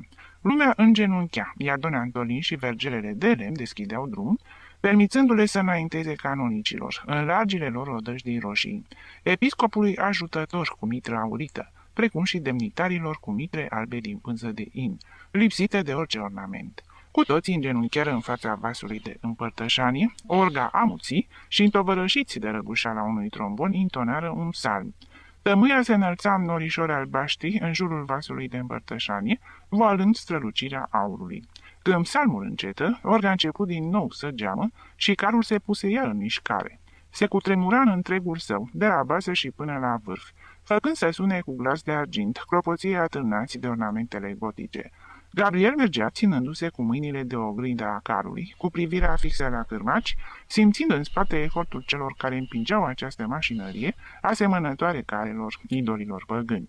La ieșirea din catedrală prin poarta principală, singura care se afla la același nivel cu strada, Gabriel putu cuprinde cu privirea întreaga procesiune. Vedea călăreții gărzii civile, deschizând șirul de oameni, pe muzicanții orașului îmbrăcați în roșu și crucile parohiilor, grupate fără nicio ordine, în jurul crucii catedralei, ridicată pe un soclu, acoperit cu figuri brodate, apoi toată partea carosabilă a străzii, flancată de 2 rânduri de clerici militari cu lumânări, diaconii cu cădelnițe, asistați de copii îmbrăcați în îngeri, cu un aer afectat care purtau vasele cu tămâie, și canonicii cu odăjdile lor istorice de mare valoare. În spatele monumentalului car se grupau autoritățile, iar batalionul cadeților închidea procesiunea mergând cu pușca pe umăr, cu capetele tunse, descoperite, legănându-se în cadența marșului. Gabriel inspira cu deosebită plăcere aerul străzii. El, care văzuse cele mai mari capitale ale Europei, admira acum, după timpul îndelungat, petrecut între zidurile catedralei, străzile acestui oraș vechi. Îi se păreau foarte populate și simțea acea amețeală pe care marile aglomerări moderne le produc celor obișnuiți cu o viață retrasă. Pe balcoane se vedeau atârnate covoare vechi și șaluri de Manila. Străzile erau pavazate, iar pavajul acoperit cu un strat de nisip, pentru ca alunecarea carului peste pietrele ascuțite ale pavajului să se facă lin. Pe străzile în pantă, vasul de împărtășanie înaintea cu greutate. Oamenii ascunși sub car transpirau gâfâind. Gabriel Dușa îl durea spatele din cauza că se afla închis în temnița aceea mișcătoare, iar maestatea marșului era tulburată de glasul de comandă al canonicului Epitrop, care cu odăjdii roșii și o vergea în mână dirigea procesiunea, dojenind de multe ori, din cauza mișcărilor dezordonate, pe cârmaci și pe cei care împingeau carul. Lăsând la o parte aceste suferințe, Gabriel era satisfăcut de extraordinara lui evadare pe străzile orașului.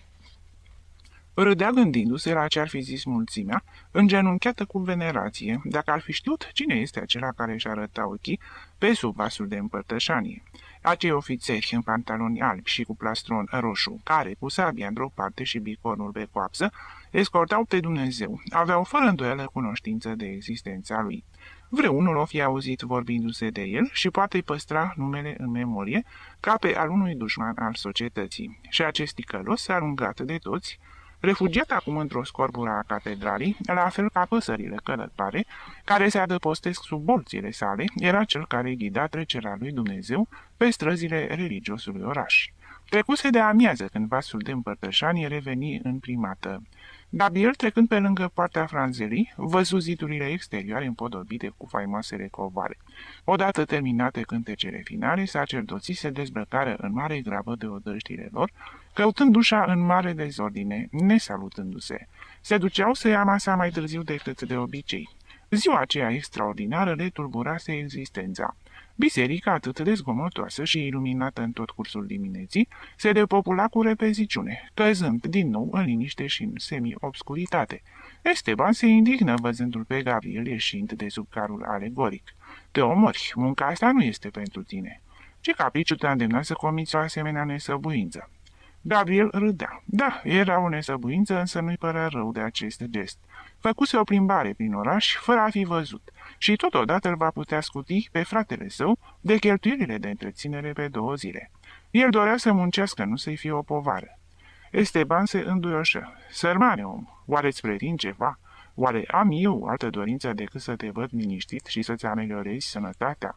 Și ca și cum ar fi dorit ca la acest sacrificiu să răspundă și el cu un altul care să-i facă plăcere fratelui său, urcând în claverii, nu mai apăru cu figura încruntată ca de obicei și îi vorbi fiicei sale în timpul mesei. Spre seară, galeria superioară rămase aproape pustie. Don Antolin coborâ îndată cu chitanțierul, bucurându-se la gândul că erau mulți străini care îl așteptau. Țică și clopotarul s-au strecurat hoțește pe scara turnului, îmbrăcați cu cele mai bune haine ale lor. Se duceau la luptele cu tauri. Sagrariu, obligată să se odihnească pentru a sfinți sărbătoarea, se strecură în locuința pantofarului. În timp ce acesta arăta giganții servitoarelor, soldaților Academiei Militare și neciopliților de la sate, nepata lui Luna o ajuta pe acea biată femeie, copleșită de mizerie și de numărul mare de copii, la cârpitul veșmintelor.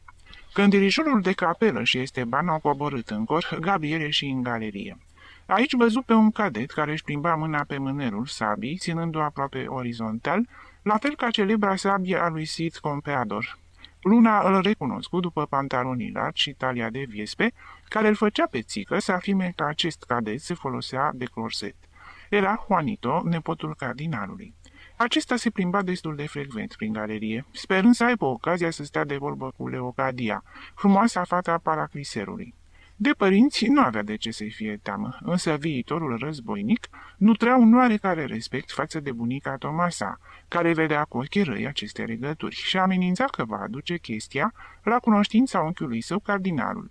Gabriel stătuse de mai multe ori de vorbă cu cadetul. Când tânărul îl întâlnea în galerie, se apropia de el căutând să lege o discuție pentru a justifica prin aceste convorbiri prezența sa în claverii. Luna rămase uimit, văzându-l acolo în această după-amiază de sărbătoare. Dumneata nu mergi la luptele cu tauri?" îl întrebă. Toți de la Academie cu siguranță că se află la arenă. Juanito zâmbea mângâindu-și mustața. Era psihacerat și ridică satisfăcut brațul, a cărui mânecă era împodobită cu galoane de sergent. Nu era un cadet oarecare, era un elev fruntaș și cu toate că nu înseamnă mare lucru, pentru cel care visează la un grad de general, ăsta întotdeauna se dovedise a fi un pas însemnat. Nu se va duce la luptele cu tauri. Era amator, însă se sacrifica pentru a putea sta de vorbă o după-amiază cu iubita la poarta casei ei, în liniștea claveriilor. Bunica coboruse în grădină și tatăl fetei nu va întârzia să iasă lăsându-i câmp liber, ca și cum nu ar fi știut de nimic.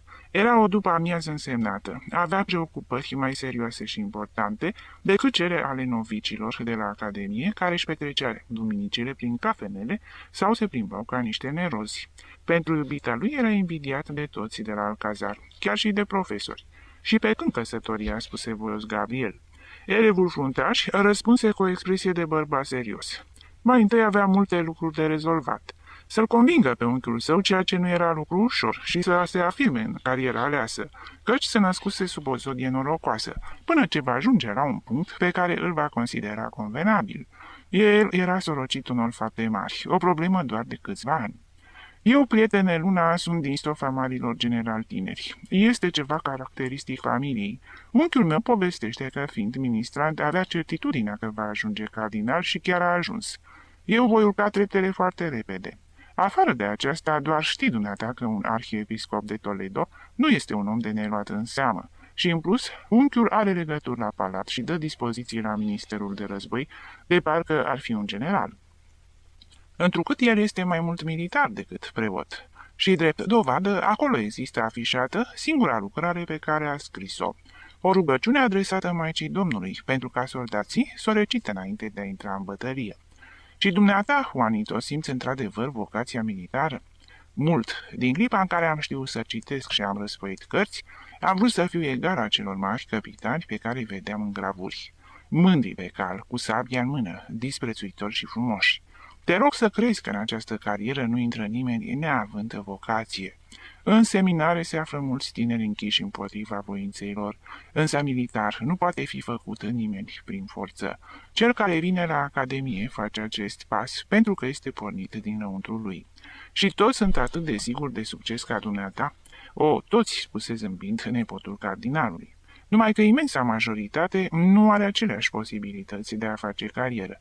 Însă, deși suntem atât de mulți, nu există măcar unul care să se gândească că ar fi posibil să atingă doar gradul de capitan și să nimerească într-un regiment de rezervă și să moară de bătrânețe, ajungând cel mult comandant. În primul rând, ne dăm cu toții seama că tinerețea se bucură de strălucirea uniformei, este atrasă de mirajul aventurilor. Doar știi și dumneata că femeile ne doresc cu înfocare. Și pentru bucuria de a trăi iubit și respectat în toate ocaziile, ceva mai mult decât civilii. Apoi când se apropie bătrânețea și încep să te îngrași și rămâi chel, urmează eșarfa de general, politica și cine știe, poate și portofoliul războiului. Acesta este gândul tuturor. Nu există unul printre noi care să nu crede că în viitor îl așteaptă o eșarfă și nu va avea altceva de făcut decât să o ia din cui și să-și o pună pe umăr. Eu sunt absolut sigur că asta mă așteaptă. Ceilalți doar speră și în felul acesta continuăm să trăim. Gabriel zâmbi auzindu-l pe cadet. Voi cu toții sunteți niște copii înșelați, la fel ca acești bieți tineri care intră la seminar, crezând că îi așteaptă mitra sau o mare sinecură de îndată ce ies pe ușa școlii. Marile fapte de demult încă vă mai ademenesc. Vom vedea, în afară de atracția părții materiale a carierei. Pentru ce vă faceți voi militari? Pentru glorie, răspunse retoric cadetul, amintind discursurile colonelului director al Academiei Militare. Pentru patrie, a cărei apărare ne este încredințată, pentru onoarea drapelului nostru. Gloria, spuse ironic Gabriel, cunosc asta. De multe ori, văzându-vă pe voi atât de tineri, atât de lipsiți de experiență, atât de plini și de speranțe deșarte, mi-am format o idee asupra ceea ce se poate numi psihologia cadetului. Ghicesc ce anume ați gândit voi înainte de a intra la Academie și prevăd amara și apăsătoarea deziluzie care vă așteaptă la absolvire. Povestirile despre războaie, aerul atrăgător și marțial al uniformei v-au sedus copilăria. Apoi lecturile războinice pline de o poezie irezistibilă. Bonaparte trecând ca un zeu, podul de la Arcole printr-o vijerie de mitralieră. Apoi generalii noștri luptând pentru neam. Espatero pe podul Lucana de lângă Bilbao, O'Donnell în Africa și deasupra tuturor, eroul legendar conducând cu sabia batalioanele la Castillejos. Eu vreau să fiu la fel, spun tinerii. Acolo unde reușește un om poate foarte bine să reușească și altul. Entuziasmul este luat drept predestinare și fiecare se crede creat de Dumnezeu pentru a fi un conducător faimos. În timp ce trăiți aici la Toledo, toți visează glorie, fapte eroice, la bătălii grandioase și triumfuri entuziaste. Însă când tânărul se vede cu cele 2 stele pe mânecă și se prezintă la un regiment, primul lucru ce îl întâmpină la poarta garnizoanei, chiar înainte de salutul santinerii, este realitatea urâtă și respingătoare. Cel care visa să se acopere de glorie, să ajungă conducător faimos înainte de 30 de ani și nu se gândea decât la combinații strategice și fortificații originale, trebuie să se ocupe acum de spălatul și îmbrăcatul decent al câtorva băieți neciopriți care sosesc de la țară mirosind a sănătate excesivă, să guste mâncarea trupei, să vorbească despre chiloți și cămăși și să socotească durata bocancilor și a espadrilelor. Cel care nici nasul nu și l-a băgat vreodată în bucătăria acasă la el și-a fost cocoloșit cu mare grijă de maică-sa, disprețuind ca pe niște preocupări femeiești tot ce nu era ordin și mișcări de trupe, Acum, primul lucru de care se izbește în armată este obligația de a cunoaște ce trebuie să facă un bucătar, croitor, cismar, etc., răbdând de multe ori observațiile superiorilor săi, pentru că nu arată destulă pricepere în aceste treburi. Este adevărat, spuse râzând Juanito, însă fără aceste lucruri nu poate exista armată și armata este necesară. Nu discutăm dacă este necesară sau nu. Eu vreau să zic doar că voi, și dacă dumneata nu, deoarece intri cu dreptul, tovarășii tăi, sunteți niște oameni amăgiți care își pregătesc, fără să-și dea seama, complet aratare în viață, la fel ca ceilalți tineri care, mai săraci și mai puțin energici, aleargă să pătrundă în rândurile bisericii. Cu biserica s-a terminat, pentru că nu mai există credință. Gloria militară a luat sfârșit pentru totdeauna în Spania, pentru că nu mai există războaie de cucerire și caracterul nostru de putere combatantă s-a pierdut, din fericire de mai multe secole. Dacă avem vreun război, el este civil sau colonial. Războaie pe care le-am putea denumi schiloade, fără strălucire și fără foros, în care se moare tot atât de bine ca la bătăliile de la Termopile sau de la Austerlitz, căci o singură dată își pierde omul viața, însă fără mângâierea faimei și admirației publice, fără aureola pe care o denumim glorie. Voi v-ați născut prea târziu. Strălucirea celorlalte secole va atrage cu mirajul ei. Însă ajungeți cu întârziere la apel. Voi sunteți războinicii unui popor care este nevoit să trăiască în pace, la fel cum seminariștii sunt viitorii sacerdoți ai unei țări în care nu se mai fac minuni, nici nu există credință, ci rutină și lenevie de gândire. Însă dacă nu mai avem de purtat războaie la exterior, dacă au luat sfârșit cuceririle, servim cel puțin pentru apărarea integrității solului spaniol, pentru a ne păstra casa. Dumneata oare crezi, adăugă supărat cadetul, că nu suntem în stare să murim pentru patrie? Nu mă îndoiesc, noi spaniolii suntem buni doar pentru un singur lucru, să murim foarte eroic. Istoria noastră de până acum vreo 2 secole nu conține altceva decât morți eroice. Glorioasă prăbușire în cutare loc, dezastru eroic în altă parte. Pe pământ și pe mare am produs uimire în lume, azvârlindu-ne cu ochii închiși în pericol, oferindu-ne în capul fără a fugi, cu stoicismul chinezului. Națiunile însă nu sunt mari prin disprețul lor față de moarte, ci prin abilitatea de a-și păstra viața. Polonezii au constituit o teroare pentru turci și au fost unii din cei mai buni soldați ai Europei și totuși Polonia de multă vreme nu mai există. Dacă o mare putere europeană ar putea să ne invadeze, te rog notează că spun ar putea, căci în problemele acestea nu este același lucru a dori cu a putea, eu îți pot spune de acum ce s-ar întâmpla. Spaniolii vor ști să moară, însă fi sigur că invadatorii nu ar avea nevoie mai mult de 2 bătălii în câmp deschis pentru a termina cu toate mijloacele noastre de război. Și această înfrângere pentru care e nevoie doar de câteva zile, câte sacrificii poate costa țara. Atunci, spuse ironic cadetul, ar trebui să suprimăm armata și să lăsăm națiunea fără apărare. Deocamdată nu ne putem aștepta să se întâmple aceste lucruri. Atât timp cât Europa este în armată și cea mai mică națiune are o armată, Spania va avea și ea una. Nu este ea cea care să dea un exemplu și nici acest exemplu nu ar servi la nimic. După o lungă tăcere, Gabriel vorbi cu blândețe, având în vedere tonul ironic și aproape agresiv al cadetului. Pe dumneata te dor fără îndoială afirmațiile mele. Crede-mă că simt acest lucru, deoarece nu-mi place să rănesc credințele nimănui, cu atât mai mult cu cât ele formează idealul vieții noastre. Însă adevărul este adevăr. Pe dumneata nu-i așa, nu te interesează absolut deloc problema socială. Nici nu o cunoști, nici nu te-a preocupat măcar o singură clipă. Același lucru se întâmplă cu siguranță și cu toți tovarășii dumitale de profesiune. Și cu toate acestea, prestigiul, dragostea voastră de patrie și drapelul ei vor avea mult de suferit și cauza va fi inegalitatea socială, care domnește azi în lume. Bogăția este rădăcina tuturor relelor. Capitalul este stăpânul pământului. Știința conduce umanitatea. Însă bogații au pus stăpânire pe descoperirile ei și le monopolizează pentru a perpetua tirania. Lumea economică s-a făcut stăpână pe mașini și pe celelalte roade ale progresului, întrebuințându-le drept lanțuri pentru a-i transforma în sclavi pe muncitori, obligându-i la un exces de producție, dar limitând salariul la strictul necesar. În viața națiunilor se întâmplă același lucru. Astăzi, războiul nu este decât o competiție pe seama științei. Popoarele bogate au pus stăpânire pe cele mai înaintate cuceriri ale artei de a extermina. Posedă turme de crucișătoare, mii de tunuri monstruoase, pot menține milioane de oameni sub arme, cu toate perfecționările la care acestea au ajuns, fără ca economia lor să se prăbușească.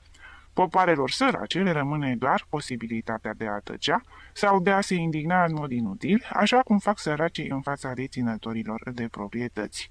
Poporul cel mai laș din lume sau cel mai sedentar poate fi un războinic de neînvins sau cuceritor glorios dacă are bani.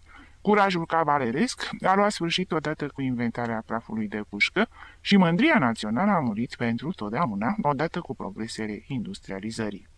Dacă ar reînvia Sid, s-ar fi aflat în închisoare. Ar fi devenit hoț la drumul mare, neputându-se împăca acum cu inegalitățile și injustiția vieții moderne. Dacă marele capitan ar fi fost acum ministru de război, nu știm cum ar fi putut reuși, cu tot acest buget militar care istovește națiunea, să pună regimentele sale de infanterie în situația de a putea susține din nou o bătălie în Italia. Și la mijloc e banul, blestematul de bani, care omoară partea cea mai frumoasă a soldatului, curajul personal, inițiativa, originalitatea, așa cum îl anulează și pe muncitor, transformând existența acestuia într-un infern. Cadetul îl asculta cu atenție pe Gabriel, înțelegând pentru prima oară că marile puteri stăpâneau ceva în plus, mai mult decât pasiunile războinice ale monarhului și curajul armatelor. Vedea deodată bogăția ca bază și resort al tuturor proiectelor militare. Atunci, spuse cu o expresie gânditoare, dacă străinii nu ne atacă, nu este din cauza că se tem de noi. Nu, dacă ne permit să trăim liniștiți, o fac pentru că aceste puteri omnipotente, cu ambițiile și geloziile lor, păstrează un anumit echilibru. Sunt la fel ca mari monopoliști care, ocupați cu mari proiecte de dezvoltare, lasă din nepăsare și dispreț să existe în jurul lor și industrii modeste. Crezi dumneata că Elveția și Belgia și alte țări mici trăiesc liniștite, înfipte între marile puteri pentru că posedă o armată? Ele ar fi existat chiar dacă nu ar fi avut un singur soldat. Iar Spania, prin puterea ei militară, nu este altceva decât una din micile națiuni din Europa. Sărăcia economică și numărul redus al populației ne obligă la umilință. Astăzi există două categorii de armate. Cele organizate pentru cuceriri și cele care servesc doar pentru păstrarea ordinei interne, care nu sunt altceva decât o jandarmerie în mare, cu tunuri și generali. Cea a Spaniei, oricât de mult costă și oricât ar fi mărită, nu iese din tiparul acestei ultime clasificări. Și chiar dacă este numai atât, spuse cadetul, nu este totuși ceva, păstrăm ordinea internă, veghem la liniștea patriei. Firește, lucrul acesta se poate face cu mai puțini oameni și cu bani mai puțini. Iar despre glorie, voi tinerii, plini de iluzii, plini de combativitate și de energie, vă resemnați cu această profesiune de supraveghetori și păzitori ai unui popor? Viitorul vostru este tot atât de monoton ca al unui cleric de catedrală. În fiecare zi același lucru, dresatul oamenilor ca să se miște într-un fel sau într-altul, o partidă de domino sau biliard într-o cafenea, o plimbare de dragul uniformei sau un somn în fotolul din camera drapelelor. Cele mai deosebite evenimente de care puteți avea parte, o răzmeriță împotriva impozitului asupra vreunui articol de consum, o grevă, închiderea unor prăvării, pentru că proprietarii lor au protestat împotriva impozitelor și eventual șansa de a face uz de arme contra unei mulțimi înarmate cu pietre și bâte. Dacă vreodată în viață dumneata vei avea ocazia să comanzi să se tragă cu arma, fii sigur că va fi împotriva spaniolilor. Guvernele noastre nu doresc o armată. Ele știu că ea este de prisos pentru apărarea națiunii în afara granițelor, căci bogăția națională nu permite întreținerea ei și se mulțumesc doar cu o organizare embrionară care trăiește în plină dezordine, agitată de nesfârșite și contradictorii reforme și copiază realizările străine la fel ca o fată săracă, care imită eleganța unei mari doamne. Te rog să crezi că nu este plăcut să trăiești o existență lipsită de curaj și în monotonie, fără altă glorie decât de a împușca pe muncitorul care protestează sau poporul care se plânge. Și cu libertatea și progresul politic, întrebă cadetul, l-am auzit pe un capitan bătrân de la Academie care afirma că dacă în Spania există regimul liberal, asta se datorește doar armatei. Există mult adevăr aici, spuse Gabriel. Este neîndoios că a fost cel mai important serviciu pe care armata l-a adus Spaniei. Fără ea, cine știe unde s-ar fi dus războaiele civile în această țară atât de conservatoare și de reticență în fața reformelor. Repet, nu mi este necunoscut acest serviciu, însă te rog să crezi că războaiele civile, între libertate și absolutism politic, nu se vor mai repeta, așa cum nu mai pot să se reediteze cu succes acțiunile trupelor de partizani ale independenței. Mijloacele de comunicație și progresele militare au omorât războiul dus în munți. Pușca Mauser, care este arma zilei, trebuie să care după ea un parc bine aprovizionat și să aibă depozite de gloanțe în spate, și tactica asta este incompatibilă cu războiul de partizani. Însă trebuie să recunoaște dumneata că suntem și noi buni la ceva și că oferim națiunii un bun serviciu. Recunosc, în cadrul actualei stări de lucruri. Însă aș fi recunoscut și mai mult dacă voi ați fi fost în număr mai mic. Consumați cea mai mare parte a bugetului și cu toate acestea trăiți într-o mizerie decentă și disimulată, însă totuși mizerie. Un locotenent câștigă mai puțin decât anumiți muncitori și e dator să suporte cheltuieli cu uniforme arătoase, să umble curat și să frecventeze când simte nevoia unei distracții aceleași locuri ca și bogații. În fața lui vede doar ani lungi de așteptare și de mizerie ascunsă, purtată cu demnitate, până ce o avansare poate să-i procure câțiva duros în plus pe lună. Voi suferiți educând această viață de proletare ai spadei, iar națiunea productivă se plânge, văzându-vă inactiv și uită de alte cheltuieli nefolositoare, ce se fac pentru a-și îndrepta privirea numai asupra voastră a militarilor. Te rog, crede-mă, pentru armată modernă voi sunteți foarte puțini și rău organizați. Iar pentru paza internă prisosesc mulți și ne costă prea scump. Nu este vina dumitale, este a vocației dumitale care sosește târziu, când Spania este moartă din fericire pentru spiritul marțial. Dacă ar reînvia, va trebui să urmeze o direcție care nu va fi cu siguranță cea a spadei. De aceea spun că tinerii care caută gloria, acolo unde au crezut că o găsesc strămoșilor, greșesc. La apariția lui Don Antolin, dialogul lua sfârșit. Acesta alerga palid de emoție, gâfâind, agitându-și mănunchiul de chei. Va sosi eminența sa, spuse grăbit. Se și află în arc. Vrea să-și petreacă după amiaza în grădină. Este un capriciu. Se spune că astăzi este de nesuportat. Și alergă să deschidă poarta craiului, care făcea legătura între claverii și galeria inferioară. Cadetul se alarmă în fața neașteptatei apropieri a unchiului său.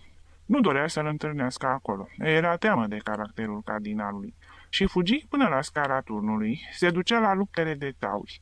Își sacrifica iubita pentru a nu se întâlni cu Don Esteban. Gabriel, rămânând singur în galerie, se propti de o mică coloană, păzind de la distanță trecerea temutului prinț al bisericii. Îl văzu ieșind prin ușa care duce la încăperea giganților. Era urmat de 2 servitori. Luna a putut pentru prima oară să le examineze bine. Era foarte înalt și, în ciuda vârstei lui, se menținea drept. Peste sutana neagră cu vipuște roșii se odihnea crucea de aur. Se sprijinea pe cârje cu o oarecare marțialitate, iar ciucurii de aur, în formă de insigna pălăriei sale, cădeau peste ceafa unsuroasă, cu o piele trandafirie și acoperită de peri albi. Ochii săi mici și pătrunzători priveau în toate părțile, în speranța de a descoperi vreo neglijență, ceva care să contravină regulilor stabilite și în felul acesta să poată izbucni în țipete și amenințări, pentru a-și descărca indispoziția și mânia ce îi încruntau sprâncenele. Cardinalul dispăru prin partea craiului, precedat de Don Antolin, care, după ce deschisese grilajul, se pusese la ordinele sale tremurând de teamă. Liniștea și singurătatea din claverii nu fusese tulburate. Dădea impresia că lumea rămânea ascunsă și liniștită în case, ghicind pericolul ce trecea. Gabriel, rezemat de balustradă, văzu cum prințul bisericii ieși din galeriile inferioare, parcurgând 2 dintre ele, până ce ajunse la partea grădinii. Funde ajuns un gest vag al prelatului, pentru ca servitorii să se oprească din ocupațiile lor, iar el avansă singur pe aleea centrală, îndreptându-se spre chioșc, unde Thomas adormita între pereții de frunze, având în mână un ciorap la care tricota. Bătrâna se trezi la zgomotul de pași. Văzându-l pe prelat, scoase un țipăt de surpriză. Don Sebastian, dumneavoastră aici. Am vrut să-ți fac o vizită, spuse cardinalul cu un zâmbet binevoitor, așezându-se pe un scaun. Întotdeauna tu ai fost aceea care m-ai căutat. Îți sunt dator multe vizite și iată-mă, sunt lângă tine. Și introducând o mână în profunzimile sutanii, scoase de acolo o cutie de aur pentru țigări de foi și aprinse una. Își întinse picioarele cu satisfacția aceluia care are o clipă de libertate, obișnuit tot timpul să domine și să se impună numai cu o aruncătură de ochi mai severă. Dar nu ați fost bolnav?" întrebă grădinăra sa. Eu aveam de gând să trec azi după amiază pe la palat, pentru a întreba pe Donia Vizita de sănătatea dumneavoastră. Taci din gură, niciodată nu m-am simțit mai bine ca în dimineața aceasta. Palma pe care am dat-o indivizilor de aici, refuzând să fiu prezent la cor, pentru a nu mă ruga împreună cu ei, mi-a produs o dispoziție magnifică. Și pentru ca să fie mai evidentă intenția mea, am venit să te văd. Vreau ca ei să afle că mă simt bine, că chestia cu boala nu este adevărată. Să știe întregul Toledo că arhiepiscopul nu vrea să-și vadă canonicii și că o face din demnitate, nu din mândrie, căci, în același timp, coboară să o vadă pe vechea sa prietenă, grădinărea sa. Și temutul bărbat hohoti ca un copil, gândindu-se la necazul pe care vizita aceasta avea să-l pricinuiască celor din corpul de canonici. Și să nu crezi, Tomasa, continuă el, că am venit să te văd doar din politețe. În după amiaza aceasta mă cuprinsese tristețea în palat. Mă plictiseam. Vizitațion este ocupată cu niște prietene de-ale ei de la Madrid. Și eu am simțit un fel de indispoziție, care din când în când mă face să-mi reamintesc trecutul. Simțeam nevoia să te văd și pe deasupra m-am gândit că în grădina catedralei este întotdeauna răcoare. Oriunde în altă parte decât aici este o căldură de cuptor. Tomasa, ce zdravănă te văd! Ești atât de subțire și agilă. Te menții mai bine ca mine. Nu ești învelită cu grăsime ca acest păcătos și nici nu ai dureri care să-ți amărască nopțile. Părul tău este în cap pe negru, dar în turație întreagă. Nu ai nevoie ca acest cardinal să porți proteză. Însă oricum, Tomasa, ești bătrână ca și mine. Ne rămân puțini ani de viață, oricât de mult a dorit Domnul să ne păstreze. Cine ar putea să se mai întoarcă la acele timpuri când, îmbrăcat în sutana roșie, urcam până la voi căutându-l pe tatăl tău, Paragliserul, și îți răpeam micul dejun de pe masă? Tomasa? Cei doi bătrâni, uitând diferențele sociale, cu această fraternitate resemnată a ființelor care se îndreaptă spre moarte, își reaminteau trecutul. Totul rămăsese neschimbat ca în copilăria lor. Grădina, galeria, catedrala. Eminența sa, închizând ochii, se credea încă ministrantul din urmă cu jumătate de secol. Spirala albăstrui a fumului țigării părea că îi târăște gândirea prin nesfârșitele neliniști ale trecutului. Ți-aduce aminte cum își râdea de mine bietul tău tată? Micuțul acesta, spunea el în sacristie, este un Sixt al cincelea. Ce vrei să fii? Mă întreba el. Și eu răspundeam mereu același lucru. Arhiepiscop de Toledo. Și cât de puțin râdea bunul Paragliser de siguranța cu care vorbeam eu de pretențiile mele. Când m-au avansat episcop, crede-mă, Tomasa, mi-am amintit mult de el, păcat că murise. Mi-ar fi făcut plăcere să văd lacrimile sale de bucurie, văzându-mă cu mitra pe cap. Eu v-am iubit întotdeauna, sunteți o familie minunată și de multe ori voi mi-ați astâmpărat foamea. Tăceți, stăpâne, tăceți și nu mai amintiți asemenea lucruri. Eu sunt aceea care trebuie să vă mulțumesc că sunteți atât de bun, atât de sincer și apropiat de noi, deși acum sunteți un al doilea după papă. Și adevărul este, adăugă bătrâna cu aroganța sincerității sale, că nu aveți decât de câștigat. Prietene ca mine cu siguranță că nu mai aveți. Pe dumneavoastră nu vă înconjoară decât adulatori și șireți, așa cum se întâmplă cu toți cei mari de pe acest pământ. Dacă ați fi rămas doar preot de liturghie, fără posibilități de avansare, nimeni nu s-ar fi uitat la dumneavoastră. Însă Thomas ar fi continuat să vă fie prietenă, dispusă totdeauna să vă facă vreun serviciu. Vă iubesc atât pentru că dumneavoastră sunteți modest și binevoitor. Dacă ați fi fost orgolios ca alți arhiepiscopi, v-aș fi salutat inelul și la revedere. Cardinalul în palatul său și grădinărea sa în grădina ei. Prelatul primea cu zâmbete sinceritatea agresivă a acestei femei cum se cade. Dumneavoastră veți fi pentru mine întotdeauna Don Sebastian, continuă ea. Când mi-a spus să nu mă mai adresez cu numele de eminență sau cu oricare alt titlu atât de dragi oamenilor, mi-a făcut mai multă plăcere decât dacă mi-ați fi oferit în dar mantia din tabernacol. De emoție am simțit un nod în gât. Îmi venea poftă să strig, la naiba cu eminență și cu ilustrisime, din moment ce noi de mici copii ne-am zgâriat de 1000 de ori atunci când tu mă vedeai cu un colț de pâine uscată sau cu o caisă în mână și ca un hoț adevărat te repezeai să mi le înfuleci. Vă vorbesc cu dumneavoastră din clipa în care v-am văzut că ați dobândit scaunul de cleric beneficiar al catedralei, căci nu este plăcut să tutuiești un sacerdot ca pe un ministrant. Cei doi bătrâni au tăcut. Privirile lor prinseră a cerceta grădina cu oarecare duioșie, ca și cum în fiecare arbore sau arcadă, acoperită de frunziși, dădeau de o amintire. Știți dumneavoastră la ce mă gândesc eu acum?" spuse Tomasa. Îmi amintesc de o altă întâlnire a noastră chiar aici, în această grădină, acum câțiva ani. Pe puțin 48 sau 50. Eu eram cu biata mea soră mai mare, care tocmai se căsătorise cu Luna grădinarul. Prin galerie se plimba, curtându-mă, acela care apoi deveni soțul meu. La un moment dat am văzut intrând în chioșc un soldat frumos, un sergent, zornăind fălos din pinteni, cu mâna pe spadă și pe cap cu un coif cu pene, asemănător cu cel al indienilor de pe monument. Acel militar erați dumneavoastră, don Sebastian, și ați venit la Toledo să vă vedeți unchiul. Și nu doreați să plecați înainte de a-i face o vizită și prietenei Tomasita. Și ce semeți erați dumneavoastră. Acesta e adevărul. Nu spun pentru a vă măguli. Știați dumneavoastră cum să vă faceți plăcut față de fete. Chiar îmi amintesc că mi-ați spus cât de frumoasă și tânără mă găseați după ani de absență. Dumneavoastră nu vă displace reamintindu-vă lucrul acesta, nu-i așa? Și câte nu spuneați atunci, când dumneavoastră ați plecat, cumnatul meu a remarcat. Băiatul a renunțat pentru totdeauna la rasă. E inutil ca unchiul său să vrea să-l facă sacerdot. A fost o nebunie a tinereții, spuse cardinalul, care zâmbea orgolios, amintind arogantul sergent de dragoni. În Spania există doar 3 cariere demne de un bărbat, cea a spadei, cea a bisericii sau cea a magistraturii. Atunci îmi fierbea sângele și voiam să mă fac soldat, însă am avut nenorocul să prind timpul de pace.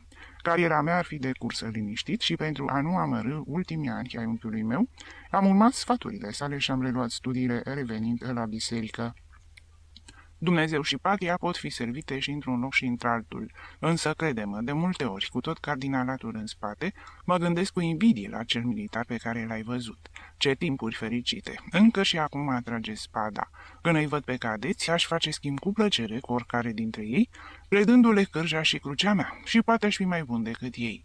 Dacă ar reveni acele timpuri ale reconchistei, când prelații porneau să omoare mauri, ce mare arhiepiscop de Toledo aș fi fost eu. Și don Sebastian își îndrepta corpul de bătrân obez, întinzând brațele, cu aroganța ultimelor resturi de putere. Dumneavoastră ați fost întotdeauna un bărbat, spuse grădinărea sa. Lucrul acesta îl zic multor preoți care, vorbind despre dumneavoastră, vă critică pentru orice fleac. Nu vă jucați dumneavoastră cu eminența sa, că este în stare să pătrundă într-o zi în cor și să zică, pe ăsta vreau și pe ăsta nu, azvârlindu-i pe toți cei netrebnici afară. Nu o singură dată am fost tentat să o fac, spuse cu fermitate prelatul, strălucindu-i în ochi o scânteie de energie. Însă mă reține stima pentru funcția pe care o dețin și caracterul meu de om pașnic. Sunt păstor al turmei catolice, nu lup care sfâșie oile cu cruzimea lui. Însă sosește clipa când nu se mai poate suporta și atunci, Dumnezeu să mă ierte, sunt tentat să ridic cârja și să lovesc pentru a termina odată pentru totdeauna cu această turmă rebelă care s-a opășit în catedrală. Prelatul se înfierbânta, vorbind despre luptele sale purtate cu corpul de canonici. Calmul ce îi era inspirat de liniștea din grădină dispărea când își amintea de ostilii săi subordonați. Simțea nevoia ca în alte dăți să-și încredințeze supărările grădinăresei. Tu nu știi, Tomasa, cât de mult mă fac să sufer acești canonici.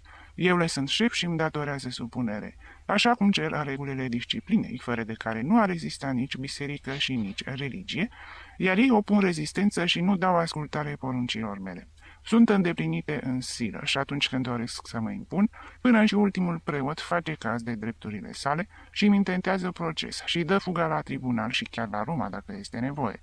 Vreau să știu, sunt stăpân sau nu sunt. Oare păstorul discută cu oile sale și le consultă pentru a le conduce pe drumul cel bun? Mă plictisesc și mă zăpăcesc cu problemele lor. Printre ei nu poți găsi nici măcar o jumătate de om. Cu toții sunt intriganți și lași. În prezența mea, cu toții țin ochii în pământ, zâmbesc și aduc laudă eminenței sale. Și abia întors spatele că devin vipere care intenționează să mă muște, scorpion ce nu respectă nimic. Vai, Tomasa, fiica mea, ai milă de mine. Crede-mă că atunci când mă gândesc la lucrurile acestea mă îmbolnăvesc. Și prelatul se îngălbeni, ridicându-se de pe scaun cu gesturi chinuite, ca și cum măruntaiele sale ar fi fost pradă unor puternice junghiuri. Nu-i lua în seamă, spuse grădinărea sa. Dumneavoastră sunteți deasupra tuturor, dumneavoastră veți învinge. Sigur că voi învinge, nici vorbă de asta. Ar fi fost pentru prima oară că m-aș da bătut. Aceste vicleșuguri de cumete mă lasă indiferent. Știu că pe toți acești dușmani respingători, până la urmă îi voi vedea la picioarele mele. Însă limbile lor, Tomasa, ce sunt în stare să bârfească despre ființele pe care eu le iubesc cel mai mult în lume. Asta mă rănește cel mai mult, mă omoară. Se așeză din nou, apropiindu-se de grădinăreasă pentru a-i vorbi cu glas scăzut. Tu îmi cunoști trecutul mai bine ca oricine. Ți l-am povestit pentru că îmi inspiri încredere. Afară de aceasta, tu ești la curent cu toate și lucruri pe care nu-l cunoști, îl ghicești. Cunoște reprezintă pentru mine Visitațion și, neîndoios, nu ignor ce vorbesc acești mizerabili despre ea. Nu te face că nu știi, tu știi totul. Toți în catedrală și chiar din afara ei au cunoștință de aceste calomnii și le dau crezare. Tu ești singura care nu le poți crede pentru că știi adevărul. Însă, vai, adevărul nu se poate spune, nu poate fi strigat în gura mare. Hainele acestea preoțești nu îmi permit să o fac. Și își înșfăcă sutana cu degetele sale crispate, ca și cum ar fi vrut să o rupă. Se scurse o bucată de timp în tăcere. Don Sebastian privea în jos cu ochi mânioși, agitându-și mâinile ca și cum ar fi vrut să prindă dușmanii invizibili. Din când în când simțea junghiurile bolii și gemea. Pentru ce vă preocupă asemenea lucruri?" spuse grădinărea sa. Vă faceți singur rău și nu era nevoie să vă deranjați să coborâți aici ca să mă vedeți. Mai bine ați fi rămas la palat. Nu, lângă tine mai uit, simt oarecare ușurare împărtășindu-ți gândurile. Acolo în palat singur mă apucă disperarea și trebuie să fac eforturi mari pentru a-mi calma mânia. Nu vreau să afle servitorii mei, căci ar fi în stare să râdă de mine. Nu vreau să știe nimic biata Visitațion și nici eu nu știu să mă prefac. Nu pot simula bucurie atunci când sunt iritat. Suferința mea este un infern. Să nu poți spune că ești și tu om, că ești slab, făcut din carne ca toți ceilalți, și că porți în tine fructele lipsurilor tale. Fiecare lucrează după felul cum este el construit și eu nu vreau decât să fiu bun în pofida păcatelor mele. M-aș fi putut despărți de copiii mei să-i fie abandonat, așa cum procedează atâția alții, pentru a-și păstra faima de sfinți. Însă eu sunt om, mă mândresc cu aceasta. Un om cu lipsurile și cu virtuțile sale nici mai mult, nici mai puțin, decât cele ale tuturor ființelor omenești. Sentimentul de paternitate se află atât de înrădăcinat în mine, atât de adânc, încât mai degrabă aș pierde mitra decât să-mi părăsesc copiii. Țin minte în ce stare am fost când a murit tatălui Juanito, care trecea drept nepot de frate al meu. Credeam că voi muri. Un bărbat atât de frumos și cu un viitor atât de strălucit. Eu îl făcuse magistrat, președintele Tribunalului Suprem, ministru. Și mai știu eu ce, și în 24 de ore moare, ca și cum cerul ar fi vrut să mă pedepsească. Este adevărat că îmi rămâne nepotul, însă acest Juanito nu a moștenit nimic de la tatăl său și, să-ți spun adevărul, nu prea-l iubesc. Nu văd în el decât o copie îndepărtată a bietului meu fiu. Din trecutul meu, din epoca aceea care a fost cea mai fericită din viața mea, îmi rămâne doar Visitațion. Este portretul bietei moarte, o ador. Și această fericire nenorocită, să zic, mi-o tulbură acești nerozi cu calomniile lor, ar merita omorâți. Stăpânind o plăcută amintire a aceea primăverii care înflorise în primii săi ani de episcop, într-o dioceză andaluză, îi povesti Tomasei odată în plus legăturile sale cu o oarecare doamnă, care încă din copilărie simțise dezgust față de lume. Devoțiunea îi unise, însă viața nu întârzie să-și intre în drepturile sale, făcându-și drum prin relațiile lor aproape mistice și unindu-i într-o omenească îmbrățișare. Trăiseră credincioși unul altuia învăluiți în taina vieții ecleziastice, iubindu-se cu prudență, fără ca secretul relațiilor lor să răzbată în public, până ce ea muri lăsându-i doi copii. Don Sebastian, bărbat cu pasiuni fulminante, trăi sentimentul paternității duse până la vehemență. Cele două ființe erau imaginea bietei moarte, amintirea singurei iubiri într-o viață dedicată menirii sale. Calomniile pe care le răspândeau acum dușmanii lui, folosindu-se de prezența fiicei sale în palatul arhiepiscopal, aproape că îl înnebuneau. O cred, iubita mea," spuse el cu un accent de mânie, biata mea Visitațion, atât de bună, atât de drăgăstoasă, atât de blajină, transformată într-o femeie oarecare de acești mizerabili, într-o amantă pe care aș fi scos-o pentru plăcerea mea de la colegiu, ca și cum eu, bătrân și bolnav, aș avea gândul la asemenea porcării. Nerușinați, mizerabili, pe bună dreptate în lume se comit atâtea crime. Lăsați-i să vorbească, Dumnezeu este mare și le vede pe toate. Știu, însă nu e suficient asta ca să mă liniștească. Tu ai copii, Tomasa, și știi ce înseamnă să iubești. Pe noi, părinții, ne rănește nu numai ce se face împotriva lor, ci și ce se vorbește despre ei. Cât de mult sufer, doar știi că de mic copil, singurul meu vis era să ajung ceea ce sunt acum. Priveam Jilțul aflat în cor și gândeam cât de bine m-aș simți stând pe el și la nesfârșita fericire de a fi prinț al bisericii. E bine, iată-mă în Jilț. Am bătut timp de jumătate de secol toate drumurile, mi-am lăsat pielea și chiar carnea prin mărăcinii tuturor povârnișurilor. Numai eu știu cum am reușit să ies din negrul anonimat și să ajung episcop. Apoi, iată-mă arhiepiscop și în sfârșit cardinal. Mai departe, doar știi, nu se mai poate. Și cu toate acestea, fericirea fuge totdeauna din fața noastră, la fel ca norul de lumină care le arăta izraeliților drumul. O vedem, aproape că o atingem, dar nu se lasă prinsă. Acum mă simt mai nefericit decât în epoca în care luptam pentru a fi cineva și când mă credeam cel mai nenorocit dintre oameni. Nu mai am puterea tinereții. Înălțimea la care am ajuns, cu toate privirile fixate asupra mea, mă împiedică să mă apăr. Vai, Tomasa, compătimește-mă, sunt demn de milă. Să fii tată și să trebuiască să ascunzi acest lucru ca pe o crimă. Să-mi iubesc fata cu o dragoste ce crește pe măsură ce se apropie moartea și să fiu nevoit să sufăr din cauza că lumea consideră această afecțiune atât de curată drept ceva respingător. Și privirea teribilă a lui Don Sebastian, care speria întreaga dioceză, se întunecă de lacrimi. Afară de aceasta am și alte supărări, cele ale omului prevăzător care se teme de viitor. Când voi muri, tot ceea ce posed va fi al fiicei mele. Juanito contează pe averea mamei sale, care era bogată, și el are mai ales o profesiune și sprijinul prietenilor mei. Vizitațion va fi bogată. Știi prea bine că adversarii mei îmi aruncă în obraz zgârcenia. Zgârcit nu, ci prevăzător, dornic să asigur bunăstarea lor mei. Am economisit mult, nu sunt din aceia care zvârle banii dând de pomană la porțile palatului lor și nici nu caut obținerea celebrității prin danii. Posedis lazuri în Extremadura. Vii multe în La Mancia. Case și mai ales hârtii de credit de stat, multe hârtii. Ca bun spaniol vreau să ajut guvernul cu banii mei, atât mai mult cu cât aceste hârtii produc venituri. Nu știu cu exactitate ce posed. S-ar putea să fie 20 de milioane de reali, poate mai mult. Totul economisit de mine și mărit prin bune afaceri. Nu mă pot plânge de soarte, Domnul m-a ajutat. Și totul ce posed este pentru biata mea vizitațion. Bucuria mea ar fi să o văd căsătorită cu un bărbat bun, însă ea nu vrea să se despartă de mine. Biserica o atrage și asta constituie teama mea.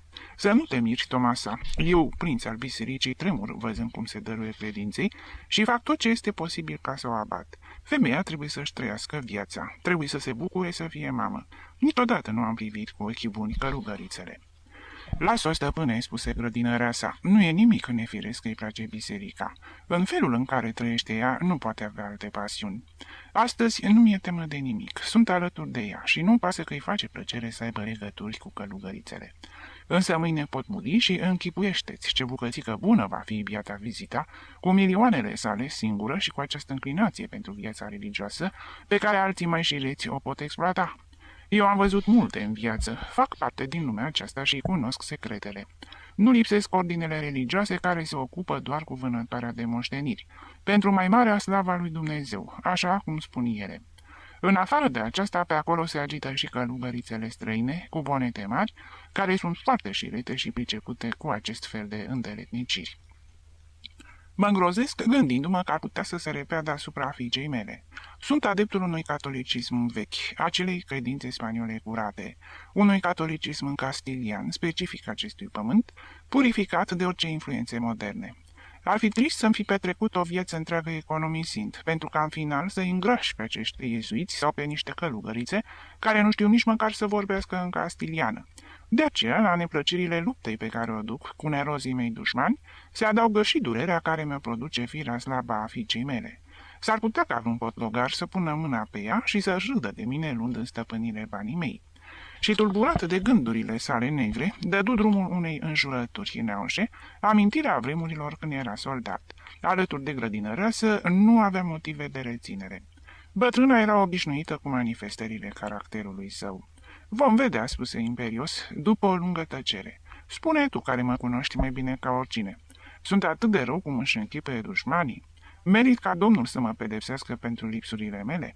Tu ești un suflet al lui Dumnezeu, simplu și bun, și știi mai multe în privința asta cu instinctul tău decât toți doctorii în teologie. Dumneavoastră om rău, Iisuse Hristoase, dumneavoastră sunteți un om ca toți ceilalți, nici mai mult, nici mai puțin, poate mai bun decât mulți, căci sunteți, sincer, dintr-o bucată lipsit de vicleșuguri și ipocrizii.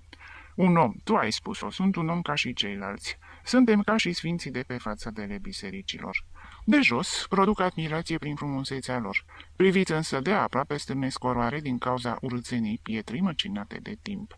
În biserică sunt numărați pe degete cei care renunță la pasiunile omenești. Și cine știe dacă acești puțini privilegiați nu sunt atinși și ei de demonul vanității, iar exagerând cu ascetismul vieților, nu se gândesc decât la fericirea de a se vedea în altare. Sacerdotul care reușește să domine carnea cade în avariție, care este viciul ecleziastic prin excelență. Eu nici când nu am adunat din viciu. Am economisit pentru ai mei, niciodată pentru mine. Prelatul dă cu o bună bucată de timp, însă, în irezistibila sa dorință de a se destăinui acelei femei simple continuă. Sunt sigur că Dumnezeu nu mă va disprețui când va sosi clipa supremă. Infinita lui îndurerare se află deasupra tuturor micimilor vieții. Care este greșeala mea? Că am iubit o femeie, așa cum tatăl meu a iubit-o pe mama mea, că am avut copii, cum au avut apostolii și sfinții. Celibatul ecleziastic este o invenție a oamenilor, un detaliu de disciplină stabilit în concilii. Însă carnea și pretențiile ei sunt anterioare cu multe secole. Datează de la paradis. Cine sare această barieră, nu din viciu, ci din pasiune irezistibilă, pentru că nu poate învinge impulsul de a crea o familie și de a avea o tovarășe, acesta greșește fără îndoială legilor bisericii, dar nu comite o nesupunere față de Dumnezeu. Moartea apropiindu-se, am teamă, nopți de rândul, am îndoiel și tremur ca un copil. Eu l-am slujit pe Dumnezeu în felul meu. În alte timpuri l-aș fi apărat cu sabia, luptând împotriva ereticilor. Acum sunt preot și pentru el mă bat ori de câte ori. Văd nelegiuirea timpurilor, știrbind ceva din măreția lui. Domnul mă va ierta, primindu-mă la sânul său. Tu care ești atât de bună, Thomas, așa ai un suflet de înger sub aparența ta aspră. Nu crezi că așa va fi? Grădinarea sa zâmbi și cuvintele ei străbătură cu încetineală liniștea după amiezii muribunde. Liniștiți-vă, don Sebastian, eu am văzut în această casă mulți sfinți și valorau mai puțin ca dumneavoastră. Pentru a-și asigura mântuirea își părăsiseră copiii. Pentru a menține ceea ce se numește puritatea sufletului au renegat familia. Dumneavoastră, vă rog, credeți-mă pe mine, aici nu pătrund sfinți. Sunt oameni, toți sunt oameni. Nu trebuie să vă pară rău că ați urmat impulsul inimii. Dumnezeu ne-a făcut după chipul și asemănarea lui și a știut el pentru ce ne-a insuflat sentimentul familiei. Celelalte, castitatea, celibatul și alte lucruri mărunte, au fost inventate de dumneavoastră pentru a vă putea deosebi de mulțimea obișnuită. Fiți dumneavoastră om, don Sebastian, și cu cât veți fi mai mult, cu atât veți fi mai bun. 9. Câteva zile după Joia Verde, într-o dimineață, don Antonin se dusese în căutarea lui Gabriel. Îi zâmbi lui Gabriel vorbindu-i cu un aer protector. Se gândise la el toată noaptea. Îl durea faptul că îl vede inactiv, plimbându-se prin galerie. Lipsa de ocupație era cea care inspira acele idei atât de dăunătoare. Trebuie să te conving să cobori cu mine în fiecare după amiază în catedrală, să prezinți tezaurul și celelalte lucruri prețioase. Sosesc mulți străini pe care abia de înțeleg atunci când mă întreabă câte ceva. Tu cunoști limba lor, știi franceza, engleza și nu mai știu câte alte limbi. Așa cum susține fratele tău. Catedrala avea mult de câștigat, putând arăta acestor străini că poate pune la dispoziția lor un interpret. Ne faci o favoare și nu ai pierde nimic. E o distracție să vezi mereu fețe noi. În ce privește recompensele... Aici, don Antolin se opri scărpinându-și capul pe sub pălărie. Va căuta să rupă ceva din fondurile epitropiei. Dacă nu va fi posibil la început, avându-se în vedere că veniturile primatei erau neînsemnate și epuizate, mai târziu va reuși să o obțină. Și cu o privire îngrijorată așteptă răspunsul lui Gabriel. Acesta se arăta a fi de acord. În definitiv, era oaspetele catedralei și ceva îi datora și din acea după-amiază începu să coboare în biserică la ora slujbelor, pentru a arăta străinilor bogățiile catedralei. Turiștii străini nu lipseau niciodată cu bonulețele galbene ale lui don Antolin în mână, așteptau clipa în care puteau admira jubaerurile. Don Antolin nu putea vedea vreun străin pe care să nu și-l închipuie că este un lord sau un duce, mirându-se de multe ori de lipsa de gust a acestora în felul de a se îmbrăca. Pentru el, numai cei mari ai acestui pământ puteau să-și permită plăcerea de a călători și deschidea niște ochi mari, scandalizați și increduli, când Gabriel îi spunea că mulți dintre aceștia nu erau decât niște cismari din Londra sau tarabadii de la Paris, care își permiteau în vacanțe o călătorie prin vechea țară a maurilor. Prin nau se înaintau 5 canonici cu stihare, fiecare cu o cheie în mână. Erau păstrătorii tezaurului. Fiecare dintre ei descuia broasca încredințată pazei sale, ușa se rotea cu greu și capela rămânea deschisă, etalându-și vechile bogății. În vitrine enorme, ca într-un muzeu, era expus tezaurul. Reprezentări de sfinți în argint masiv, globuri enorme încununate cu figurine grațioase, totul din metal prețios, mici casete din fildeș de complicată execuție, vase de împărtășanie și chivoturi de aur, platouri enorme aurite cu scene mitologice lucrate în relief, o victorie a păgânismului în acel colț sordid și prăfuit al bisericii creștine. Pietrele prețioase își desfășurau gama lor de culoare pe cruci, mitre și mantii cusute cu fir. Se vedeau diamante atât de mari încât te făceau să te îndoiești de autenticitatea lor, smaralde de mărimea unor pietricele, ametiste, topaze și perle cu sutele de mii, căzute cu glindina peste veșmintele de cult. Străinii se minunau în fața acestei bogății, uluiți de grandoarea ei, în timp ce Gabriel, obișnuit a le vedea zilnic, le privea cu răceală. Tezaurul avea un lamentabil aer învechit. Bogățiile îmbătrâniseră odată cu catedrala. Diamantele nu străluceau, aurul părea voalat și prăfuit, argintul se înnegrise, perlele erau opace, aproape moarte. Humul lumânărilor și ambianța râncedă a bisericii pusese o patină jalnică pe toate. Biserica, își spunea Gabriel, degradează orice atinge. Bogățiile își pierd strălucirea în mâinile ei, la fel ca bijuteriile care cad în stăpânirea cămătarilor. Diamantul se voalează la sânul marei zgârcite. Tabloul cel mai frumos se negrește în altarele sale. După vizitarea tezaurului, urma prezentarea capelei octogonale din marmură cenușie, panteon de relicve. Pietatea din secolele trecute, credulă și grosolană, apărea atât de absurdă în plin secol de necredință, încât însuși Don Antolin, atât de intransigent, când vorbea despre gloria catedralei, cobora acum glasul și se grăbea cu explicațiile, arătând bucata de mantie cu care Sfânta Leocadia îi apăruse arhiepiscopului de Toledo, dându-și seama cât de greu era să explici în ce fel de pânză se îmbrăcau vedenile. Gabriel traducea cu exactitate explicația lui Don Antolin, acceptând-o de multe ori cu gravitate ironică, în timp ce canonicii care escoltau grupul de străini se îndreptau câțiva pași cu un aer distrat pentru a evita întrebările. Într-o zi, un englez flegmatic îl întrerupse pe interpret. Și dumneavoastră nu aveți nicio pană din aripile Sfântului Mihail. Nu, domnule, și este trist, răspunse Luna cu aceeași seriozitate. Însă dumneavoastră o puteți găsi în altă catedrală. Noi nu putem avea aici chiar totul. În sala oficiilor, amestec de arhitectură arabă și gotică, vizitatorii admirau cele două rânduri de arhiepiscopi toledani pictați pe perete, cu mitre și cârje de aur. Gabriel atrăgea atenția asupra lui Don Serebruno, prelatul medieval, însă ceea ce producea cea mai mare uimire străinilor era garderoba. Erau adunate într-o cameră cu rafturi mari și dulapuri din lemn vechi. Deasupra lor, pereții erau acoperiți cu tablouri imense, prăfuite și rupte, copii ale picturii flamande pe care corpul de canonici le-a zvârlise în colțul acela. Se aliniau cu grijă vechile jilțuri ale casei, unele în stil spaniol, austere, cu linii drepte, cu ciucurii destrămați, altele de formă grecească, cu picioarele curbe și îmbrăcate în fildeș. Mantile și casulele erau îngrămădite pe rafturi, după gradul lor de uzură, cu pelerina aranjată în afara grămezii, pentru a se putea admira minunea broderiei. O lume întreagă de figurine trăia mulțumită culorilor în câteva petice mici de pânză.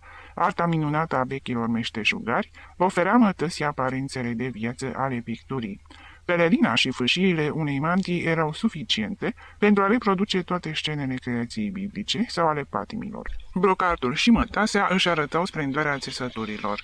O mantie era o grădină de înflăcărate garoafe. O alta, un răzor de trandafiri sau de flori fantastice, cu stamine încorăcite și petale metalice. Paracliserii scoteau din rafturi adânci, ca și cum ar fi fost cărți rare, faimoasele podoabe ale altarului mare. Pentru fiecare sărbătoare existau podoabe distincte. Cele de Sfântul Ion, vesele și surâzătoare ca o verbină, cu miei din aur și cu negricioase ciorchine, pe care le mângâiau cu mâinile lor untoase, îngerași și dolofani, cele mai vechi, în tonuri suave și palide, înfățișau grădini persane cu fântâni albastre, în care beau animale roșcate.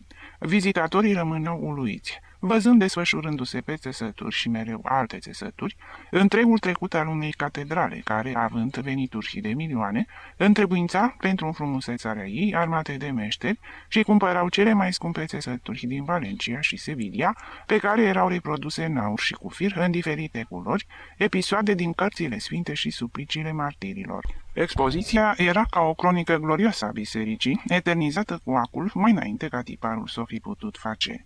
Gabriel Penserat se înapoia în galeria superioară, plictisit de atâta umblet de-a lungul catedralei.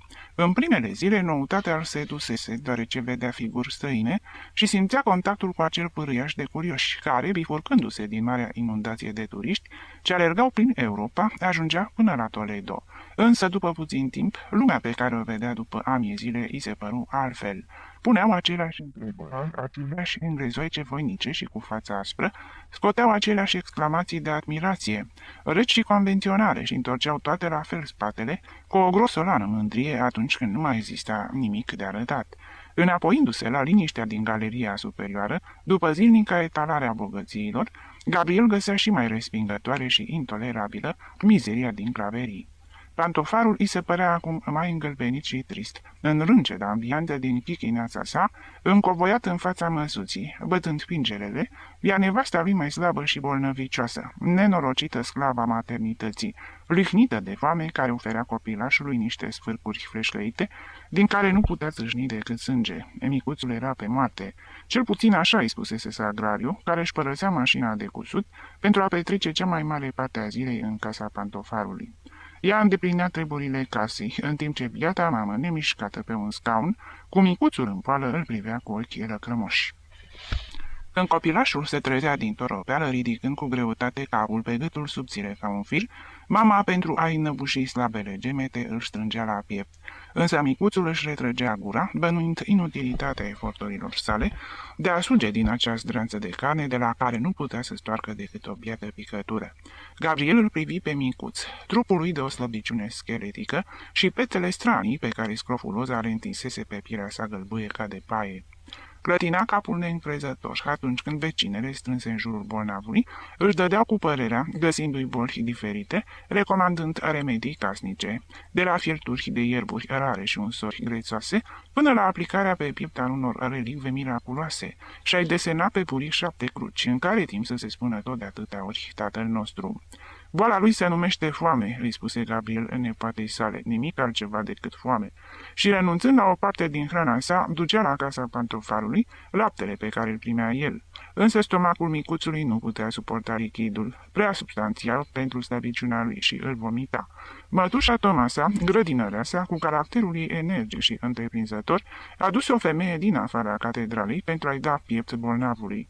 Însă după 2 zile, mai înainte de a se putea aprecia efectele, femeia nu mai veni, ca și cum îi repugna să-și apropie sânii de acel prunc lipsit de vlagă, ce părea un cadavru. În zadar o căută grădinărea sa. Nu era ușor să găsești piepturi generoase, care să-și ofere laptele la un preț de nimic. Și între timp copilul era pe moarte, toate femeile intrau în camera Pantofarului. Până și Don Antolin își făcea apariția în fiecare dimineață la ușe. Cum se simte micuțul? Nici o schimbare. Facă-se voia Domnului. Și se retrăgea, arătându-i Pantofarului o mare generozitate, renunțând să-i vorbească de pesetele care îi le datora, ținând seama de boala copilului. Paracliselul se arăta indignat de această întâmplare care tulbura liniștea galeriei și lui îi stingerea plăcerea digestiilor sale de servitor credincios al bisericii. Era o rușine ca cel Pantofar se instalase în claverii cu sărăcia și cu întreaga sa turmă de copii chelboși și mizerabili. Vor muri pe rând, în fiecare lună câte unul. Se vor molipsi cu toții. Și cu ce drept se aflau în catedrală, dacă nu primeau salariu de la epitropie? Asemenea nenorociți trebuiau să rămână în afara casei Domnului. Soacra lui se indignă. Taci, hoț de sfinți ce ești, taci sau îți sparg o farfurie în cap. Cu toții suntem fiii lui Dumnezeu și dacă toate lucrurile ar fi fost pe dreptate, săracii ar fi trebuit să trăiască în catedrală. În loc să spui asemenea lucruri, mai bine ar fi fost să le fi dat acestor nenorociți ceva din ceea ce furi tu din cutia milelor. Paracliserul înălță umerii cu dispreț. Dacă nu avea de mâncare, să nu fi făcut copii. El locuia acolo și avea doar o singură fiică. Știa că nu poate întreține mai mulți copii, astfel că, mulțumită bisericii, are asigurat un colț de pâine la bătrânețe. Tomasa vorbea despre copilul pantofarului tuturor celor mai cum se cade din corpul de canonici, care după terminarea slujbei se opreau o clipă în grădină. O ascultau distrați, înfundându-și mâna în sutană. Facă-se voia Domnului, câtă suferință! Și unii dădeau câte 10 centime, alții un real, unul s-a îndurat să-i dea chiar o pesetă. Grădinărea s-a trecut într-o zi pe la palatul arhiepiscopului, însă don Sebastian, foarte prost dispus, nu dori să o primească, trimițându-i 2 pesete printr-un servitor. Nu sunt răi, spunea grădinăreasa, predând colecta sa bietei mame, însă fiecare trăiește pentru el, iar aproapele să se descurce cum poate. Astăzi nimeni nu-și mai împarte hainele cu altul. Ia banii și vezi cum te descurci. În casa pantofarului se mânca acum mai bine, droaia de copii scrofuloși, care se zbenguiau prin galerie, profită de dărnicia pricinuită de boala micuțului, însă acesta se făcu și mai sprijit, zăcând ore întregi cu respirația abia perceptibilă în poala mamei. Când nefericitul muri, toată lumea din galerie se învurzi în locuința îndoliată. Înăuntru se auzea tânguirea mamei, stridentă, nesfârșită, ca mugetul unui animal rănit. Afară tatăl plângea discret, înconjurat de prietenii săi. A murit ca o pasăre, spunea el cu pauze largi, întrerupându-și cuvintele cu hohote de plâns. Mama lui îl ținea pe genunchi, eu munceam. Antonio, Antonio, mă striga ea, vezi ce are ăsta mic, agită gura, face strâmbături. Dau fuga, fața îi era înnegrită, ca și cum o acoperise un văl. Deschise gurița și o mișcă de 2 ori, ochii încetoșați și îndoi gâtul. La fel ca o păsărică, da, ca o păsărică. Și plângea repetând cu insistență asemănarea dintre copilul său și păsările care cădeau iarna moarte de frig. Clopotarul posomorât îl privi pe Gabriel. Tu care le știi pe toate. Este adevărat că a murit de foame. Și țică, cu înflăcărarea sa gălăgioasă, spunea în gura mare, nu există dreptate în lume. Lucrul acesta trebuie să se pună odată la punct. Uită-te și dumneata cum este posibil ca un copil să moară de foame într-o casă a Domnului unde curg banii și atâția sfinți se îmbracă în aur. Când îl duseră pe micuțul mort la cimitir, păru că întreaga galerie a rămas părăsită. Toată suflarea se adunase în casa pantofarului. Femeile erau în jurul mamei. Deznădejdea au făcut pe această femeie debilă și bolnavă să se răzvrătească. Nu mai plângea. Moartea copilului ei o aduse într-o stare de ferocitate. Dorea să muște, să-și drobească craniul de pereți. Vai, copilul meu, Antonel al meu! Nopțile rămâneau în casă, Sagrario și alte femei pentru a avea grijă de ea. În disperarea ei dorea să facă pe cineva răspunzător de nenorocire și se opri la cei mai mari din claverii. Don Antolin nu ajutase nici măcar cu un singur bănuț. Izmenita sa de nepoată abia de intrase să-l vadă pe micuț. Pe ea nu o interesau decât bărbații. Don Antolin este de vină, striga biata femeie. Este un hoț. Stoarce și din mizeria noastră cu înșelăciunile lui de cămătar.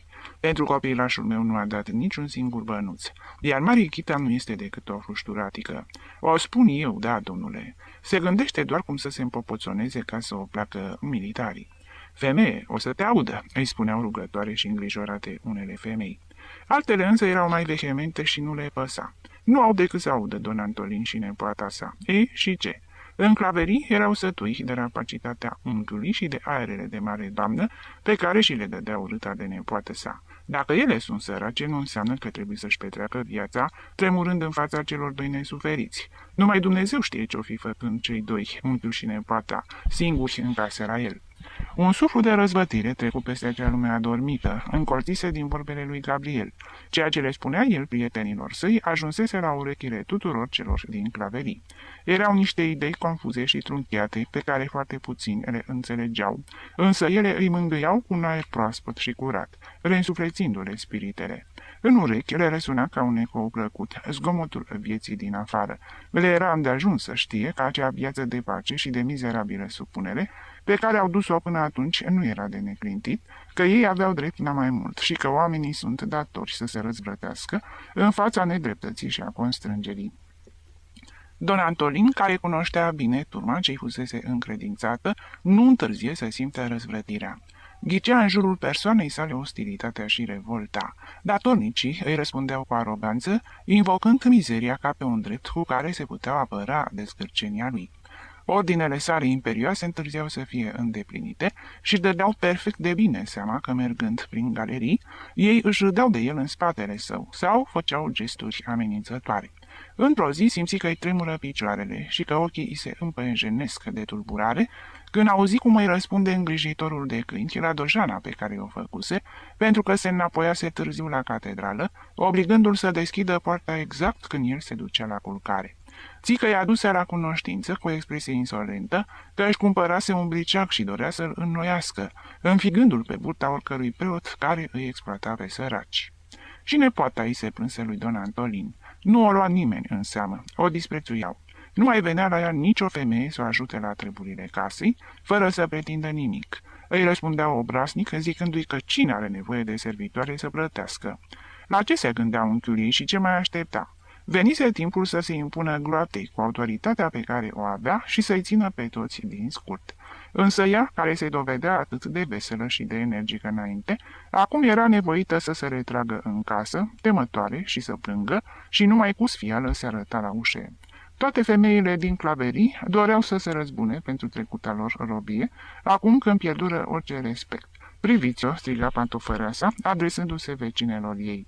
Târfa iar e gătită. Se împodobește cu banii pe care îi stoarce de la cei săraci, unchișorul ei cu care trăiește.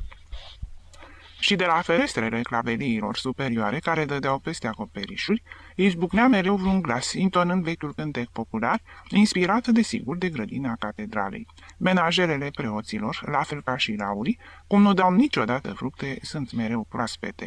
Manifestările acestea de răzvrătire puneau la grea încercare răbdarea lui Don Antolin, mai ales aluziile injurioase la adresa lui și a nepoatei sale, care mânjeau castitatea. În cele din urmă ceru audiență cardinalului pentru a se plânge de lumea din galerii și eminența sa, care suferea și el dintr-o pricină asemănătoare, se înfulie ascultându-l și numai foarte puțin a lipsit ca să-l plănuiască. Pentru ce venea la el cu asemenea povești? La ce-i folosește autoritatea pe care i-o acordase? Oare sub sutană nu avea nimic de bărbat? Cel care în această casă este lipsit de disciplină să fie dat afară imediat, mai multă energie și să aibă grijă să nu mai supere cu asemenea nimicuri, căci atunci cel care va fi azvârlit în stradă va fi chiar el, Don Antolin. Don Antolin se simți încurajat după această întrevedere, cu toate că jură în gând să nu se mai arate dinaintea temutului prelat. Era hotărât să-și impună autoritatea, pedepsind pe cel mai slab, care după el era cauza acestor scandaluri.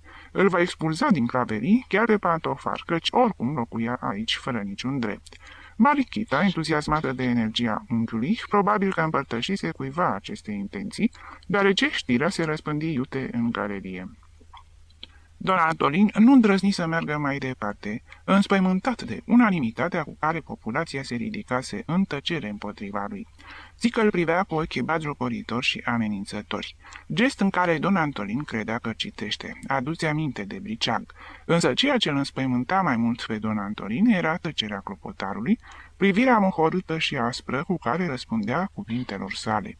Până și bunul Esteban protesta în felul său, spunându-i cu blândețe lui Don Antolin: oare este adevărat că dumneata vrei să-l gonești pe Pantofar? Vei proceda rău, foarte rău.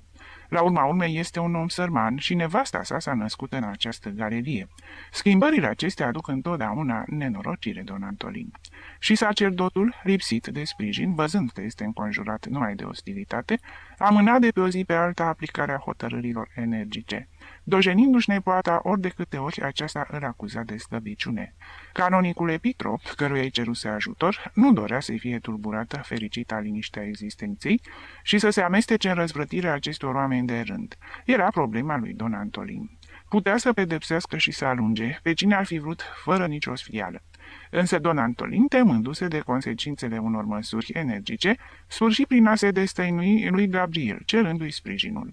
Omul acesta era cel care exercita adevărata autoritate în galeria superioară. Cu toții ascultau de el, urmându-i orbește sfaturile sale. Ajută-mă, Gabriel, îi spuse sacerdotul cu o expresie de tristețe. Dacă tu nu faci ordine, atunci totul se va sfârși foarte rău. Își bat joc de mine, o insultă chiar pe biata mea nepoată. Și într-o zi se vor pomeni azvârliți în stradă jumătate din oamenii din Claverii. Căci am libertate din partea eminenței sale să fac orice. Dumnezeule, nu înțeleg ce s-a întâmplat aici. Demonul se plimbă în deplină libertate prin galeria superioară. Cum ne-a transformat pe acești oameni? Luna ghici gândurile lui Don Antolin. Înțelegea aluziile sale la demonul ce se plimba liber prin Claverii. Acel demon era el. Don Antolin avea dreptate. Fără să dorească, introdusese demonul răzvrătirii în catedrală.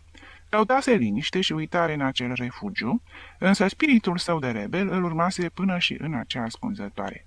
Își aminti de intențiile sale din prima zi, când se văzuse singur în liniștita galerie.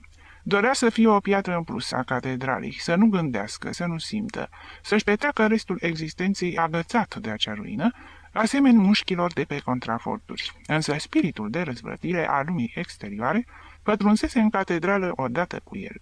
Luna își aminti călătorii care în vremuri de ciumă trec peste cordonul sanitar. Par sănătoși și mulțumiți, nimic nu trădează boala din corpul lor, însă gelmenii distrugători se află în cutele hainelor și în părul lor, poartă moartea fără ca ei să știe și o împrăștie fără să-și dea seama, sărind peste bariere și obstacole. Cu el se întâmplase la fel, însă în loc să transmită moartea, împrăștia viața tumultoasă și rebelă. Protestul celor de jos, care de mai bine de un secol fremătea peste lume, modificându-i aspectul sub presiunea valului revoluționar, pătrunsese odată cu el pentru prima oară în acea oază a secolului al XVI-lea, care încă mai subzista. Îi trezise pe acei oameni, la fel ca pe adormiții din legendă, nemișcați ca statuile în peștera lor, în timp ce secolele treceau și pământul se transforma. Prezența în catedrală a lui Luna exercitase un efect dizolvant, ca injectarea unui lichid antiseptic în tumarea trecutului. Totul se descompunea. Se prăbușea supunerea și respectul, ambele constituind o operă de secole. Trezirea acelei lumi era impetuoasă, ca a unui popor revoluționar. Se rușinau de vechile slăbiciuni care îi făcuseră să adore ceea ce nu merita, iar acum era reversul medalii și acceptau ca pe ceva indiscutabil tot ce era nou, fără a se teme de consecințe. Timiditatea lașă a lui Don Antolin îi încurajă și constituia prima victorie a celor mai îndrăzneți, care formau grupul lui Luna. Sacerdotul zgârcit și despotic cobora ochii în pământ în fața lor și le zâmbea în dorința de a se arăta binevoitor. Toate astea se datorau învățătorului. El era acum adevăratul stăpân al galeriei superioare. Don Antolin îl consulta înainte de a lua o hotărâre, iar urâta de nepoată să-i zâmbea lui Gabriel ca unui erou, fiicele învinsului oferindu-se. Acum nu se mai ascundeau în locuința clopotarului pentru a se reuni. Formau cerc după amiezele prin galerie și dezbăteau ideile îndrăznețe ale lui Gabriel, fără să-i mai intimideze acea ambianță religioasă. Luau loc un aer important, înconjurându-l pe învățător, timp în care prin galeria opusă trecea Don Antolin ca o nălucă neagră, citind cartea de rugăciuni și azvârlind din când în când o privire spre grup. Până și vechiul său vasal, preotul călugărițelor, îndrăznea să-l părăsească pentru a-l asculta pe Gabriel. Don Antolin, cu șiletenia lui de slujitor ecleziastic, intuia adâncimea râului produs de Luna. Însă, pentru moment, egoismul său se supunea, devenind meditație. Nu au decât să vorbească. Și ce se poate isca în definitiv? O să-i prindă și pe oamenii aceștia demonul înfumurării. Toate sunt vorbe goale atâta timp cât nu cer bani. În schimb, avea un bun ajutor în Luna, care, împărțind autoritatea cu el, îl scutea de neplăceri, iar catedrala dispunea în mod gratuit de un interpret pentru străini. Unii dintre aceștia făceau caz de marea cultură a paracliserilor din Toledo, elogiu pe care Don Antolin îl primea ca și cum ar fi fost adresat în întregime persoanei sale. Gabriel se alarma mai mult decât Don Antolin de efectul cuvintelor sale. Regreta acum clipa în care le vorbise pentru întâia oară despre trecutul său și despre idealurile sale. Căutase pacea și liniștea și acum era înconjurat într-o oarecare măsură de aceeași ambianță de prozelitism și orb entuziasm, ca în epoca sa de martiraj. Dorise să se facă neștiut și să dispară în catedrală și soarta își bătea joc, reînviindu-l pe agitator în plin ascunziș pentru a tulbura pacea acelei ruine. Societatea lui tase și el inconștient se agita, atrăgând atenția lumii din afară asupra lui. Entuziasmul acela al neofiților constituia un pericol. Fratele său, fără a înțelege întreaga întindere a răului, îi atrase atenția cu bunul său simț. Îi zăpăcești pe acești bieți oameni cu tot ce le spui. Fii atent. Sunt foarte buni, însă foarte primitivi. Când o viață întreagă ai fost ignorant, este periculos să-i transformi dintr-o lovitură pe acești oameni în învățați. Este la fel ca și cum eu, care sunt obișnuit cu ala de ciorbă gătită de mine, aș fi fost invitat la masa eminenței sale. M-aș fi giftuit, aș fi băut mult, însă noaptea următoare aș fi avut crampe și poate aș fi dat și ortul popii. Gabriel recunoștea adevărul acestor sfaturi prudente, însă nu mai putea da înapoi. Îl târau devotamentul discipolilor săi și vechiul său spirit de propagandist. Îl furau și îl fascinau idealurile acelea înflăcărate, ce pătrundeau dezordonat în lăcașul construit de gândirea umană în timp de secole. Când zugrăvea umanitatea viitorului, Gabriel se lăsa târât de entuziasm. Le vorbea despre fericirea de care vor avea parte oamenii după o lovitură revoluționară care va schimba întreaga organizare a societății, cu un extaz mistic, așa cum face un predicator creștin descriind cerul. Omul era dator să caute fericirea numai în lumea aceasta. După moarte nu exista decât viața nesfârșită a materiei cu nenumăratele sale combinații, însă ființa umană se anula ca și planta sau animalul irațional. Intrând în mormânt, intra în neant. Nemurirea sufletului era o iluzie a orgolului uman, pe care o exploatau religiile, făcând din această minciună fundamentul lor. Numai în viață putea întâlni omul cerul. Cu toții navigau prin imensitate pe aceeași navă, pământul. Cu toții erau tovarăși de pericole și lupte și trebuiau să se aibă ca frații, urmărind bunătatea tuturor. Pentru ce să existe repartiție inegală a hranei, împărțirea în caste, rivalitatea în muncă și mai ales lupta pentru existență, pe care filozofii și poeții clasei exploatatoare o zugrăveau ca o condiție indispensabilă a progresului. Comunismul era sfânta aspirație a umanității, visul divin al omului care a început să gândească în zorii civilizației. Religiile au intenționat și ele să statornicească pe pământ, însă religia eșuase, era muribundă și numai știința putea să-l impună viitorului. Trebuia făcută cale întoarsă, căci umanitatea mergea pe un drum al pierzanii. Era absolut necesar să se revină la punctul de plecare. Primul care, cultivând o bucată de pământ, după ce a cules fructul muncii, a crezut că ea îi aparține pentru totdeauna și a lăsat-o drept proprietate copiilor săi, iar aceștia au căutat alți oameni care să o cultive, a fost un hoț, care și-a însușit averea tuturor. La fel și cei care au profitat de invențiile geniului uman, de mașini, etc., în folosul unei mici minorități exploatatoare, supunând restul oamenilor legii foamei. Nu. Totul aparținea tuturor. Pământul aparținea oamenilor, fără excepție, la fel ca și soarele și aerul. Produsele sale trebuiau împărțite între toți, după nevoile fiecăruia. Era rușinos ca omul care apărea pentru o clipă pe planetă, un minut, o secundă, căci viața sa nu însemna mai mult în fața eternității, să-și petreacă acest răstimp de existență războindu-se cu aproapele, furându-l, agitat de febra prăzii, fără a se bucura măcar de majestoasa liniște a animalului sălbatic, care după ce a mâncat se odihnește, fără a mai dori să facă vreun rău din vanitate sau din zgârcenie. Nu trebuiau să existe bogați și nici săraci, oameni și nimic altceva. Singura diferență inevitabilă să fie cea a creierelor, mai mult sau mai puțin înzestrate. Însă învățații, chiar prin faptul că sunt învățați, trebuie să-și arate mărinimia tocmai sacrificându-se pentru cei simpli și să nu dorească să-i ajute pe cei care vor să profite de aceste avantaje, pentru că nu există nicio deosebire între stomacul unui om simplu și al unei eminențe.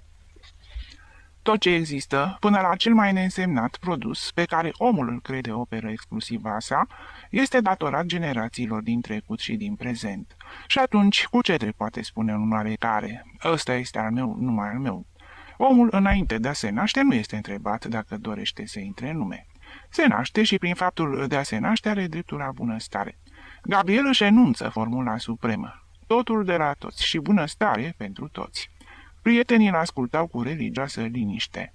În gândirea lor îi se întipărea adânc dreptul la bunăstare, afirmație care contrasta atât de crud cu mizeria lor, luată parcă în bătaie de joc de bogăția catedralei. Don Martin, tânărul preot, era singurul care cu timiditate își exprimă câteva obiecții. Voia să știe dacă atunci când totul va fi al tuturor, când omului îi se va recunoaște dreptul la fericire, fără legi și constrângeri care să-l oblige să producă, el va mai dori să muncească, știut fiind că munca este o necesitate și nu o virtute, așa cum spun pentru a o înnobila cei care profită de roadele ei. Gabriel afirma categoric că viitorul va fi al unor oameni conștienți ce vor munci fără ca necesitățile să oblige. Nu va fi îmboldit de timp cu imperioasele sale exigențe să trudească, ci conștiința lui îi va inspira noțiunea clară a solidarității cu semenii săi.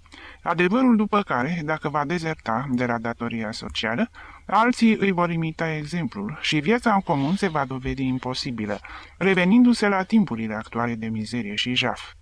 Pentru ce nu omoară și nu fură?" exclama Gabriel. Puținii oameni demni din zilele noastre. Nu că ar avea teamă de legi și de reprezentanții ei, căci o inteligență poate găsi cu un mic efort mijloace de a-i păcăli.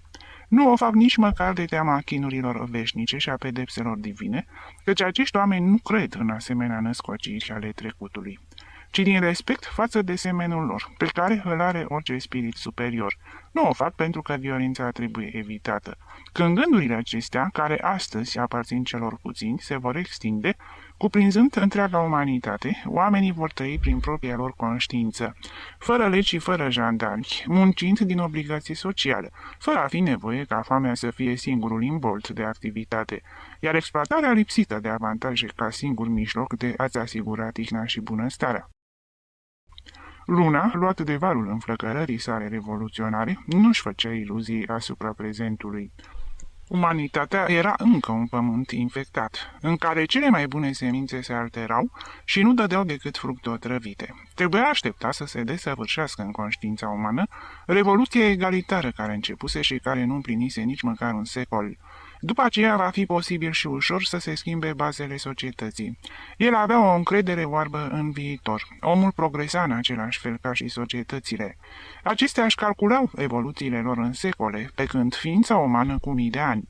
Cum îl poți compara pe omul de azi cu animalul biped din epoca preistorică, care mai putea încă semnele vizibile ale animalității de care tocmai reușea să se despoaie, trăind în camaraderie cu strămoșii lui maimuțele, fără altă deosebire față de ele decât o primă bolboroseală de limbaj și o șovăitoare scânteie care începea să ardă în creierul său. Din animalul flământ al primelor timpuri, persecutat de cruzimile naturii și trăind într-o fraternă mizerie cu animalele inferioare, ieșea omul de azi, afirmându-și suveranitatea sa asupra strămoșilor, dominând natura. Din omul de azi, în care pasiunile vechi animalități se purifică la flacăra gândirii filozofice, se naște un altul lipsit de egoismul animalic și atent, să transforme viața actuală, crudă și dominată de nesiguranță, într-o perioadă de bunăstare egalitară. Animalitatea încă dominantă în om îl exaspera pe Gabriel. Era obstacolul de care se izbeau planurile generoase ale viitorului. Și expunea în fața ascultătorilor săi uluiți metamorfozele creației naturale și originea omului. Poemul imens al evoluției naturii, de la protoplasma originară până la infinitele varietăți ale vieții.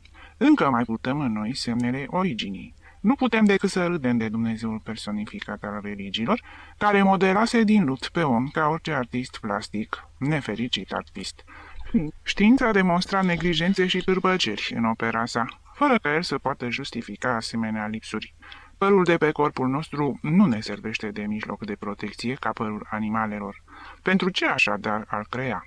Pentru ce are mamele masculul uman dacă nu îi servesc pentru a răbda? Pentru ce situase coloana vertebrală în spatele corpului, la fel ca la patrupezi, când normal ar fi fost ca atunci când l-a creat pe om și l-a făcut să se țină pe două picioare, să o fi situat în centrul trupului, ca axă puternică pentru a evita devierile și bolile și rispinării de care suferă el azi. Gabriel enumeră nepotrivirile inexplicabile ce se întâlneau în corpul omenesc și care se presupuneau a avea o origine divină. Pe mine, spunea, mă mândrește mai mult ideea originii animale, aceea de a fi un descendent istoric din ființe inferioare, decât gândul că sunt un produs imperfect ieșit din mâinile unui Dumnezeu neîndemânatic. Simt aceeași satisfacție pe care o au nobilii vorbind despre înaintașii lor, când mă gândesc la îndepărtații noștri strămoși, oamenii animale, supuși, ca toate fiarele, rigorilor oarbe ale naturii, și că încetul cu încetul, de-a lungul a sute de secole, s-au transformat și triumfat, dezvoltându-și spiritul, creierul lor și instinctele sociale, făcându-și îmbrăcăminte, preparându-și mâncarea, armele, uneltele și locuința, au contracarat influențele exterioare ale naturii. Are erou sau descoperitor, în cei 4000 de ani cât cuprinde istoria noastră, se poate asemui cu acele începuturi de om care au asigurat în mod lent pe pământ evoluția speciei noastre, expusă de 1000 de ori dispariții. În ziua în care strămoșul nostru preistoric a început să-i păzească pe cei bolnavi sau răniți, în loc să-i abandoneze așa cum făceau toate animalele, când a înfit în pământ prima sămânță și a azvârlit prima suriță, natura a fost martora celei mai mari dintre revoluții. Numai alta în viitor va putea să o egaleze. Dacă omul, în timpuri îndepărtate în trecut, s-a eliberat din ghearele vicisitudinilor naturii, acum are nevoie de marea revoluție a spiritului. Doar neamurile care vor ajunge cel mai departe în dezvoltarea lor intelectuală se vor menține în final, le vor înlătura pe celelalte și vor fi stăpânele pământului. Cei mai puțin învățați din vremurile acelea vor fi poate superiori celor mai cultivate spirite ale prezentului. Fiecare individ își va găsi fericirea în fericirea semenului și nimeni nu va visa să exercite constrângere asupra vecinului. Așa va fi în viitorul îndepărtat, foarte îndepărtat. Însă ce înseamnă secolele în viața umanității? Sunt ca secundele din existența noastră.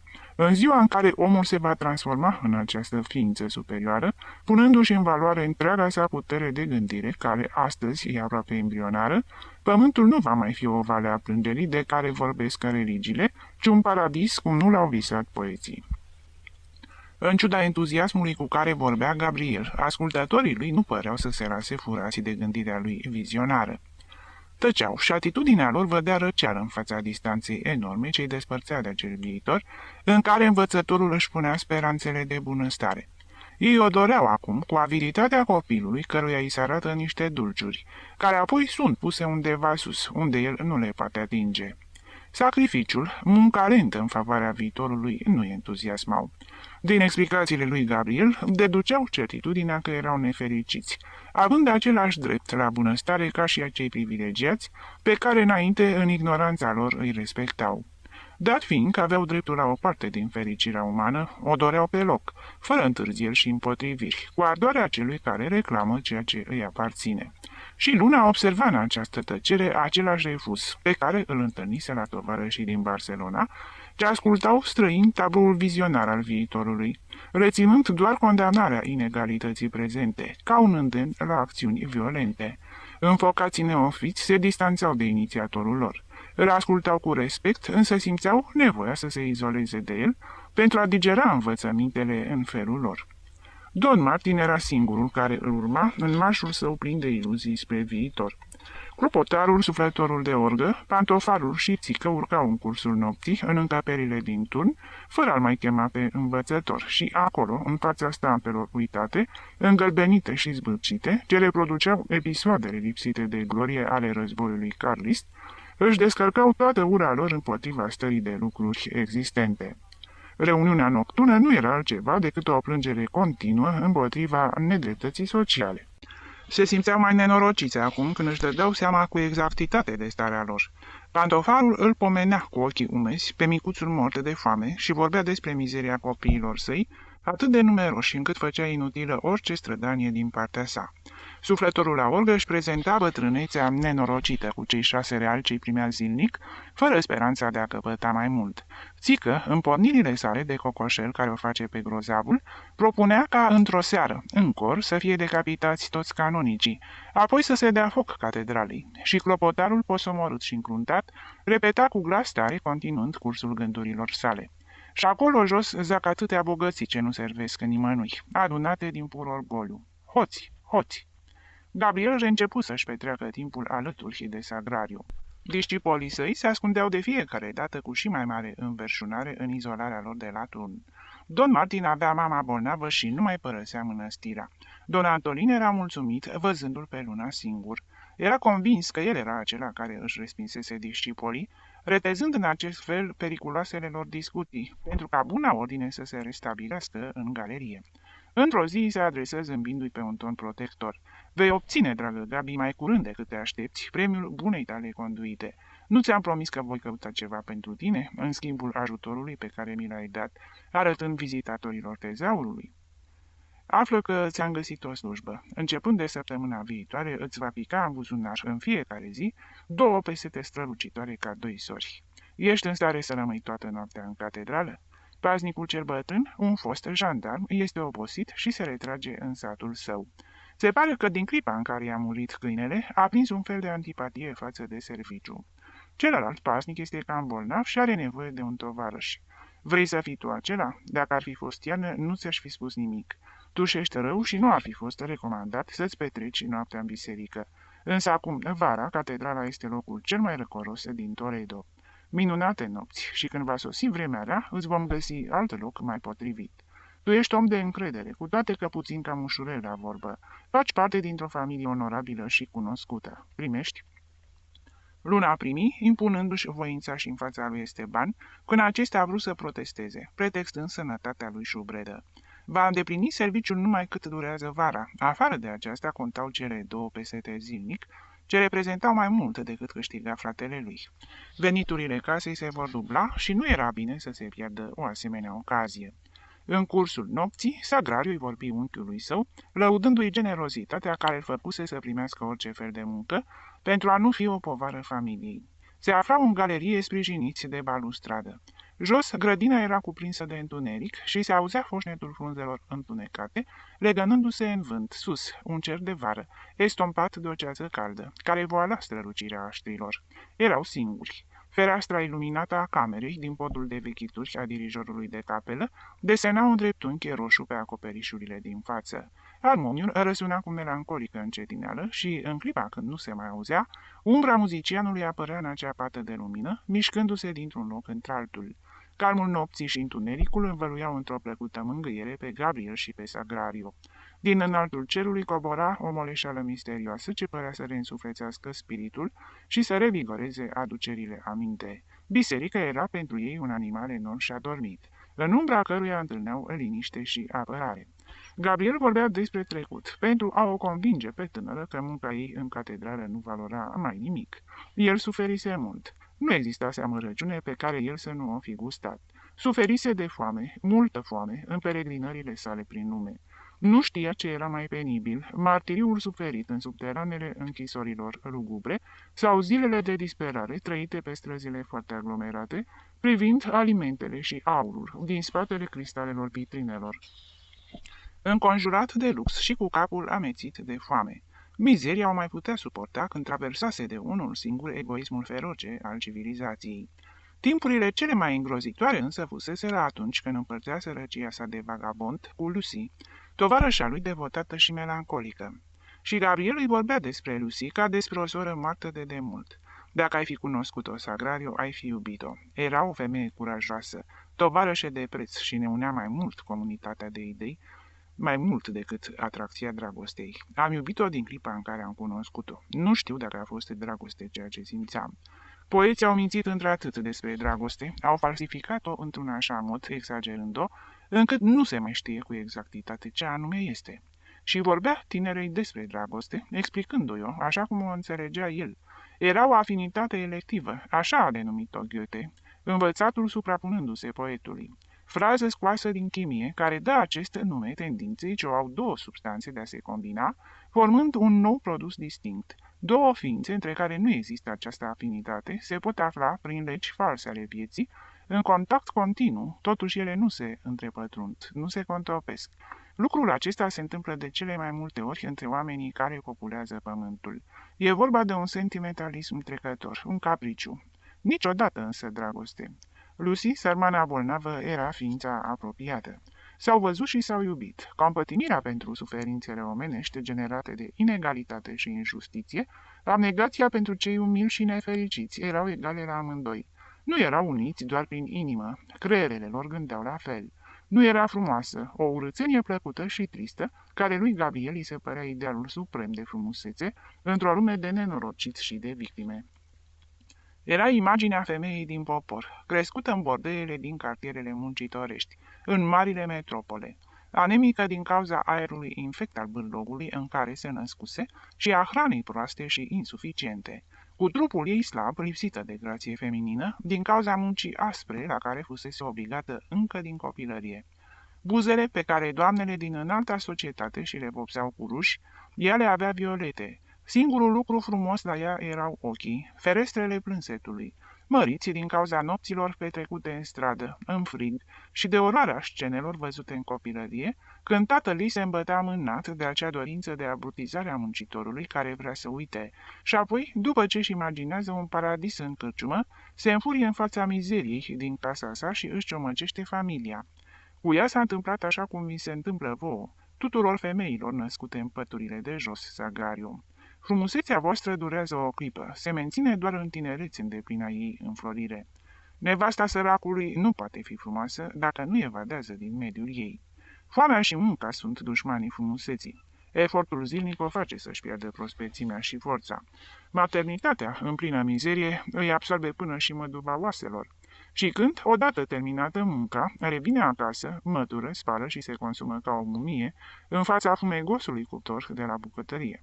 Eu am iubit-o pe Lucy tocmai pentru aceasta, pentru că era consumată și epuizată de exploatare, pentru că era o muncitoare feciorelnică în toată melancolica ei vestejire, născută frumoasă și urățită de nedreptatea socială.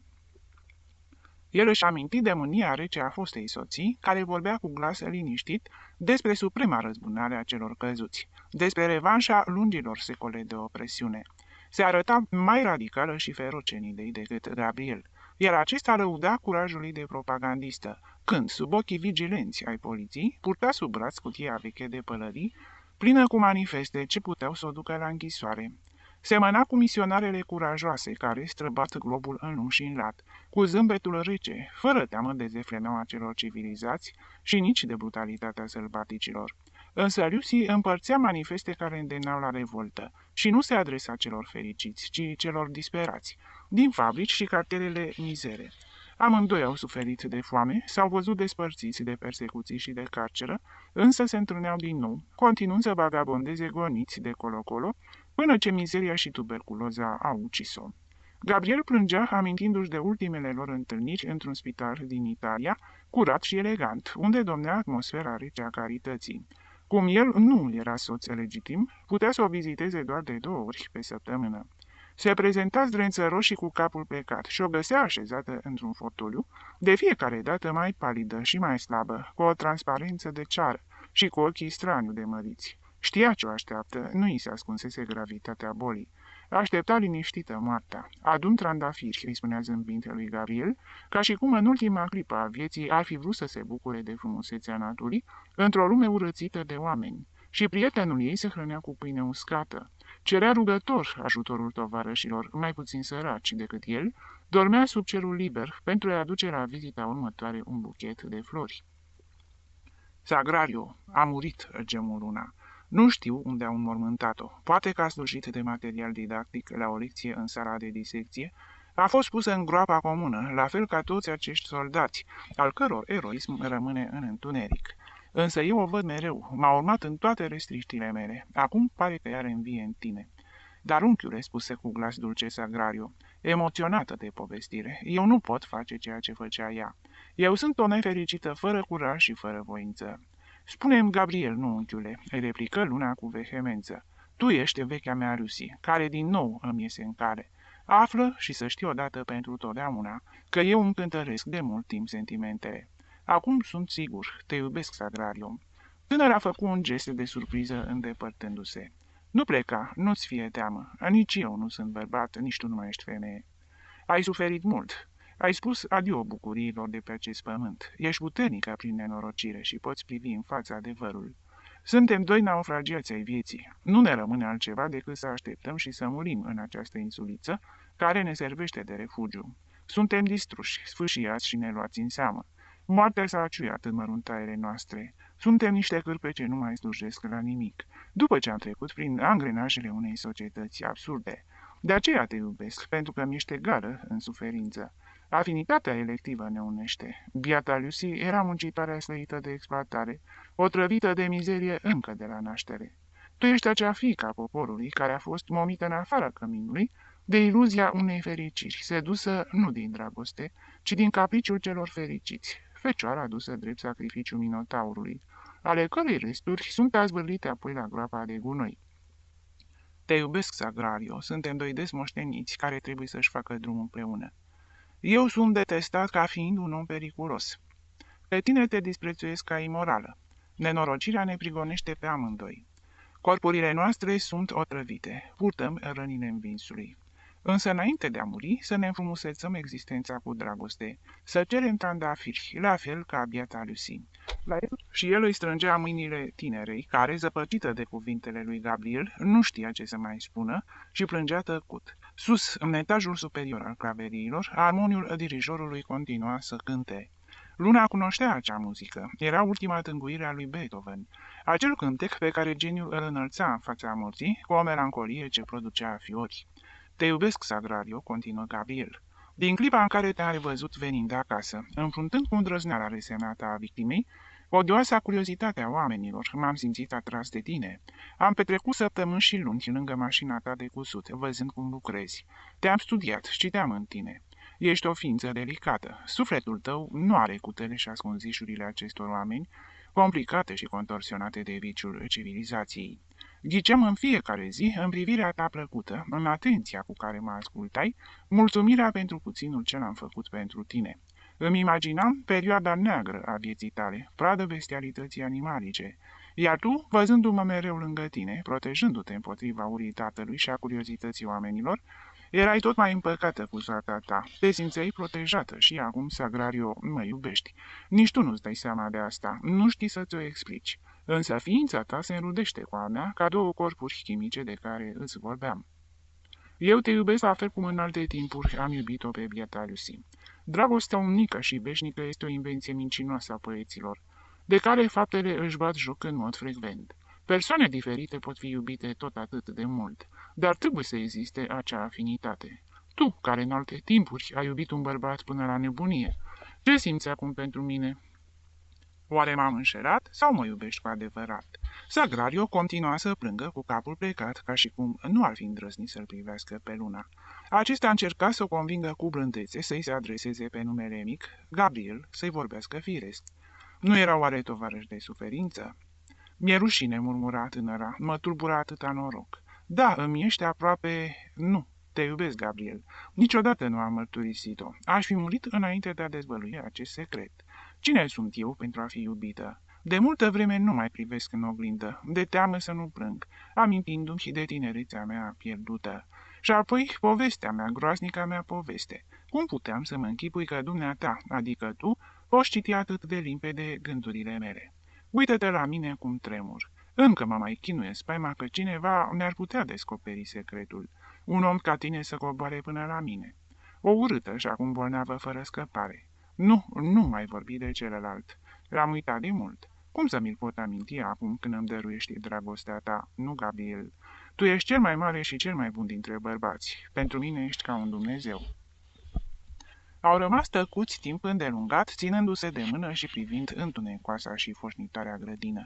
De sus, din odaia muzicianului, se auzea lamentația geniului în fața vieții care se stinge. Sagrario se sprijinea de Gabriel, ca și cum i-ar fi lipsit puterile și, temătoare în fața fericirii, ar fi vrut să se refugieze înăuntrul ființei lui. Cât de târziu te cunosc, spuse ea cu glas stins. Aș fi dorit să te iubesc în plină tinerețe, să fiu frumoasă și sănătoasă numai pentru tine. Să am frumusețea și farmecul unei mari doamne pentru a-ți îndulci restul vieții. Recunoștința mea nu-ți poate oferi nimic. Sunt îngrozitoare. Port în mine moartea care încetul cu încetul mă consumă. Cel care mă atinge este otrăvit. Gabriel, pentru ce te-ai oprit la mine? Pentru că sunt un bolnav, un nenorocit ca și tine. Mizeria noastră ne-a unit. Afară de aceasta, eu nu am iubit niciodată ca ceilalți oameni. În peregrinările mele am văzut cele mai frumoase femei din lume, fără să simt cel mai ușor fior de dorință. Nu am un temperament de îndrăgostit. După aventurile mele de la Paris, când eram tânăr, rămâneam totdeauna cu un sentiment de dezgust. Dragostea față de nefericiți mă stăpânește. Sunt ca un bețiv, ca un jucător care, obsedat de slăbiciunea lui, nu simte nimic față de femeie. Pasiunea mea este mila pentru cei dezmoșteniți, ura față de injustiție și inegalități. Mă absorbe cu asemenea forță, îmi subjugă într-atât facultățile, încât niciodată nu mi-a lăsat timp pentru a mă gândi la dragoste. Femeia nu mă seduce, o ador când o văd nefericită și tristă. Urâțenia mă impresionează mai mult decât frumusețea, deoarece îmi vorbește despre infamiile sociale, îmi oferă amărăciunea nedreptății, singurul vin care îmi înviorează forțele. Am iubit-o pe Lucy pentru că era nenorocită și era pe moarte. Te iubesc, Sagrario, pentru că în plină tinerețe ești o surghiunită a vieții, pe care nimeni nu o mai poate iubi.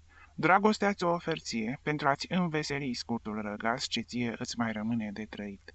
Sagrario se strânse tot mai mult la pieptul lui Gabriel. Cât de bun ești, ce suflet frumos ai! La fel de frumos este și altă obiată, Sagrario. Viața ta a fost o amăgire. Te-ai dus să-ți vinzi trupul din cauza foamei și a disperării, așa cum se duc fetele celor săraci. Ai crezut că vei găsi pâinea în false simulacre de amor, așa cum în fiecare zi o fac pe pământ sute și mii de fiice de proletari. Totul aparține privilegiaților acestei lumi, brațele tatălui și dragostea fiicei. Și când brațele slăbesc și corpul tânăr își pierde farmecele, amândoi sunt aruncați deoparte și înlocuiți. Oferta este mare. Te iubesc pentru nenorocirea ta. Poate că dacă te vedeam tânără și frumoasă, așa cum te-am admirat în alte timpuri, nu aș fi simțit nici cea mai mică atracție. Frumusețea este o barieră pentru sentiment. Sagrario din altă epocă, cu visurile ei de a deveni o mare doamnă, măgurită de cuvintele unor tineri lichisiți și pestriți îmbrăcați, ca niște păsări arătoase, nu s-ar fi uitat la un vagabond îmbătrânit de mizerie, urât și bolnav. Ne cunoaștem pentru că suntem nenorociți. Mizeria permite să ne privim sufletele. În plină fericire, nu ne-am fi întâlnit niciodată. Este adevărat, murmura ea, sprijinindu-și capul pe umărul lui Gabriel. Slavă mizeriei care ne-a permis să ne cunoaștem. Tu vei fi tovarășa mea, continuă Luna cu o intonație patetică. Viețile noastre vor merge împreună, până ce moartea ne va sfărâma îmbrățișarea. Eu te voi apăra, oricât de puțin ți-ar putea fi de folos ajutorul unui bolnav, persecutat de oameni. Tu îmi vei îndulci viața cu dragostea ta. Și cu un braț o cuprinse pe tânără de mijloc, iar cu cealaltă mână îi ridică capul, fixându-și ochii în cei ai lui Sagrario, care străluceau la lumina stelelor. Să fim două suflete, două gânduri, care se vor mângâia, fără a se lăsa pradă pasiunii, cu o puritate cum nu au imaginat-o niciodată poeții. Noaptea asta în care ne spovedim unul altuia, în care sufletele noastre se deschid, este noaptea anunții noastre. Sus, lamentul lui Beethoven continua să-ți desfășoare inflexiunile sale dureroase, răspândindu-se prin interiorul catedralei adormite. Gabriel se ridică, susținând-o pe Sagrario, care se lăsă pe spate sfârșită de emoție. Privea spațiul luminos cu gravitate, în timp ce cu glas optit îi vorbi la ureche tinerei. Viața noastră va semăna cu o grădină părăsită, unde printre trandafiri prăbușiți și creni uscate răstăresc în noi frunzișuri. Să facem ca peste suferința noastră de dezmoșteniți să izvorască primăvara. Va fi o primăvară tristă și fără fructe, însă va da flori. Soarele răsare pentru cei care se află la înălțime. Pentru noi se află foarte departe. Însă, în adâncul întunecat în care ne aflăm, să ne îmbrățișăm, să privim în sus și chiar dacă nu ne înviorează căldura soarelui, să-l adorăm ca pe o stea îndepărtată. 10. La începutul lunii iulie, Gabriel început să funcționeze ca pasnic de noapte al catedralei. Cobora în biserică la căderea serii și la poarta franzelei se alătura celuilalt pasnic, un bărbat bolnăvicios, care tușa la fel ca și el și nu se despărțea de pătură nici chiar în plină vară. Hai, la închisoare, spunea clopotarul, agitându-și cheile. Și după ce intrau în biserică cei doi oameni, el încuia ușile pe din afară, depărtându-se. Cum zilele erau lungi, mai rămâneau încă 2 ore de lumină, din clipa când gardinii intrau în catedrală. Întreaga biserică ne aparține, îi spunea celălalt pasnic, și ca unul ce era obișnuit cu aspectul impunător al catedralei părăsite, simțindu-se în sacristie ca la el acasă, își desfăcu coșnița de alimente și le înșiră pe rafturi, aranjându-le între candelabre și crucifixuri. Gabriel umbla prin biserică, nici chiar după câteva zile de izolare, Încă nu se estompase în el impresia pe care o produsese biserica pustie și încuiată. Pașii lui răsunau pe pardoseala de piatră, întreruptă la intervale de mormintele prelaților și marilor seniori din alte secole. Liniștea era tulburată de zgomote stranii și de voci misterioase. În prima zi, Gabriel își întoarse de mai multe ori capul alarmat, crezând că în spatele lui tropăiau niște pași. În afara catedralei, soarele încă mai lucea pe cer.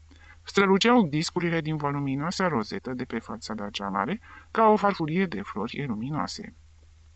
Jos, printre pilaștri, lumina părea că se contopește cu umbra. Liliecii coborau și cu aripile lor făceau să cadă tencuială din găurile bolților.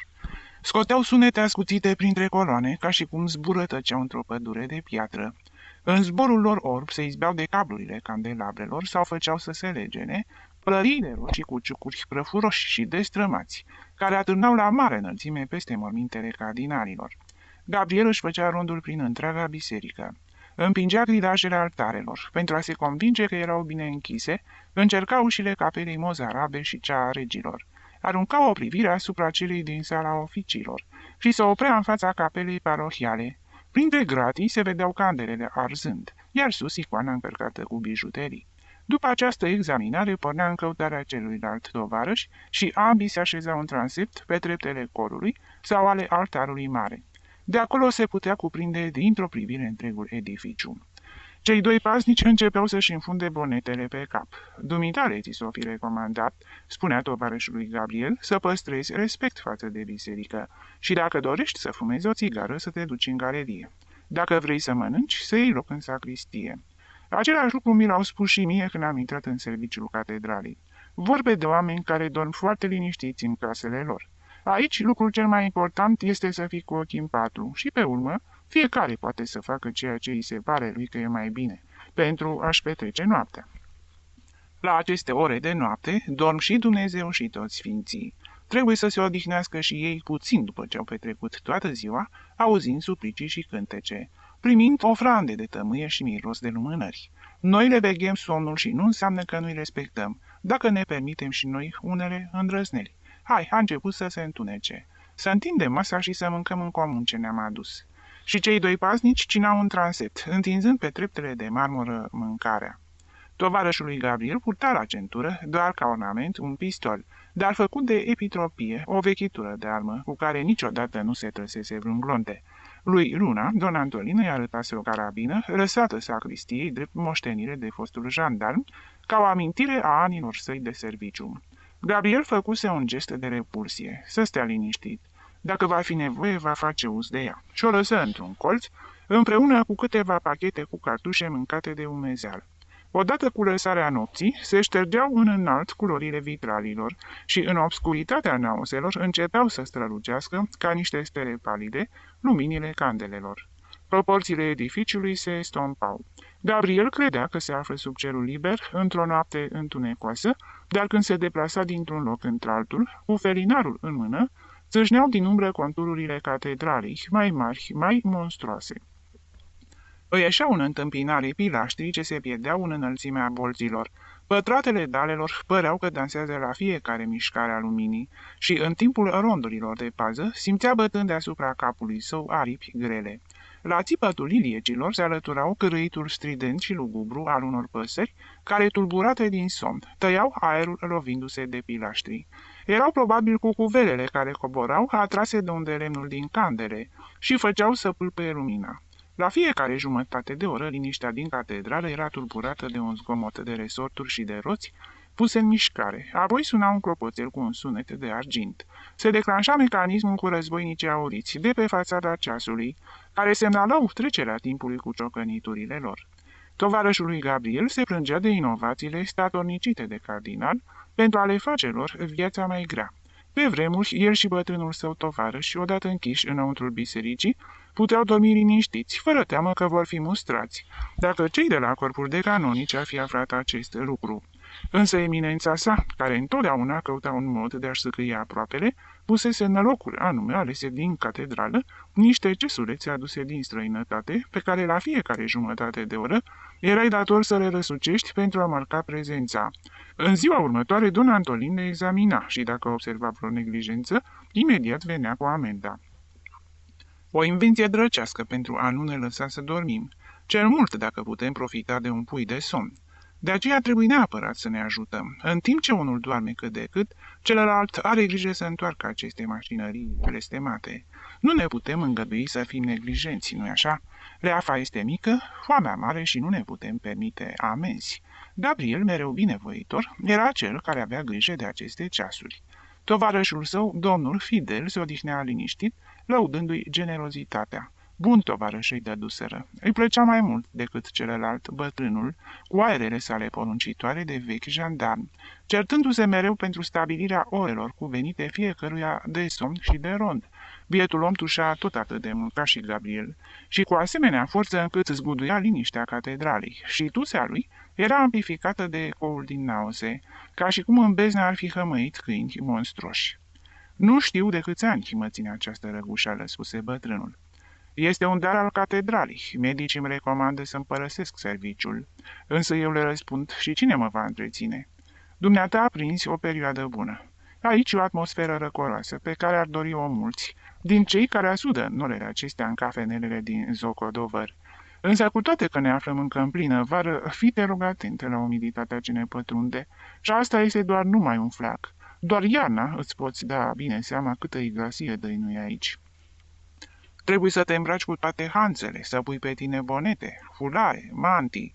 În sacristie, când se îndură, ne lasă puțin foc. Însă chiar și așa, puțin mai lipsește ca în unele dimineți ne găsească înghețați bocnă.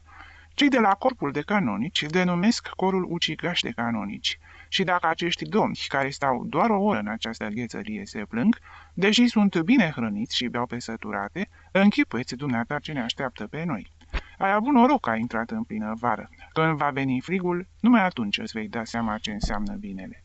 Însă cu toate că se aflau în cel mai plăcut anotimp al anului, Gabriel tușea. Boala îi se agravă din cauza umidității din catedrală. În nopțile cu lună, edificiul se transfigura într-un mod fantastic. Lui Gabriel îi amintea de anumite decoruri și de operă pe care le văzuse în călătoriile sale. Ferestrele mari, de un alburiu lăptos, ieșeau în evidență în contrast cu zidurile întunecate. Pete de lumină aluneca ușor pe pilaștri, ca niște năluci care coboară din bolți. Apoi se prelingeau pe pardosea ca niște spectre târătoare, iar alteori urcau din nou pe pilaștri, până ce se pierdeau în înălțime. Aceste raze de lumină, rece și difuză, făceau și mai adânc întunericul din jur. În mersul lor scoteau din obscuritate o capelă, dincolo o lespede funerară sau relieful unui pilastru. Cântusea nu lăsa pe bătrânul paznic să doarmă, acesta-i vorbea lui Gabriel despre nesfârșitele nopți, ani și ani la rând, petrecute în interiorul catedralei. Slujba lui semăna cu cea a groparului. Își trăia viața printre morți, fără a vedea alt chip de om până la terminarea gărzii. El sfârșise prin a se obișnui, acest serviciu îl vindecase însă de niște temeri pe care le simțise în tinerețe. Cu timp în urmă crezuse în reînvierea morților, în spirite și în apariții de sfinți. Însă acum își râdea de toate aceste povești. Ani mulți își petrecuse nopțile în catedrală și dacă auzea ceva era doar ronțăitul șoarecilor, care nu respectau altare și nici sfinți. În definitiv, totul este lemn. Nu era teamă decât de oameni în carne și oase, de hoți care în alte timpuri și nu o singură dată au pătruns în catedrală, obligând corpul de canonici să introducă serviciul de pază de noapte. Și pe Gabriel îl distrau istorisirile despre încercările de furt, petrecute timp de un secol. În catedrală existau destule bogății pentru a tenta și pe un sfânt. Madridul era aproape și lui era teamă de hoții rafinați. Apoi enumeră toate măsurile de siguranță ce existau. Îndemânatic și norocos trebuia să fi fost acela care reușea să râdă de ele. Don Antolin, clopotarul și paracliserii făceau inspecția bisericii înainte de a se încuia, iar Mariano își luă cheile cu el în turn. Nimeni nu se putea gândi că încuietorile pot fi sparte. Era o lucrare veche și solidă și, afară de aceasta, se aflau ei acolo pentru a da alarma dacă auzeau cel mai mic zgomot. Înainte, când mai trăia câinele, paza era mai bună. Animalul avea un auz atât de fin, încât era suficient ca un trecător să se apropie de o ușă exterioară, pentru ca imediat să înceapă a lătra. Domnul Epitrop, după moartea celui câine, a promis luni și luni de zile că va achiziționa un altul, însă nu și-a îndeplinit promisiunea. În definitiv, chiar și fără câine, se aflau doar ei doi aici și reprezentau ceva, nu-i așa? El cu pistolul său, cu care niciodată nu trăsese un glonte, Gabriel cu pușca ce se afla într-un colț din sacristie, acolo unde o lăsase cel dinaintea lui. Se împăuna gândindu-se la teama pe care o puteau inspira el și tovarășul său. Însă revenit la realitate în fața zâmbetului lui Luna, adăugă: afară de aceasta, într-un caz extrem, contăm pe talanga cu care sunt chemați canonicii. Coarda se află în cor. Nu avem altceva de făcut decât să tragem de ea și închipuieți dumneata ce s-ar întâmpla dacă ar suna în liniștea nopții. Întregul Toledo s-ar ridica în picioare, bănuind că ceva grav se întâmplă în catedrală. Cu asta și cu blestematele de ceasuri care nu ne lasă să dormim, se poate spune că nici regele nu este mai bine păzit noaptea decât biserica. Dimineața, când îi se dădea drumul, Gabriel urca la el răzbit de frig, dorind să se întindă pe pat. O găsea pe sagrariu o bucătărie, încălzind laptele ca să îl dea să bea înainte de a se culca. În prezența celorlalți, fata continua să-i spună unchiule. Văzându-l în pat, se apropia de el cu cana cu lapte aburind, îl făcea să bea cu tot felul de alintări materne, îi aranja mantia de pe pat și închidea cu grijă ferestrele și ușa, ca să nu deranjeze nicio rază de soare. Amarnice nopțile acestea din catedrală, se tânguia ea. Te omori, Gabriel, treaba asta nu este pentru tine. Tata spune același lucru. Având în vedere că dincolo de moarte nu există nimic și nu ne vom mai vedea, lasă-te îngrijit. Acum că ne-am apropiat și sunt fericită, ar fi atât de trist să te pierd.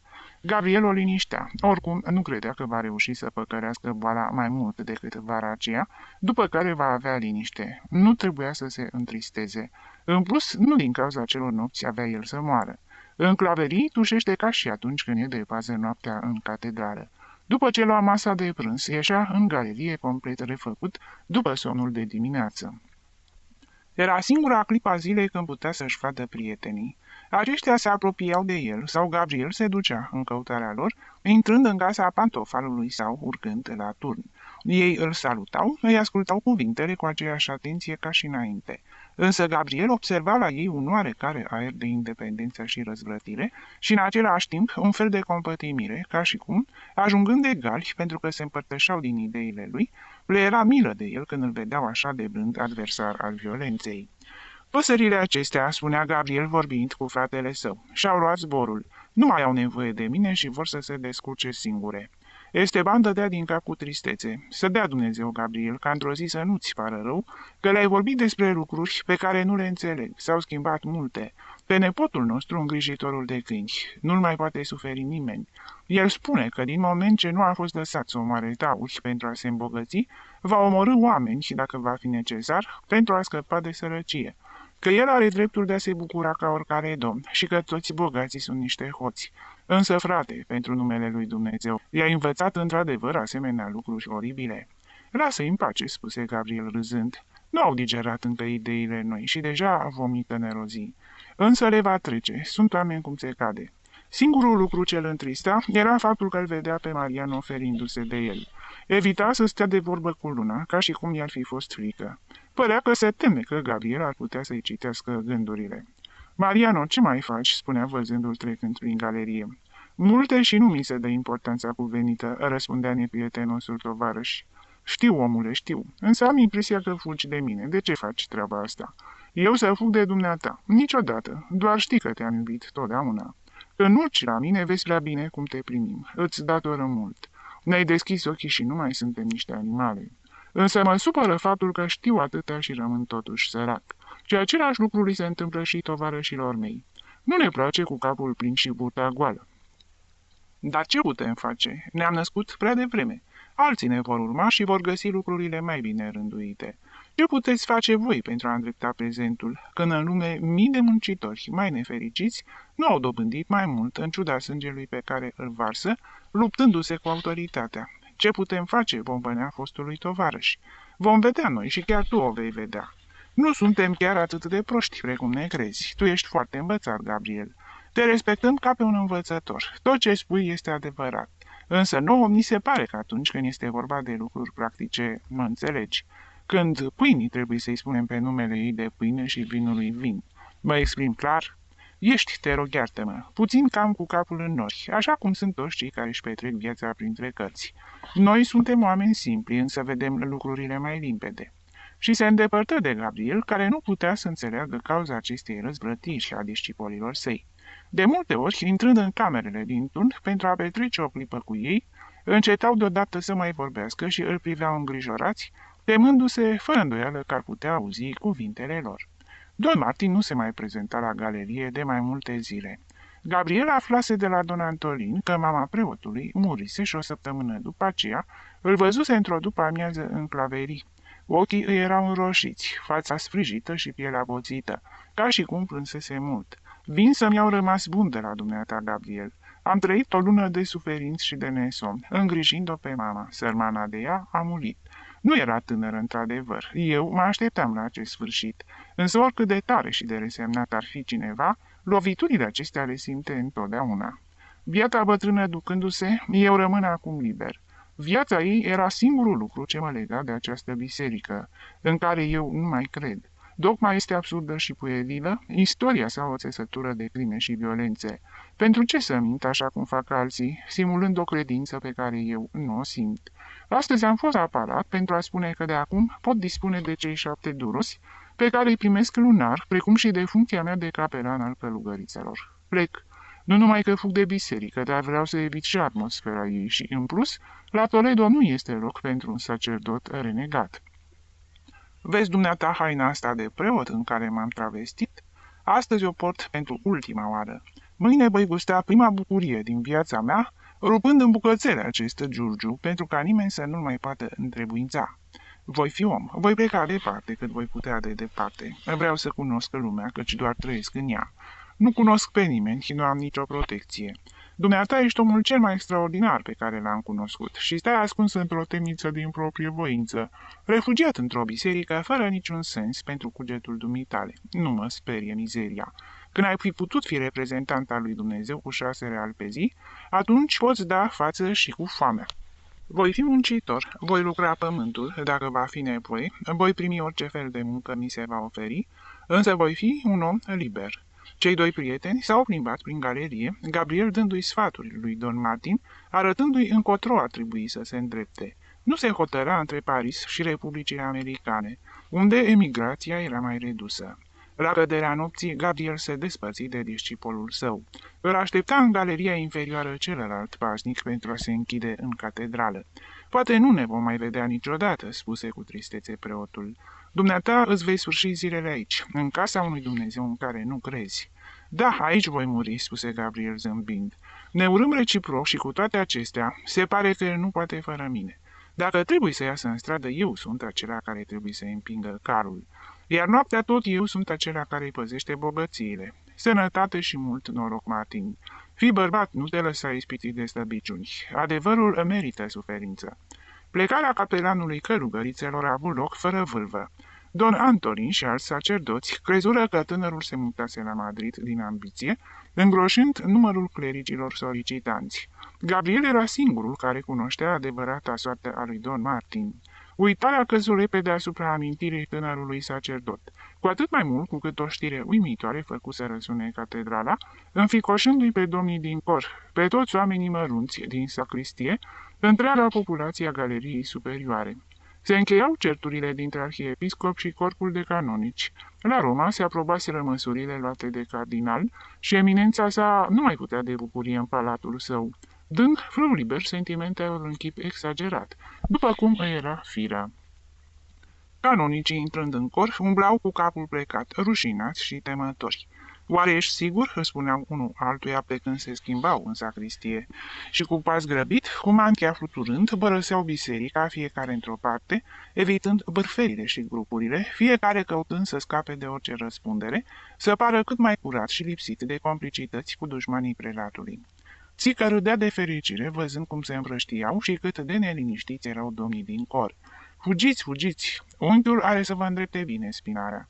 Începură pregătirile pentru marea sărbătoare ce se ține la jumătatea lunii august a fiecărui an. În catedrală despre cea din anul acela vorbeau unii în taină, alții cu îngrijorare, ca și cum se așteptau la evenimente extraordinare.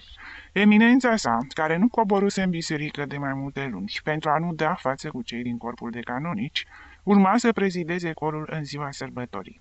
Dorea să-i vadă de aproape pe dușmanii săi, să-i zdrobească cu victoria dobândită asupra lor, să se bucure de umilința pe care erau nevoiți să o înghită. Și pe măsură ce se apropia solemnitatea, canonicii tremurau tot mai mult de frică, gândindu-se la privirea aspră și triumfătoare cu care îi va zdrobi irascibilul prelat. Gabriel acordea puțină atenție acestor preocupări. Ducea o viață stranie. O mare parte din zi o petrecea dormind, pregătindu-se pentru obositoarea veche de noapte, pe care o făcea acum singur. Domnul Fidel se îmbolnăvise și pentru ca Epitropia să nu-l priveze pe bătrân de solda lui mizerabilă, nu se îndurase să ceară angajarea unui nou pasnic. Își petrecea nopțile în catedrală cu același calm, de parcă s-ar fi aflat în galeria superioară, deprins de acum cu tăcerea de cimitir. Pentru a nu fura somnul, citea la lumina felinarului cărțile pe care le putea găsi în claverii.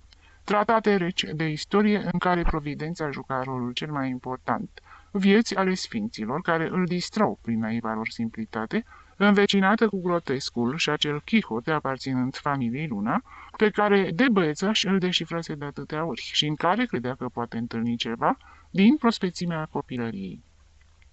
Sosi ziua sărbătorii, aceeași ca în toți anii. Faimoasa icoană fusese scoasă din capelă, ocupând împreună cu piedestalul un loc de cinste în altarul mare. Purta mantia păstrată în tezaur, precum și toate bijuteriile care, strălucind, mângâiate de pădurea de lumânări, păreau că râd într-o gamă tremurătoare de sclipiri. Înainte de începerea sărbătorii, curioșii se plimbau între ea și poarta iertării. Canonicii, cu ovdăjdile lor roșii, se adunaseră în apropierea scării, luminate de faimoasa făclie de piatră. Pe acolo urma a coborî eminența sa și domnii din cor se grupau cu timiditate, murmurând ca și cum se întrebau ce se va întâmpla. Pe prima treaptă a scării apăru purtătorul crucii cu brațe duble, pe care o înclină pentru ca să poată trece pe sub arcul porții. Apoi, în mijlocul suitei sale și urmată de sutana violetă a episcopului ajutător, înaintă cardinalul, îmbrăcat în purpură, care făcea să pară veștet roșul vioraceu al canonicilor. Corpul de canonici se încolonă pe două rânduri cu capul plecat, arătând în acest fel respect prințului lor. Și ce privire le aruncă Don Sebastian! Cum stăteau cu capetele plecate, canonicii au simțit-o în creștet ca o săgetare de oțel rece. El își ținea drept corpul mătăhălos, înveșmântat în mantia de purpură, cu bărbătească aroganță, ca și cum, în clipa aceea, se vindecase de boala care îi răscolea măruntaiele și de insuficiența cardiacă ce-l făcea să sufle din greu. Fața rotundă îi tremura de plăcere, bărbiile multiple îi tresăreau peste stiharul de dantelă de mătase. Pălăria de cardinal părea că se umflă de mândrie pe capul său mic, alb.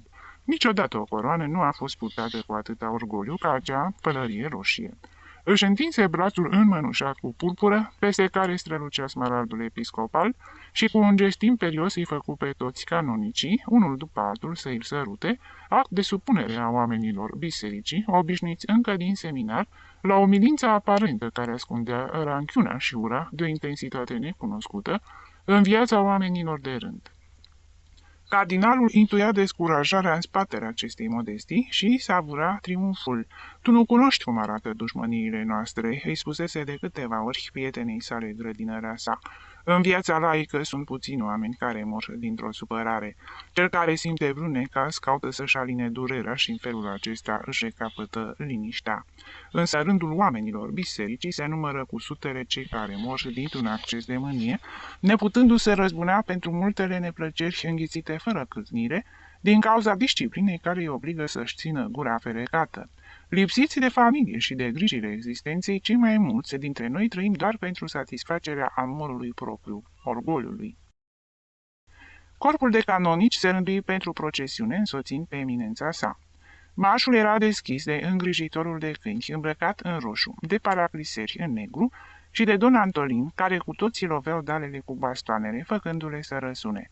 Urma crucea arhiepiscopală și canonicii, în rând câte doi, și la urmă prelatul cu trena veșmântului roșu, cât era ea de lungă, purtată de doi pași. Don Sebastian binecuvânta în stânga și în dreapta, privindu-i cu ochii săi mici și surâzători pe credincioșii care înclinau capul. Orgoliul pe deplin satisfăcut și bucuria triumfului făceau să-i strălucească privirea. Ce victorie! Catedrala era casa sa și revenea în ea după o lungă absență cu întreaga grandoare a unui stăpân absolut, care își putea zdrobi sclavii clevetitori în cazul că ar fi îndrăznit să-l atace. Măreția bisericii îi apărea acum și mai strălucită. Ce instituție admirabilă! Omul puternic, care ajungea pe treapta cea mai de sus, se transforma într-un zeu omnipotent și de temut. Nimic din acea egalitate periculoasă și revoluționară. Cel puternic avea totdeauna dreptate. Dogma premărea umilința tuturor față de Dumnezeu, iar în pildele sale vorbea întotdeauna de turme și de păstori care trebuiau să le conducă. El era păstorul pentru că așa o dorea cel atotputernic. Vai de acela care ar încerca să se rătăcească de turmă. În cor, bucuria orgolului satisfăcut fu și mai evidentă. Luase loc pe tronul arhiepiscopilor de Toledo, acel scaun care fusese steaua tinereții lui și a cărui amintire îl tulbura în plin episcopat când se preumbla cu mitra prin provincii, așteptând clipa când se va putea reîntoarce în catedrala primată.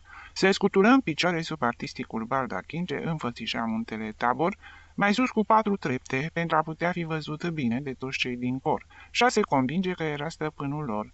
Capetele celorlalți prelați superiori așezați alături de el se aflau aproape la nivelul picioarelor lui. El ar fi putut să-i calce ca pe niște vipere, dacă îndrăzneau să se ridice din nou, mușcându-l și înveninându-i viața unde îl durea pe el mai mult. Însuflețit de spectacolul proprii măreții, văzându-se triumfător, era primul care se ridica în picioare și se așeza, așa cum o cerea ritualul liturgic, și își unea glasul cu cel al corului, uimindu-i pe toți cu asprul timbru al vocii sale. Cuvintele latine ieșeau din gura lui ca niște explozii de petardă împotriva acelei lumi detestate. Privirea sa, cu expresia amenințătoare, trecea peste dubul rând de capete înclinate.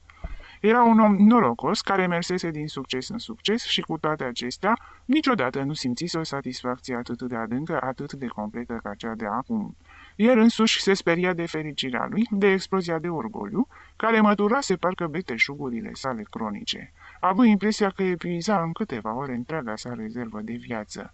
Liturghia lui în sfârșit, cantorii și lumea obișnuită din cor, singurii care îndrăzneau să-l privească, s-au alarmat brusc, văzându-l îngălbenindu-se la față, ridicându-se cu o figură descompusă și ducându-și mâinile la piept. Canonicii avertizați alergară la el, formând o masă compactă de odăjdii roșii, în fața tronului său. Eminența sa se sufoca, zbătându-se în acel cerc de mâini care instinctiv îl înșfăcau. Aer, răpni, aer, plecați din fața mea, să fiu dus acasă. Și chiar în mijlocul acestei crize el mai găsit gestul energic și vechile înjurături de soldat pentru a-i respinge pe dușmani. Se sufoca, însă nu dorea să fie văzut de canonici în postura asta umilitoare. Ghicea la mulți dintre ei satisfacția în spatele gestului lor de mâhnire. Nimeni să nu-l atingă, propriile sale forțe îi sunt suficiente. Și, ajutat de 2 servitori credincioși, porni gâfâind spre scara arhiepiscopală, urmat de o mare parte din corpul de canonici. Slujba religioasă se termină în mare grabă și autoritățile și invitații și-au părăsit scaunele pentru a alerga la palatul arhiepiscopal după știri. Gabriel, trezindu-se după ora prânzului, constată că toți din galeria superioară vorbeau despre sănătatea eminenței sale. Fratele său o întrebă de starea prelatului pe mătușa Tomasa, care tocmai venea de la parat. Moare copii, spunea grădinărea sa, de data asta nu scapă. Donia Vizita știe și ea și plânge sărmana. Eminența sa nu poate sta culcat, pieptul îi se agită ca niște foare sparte. Medicii spun că nu va apuca noaptea. Ce nenorocire și într-o zi ca aceasta. Agonia prințului ecleziastic înstăpâni o liniște funebră în catedrală. Femeile din claverii se duceau la palat și se întorceau în galeriile superioare cu știri despre mersul bolii. Copiii erau ținuți închiși în locuințe, speriați de amenințările mamelor lor, dacă încercau să se joace prin galerii.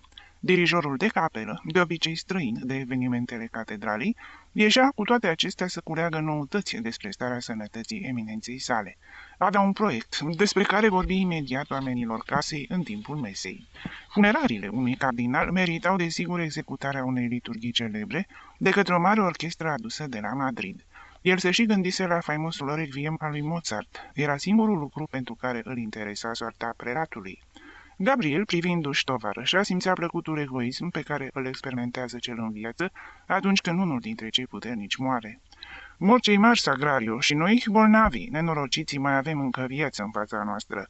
La ora când biserica își închidea porțile, el coborâ pentru a-și începe serviciul de paznic. Clopotarul îl aștepta cu cheile. Ce noutăți despre cardinal?" îl întrebă Gabriel. Păi va muri chiar astăzi, dacă nu cumva a și murit." Și apoi adăugă, în noaptea asta, Gabriel, vei avea parte de o mare iluminație. Maica Domnului se află în altarul mare, până mâine, încadrată de lumânări. Tăcu o clipă ca și cum ar fi șovăit. Poate, adăugă, cobor să sting de urât. Cu siguranță că te plictisești singur. Așteaptă-mă. Când Gabriel rămase închis în biserică, văzu o parte din altarul mare strălucind de lumini. Făcu obișnuita inspecție a ușilor și grilajelor, vizită locumul, unde în alte vremuri se ascunseseră niște hoți, și după ce se convinsese că în catedrală nu există altă ființă vie decât el, se îndreptă spre transept, cu pătura și cu sacoșa cu alimente spre a se așeza. Acolo rămăsese un timp mai îndelungat, privind printre zăbrele icoana iluminată puternic. Născut în catedrală și dus de maică sa încă de copil să îngenuncheze în fața imaginii, o admirase socotind-o tipul perfect al frumuseții. Acum o aprecia cu răceală, cu niște ochi de artist. Era disgrațioasă și grotescă, la fel ca toate imaginile ce sunt bogat împodobite. Evlavia măreață și opulența o sufocase sub atâta bogăție. Nu mai păstra nimic din idealul fecioarelor pictate de artiștii creștini. Mai degrabă părea un idol hindustanic încărcat cu bijuterii.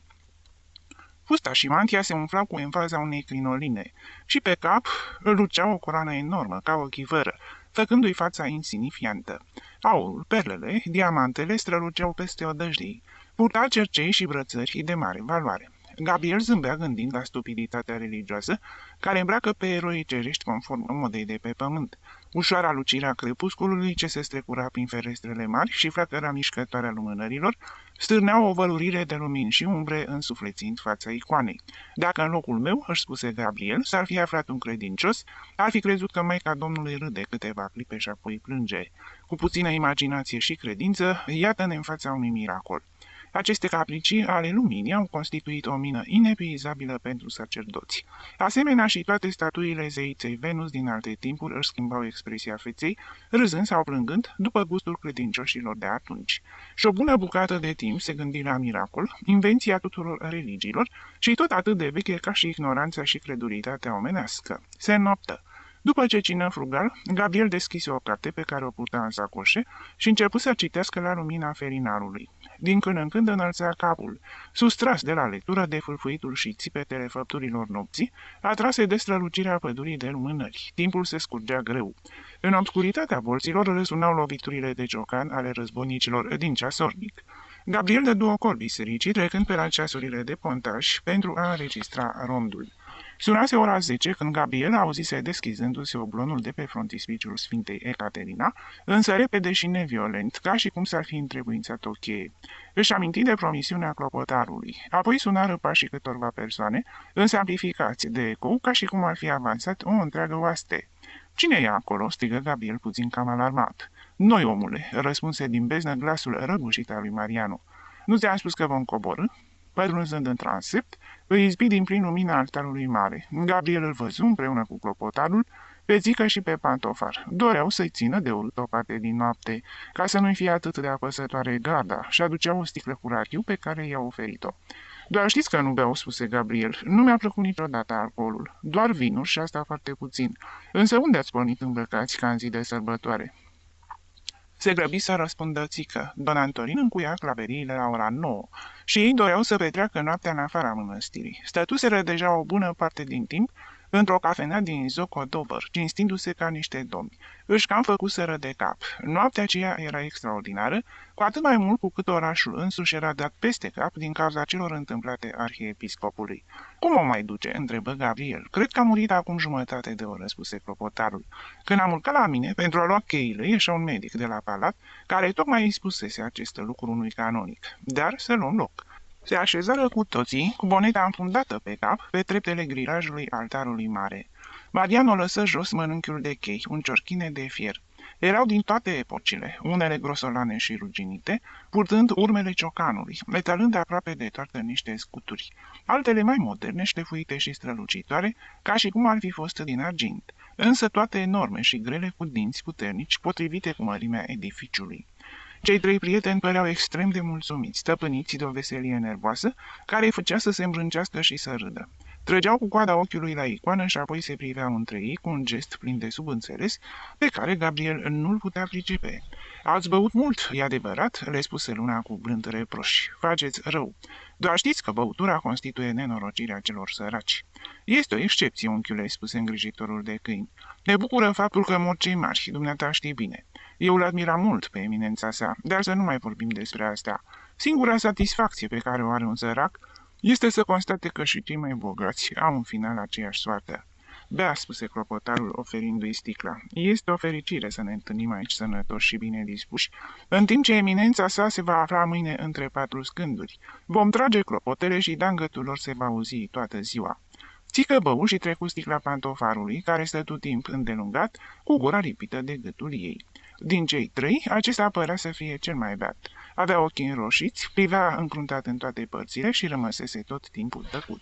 Când i se adresa vreun cuvânt, zâmbea forțat, ca și cum gândurile sale se aflau departe, foarte departe. Clopotarul, în schimb, era mai guraliv decât de obicei. Vorbea despre averea cardinalului, despre cât de bogată va fi Donia Vizitațion, despre bucuria pe care mulți din corpul de canonici o vor avea în noaptea aceea și se întrerupea doar pentru a ridica sticla cu rachiu, trecându-o apoi tovarășilor. Aburul de alcool se împrăștie în acea ambianță impregnată de tămâie și fum de lumânări. Trecu mai mult de o oră. Mariano întrerupse de mai multe ori conversația, ca și cum ar fi avut de spus ceva important, dar șovăi lipsit de curaj. În sfârșit se hotărâ. Gabriel, timpul se scurge și ne rămân multe de făcut și de vorbit. Este aproape ora 11. Încă mai sunt ore destule pentru a face treaba bine. Ce vrei să zici?" întrebă mirat Luna. Pe scurt și la subiect. E vorba ca tu să fii bogat și noi de asemenea. Vrem să scăpăm de mizeria aceasta. Cred că ai observat că de la un timp încoace ne ferim de tine, că în locul plăcerii de a te auzi preferăm să stăm de vorbă numai între noi. Este adevărat că tu ești un om învățat, însă nu valorezi 2 bani când e vorba de lucrurile practice ale vieții. Cu tine poți învăța multe, însă nu poți ieși din sărăcie. Sunt multe luni de când ne gândim că este necesar să dăm o lovitură fericită. Revoluțiile acestea despre care ne vorbeai sunt foarte departe. Le vor vedea nepoții noștri și poate că nici ei nu le vor vedea. Este bine că învățații se gândesc la viitor, însă oamenii proști ca noi vedem doar prezentul. În tot acest timp am născocit fel de prostii. Să-l sechestrăm pe Don Sebastian și să-i pretindem 1.000.000 de pesete drept răscumpărare. Să pătrundem într-o noapte în palat și nu mai știu eu câte altele. Tot felul de nebunii gândite de nepotul tău. Însă în dimineața aceasta, la mine acasă, plângându-ne de mizerie, am întrevăzut deodată salvarea. Tu ești singurul paznic al catedralei. Maica Domnului e în altarul mare cu bijuteriile, care în restul anului sunt păstrate în tezaur. Și eu, cu cheile în stăpânirea mea, înțelegi lucrul cel mai simplu din lume. O curățăm de bijuterii pe Maica Domnului și luăm calea Madridului, unde ajungem în zori. Ții că cunoaște pe mulți din cei care frecventează luptele cu tauri. Ne ascundem câtva timp și apoi tu, care cunoști lumea, ne vei conduce. Vom pleca în America, vindem pietrele prețioase și ne îmbogățim. Sus inima, Gabriel, vom despuia idolul, așa cum spuneai tu."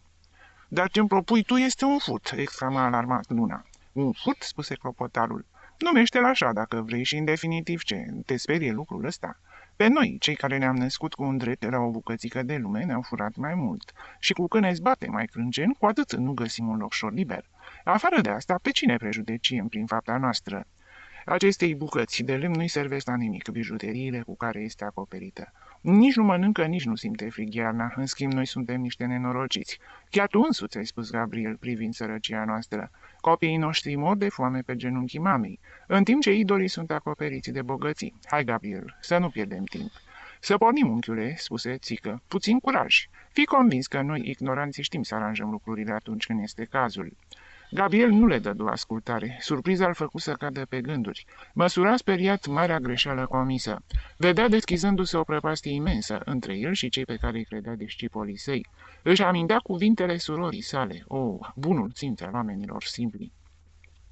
El, cu toate lecturile sale, nu prevăzuse pericolul ce putea rezulta din faptul de a învăța pe acești ignoranți doar în câteva luni, lucru ce necesita o viață întreagă de studii și gândire.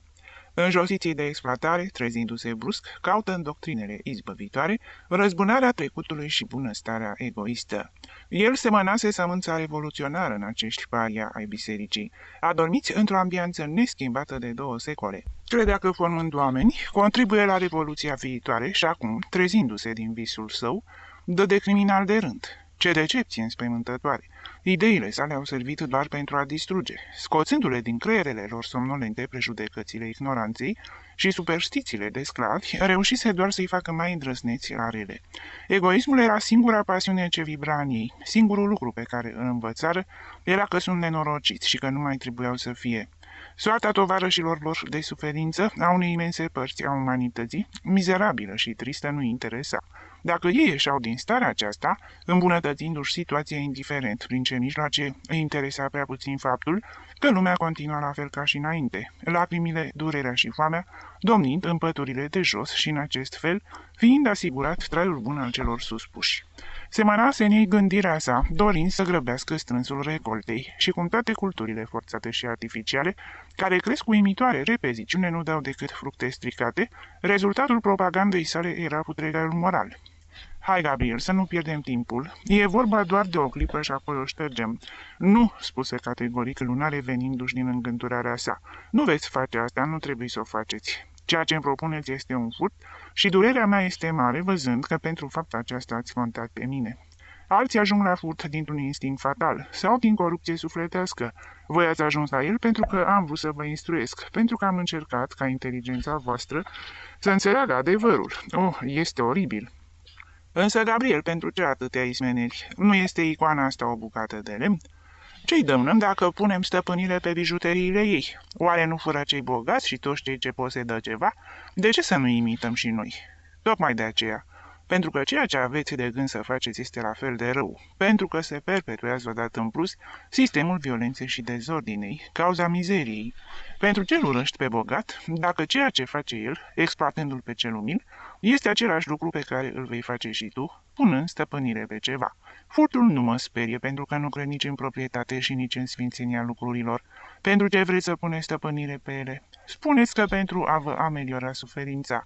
Nu este adevărat, ci pentru a fi bogați, pentru a pătrunde în grupul privilegiaților, pentru a fi 3 indivizi în plus în această minoritate inutilă, care se bucură de bunăstare.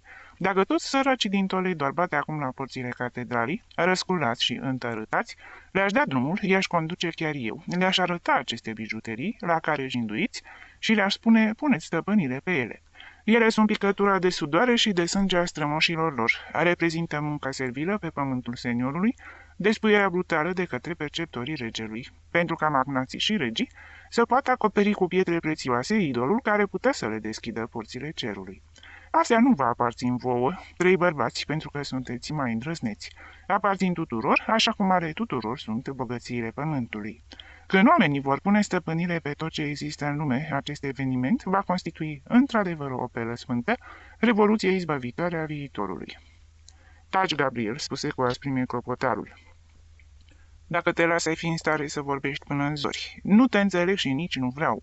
Am venit să-ți facem o binefacere și ne primești cu o predică. Vrem să te vedem bogat ca și noi și ne răspunzi vorbind despre ceilalți oameni, de lumea pe care nu o cunoști, de această umanitate care nu ți-a oferit nici măcar un colț de pâine atunci când vagabondai ca un câine. Trebuie să te conduc la fel ca în tinerețea noastră când făceam războiul. Te-am iubit întotdeauna și ți-a admit talentul, însă trebuie să fii tratat ca un copil. Ascultă, Gabriel, nu scoate nicio vorbă și urmează-ne. Îți vom dărui fericirea. Haideți. Țică și pantofalul s-au ridicat în picioare și au mers până la grilajul altarului mare. Îngrijitorul de câini împinse una din ușițe, deschizând-o. Nu!" strigă cu energie Gabriel. Opriți-vă! Mariano, nu știi ce faci. Voi credeți că ați și atins fericirea dacă puneți mâna pe aceste bogății și pe urmă? Familiile voastre rămân aici. Țigă, gândește-te la mama ta. Mariano, pantofarul și tu aveți neveste, aveți copii." Aș," spuse clopotarul, vor veni după noi când ne vom afla departe și în siguranță. Banul poate orice. Important este să-l avem. Și copiii voștri? Vor afla de la lume că tații lor au fost niște hoți.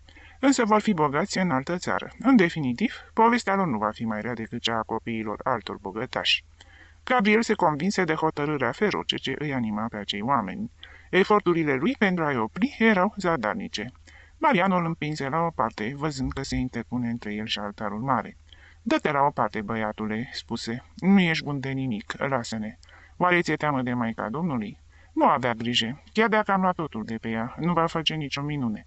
Gabriel încercă un mijloc decisiv. "Nu veți face nimic. Dacă treceți dincolo de grilaj și intrați în altarul mare, trag clopotul și în mai puțin de 10 minute, întregul Toledo se va afla în fața porților." Și deschizând grilajul corului, pătrunse cu o hotărâre ce îl paraliză pe clopotar.